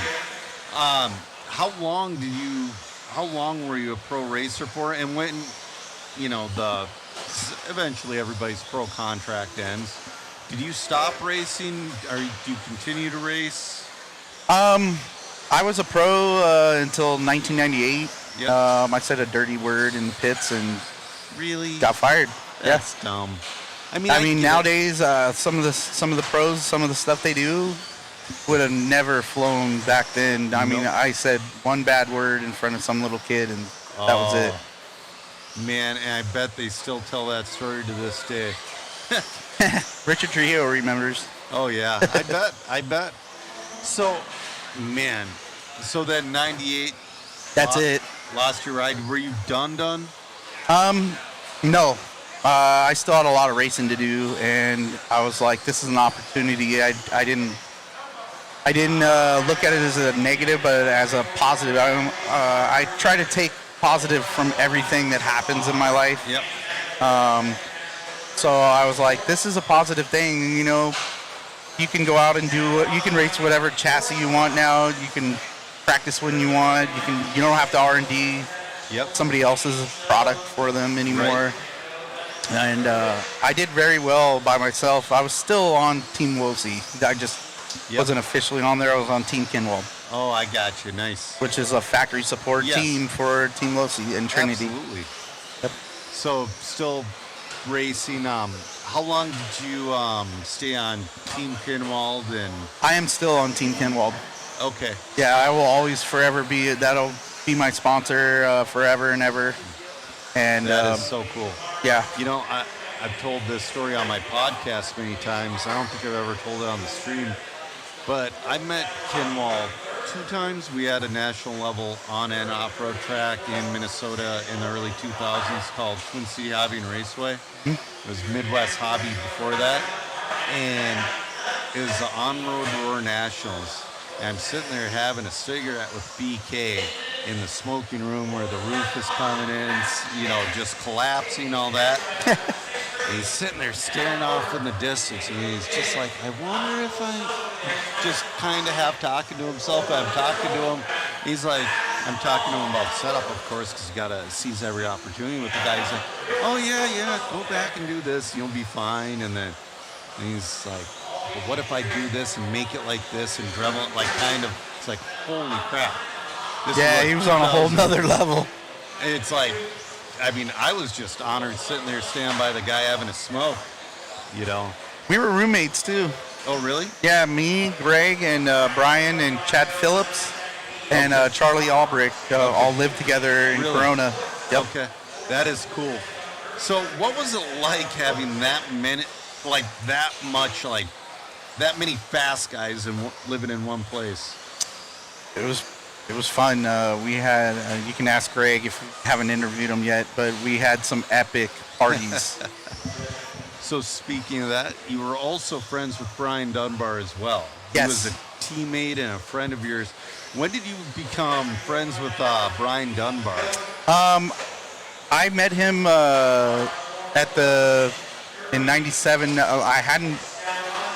We had raced together, but I hadn't talked to him at all. Okay. And then in 1997, when I got on the team, we went to the Winter Champs and the Reedy Race and all that. That's when I met him, the Reedy Race first, and then the Winter Champs. And I was like, how does this guy get women so easy? You know, like, wow, what does he do? Because he's the same age as me, so I'm like, what am I doing wrong? You know. Some guys, it's no secret; they just have it. Yeah, he had that. You ever seen that movie Michael with the angel? It has the weird smell. That I always thought of him like that. Yeah, that's awesome. You know, I was a 15-year-old kid back then, so I literally was hearing the stories. Like, I'd go to some regional race in Fargo in the national. Some lower-level national guy would come by and he'd start telling stories. I'm like, oh my God, I want to live that life one day. Yep. But yeah, so I raced as an independent driver on Team Kinwald, which is Team Losi. Yeah. All the way until 2007, and when I went into the military. Okay. What did you? How old were you when you joined the military? I was 29. So you joined late. Yeah. Did you join what branch?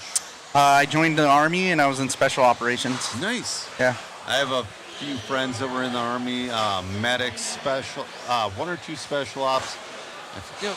I met a lot of military guys doing jiu-jitsu. One of my buddies, he got blown up in Iraq twice. Yeah, I've been blown up a few times. Yeah. Second time became a double amputee, just below the knee. You know, I got lucky. I didn't get that. Just got my bell rung. Well, yeah. You know, CT doesn't. So you went in the military in 2007. When did you? Are you retired now, or? From the military, yes. Yeah, I got a medical discharge. Okay. Yeah, but I got hurt real bad, so I had a stroke, and they're like, sorry. Yeah. So a lot of guys go from, like, you know, I've seen a lot of guys like go to the National Guard when they were done doing their high level stuff. Have you thought about doing that at all, or are you just done? No. I started racing again in 2016. Okay, where at? I was in San Antonio, Texas, and there was a little local track there. And my buddy Chad Phillips, he was the HP team manager at the time, called me up. He's like, "Hey, you want to run for us?" Still is HP. Yeah, I'm pretty sure he is. Yeah. Said, "You want to run for us?" I was like, "Okay." I'm like, "I need tires." He's like, "Call Joel." So I called Joel Johnson. Yeah. Joel's like, "Yeah, good." Yeah, Good to go. That is two awesome connections right there. So you were running HB. Were you back then? They did have an OK 10 scale. Were you 10 scale or were you running A scale? Yeah, I told Chad wanted me to do both, and I was like, "No, I don't have a team. I don't have a pit guy. It's just me. I just want to run local club races and regional races." And he's like, "Okay, no problem." And so I was running 10 scale, and the locals hated me because I'd lap them 3 or 4 times. Yeah. Just, they didn't have a chance. Well, I mean, when you have that natural ability, and everybody on the pro level from when pro racing started to now, they have an incredible natural ability that you cannot work to get. And yeah, that would definitely perturb some people. Like you come in out of nowhere and, hey, see you guys. Oh yeah, they're like, "Who's this guy from California?" Yeah. That's awesome. So you were teammates back then with Ty Tessman, and was Ronald still on the team? Yep. That is. They cool. didn't know me at all, though. They didn't know you at all? No, they Man, still don't. I would have still tried to bump ideas off of Ty back then, and both of them were super busy with their programs. So yeah, absolutely. So are you still? I mean, you started back again in 2016. What team are you with now? I'm not currently on any teams. I just buy my parts and cars and stuff through the hobby shops, and that's awesome. I try to get them through the hobby shops. Like I buy my motors and speed controls from Thornhill, and I know A-Main Hobbies is like a big, huge website, but they do have a track, so I don't feel bad buying from them either. They help out the RC community so much. Yeah. I mean, I'm a 50% guy, sometimes a little better in some areas, but not really. And this weekend, I've spent so much money at the Hoosier RC. I've spent a ton of money here. Oh, it's so hard not to. It's like, you're like, I need this part, and then it's like, ooh, shiny thing, that type of thing. And then, every time you go to a local hobby shop, even if you're like we have 100% Region 7 Team Associated manager in Minnesota, and he goes to the hobby shop and he still spends money because he knows he needs to. Yeah, I have a policy that if I go to your hobby shop, I'm going to buy something from you. It doesn't matter what it is. It doesn't matter where you are. It doesn't matter what your hobby shop is. I'm going to buy something, even if I don't need it or whatever. I want the hobby shops to stay open, so that we have a place to go get parts or batteries or motors or whatever we need, and that's what drives our industry. Entry fees alone do not do it. No. So what are you doing for a profession now? I'm retired, like I said. Well, yeah, medical discharge. I was just wondering if you I have a music business. Oh, awesome. Yeah. What kind of music? It's a little bit of everything. We have punk rock. Nice. We have hip hop music. I mean, we have some techno and house. Okay, is it a label? Yeah, Sick Money Records. Yep. I want to say, sounds familiar. I want to say, dude, I kickbox with. He's in a hardcore band. Okay. Like he's like a 16-year-old kid doing hardcore, and he's getting signed. I don't think it's through your record label, but it does sound familiar. Yeah, no, I don't sign anybody anymore. I've gone through all that. Yeah. So I just have my music at this point. Okay. And I have I have a band that I had signed back in the day, and that's it. Yeah. Do you have your own? So I would assume your music's on Spotify and whatnot. Spotify, Apple Music, Amazon, all of them. Yep. Awesome. Well, it was great talking to you, and One more question. What is your most proud moment in RC? Oh man, most proud moment. Probably when I won the Cactus Classic. Yeah. I that plays over and over in my head. That like weekly. I mean, that used to be the 10 scale version of today's DNC. Yes. It was an international event. It was huge. It Kinwald, when we were driving back from that was 97 as well. Yep. When we were driving back from that race, he goes, "How's it feel to be world champion right now?" And I'm like, "Yeah, I'm not world champion." And then he's like, "No, you're world champion until the next race." Yep. Because you just beat every world champion except for Masami. Yeah, in that, I mean, I always dreamed to go into that race, but I was young, and by the time I was old enough to go by myself, I didn't have the money. You know how that all goes, and yeah, it's one I could only dream of going to, let alone winning. It just sounded like an amazing time. I assume you won. Well, yeah, it's 97, so you won when it was outdoor. Yeah, it was at the outdoor track there in Scottsdale. Yep. And how many years was it indoor? Was it like 2? I think so. Yeah. Yeah. But even current drivers were there. Ryan Mayfield was at that race. He was Mayfield 8 or 9 years old. Yeah. Wasn't he? And he did make the main in four-wheel drive. Yep. That was one of the. And he was, one of the kids picking tires out of the trash can type deal. I think Ryan Cavalieri was also at that race. Yep. So the beginning of the 2 Ryans, and yeah, Jared Tebow's problem. Jared hadn't gotten the gas truck by then. No, I think he did that in 99. Gotcha. Yeah. Yeah, man. Well, it was great talking to you, and it was great meeting you. I hope you have a great rest of the weekend. Keep the A-arms on that double X. We got that fixed. Yeah, that's good, because we were watching you. I think you were in the lead. I was. You were in the lead, and you caught that wall over there. Yeah, that wall ate me up.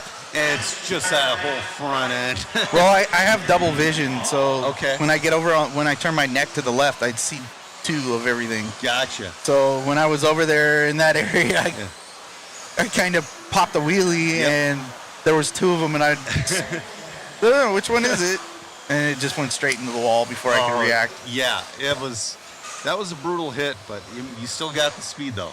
Yeah, thanks. Yeah, it was great talking to you, and good luck the rest of the weekend. Thank you, appreciate it. Thank you.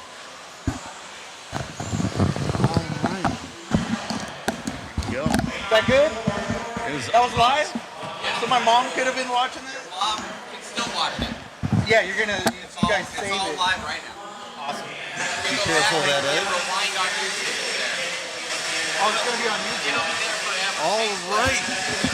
That was Gabe Budro in the booth. It was great talking to him, meeting him. Man, multi-world finalist, okay, but he won a Cactus Classic. And if a lot of new people are watching, I don't think you understand how big the Cactus Classic was back then. That was one of the few races that was held yearly that was bigger than the Florida Winter Champs.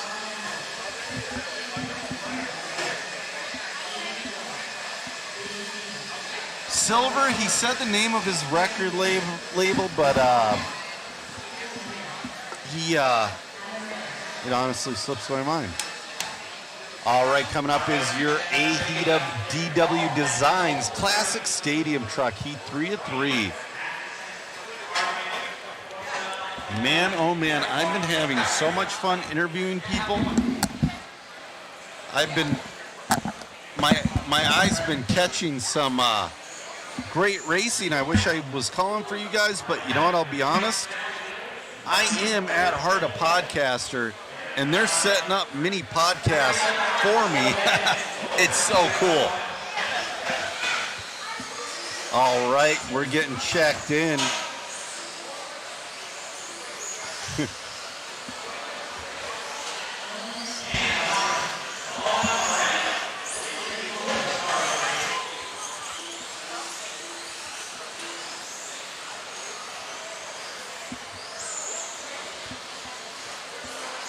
All right. right, everybody's checked in. We have 10 more races left in the day. Does anybody have anything for rails in this one? A ball cup. Don't drink. Guys, we want you to live to tomorrow because we're going to have some awesome main action. And the waffle guys. The link's still in the chat still, so I will not post it again, but while they're checking in, I'm going to go to camera 6. Check out these waffle prizes. We have a BDR clear car. We have a Jammin' J. Halsey and Curtis Hustine signed clear car. Magic Joel Johnson Ultima 87 replica. We got a few Yokomo bodies, an old school hat, a J-Con body, a Dunbar print, a Louisville Slugger signed by all the pros here, a poster signed by all the pros here, and a flatboard signed by all the pros here. Plus, we have mod pucks. You get mod swag, JConcepts tire and wheel package of your choice, and it could be, you could get a prize, $20 waffle ticket. Chris Van Air, your leader with Eddie Henley in the 2. Eddie Henley had a great start to the last one as well.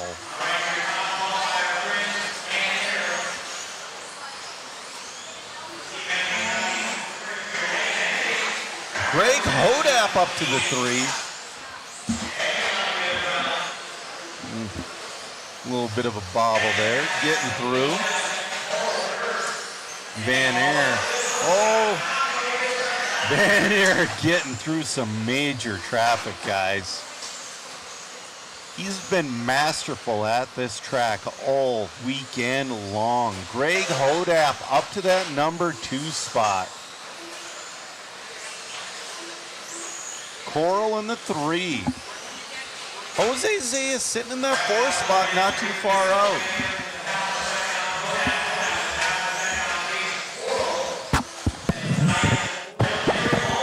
Sorry, I've been doing a little bit. I've been having fun.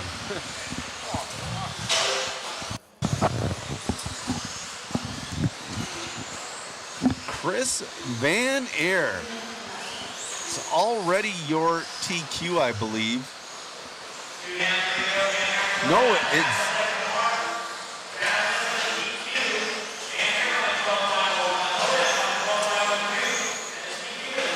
Hodap with a little bobble. Van Air on a 12.501. Hodap was on a 502, but he had a little bit of bobble.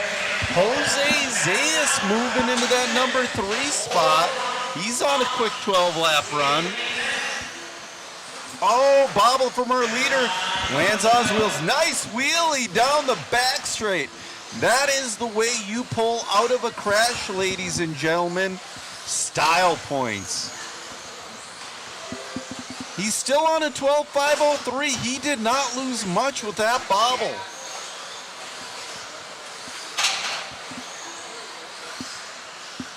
Van Air. Hodap's only a half second behind Van Air, though.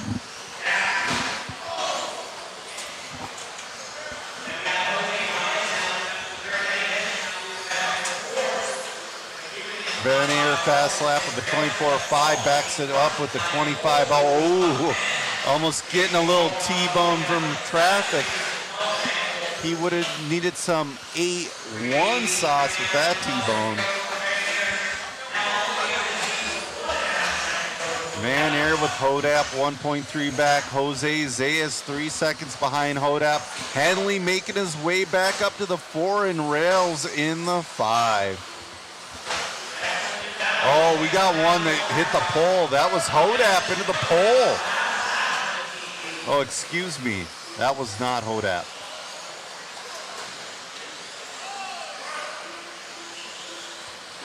Chris Van Air. Oh, making his way through traffic. It wasn't pretty, but he made his way through.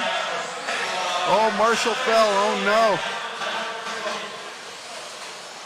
Looks like he's all right. I'm glad we. Oh, I heard ball call. Oh no.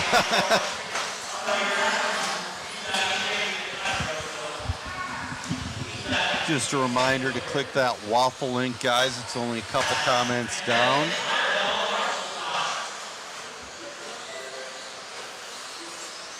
Jose Zayas is going to move up to that number 2 spot. Now Hodap back up to the 2. Wow, 34.8. Jose had a 37.4, so he had an insanely rough lap too. Van Aer's running away from this thing. Matt Olson's going, as it looks now with 15 seconds left, Matt Olson's going to be interviewing Chris Van Aer. His lovely wife has been helping us get interviews wrangled as well. It has been awesome. Hodap's a car right, but they simultaneously wheelie in unison. Hodap into the pipe. This is going to be Van Aer's last lap. Van Aer, your TQ of the DW Designs Classic Stadium truck. In just a second, we're going to go down there with Matt Olson into the interview bay. Matt?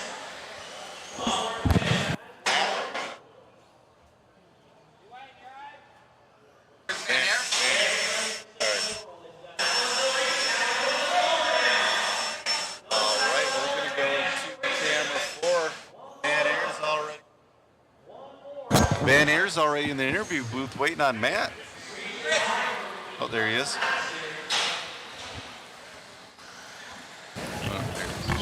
You're like Al Horn over here, bro. I've been seeing you a lot lately. Yeah. Grabbing that one, I believe it was you and Hodap were having a battle. Yes, for sure. Yeah, it was awesome. I mean, God, Gold Dust twin out there, battling with him. So it was awesome. Truck's working great. Dragon Punch RC10T truck. So it's pretty cool. Working pretty good, but used all my focus. I was crying up there. Eyes are tired and just, but it was awesome. Glad you're having fun out there, my brother. Congratulations. Thank you so much, buddy. You got it.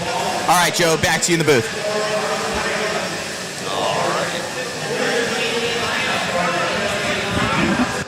What is...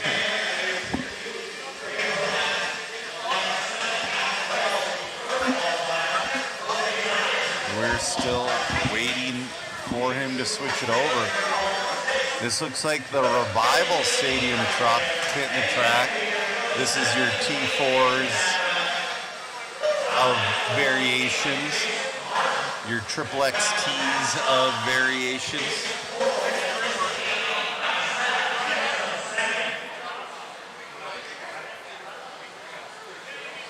I tried getting a lot of people down here from Minnesota. Bob Cooper. Bob Cooper is the only one who came down.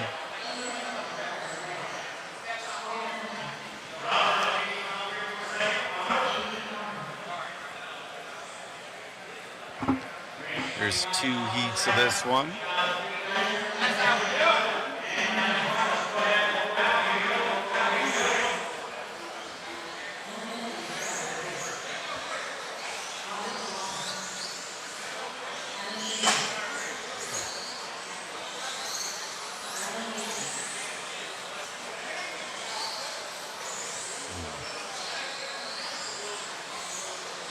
So I'm looking at the Model I media page now, and the pictures of that car sending it above the padding on the pole.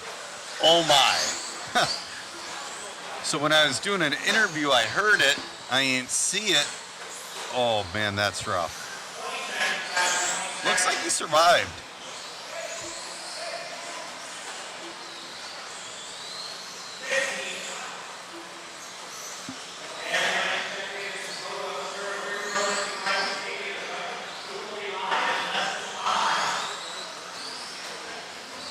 All right, we're going live here. This is your Moto Obscura Rear Motor Revival Stadium Truck Heat 1 of 2.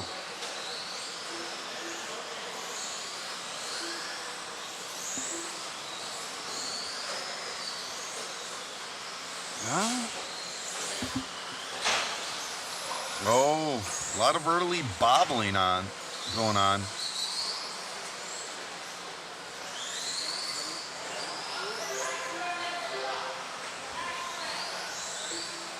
Paul Hamilton gonna be your early leader. Oh wait, no. Here comes Jason Santos.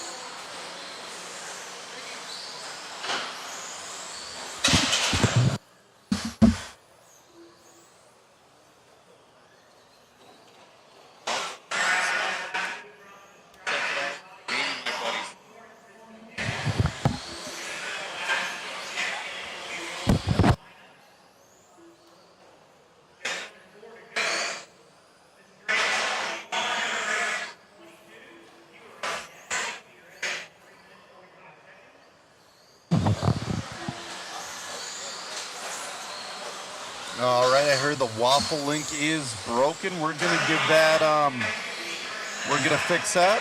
While we're fixing it, check out some awesome racing.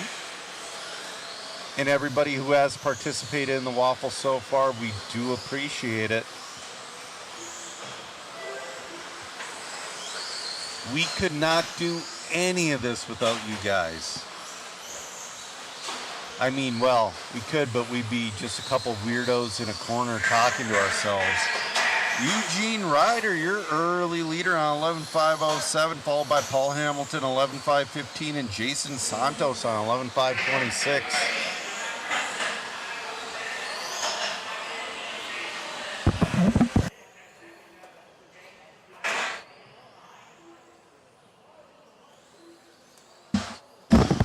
All right, our leader with a little bit of bobble. Oh, another bobble. But Hamilton's on a long lap as well.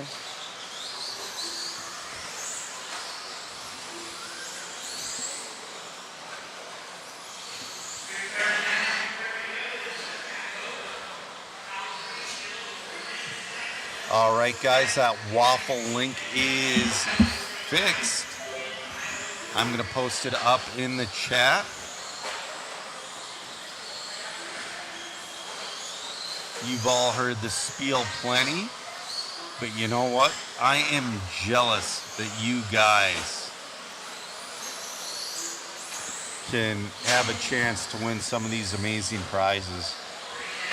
You know, a B7's pretty darn cool, but a kit signed by Magic Joel Johnson is iconic. Oh, we got a broken vehicle out there.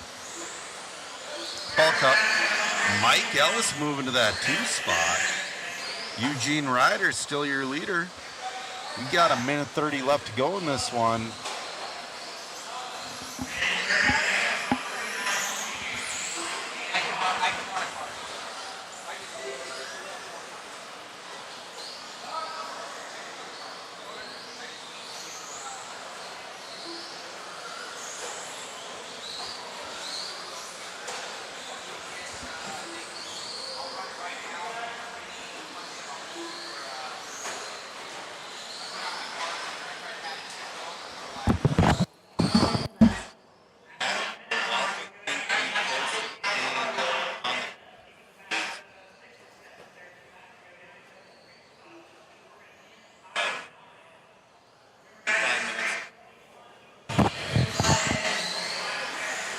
All right, Ryder just hit his best lap of a 27.5. He's on 11.514. He's having a pretty good run out there. 30 seconds left to go. Talon Henley has TQ at a 12.507. Oh, he stuffs her. Oh, man. He's got a pretty good lead over Mike Ellis, though. Jason Santos hanging in there. Ooh. I'm watching the screen, but I'm hearing a lot of slapping and a lot of tube riding out there.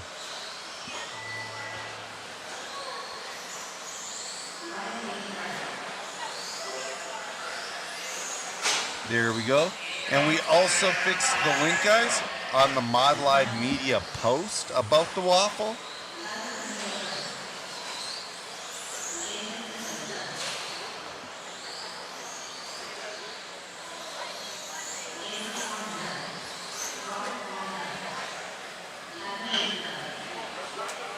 All right. Waiting for Ryder, your leader. You had a little bit of a rough last lap as well. He's going to finish 11-lap run. A little bit of a crash on the last lap. 31-second lap isn't a good last one.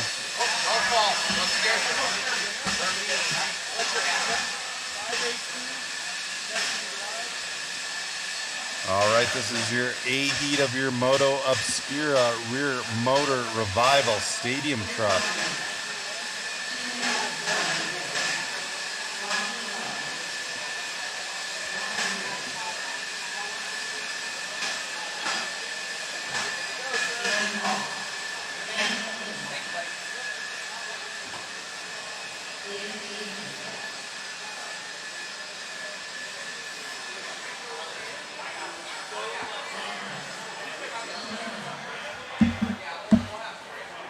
All right, Talon Henley running, he says it's basically upgraded to a T4.2,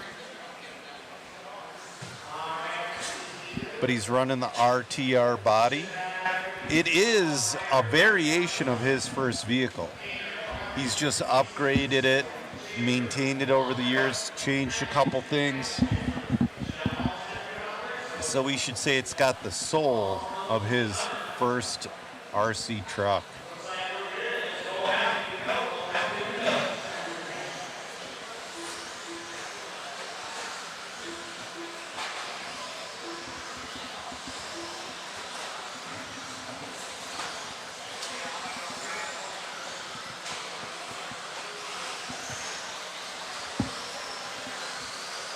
We're getting all checked in here. The day is winding to a close. We still got 8 more races left. Gonna do a little outro. Oh, the silent auction, I believe, is closed. They close that at 6:30.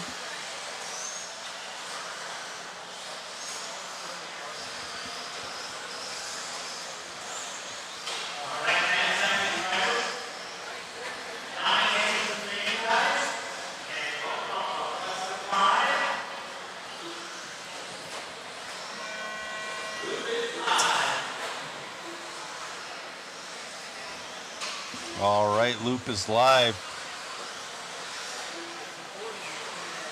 Talon, I'm hearing, is just going to send it. We're going to see what just sending it is. Well, that's landing on your lid. That's a way to send it, I guess. All right, he's on the clock now. Oh, man, he had Larry Doe behind. Oh, Larry Doe with a mistake. Someone broke. Whoever had that red truck out there.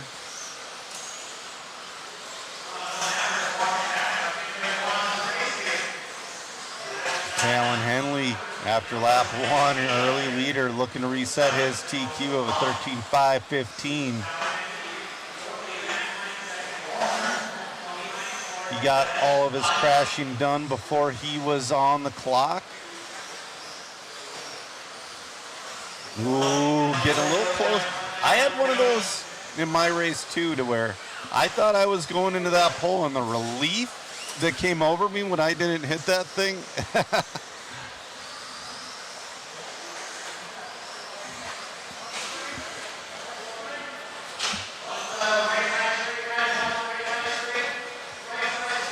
Talon Henley, 13.521. Matt Hines on a 12.518. Tony Hines, 11.5 flat. Another ball cup. Hit. Oh, nice save from Talon Henley. Little tube tap. Literally steers out of it in the air. Nice move coming up to traffic. I'm being told he has potentially won this before. The modern class, excuse me.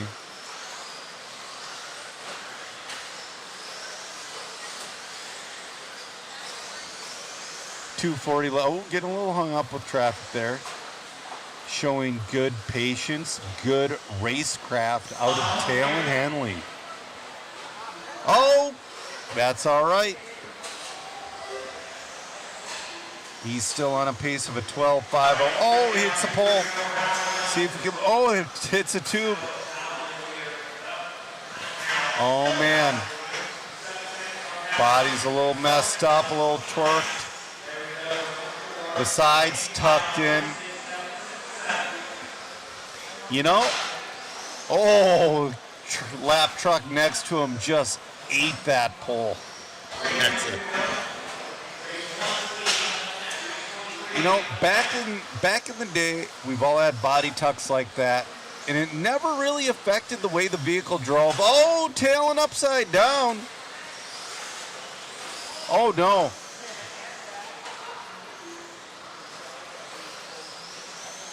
Yep. He had a Marshall pull his body out. You know, it never really affected the way it handled. We just thought it did. It was a mental thing. So is this going to put Hines to the lead? Nope. Talon's still going to hold on to the lead on a 12.507. 33-second last lap. That was a little bit rough. 1:20 left to go. Sorry, he's on a 12.521. He's on a 12.521. He holds DQ with the 12.527 or 12.507. He's on a 12.521.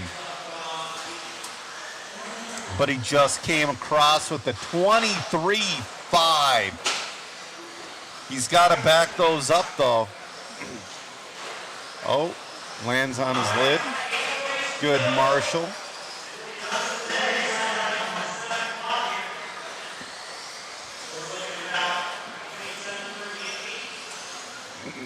All right, we'll see if he can get her back.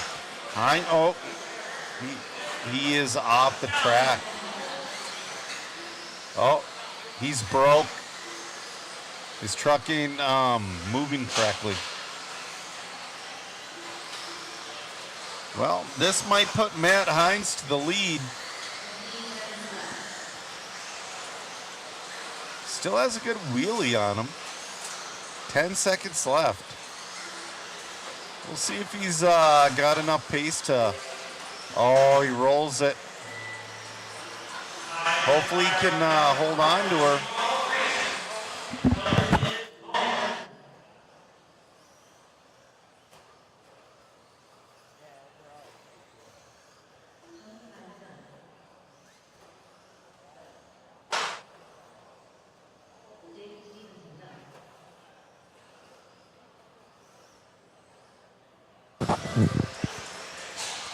Talon Hanley's gonna wait. Matt Hines is gonna take it on the last lap. Oh, Talon's still live. I think he's done. So Matt Hines, excuse me, is gonna win this one.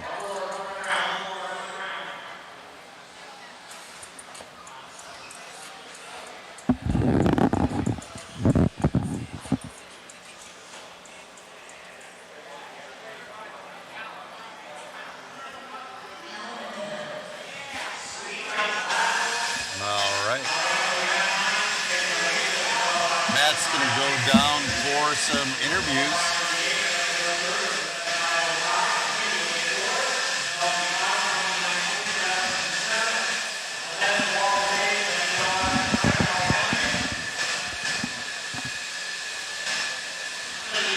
Here with Matt, amazing job out there, man. Grabbing that, at least a TQ for the round. Oh, thanks. Just trying to stay smooth out there. The car is super drivable. I'm just trying not to overdrive it and rip arms off. And, it's been really consistent. And, it's great to be here. And can't believe I won a couple of these rounds. It's awesome, man. You enjoying yourself out here at the vintage race? Oh, totally. The guys put in a lot of work here. And Eddie did an amazing job on this track. It's like one of the funnest layouts he's ever put in. And I think that's helped me a lot. It's not quite as technical. Congratulations. Thank you. Back to you, Joe, in the booth. All right. We're going to do our first heat of Yokomo four-wheel open buggy. All right. Jeremiah, one of my high school buddies and middle school buddies, picked up his waffle ticket. It is a cool race program, Jeremiah. Yeah, I'll tell you what, Jeremiah, this track or this event, there's like something special in the air. Cameraman Chris is wondering if he bought them for me. No, he did not buy them for me. But you know what? There's 2 other people named Joe Zer in my family. My dad and my son.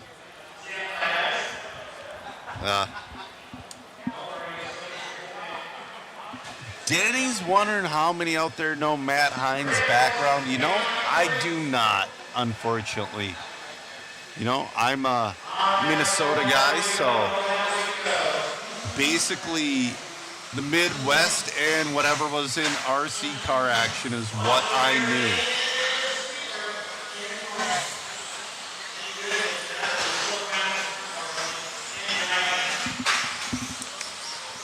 Yep, I've been racing with Jeremiah since, I'd say early 90s.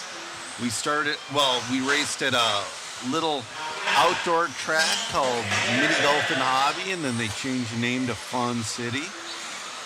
It was a sweet mini golf course with a haunted house.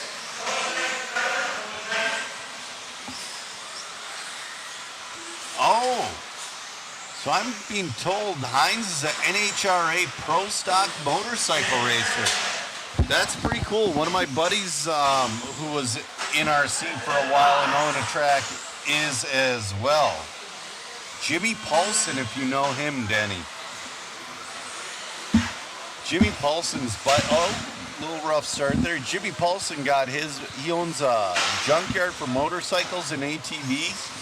His drag bike started out as a thing that came into his junkyard and he built it. Anyways, let's try to find a leader here. Nobody's crossed the line yet. There we go. Ooh, good first lap.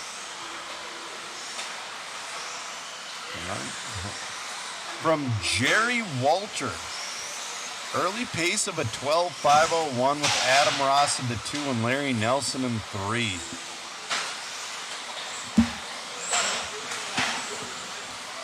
Right now, TQ's held by Tail and Henley at a 14:5:20, but right now, Walter's pace is good enough to put him up into the number 3 spot. He's on a ripper and doing a wheelie down the back straightaway.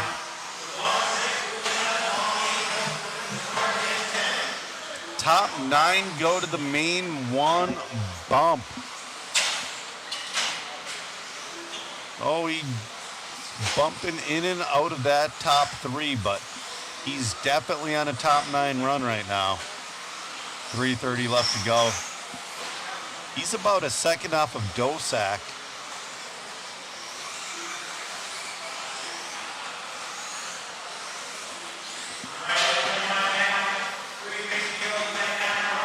Man, hopefully he can get around traffic here. Gets around 1 very nicely. He's got to get around 1 more.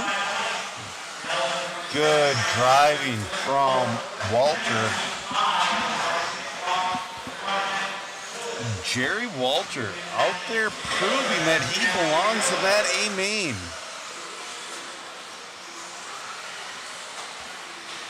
$250 left to go. His pace is a 13:5:23. Trying to stay in that 13 lapper. He's doing a pretty good job of it. Josh Reinerson in the 2 on a 12:5:13. Larry Nelson on a 12:5:22. Trey Woods in the 4 and Frank rounding out the top 5.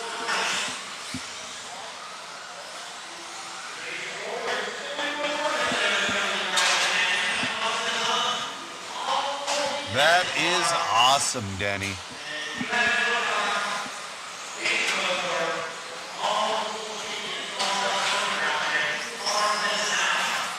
Two minutes left to go.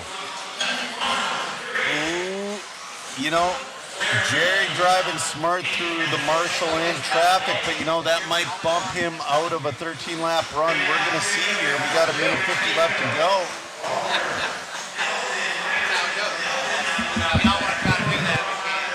Were you able to fix her? Huh? Were you able to fix her? I have not had a chance That's yet. fine. We will though. We will. I got my mechanics just showed up. My old mechanics. I'd rather get your let's do like that. I'll do an ender. You gotta do that. Yeah. That'll be great. Okay, cool. And yeah, so we'll do that right after the final race tonight. All right. We got 1:20 to go. Jerry Walter picking her back up a little bit. Best lap of a 24.2. Backs her up with a 24.8. Still on a 13-lapper with 1 minute left to go. He's got a handful of traffic in front of him, though.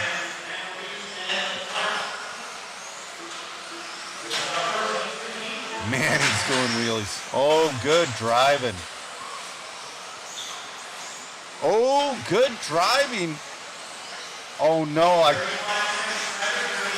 Oh, he just didn't catch up. You know, I missed a lap. I went way inside by the loop, and I missed a lap in my race. I got to be careful of that. I wasn't on the tube, but I was, like, right next to it. Oh, no. Walter's down to a 12.501. Jerry Walter falling out of a 13-lap pace, and I don't think he's going to get her back. Oh, we got a shout-out from the UK. The Miklos was on here earlier. Man, you're up late.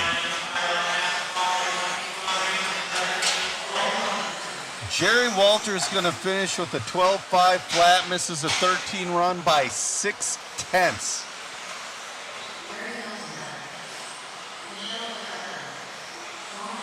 Michelle Leterme making it up to the number 3. Good run for her. Josh Reinerson in the 2. Waiting on a couple more. Waiting on Lane Lazars. Lane's going to play some alphabet soup tomorrow, and we're going to get some good interviews.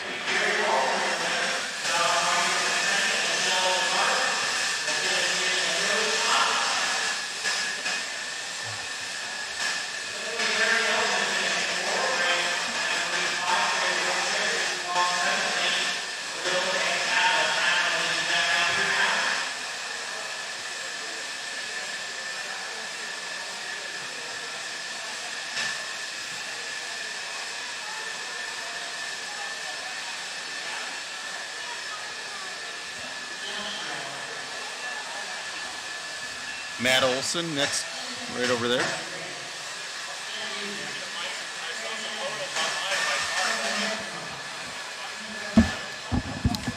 All right, this is your A heat of Yokomo 4-wheel open buggy. You know, out of either Talon or Nick, I bet you we could see a sub 22 second lap out of these guys.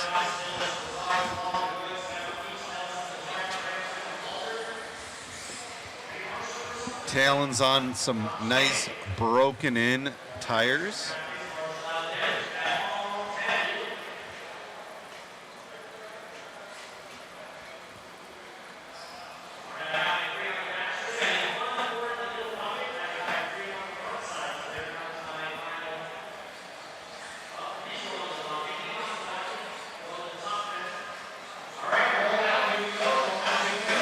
All right, we're checking in.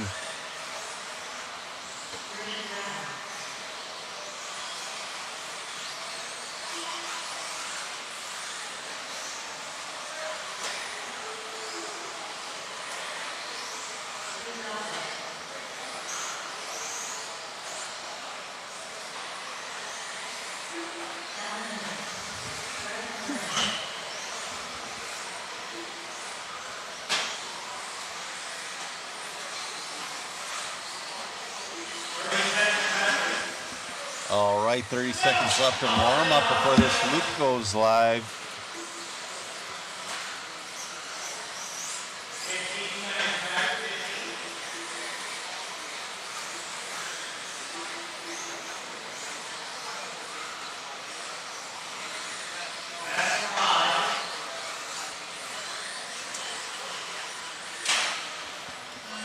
All right, loop is hot. Loop is hot. Question is Talon running race paint? It looks like he is. Chris hid the solid color bodies from him.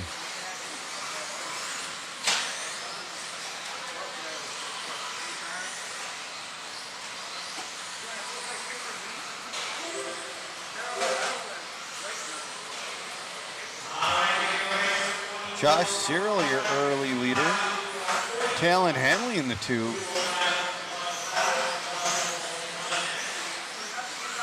That's Nick Reppin moving into the lead.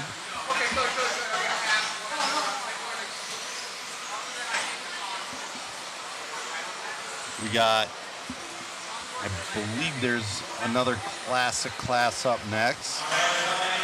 Oh man, we got a traffic jam coming down the side straight.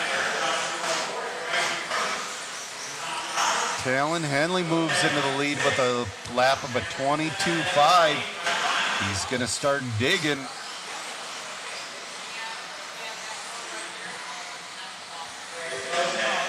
If he doesn't turn a 21, cameraman Chris will never give the solid color bodies back. Coming up next, actually, is race number 25, heat 1 of 40-plus open buggy. So 25 and 26 are modern. Then race 27 is MIP Classic 4-wheel drive buggy. 27 and 28 and 29 and 30 are classic plastics.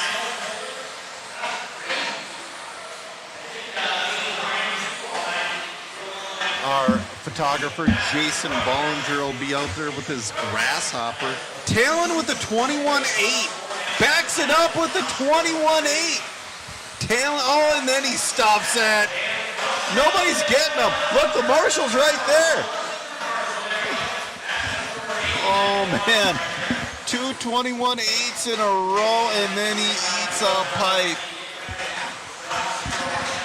How long is this lap going to be? It's definitely going to put Reppin back into the lead. Cyril and Reppin battling for that 2 and 3. Definitely Henley down to that, 30-second lap.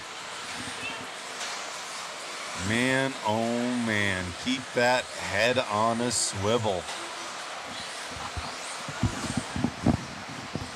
So I guess cameraman Chris is going to have to give the solid color bodies back by the end of the weekend.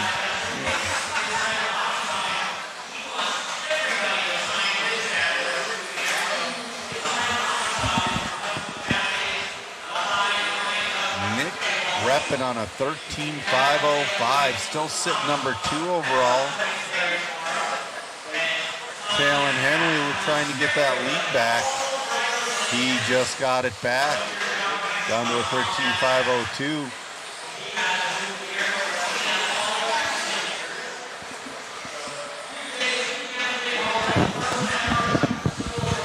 Oh, wow. Best lap of a 21.3. Last lap of a 21.7. Somebody just lunchboxed his car. Oh, and then Henley upside down. Come on, Talon. Josh Cyril and Reppin still battling like crazy for 2 and 3. They're 4/10 apart. Henley just splitting the gap between a marshal's hand and a car. We got a minute left. Henley's not gonna reset his TQ, but getting down into the 21s. He's on a 13.503 with a lot of crashes. He's literally had like 5 crashes in this one. He's got that X-ray dialed.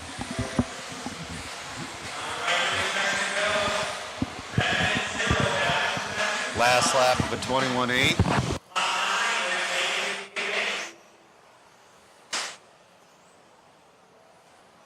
20 seconds left to go.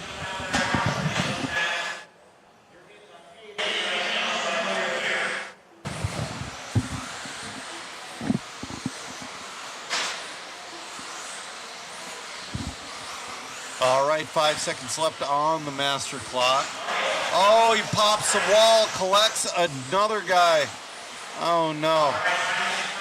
Man, oh, man. That's that thing. Once you get that fast lap, you feel you can push it that much more. Now, is Nick Reppin going to pull off the win in this one? He moves to the lead. It's going to be, I don't know. Nick's got to pass the loop. Talon Hanley's going to take that one with Josh Cyril in the 2 and Nick Reppin in the 3. Both Hanley and Reppin had rough last laps.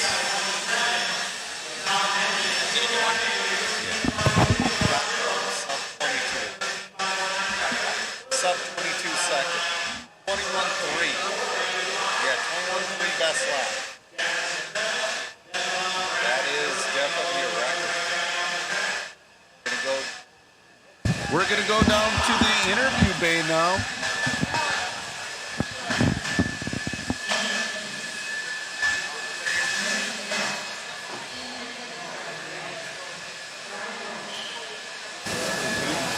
We were talking about it earlier here, Talon. Has anybody pulled a 21-second lap? You just did it. Oh, 21.3 to wrap it up. Holy smokes. Grip was a little bit higher. I tried a whole new tire program, and it definitely paid off. Right on, man. Who would you like to thank? I'd like to thank all of our sponsors here for this event, putting on the Vintage Clash. Definitely Jay Rona, definitely helping us out with the JConcepts. Always getting us hooked up out here. Congratulations. Thank you very much. You got it. Back to you, Joe, in the booth. All right. This is your first heat of 40 Plus Open. Oh, man. You know, it's only 7:17, but it's like we're coming towards the end of the day. We're on race 25, and I'm getting tired. We're going to finish out strong. We're going to have a lot of awesome races. We're going to have a long interview at the end of this one.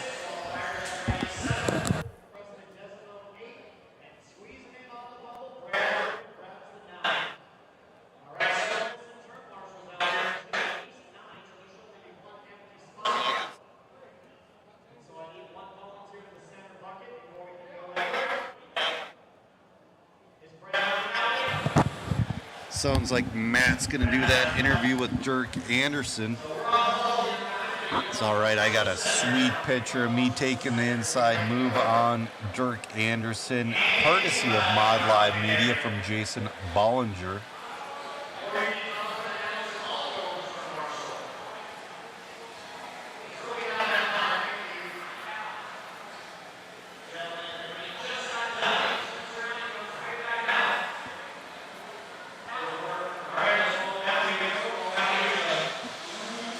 All right, we're checking in your B group of your two-wheel 40 Plus Open, sponsored by One Up Racing.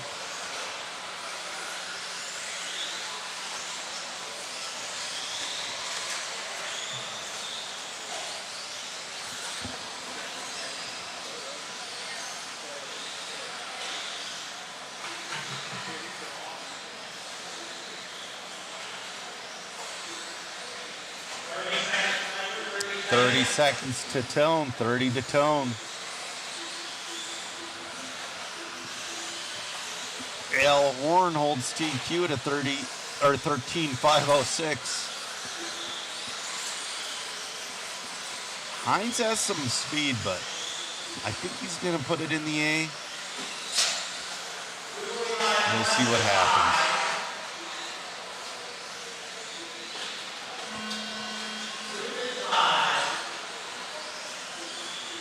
You know, I see Brian Dortch is in this one. Yes, he is actually running. I know Avon Dortch, I believe, was running the 21.5 classes as well in the independent. We've been doing a lot of interviews today.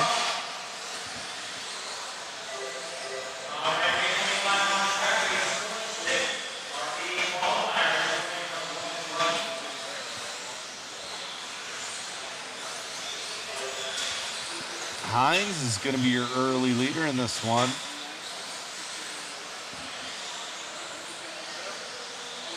NHRA Pro Stock Motorcycle Racer.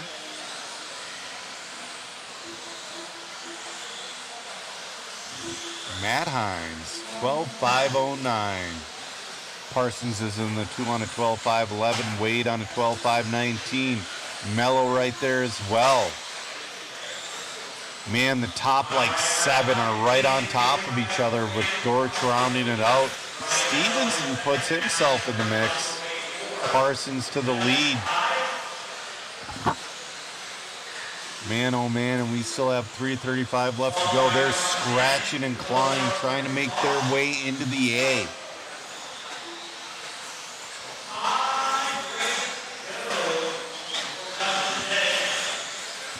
Let's see what it's going to take to make it into the A.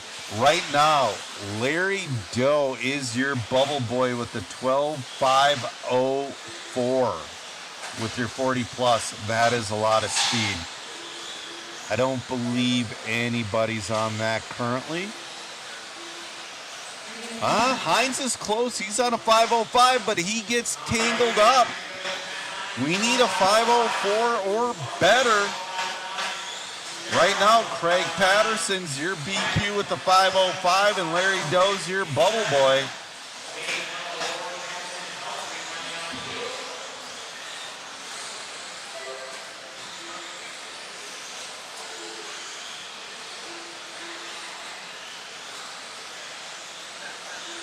Hines to a 12.507. We'll see if he can make up 3 seconds with 2:25 left to go. Got Butera in the 2 and Parsons in the 3. They're right on top of each other.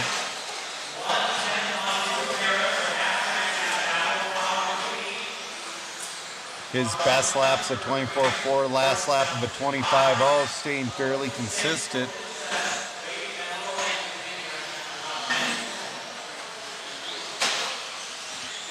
I'm getting word Aben Dortch's nickname is the Torch. I love it.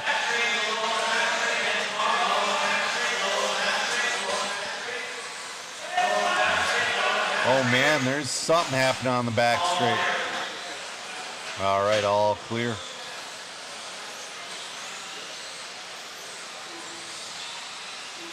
Butera and Parsons swapping back and forth for 2 and 3. Hines down to a 5.05. We'll see if he can bring that down. He's been bringing it down. Oh, went the wrong way there. He's on a 5.06. He's got to get a 5.04.38. That's the goal. And Larry Doe is up next to back up what he's got. Oh, it's getting a little wild towards the end of this one. He might have ran out of sauce. This might put Parsons to the lead after a long lap. It will. Race 20, brother. Race 28. I'm not going to run in that one, okay?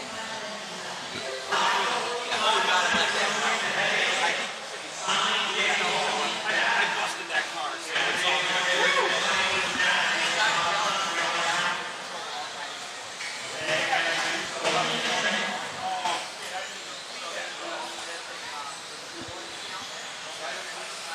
All right, Parson doing everything he can to hold off Reinerson and Hines. 1.5 seconds separates the top 3 right now. Andrew Parsons, 12.508.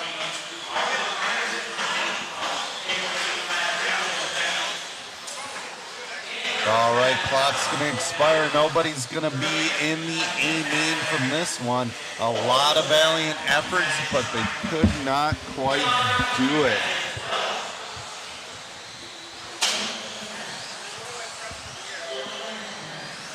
Oh! Josh Reinerson Brian Dortch taking the number 2 spot on the last lap out of nowhere. Heck yeah. Waiting on Parsons to finish though. Parsons is on the last lap. He could throw down a heater, guys. Andrew Parsons does, so he's going to move to the 2. So listen to this. Reinerson 12.5, 10.9. Parsons, 12.5, 11.7. Dortch, 12.5, 11.8. Wow.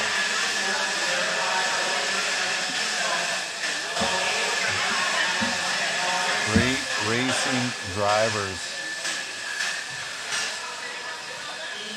All right, we're...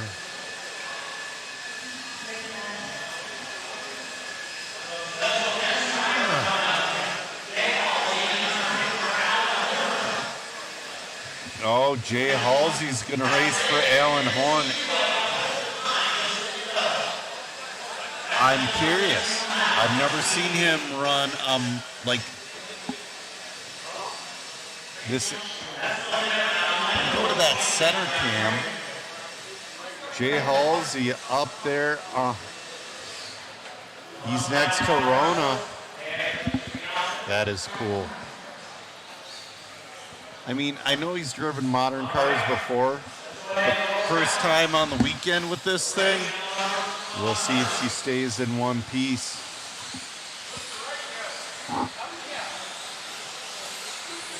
After this one, it's vintage racing throughout the rest of the night.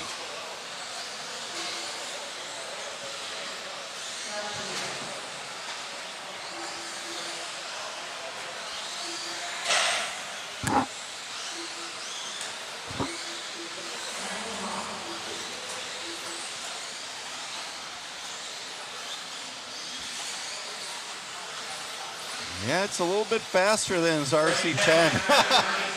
A lot more steering.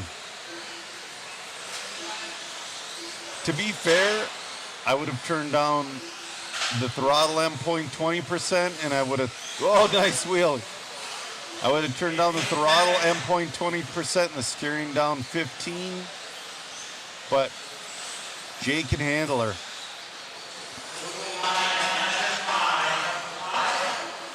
He's just doing wheelies. It's so awesome. This is your A group of your one-up sponsored 2-wheel drive 40 plus open buggy, modified buggy.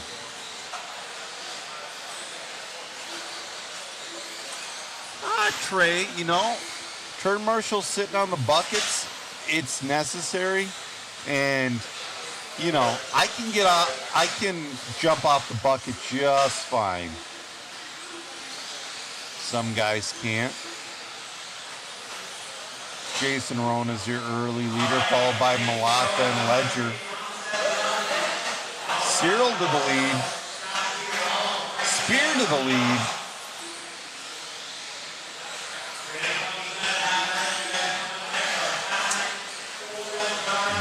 Oh man, the grip. Oh, we got one into the tube. Like, all of these guys are doing wicked wheelies.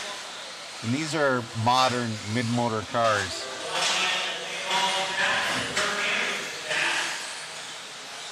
Happy trails, there are so many legends under one roof. I've been very privileged to be able to interview a lot of them. Matt's interviewed a lot of them. I mean, this is, I don't know, man. I'm speechless. I've been doing junk racing, and I don't care, because the weekend I had here, it's indescribable. Rattlesnaker says, isn't everybody there over 40? You know what? We're pretty close. I would say a good 75%, maybe 80% are over 40. But then now if you're grading on a curve, you have young guys like even Dortch that are like 3 feet tall, little kids. I don't know, man. It's like we have the legends and the future all under one roof. Malott to the lead. Last lap was his best lap of a 23.3. Scott Spear in the 2, Lake in the 3.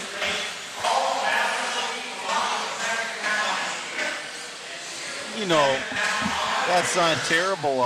Jay Halsey's on a 12-lap pace. Not bad at all. Oh, we got one rolling. That was Rona.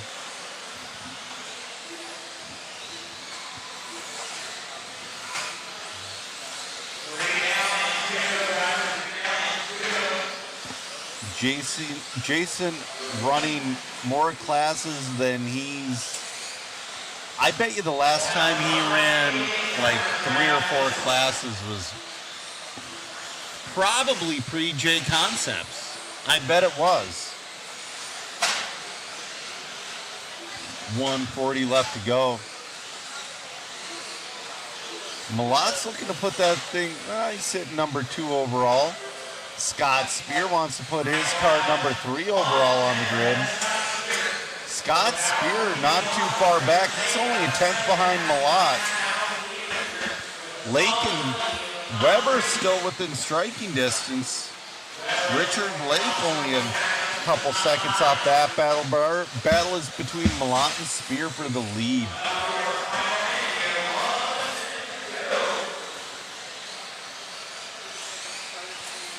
One minute left to go.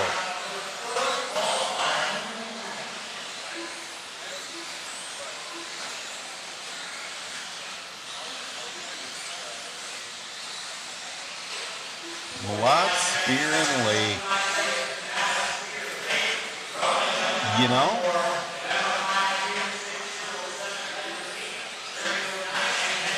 Rona's right in front of him. Lets him go. Halsey's got his pace down to a 12.523. Figuring it out. Not too far behind Eddie Henry. That's pretty cool. Malott trying to bring her home. Trying to hold on to that 2 spot. He's on a 13.509.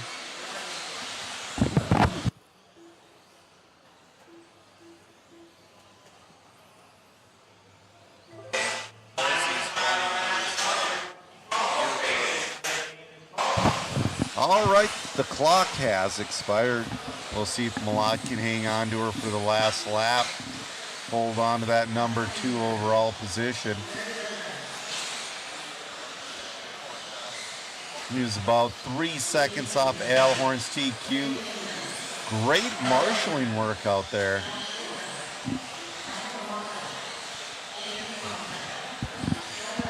Jason Kessinger, the track layout is awesome, super fun to drive. It is so friendly to these vintage cars. And it's not like dull either. All right, Malott's gonna win that one, 12.509.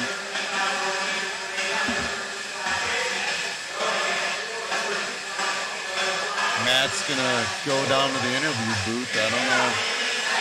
There he is. Matt, is that? We're gonna go to camera 4. Making that one happen, man. Didn't get the overall, but I think you're gonna line up P2 as of right now. Line up second behind Al. I'm fine with that. Looking good out there. I was on it this weekend. He is on it. You having fun out here at the vintage race? I am. This is my era. I wish I would have built some vintage cars, but I'm here. And hopefully next time. Absolutely. Absolutely. We've been saying it the entire time. This isn't a race. It's an event. This is an event. This is what Dirk and Drew and those guys have done is absolutely amazing. Getting these legends in here for, these guys are guys I looked up to and read our RC Action Mag, and all the RC magazines, and like this guy right here, Jay Halsey. What can you say? Congratulations. Thank you. Back to you, Joe, in the booth. All right. Awesome job. Up now is your first heat of your MIP Classic 4-wheel drive buggy, heat 1 and 2. Got a few guys in this one. Van Air is TQ of this class.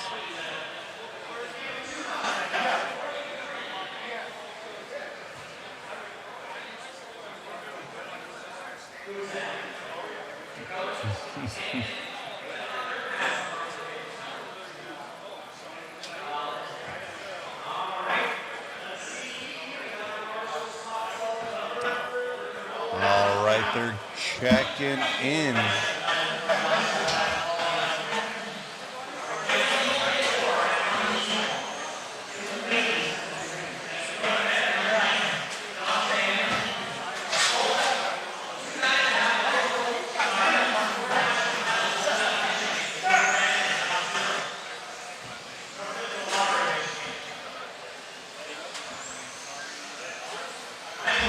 Seems like a couple have not checked.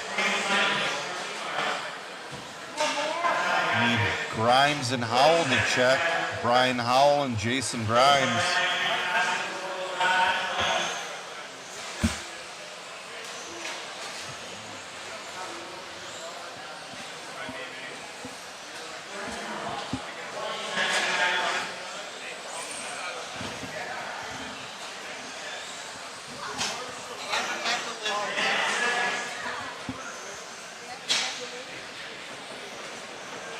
All right, we're going live.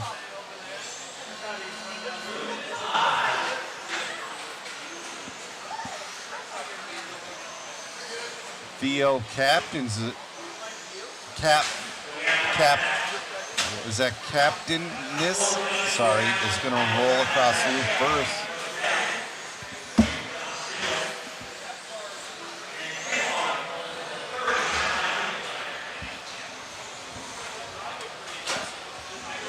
Vintage racing throughout the rest of the program. It's getting late here at 7:37 at night. Man, oh man. Bob Cooper, your early leader. Man from Minnesota, firefighter, all-around awesome guy. Oh, a little bit of bobble. I've been racing with Bob Cooper since the beginning, since I've been racing. Oh, Captains is going to take the lead back.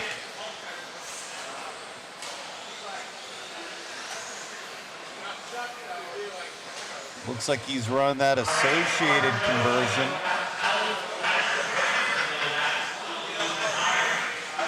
You know, I believe, though, Eustace is running the one and only MIP conversion. He is in the next one. Captain's on 11.501, Cooper on a 10.501. See what we need to make the A in this one. Pulling it up.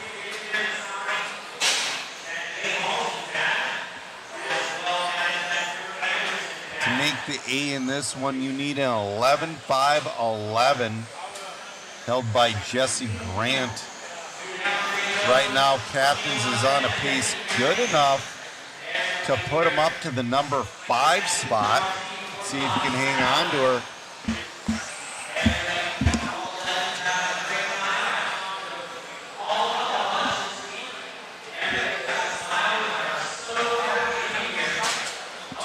Left to go, 240. Stevens moves up into the 2, Cooper down to the 3.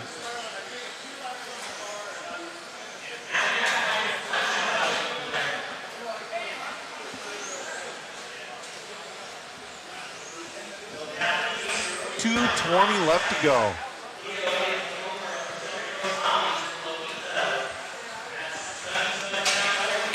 Working his way through traffic. He's on an A main run. Oh, we got to pop bulk up. Bulk up.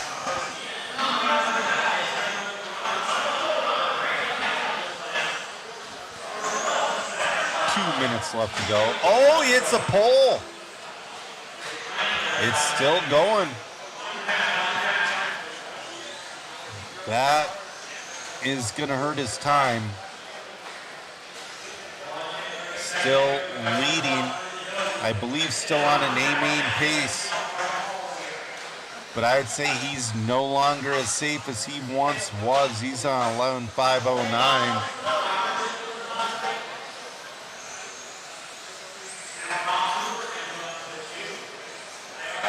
I'm told his last name is pronounced Captanis, the Mad Greek. That's right, Jason.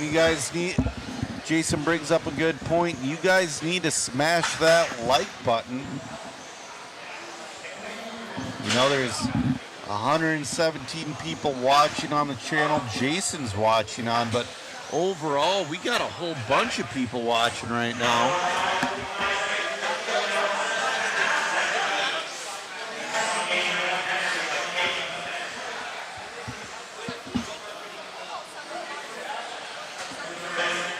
Overall, we got 252 people watching overall, staying with us.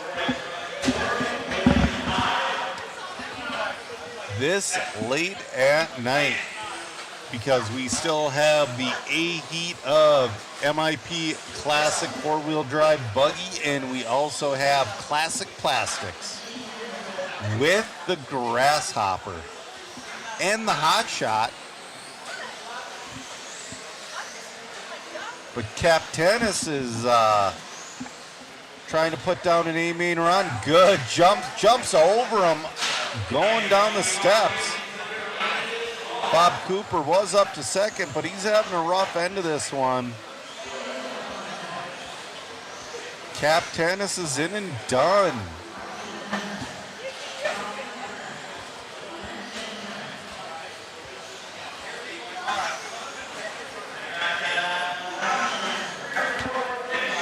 Couple more to finish.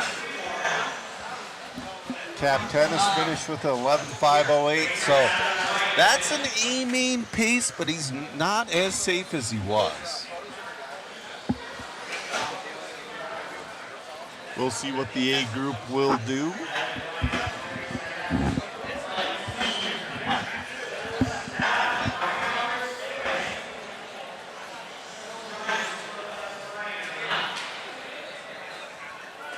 Yeah.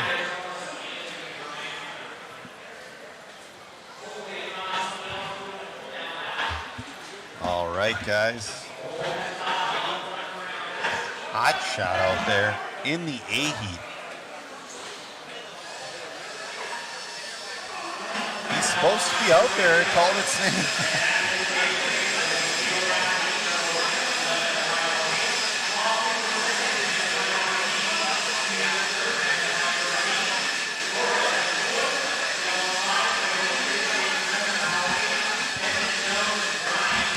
All right, guys, coming towards the end of this one, and also don't forget to get your waffle tickets. We're gonna draw tomorrow after the races. Man, this thing's live. Okay, we're gonna draw tomorrow after the races, but you want to get your tickets. Posted that link.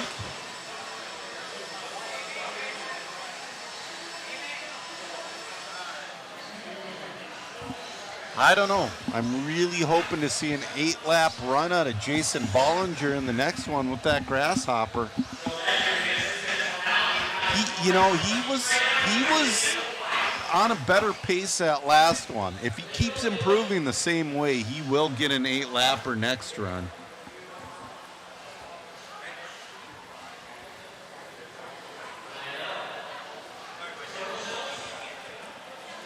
But the question is, did he fix the transmission of his car?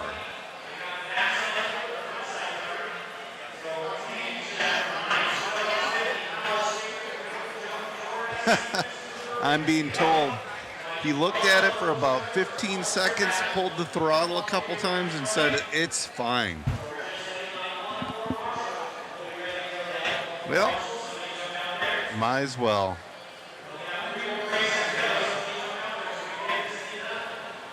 Couple more races left to go.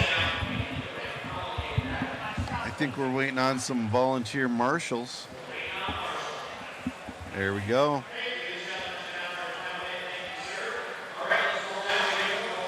Warm-up has started. Your A heat of MIP Classic 4-wheel drive buggy.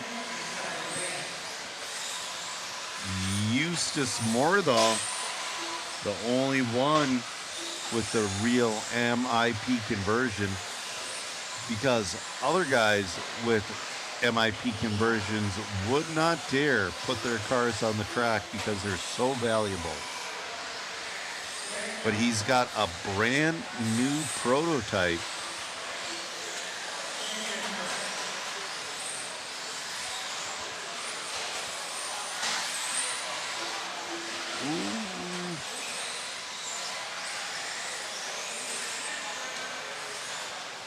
So Chris is asking a good question in my ear. So let's say he just did like this is a very close to production prototype. Let's say he just decides to pull the plug on it. How much would the prototype in Eustace's car be worth? I would say it's a modern prototype. It's a one of one. Would we be in the 5 figures? I think so. I think we would definitely be in the 5 figures.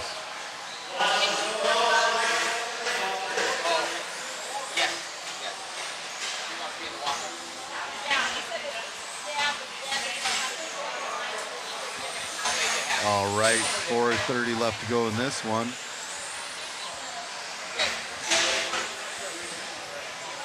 Van Air, your early leader, of course. He is TQ, but he's on a pace to beat his TQ on a 13.509. Doing a wheelie down the back straight. 13.509 would put him in second place. No, third place in the A of four-wheel open.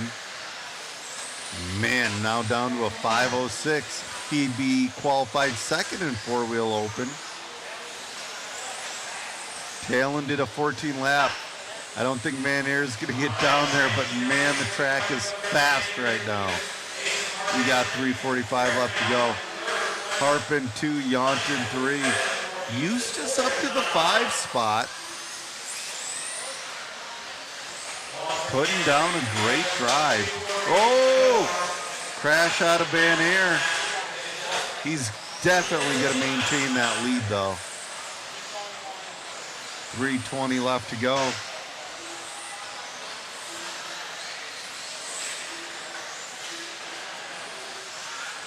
Nice. Good driving from Van Air.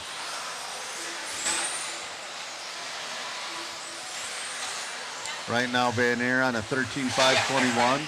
I believe that'd be good enough for third or fourth and four-wheel open. This is like the classic buggies. This is the real old stuff, guys. And Van Air is throwing down serious laps. Oh, getting around traffic. Oh, Eustace popped the ball cup. Eustace is now a victim of the ball cup. Oh, Van Air hitting a tube. Man, oh man. What are we going to do next week when everybody has ball cups that stay on their cars?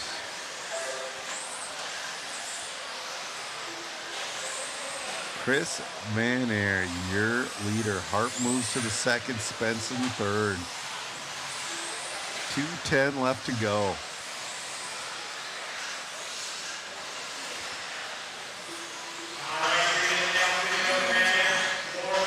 I'll tell you what, if everybody watching right now bought at least one waffle ticket, it would make such a difference. 1:45 left to go. That helps send us to other races, improve our equipment. You know, that Handycam setup. And you have a chance to win awesome prizes.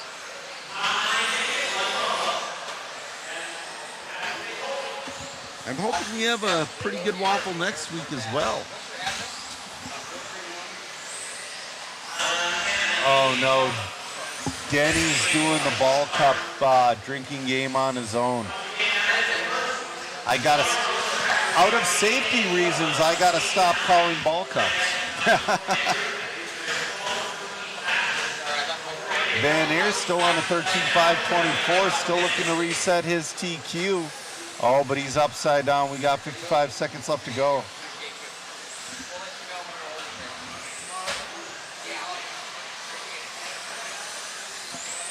Yeah, you know what?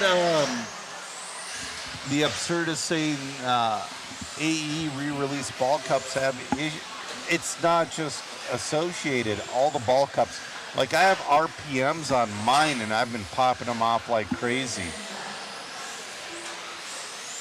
Van Air's fallen down to a 12.503, but his TQ from the round before will hold the 13.525.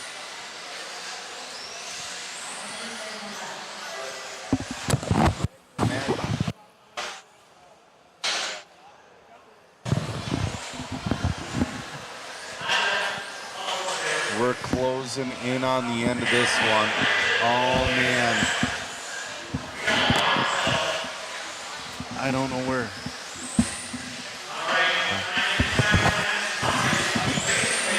Matt, can you hear me? He's got his headset on. Oh, he's doing something. All right, well, I'm going to go down and get an interview with Chris Van Air myself.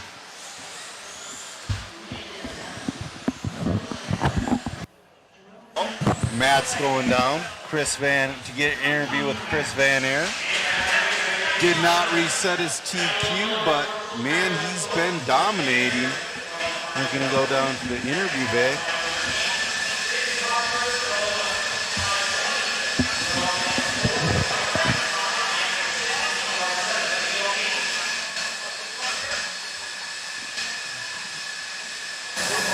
The Rubik's guys were asking me before, is this your one from 95 or something like that? So this is an original 95. I actually have had this in my collection for a while. It's not mine that I had raced personally, but I had purchased it like 10 or so years ago. It actually had raced at Yatabe in 95. So I have the original body for it, and I've had a lot of the legends like looking at it. We can't hammer down exactly whose it is. It might have been a Japanese driver that ran for Losi and Max Tech, but I have the original body for it. But I've had it. It actually has the chassis sticker and number from the tech from Worlds from Yatabe on it, and I have the original tires, the hot laps tires that were on it and everything, and so it's pretty cool. So this was a fun excuse to get it finally running, and so it'll be this race, and it's going back on the shelf forever. I love it. Congratulations, man. Thank you, sir. Got it. Back to you, Joe. Cool story on that car. Definitely. An original 95.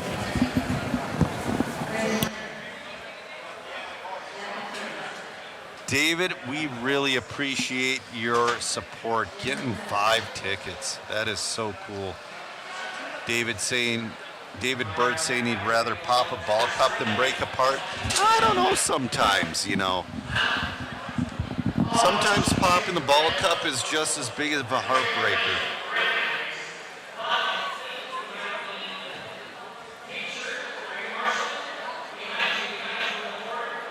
That's right, Jason Rona has not had any ball cup problems. Oh, Jason Bollinger hasn't either.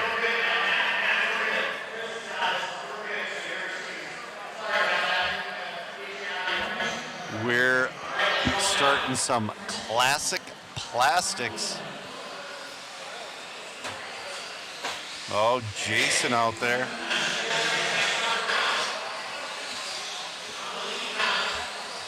You know, the car keeps looking better. Maybe that's Jason getting his bearings back. I think the last time he drove was 2024 Vegas for fifth scale. Puts it on its tail. Does a wing stand with it.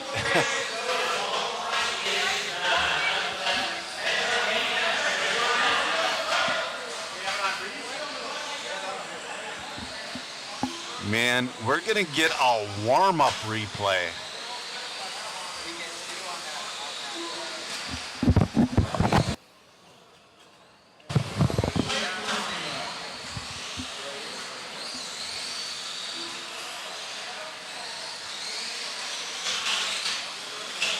Is that his transmission still? Oh, yeah, here you go. All right, replay coming at you guys here pretty quick. Here's a replay. Top left corner. Nosedives hard, front flips, and lands on his tail. That is so awesome. All right. Lindsay set me up. That is awesome. Be careful of that edge. Matt's going to put us in. We're good. Put that headset on. Put that headset on. Put that microphone close to your face. Like that? Yep. All right. There we go. In the booth with Alan Horn. Alan, you've been having a banner weekend this weekend. I mean, things are going good. The cars are working good. The track is super fun. Yeah, absolutely. Been having a good time. They built a great track for these vintage cars. Now, if they would have the Clash of Champions layout from January for us, we might be in a little bit of trouble. I honestly like this layout better. I mean, I like the Clash of Champions layout. It was super fun. But this is probably the most fun layout I've drove on in this building to date. It's so smooth. It's just, it really invites all the cars. Yep. Because there's stuff cool enough to do with a modern day car, and it's still fun. It's not boring. And you know, all the older cars can get around it and then do real well. And right. They are all handling good. There's nothing crazy, but all the jumps. This track actually drives really technical. It does. It's not as easy as it looks. Well, it's definitely not easy. So, you've been racing for a pretty long time. When did you start? We're watching the Grasshopper go around. He's getting close to an 8-lap run with that thing. Those were before my time. Yep. But I did have a Grasshopper. I think we all ended up with one in like a trade or, you know. I think I actually had a Hornet. Okay. Which is basically the same thing. I had a Frog. So when did you begin racing? Well, I was actually first introduced to RC in probably late 91. I think I went to my first real RC race in November, December of 91. Okay. A buddy of mine took me to it. He was super into it, and you know, I had been getting hurt doing motocross and all that stuff. So that's a common story in RC. It is. Well, I mean, do you know Brian Bowman? That name rings He a owned bell. Thunder Road, but he's been around the RC scene longer than me. Yeah. He busted the ball and socket in his shoulder in half racing when he was like 40 years old. It's man. Racing a 450. It's like, what are you doing, dude? It's still awesome. He's going for that $100 Yamaha check. That contingency money will get you every time. It will. So you started in 91. Well, I actually, back then I was still heavy into motocross, so I would run like November, December through February, March, you know, at local tracks and just kind of dink around. I would do some races here and there, but that was pretty much it. And then I decided to quit racing motocross. My last year doing that was 94. Okay. So then I went full time into RC. Yep. I needed to fill that competitive itch, that void, and you know, just keep all that flowing. So I've been full time since 95. 95, and you really haven't stopped. I mean, maybe a little here and there. I haven't stopped. I kind of take my foot off the gas pedal a little bit in the summertime. Yep. But I still hit all the major events, so there doesn't go very long for me racing in between. Was it the summer of 23 or the summer of 24 when you won a moto? Was it a motocross championship or was it a big race? I remember something. Well, I won a regional championship as of lately for the Loretta Lynn's qualifiers. Okay. Actually, I won one in 21, and I won it again in last year, 24. Okay, awesome. That is awesome. So you're still racing motocross 450? Yep, I ride a gas 450, and I love it. So are you new to gas? Did you start riding one because of Barsha like a lot of guys? You know, Gas has been around forever, but I was never familiar with him until Barsha. Well, what had happened actually is a friend of mine owned a KTM dealership. Yep. And he had always been trying to get me to buy KTMs, and they're nice bikes. Yeah, they are. But I just couldn't get over the body work and the orange, and they just didn't attract me. Right. So he's like, hey, KTM bought Gas, and they're gonna come out with this cool looking bike, and it's gonna be red, and, you know, which was right up my alley. So I'm like, all right, well, I'll check it out when they come in. So he gets them in, and I go see the bike in person, and I fell in love with it instantly. I thought it looked so cool. Yep. It had all the qualities of the KTM, but it kind of looked like an older school Honda. Right. And I was a longtime Honda guy. Honda. So I always joke and tell my buddies that it's the Honda I always wanted. Yep, exactly. So, ever since then, I think that was 21. Yeah, it was right after COVID, and all that stuff hit. And I got back into riding, and every year I've kind of done a little more. And then last year I raced 24. Nice. I raced a full season, did all the district stuff, all the state awesome. championship stuff, and you know, it's a good some time. guys. I have a friend I made through RC. He started racing RC cars because he broke his femur. Right. I know the Motocross. feeling. Yeah.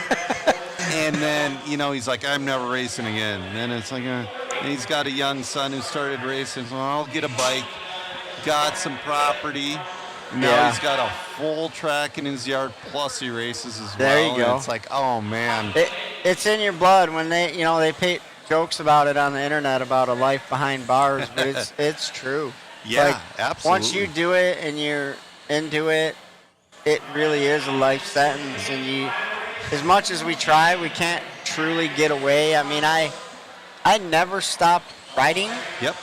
I stopped racing for a long time, and then the last few years I've kind of went back and raced a little bit, not super serious. And this past year, 24, I was like, I'm going to do the whole season and see how it goes. That's cool. You know, and mixing my time with this and that, you know, because I still have obligations in this industry, right? And my team and all the other stuff. You know, they helping out Aiden too. I'm sure. I mean, Aiden don't really need my help anymore. He's pretty much got his program on lockdown. But since that transition from him, you know, Aiden made the transition from Factory Tracks Racing over to the full-blown factory team, associated team. Right. You know, it's kind of loosened up some avenues, some time, some funds. Yep. For me to go back to enjoying other things. Also come to fun events like this. Yeah. I mean, back then when I was doing everything I could to make money just to get the kids to the next event. Right, exactly. And it was, you know, it's a grind, but we loved it, and I wouldn't trade it for nothing. So you started racing seriously in '94. I remember you. Did you ever go to TCHR? I swear you went to a race or two at TCHR in Minnesota back in the day. Yes. Yes. 05. 05, it was a massacre. 05 or 06, Twin City Hobbies. Yeah. Yeah. I was running for Team Losi when I went there, and I stayed with, it was Chad Lindahl? Chad Lindahl and the other guy, the dark-haired guy. Steve Nelson. Steve Nelson. Yes. So Steve Nelson and Chad Lindahl, you know, we became friends before I got on Losi. Yep. And then I made the transition to Losi, and at that point in time, I wasn't like the top guy, but I was up towards the top. So Losi would send me to races like that. Gotcha. That weren't like super big races, but I could go to it. It was more like a regional size event. Yep. Back then. But I could go to it and just kind of help a lot of people and just really showcase the products. And I had a lot of fun doing that stuff. And, you know, at the time, Chad Lindahl and Steve Nelson and I think Ken Swanson. At the Eric time? Swanson. Eric Swanson. That's Eric it. Swanson, yep. I've been trying to get him back in. Steve Nelson recently quit. He's just like, Right. yeah, I've had it. I tried getting Lundahl to come to this. I think though that would have been so awesome. Like he has vintage JRX2s and all that, but his dad just passed away, and it's Yeah, like, yeah, I that's don't a bummer. because his dad was his wrench. Yeah. For the longest time, he quit being his wrench in the early 2000s, and then Chad had to learn everything by himself. Right. And, he eventually did because Chad's a smart guy, but. And that was a super fun event. And, Yeah. And actually, I had met those guys through Brian Mello. Okay, yeah. So, I raced in Chicago, Illinois area a lot. Did you ever do Chillicothe? No, that one I never did do. Man, I don't know. A lot of guys, it's like, how did we survive that trip? Because we were racing and we were drinking and we were going to the hotel and we were going. So in Minnesota, you can only get 3-2 beer at the gas stations, and then there's a gas station across the street that sold hard liquor. Yeah, yeah. And then it was literally the tip from the track to the gas station, back to the track, then to the bar that sold $7 Captain Coke, the pitchers, the $7 Captain Cokes, and then to the hotel. I remember getting there and driving home, and that's most people's stories from Chillicothe. That's pretty crazy. It's funny you bring that up because me and Mello and another friend of mine, a good buddy back then named Aaron Scott, we were still friends to this day. I still talk to him pretty frequently. We drove to Chicago, picked up Mello, got piled in the van, and there might have been someone else with us too, but I think maybe just us three. But we all pile in the van and we head off to Minnesota. Yeah. And we end up meeting up with Chad and Steve and all those guys at the time I believe it was called Twin City Hobbies. Yeah. TCHR, Twin City Hobby and Raceway. Right. There you go. That's perfect. So then we did that. Well, we ended up staying at Chad Lindell's house. Yep.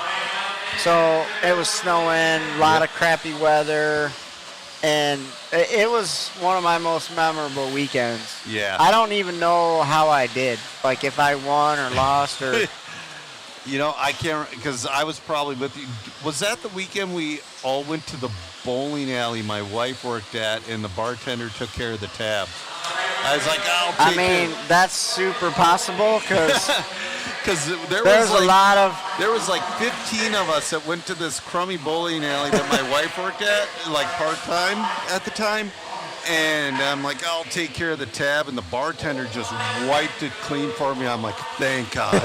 I'm like, that would have been like $1,000 I don't have. That really sounds like it happened. Yeah. Because so much stuff happened.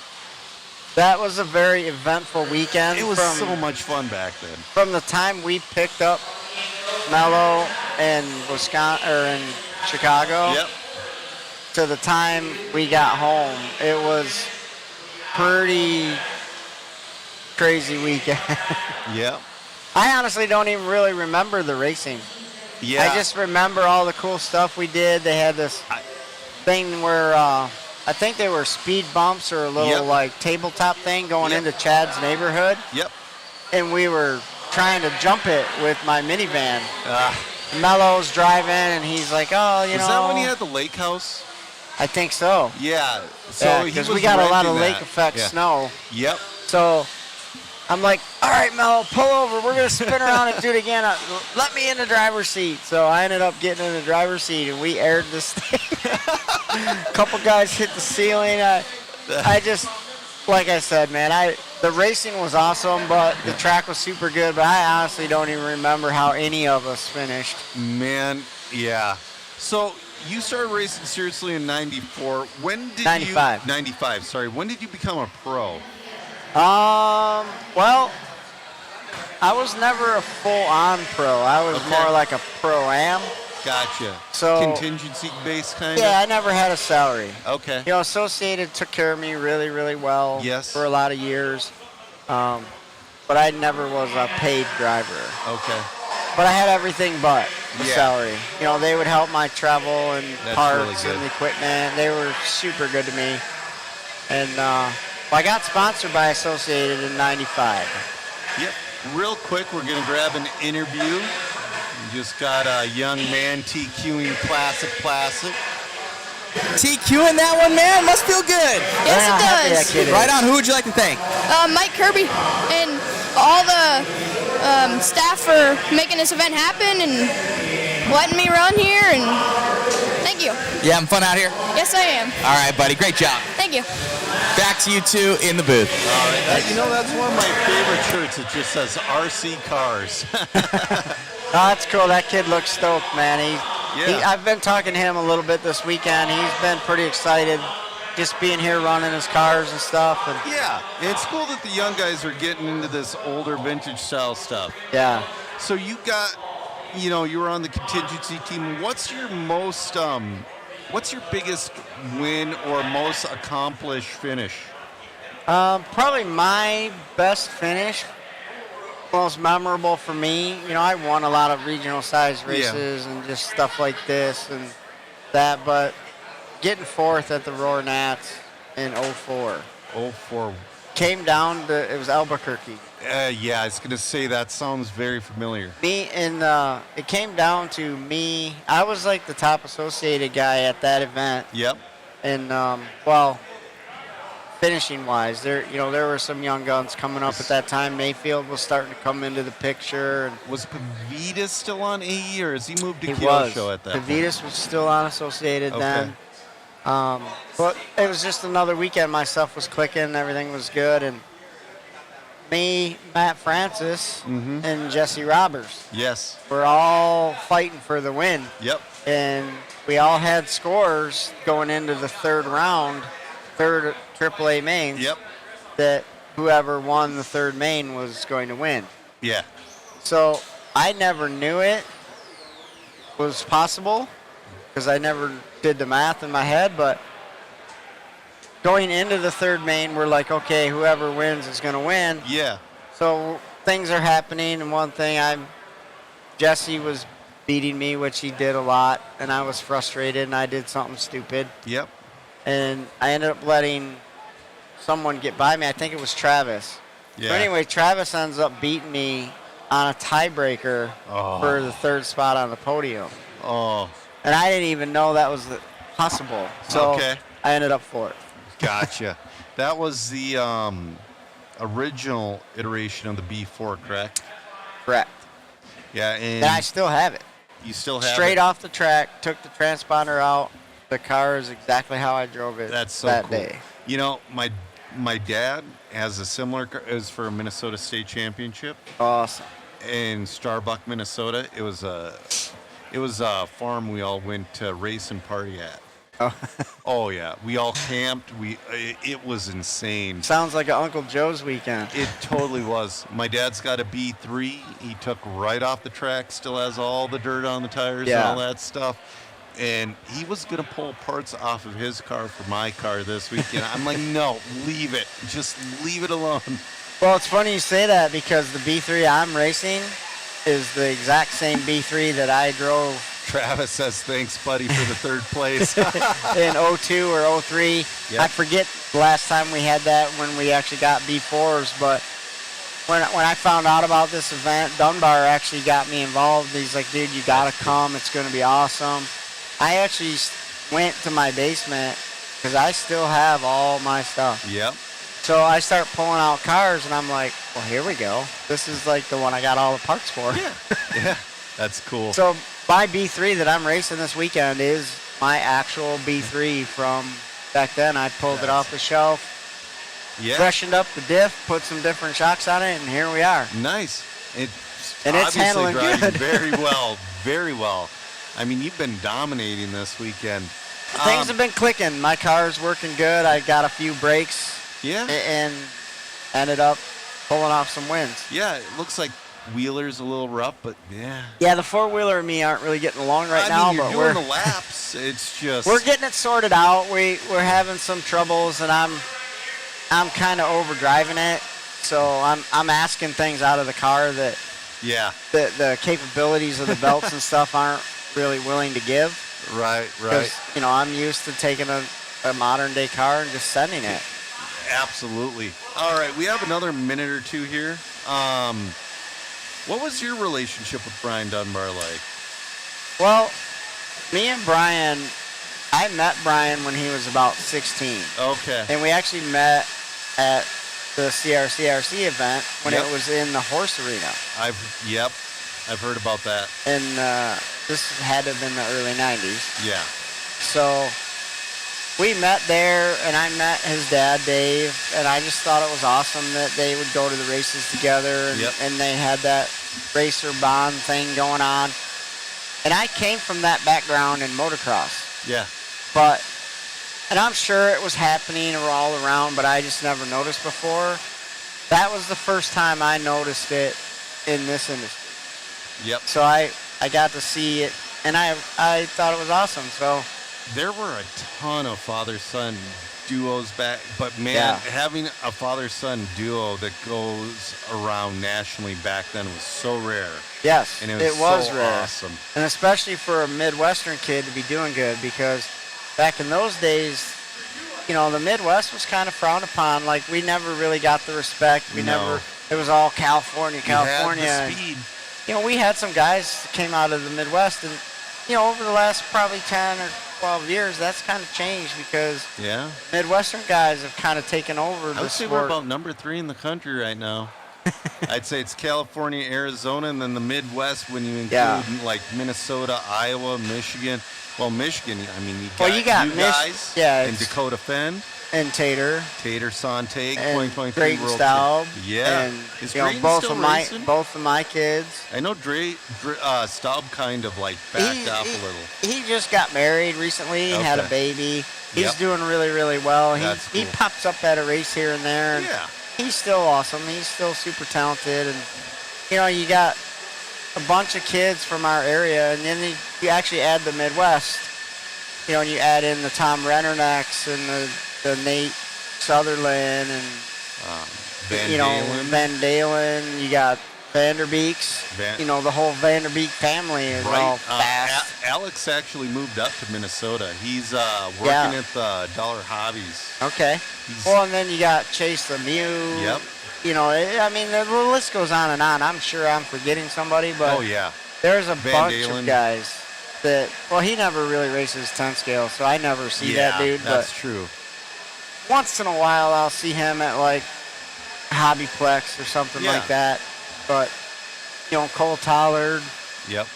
You know, I mean, there's just a ton of guys, but it's pretty crazy right now because there's so many fast kids. And right now, at the 2023 Worlds, 4 of the kids in the A main were from Michigan. Yeah. So, I mean, that's definitely changing. You got a lot of speed in just Michigan. That is crazy. Yeah, it snows a lot there. It's cold. We got nothing else to do. The cold Midwest winters. I mean, I don't know if it's like it in Michigan, but in Minnesota, I think we hit about -30 this winter. We get cold like that, but honestly, we haven't had that much snow the last few years. Same here. Snowmobile industry's dying. But hey, it was great interviewing you. We have Dirk Anderson coming up here pretty quick. You know, I bet you we partied back in the day and just can't remember it. I mean, that's possible. I'm not going to admit it on live broadcast. But exactly. Anything can happen. We went to a lot of races and we had a lot of fun. And, you know, this whole event's been going really, really awesome. These guys put it all together, and I'm sure it was no easy feat. Oh, man, but here's Dirk. Anyway, to finish off the Dunbar story, just from that day forward, Brian, his dad, and myself, we always had a super huge mutual respect for each other. And back then, it was taboo for low-C guys and AE guys to be friends.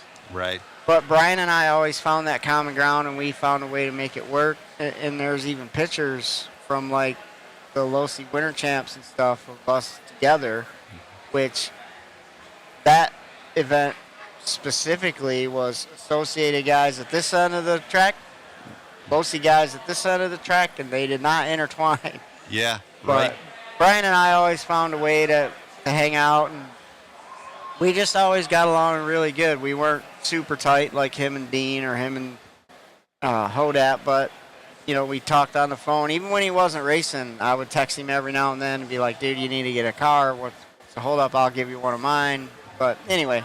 All right. It stinks that he's gone. It he's gone way too soon. Way too soon. And it just shows you, everybody listening, it shows you that life is precious and you just never know when your time is up. Couldn't wrap it up any better. Thank you for doing this interview. Thank you. It's great Thanks for talking having to you. me. And good luck with the rest of the weekend. Thanks. I need it. All right. That was Factory Tracks Team Associated driver Al Horn in the booth. Matt's going to take over, and we're going to get an interview with our race promoter, Dirk Anderson. Have a great night, guys. Are you going to check out? We'll see. I'll stick around. I got to get back on that mic. Hey, Dirk.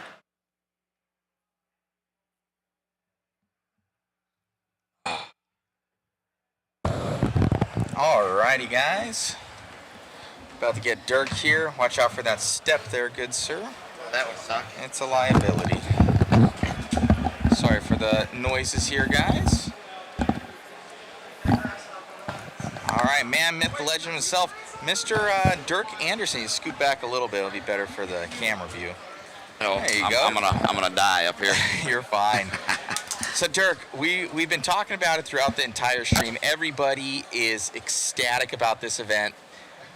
Blown all expectations. How about in your eyes? Oh my goodness, dude, there was times of tears yesterday, times of laughter. I'm gonna be honest, I'm a little tired, but we're not stopping.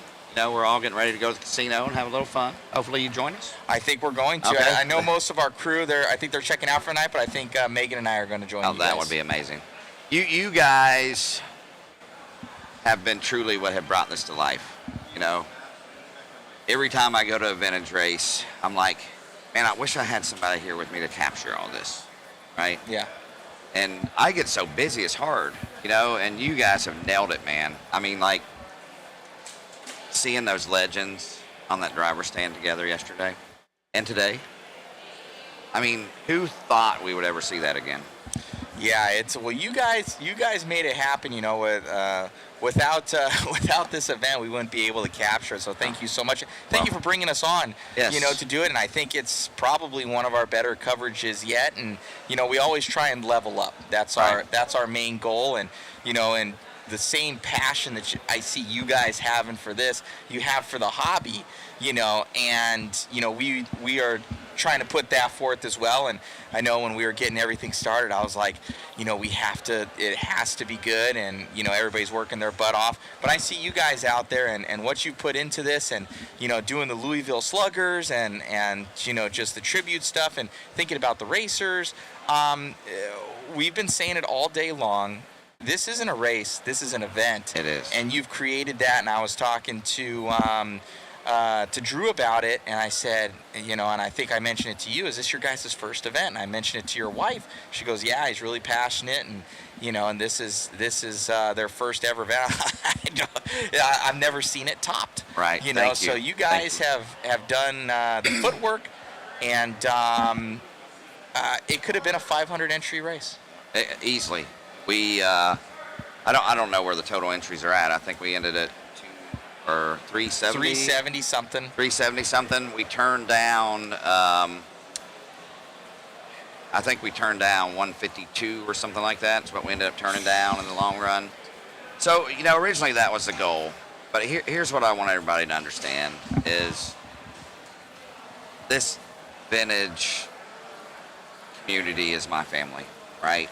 I've been traveling to events with them for years, getting to know all of them, and this is why I wanted to do this. I wanted to do something really special for them, but not only that, I grew up racing with the Halseys and the Joels. I was at my first Worlds with Joel, the Eustaces, and I missed the 90s, right? So I wanted to see all this kind of come together, and I think it happened. No, it did. Yeah. It did happen. And I can tell you this, myself, Drew, Mike Kirby was inspirational in a lot of the graphics and just the connections he has in the business. And, Dunbar, I mean, he had a lot to do with trying to help lock in the legends and a lot of the people from the 90s that I really didn't know. But, we did have Team Associated's help. And, I've got a great relationship with them guys and Kyosho. But it was special. And I also wanted to try to highlight some. You're going to see some names on the bottom of the screen you've never seen before, right? John from JC Racing came all the way over from Europe this race to kind of meet some people in the community. I think the live casts were important. I think we, continuously tried to push the envelope. We were able to raise a lot of money. We got our sponsors' names out there. So I think just all together it happened well. Drew, I used to go to his events, and I liked the way he did things. And Mike Kirby and I started talking about this event 9 years ago, I believe it was, almost 10, where we wanted to have some type of reunion. And everything's kind of come together. But I can tell you all this. If you try to do an event by yourself, you're probably not going to be successful. Yeah. But if you put the right group of people together, a team, you put a team together, and you're honest with each other, and you listen to each other, and you take some of that hard feedback that you may not want to hear, and truly take in what everybody's trying to say, you can do something and make it successful. There were times I didn't know if we were going to be able to do it, but we kept pushing.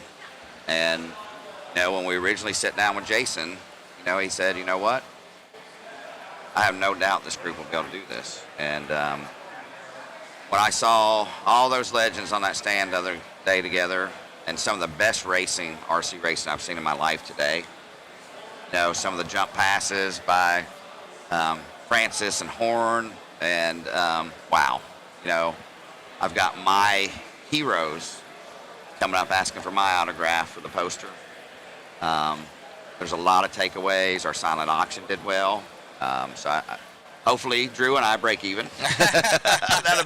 That's always the goal. Right. That's always the goal. And hopefully y'all do well with your Definitely. auction as well, because it should be about partnership, man. And I can't be more happy. More than anybody, I want to thank my wife, because she has been the one that I've been taking time away from.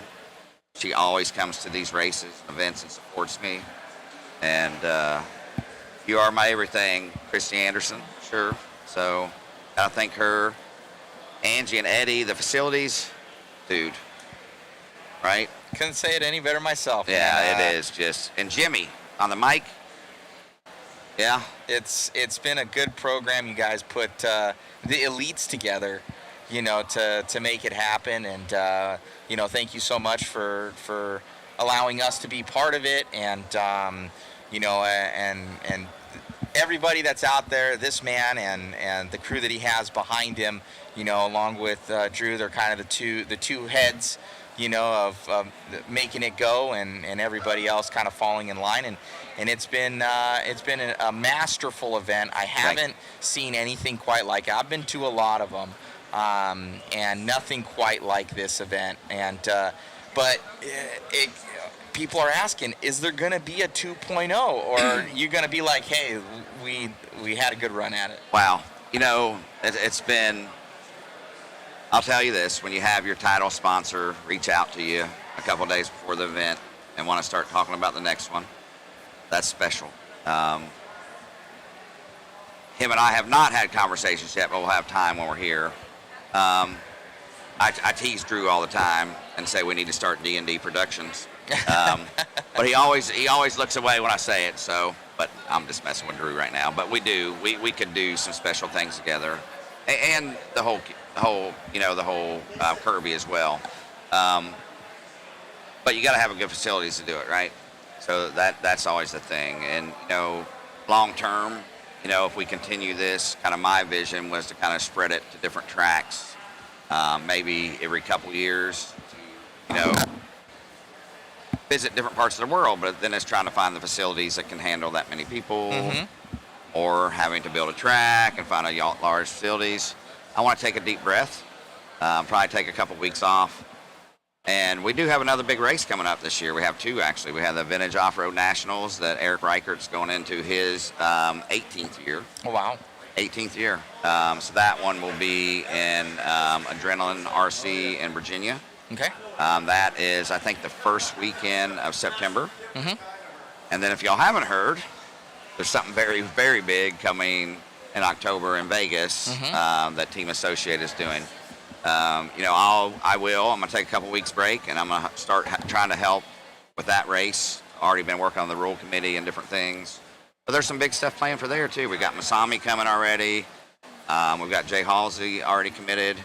I've already had racers coming up to me this weekend, legends, saying, hey, I would like to be a part of that event as well. So I think that race can be special as well. That one is going to be, built in, I can't even remember the name of the casino right now, but it's going to be a built track, loomy dirt, like the 80s. So it's going to be a different type of setting. So it's going to be very cool. I don't know if they have you on board yet, but if they don't, they No, should. we haven't gotten a call. Yeah, okay. I'll see if I can make that happen. No promises, but I'll see. But that's going to be something spectacular as well. And I'm going to do my best to try to help them if I can, and we'll see, because we have a really tight connection with Associated. So, but yeah, and we'll talk about 2.0 later. So maybe next year, maybe every couple. See what it is. If you were to ask me right now, I would say I would like to do something like this every 3. Now I will tell you this: we have been talking about an old school RC series for a very long time. So what I would love to do is pull all races, same rules, one umbrella, because we typically have 3 to 4 a year. Mm-hmm. And then I want to do one big one in a different place every year. Oh, right? all That right. way you get the fairness spread around. I still want to do one down at Lake Park in Florida, where I ran my last winter Nats at in '89. I know they're trying to recover from the hurricane, but I want to give each piece of the world. I would love to do something in hobby action. I'd love to try to make the Kenwald Classic a huge event. And so anything I can do to help the vintage community and continue the momentum, I will. Well, you guys have good vision for it. It sounds like, you got, like you said, you got a good team behind you. Yeah. You guys are having great ideas. And if it's anything like this one and you guys are putting on these productions, I'm sure you're going to be getting those entries and even make it better where, you don't have to hope to break even. You make a little money from it, so you can keep these productions up and doing it. And, once again, thank you. And I know Drew, meant to, didn't mean to not shake your hand there. But so Drew helped out, I know, with a lot of this, and yourself, bringing that to life, and that's what helps us, get more awesome coverage. I would tell y'all, I had people texting me throughout the day, just so you know. Yes. Saying that they bought raffle tickets. Oh, thank you. Lots of raffle tickets. Right on. What I would tell y'all, Old School Nation, if you're out there, I know y'all have been, here's the deal. The vintage community came together to make this event happen, right? They're the ones that spent the money on the waffles. They're the ones that, I had people sending me free kits that we could waffle, just random people. Mm-hmm. Along with the sponsors came through big time. We had CalRC, which you'll see the trophies tomorrow. I hope we can get some photos of them. Of course. And get those out early tomorrow. But CalRC, MIP with Eustace coming, Team Associated stepped up big time by sending people here and donating several kits. And then we've got a list of sponsors y'all been seeing across the screen. What I was saying earlier, there are names on there that we have brought to this event that y'all have never seen before, right? And now they're getting broadcasted across the world, right? Names like Dragon Punch RC. Daniel McDade, the founder, is here. We've got Rubik's RC as well that's here. We've got John from JC Racings that's here, all the way from Europe. And I've tried to really, I like to take a young company that's trying to do something and help them. So I think that event has done that. This event has done that as well. 100%. Yeah. 100%. So hey guys, get in on these raffles, buy some tickets. How much are the tickets? $20. $20. You have a chance. That's our normal waffle. Yep. We do have one silent auction left that's going on, the JC Racing car. Car finished 4th is qualified 4th in the rear motor revival, running against B5s and B4s and all that. It's a super cool car. Oh, it's a beautiful, beautiful car. Very cool car. And it's fast. Coming with everything but the transponder, and as long as we can do well with that one, we're going to break even, baby. I love it. Yes. I love it. All right. So Y'all get in on these tickets. Thank you guys. Definitely support these guys. Whatever production And these they guys. put on, thank you. Whatever production they put on, be there. You know, I think it's proofs in the pudding, and I have not seen one bad thing about this event so far. You know, they've hit the nail on the head. Thank you all for tuning in and all the vintage community and everybody having fun. You know, it's I think that's one thing that you guys have created is a fun event. Thank you. And that's you know, and that's important and something that I think is sorely lacking in a lot of others that we've been to, and it's become a little bit too serious, and I think that drives people away. Right. Something like this, I think, will bring people into the community, and I think we're going to see more of it. And I'm sad I didn't get my cars up and running. Oh my And goodness!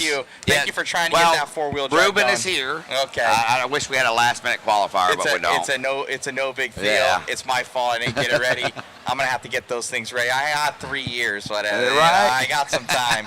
We'll make sure you're ready for the next one, I promise. Most definitely. Well, thank you so much, Dirk, for your support. Thank you, Dirk's wife. I know she's the backbone. For all your guys' support. Thank you, Drew Boyd and all K&K, all those guys, the goodness. Hoosier family, Jason Rona at JConcepts, Eustace Moore of MIP, Cow RC, and Team Associated. Our gold and platinum sponsors. For making all that happen. And all those sponsors that are down below there, guys, you can see on the bottom left-hand corner, they're all helping make this happen. And be sure to share, like, and subscribe, guys. Grab those photos. All of them are free to use. Oh, my goodness. They're free to use for you guys. Our photographer, Jason, is amazing. The best around. I don't even care. He is the best. The photos are incredible, man. Incredible. Yes. So be sure to share those, guys. People that are listening to this, we also have photo prints that are here as well. And we will get them printed up here in like 5 minutes. Yeah, So here's cool. what I did not see today is, we've got all these photos of the legends, right, throughout the weekend. What a better way to come get a print and have your favorite legend sign that print. Perfect. I mean, doesn't get better than that. I know I'm gonna. Doesn't get better than that. Yeah, it does not, man, to have all that. I mean, this is, if we ever see those legends on a driver's stand again together, I will be absolutely surprised. I can just say that. Floored. Yeah. Well, it's been a good one. We got some main events tomorrow, sir. Yes. It's going to be some very cool racing underneath these four walls. Yes, it is. All right, brother. Thank Peace you, out, my man. Thank you. Thank you guys so much. Thank you to Dirk. Thank you to Drew and all their support of the vintage community. This event is one for the ages, and hope you guys are going to be able to make it here in the future. You guys want some cool goodies? Grab them. Bunch of signed memorabilia. I'll shoot that link to all of you. And it's been a very, very good time. So once again, thank you guys. Rest in peace to our good friend, Mr. Brian Dunbar. It's pretty much a tribute race to him as well. So it's been fun. We have to get out of here. It's almost 9 o'clock, and we got to hit the casino, maybe grab a drink or two, and long time for the night. Megan over here, my lovely fiance. Come over here, honey. This is Megan right here. She's my backbone and makes it happen. She's helping out with all the prints, and just thank you so much for all your support as well. And it doesn't go without saying, she's new to this entire world of RC. Had not heard about it before dating me, but now she's gonna marry me, so I don't know, it's her mistake, But thank you so much for all your guys' support. For our entire crew, Joe Zaire in the booth here, Jason Bollinger, aka Shu, on the main photography camera, Chris Mueller, Iron Man, on the cam up there. The dude was knocked out down below, and he shoots all the races except for like 4. His own races that he goes out there and whips the car around. So we got a really good crew, guys, and we have an awesome audience this weekend and a great staff making it happen. So David Bird saying, beautiful lady. Thank you, man. Appreciate it. She definitely is. And we'll see if we cover some more vintage races here in the future. We're definitely going to be here tomorrow bringing you guys all the action straight to your eyeballs, completely free of charge. Thank you guys for tuning in. Grab a couple tickets, guys. It really helps us out. You can win a bunch of goodies. I'm going to be drawing like 15, 20, 25 winners. I always give a lot of stuff away. So, ton of stuff. It supports the stream and supports us for getting to more of these awesome events. You guys have a good one. I'm Matt Olson, Megan Melton over here, soon to be Megan Olson, and we'll see you guys soon. Thank you.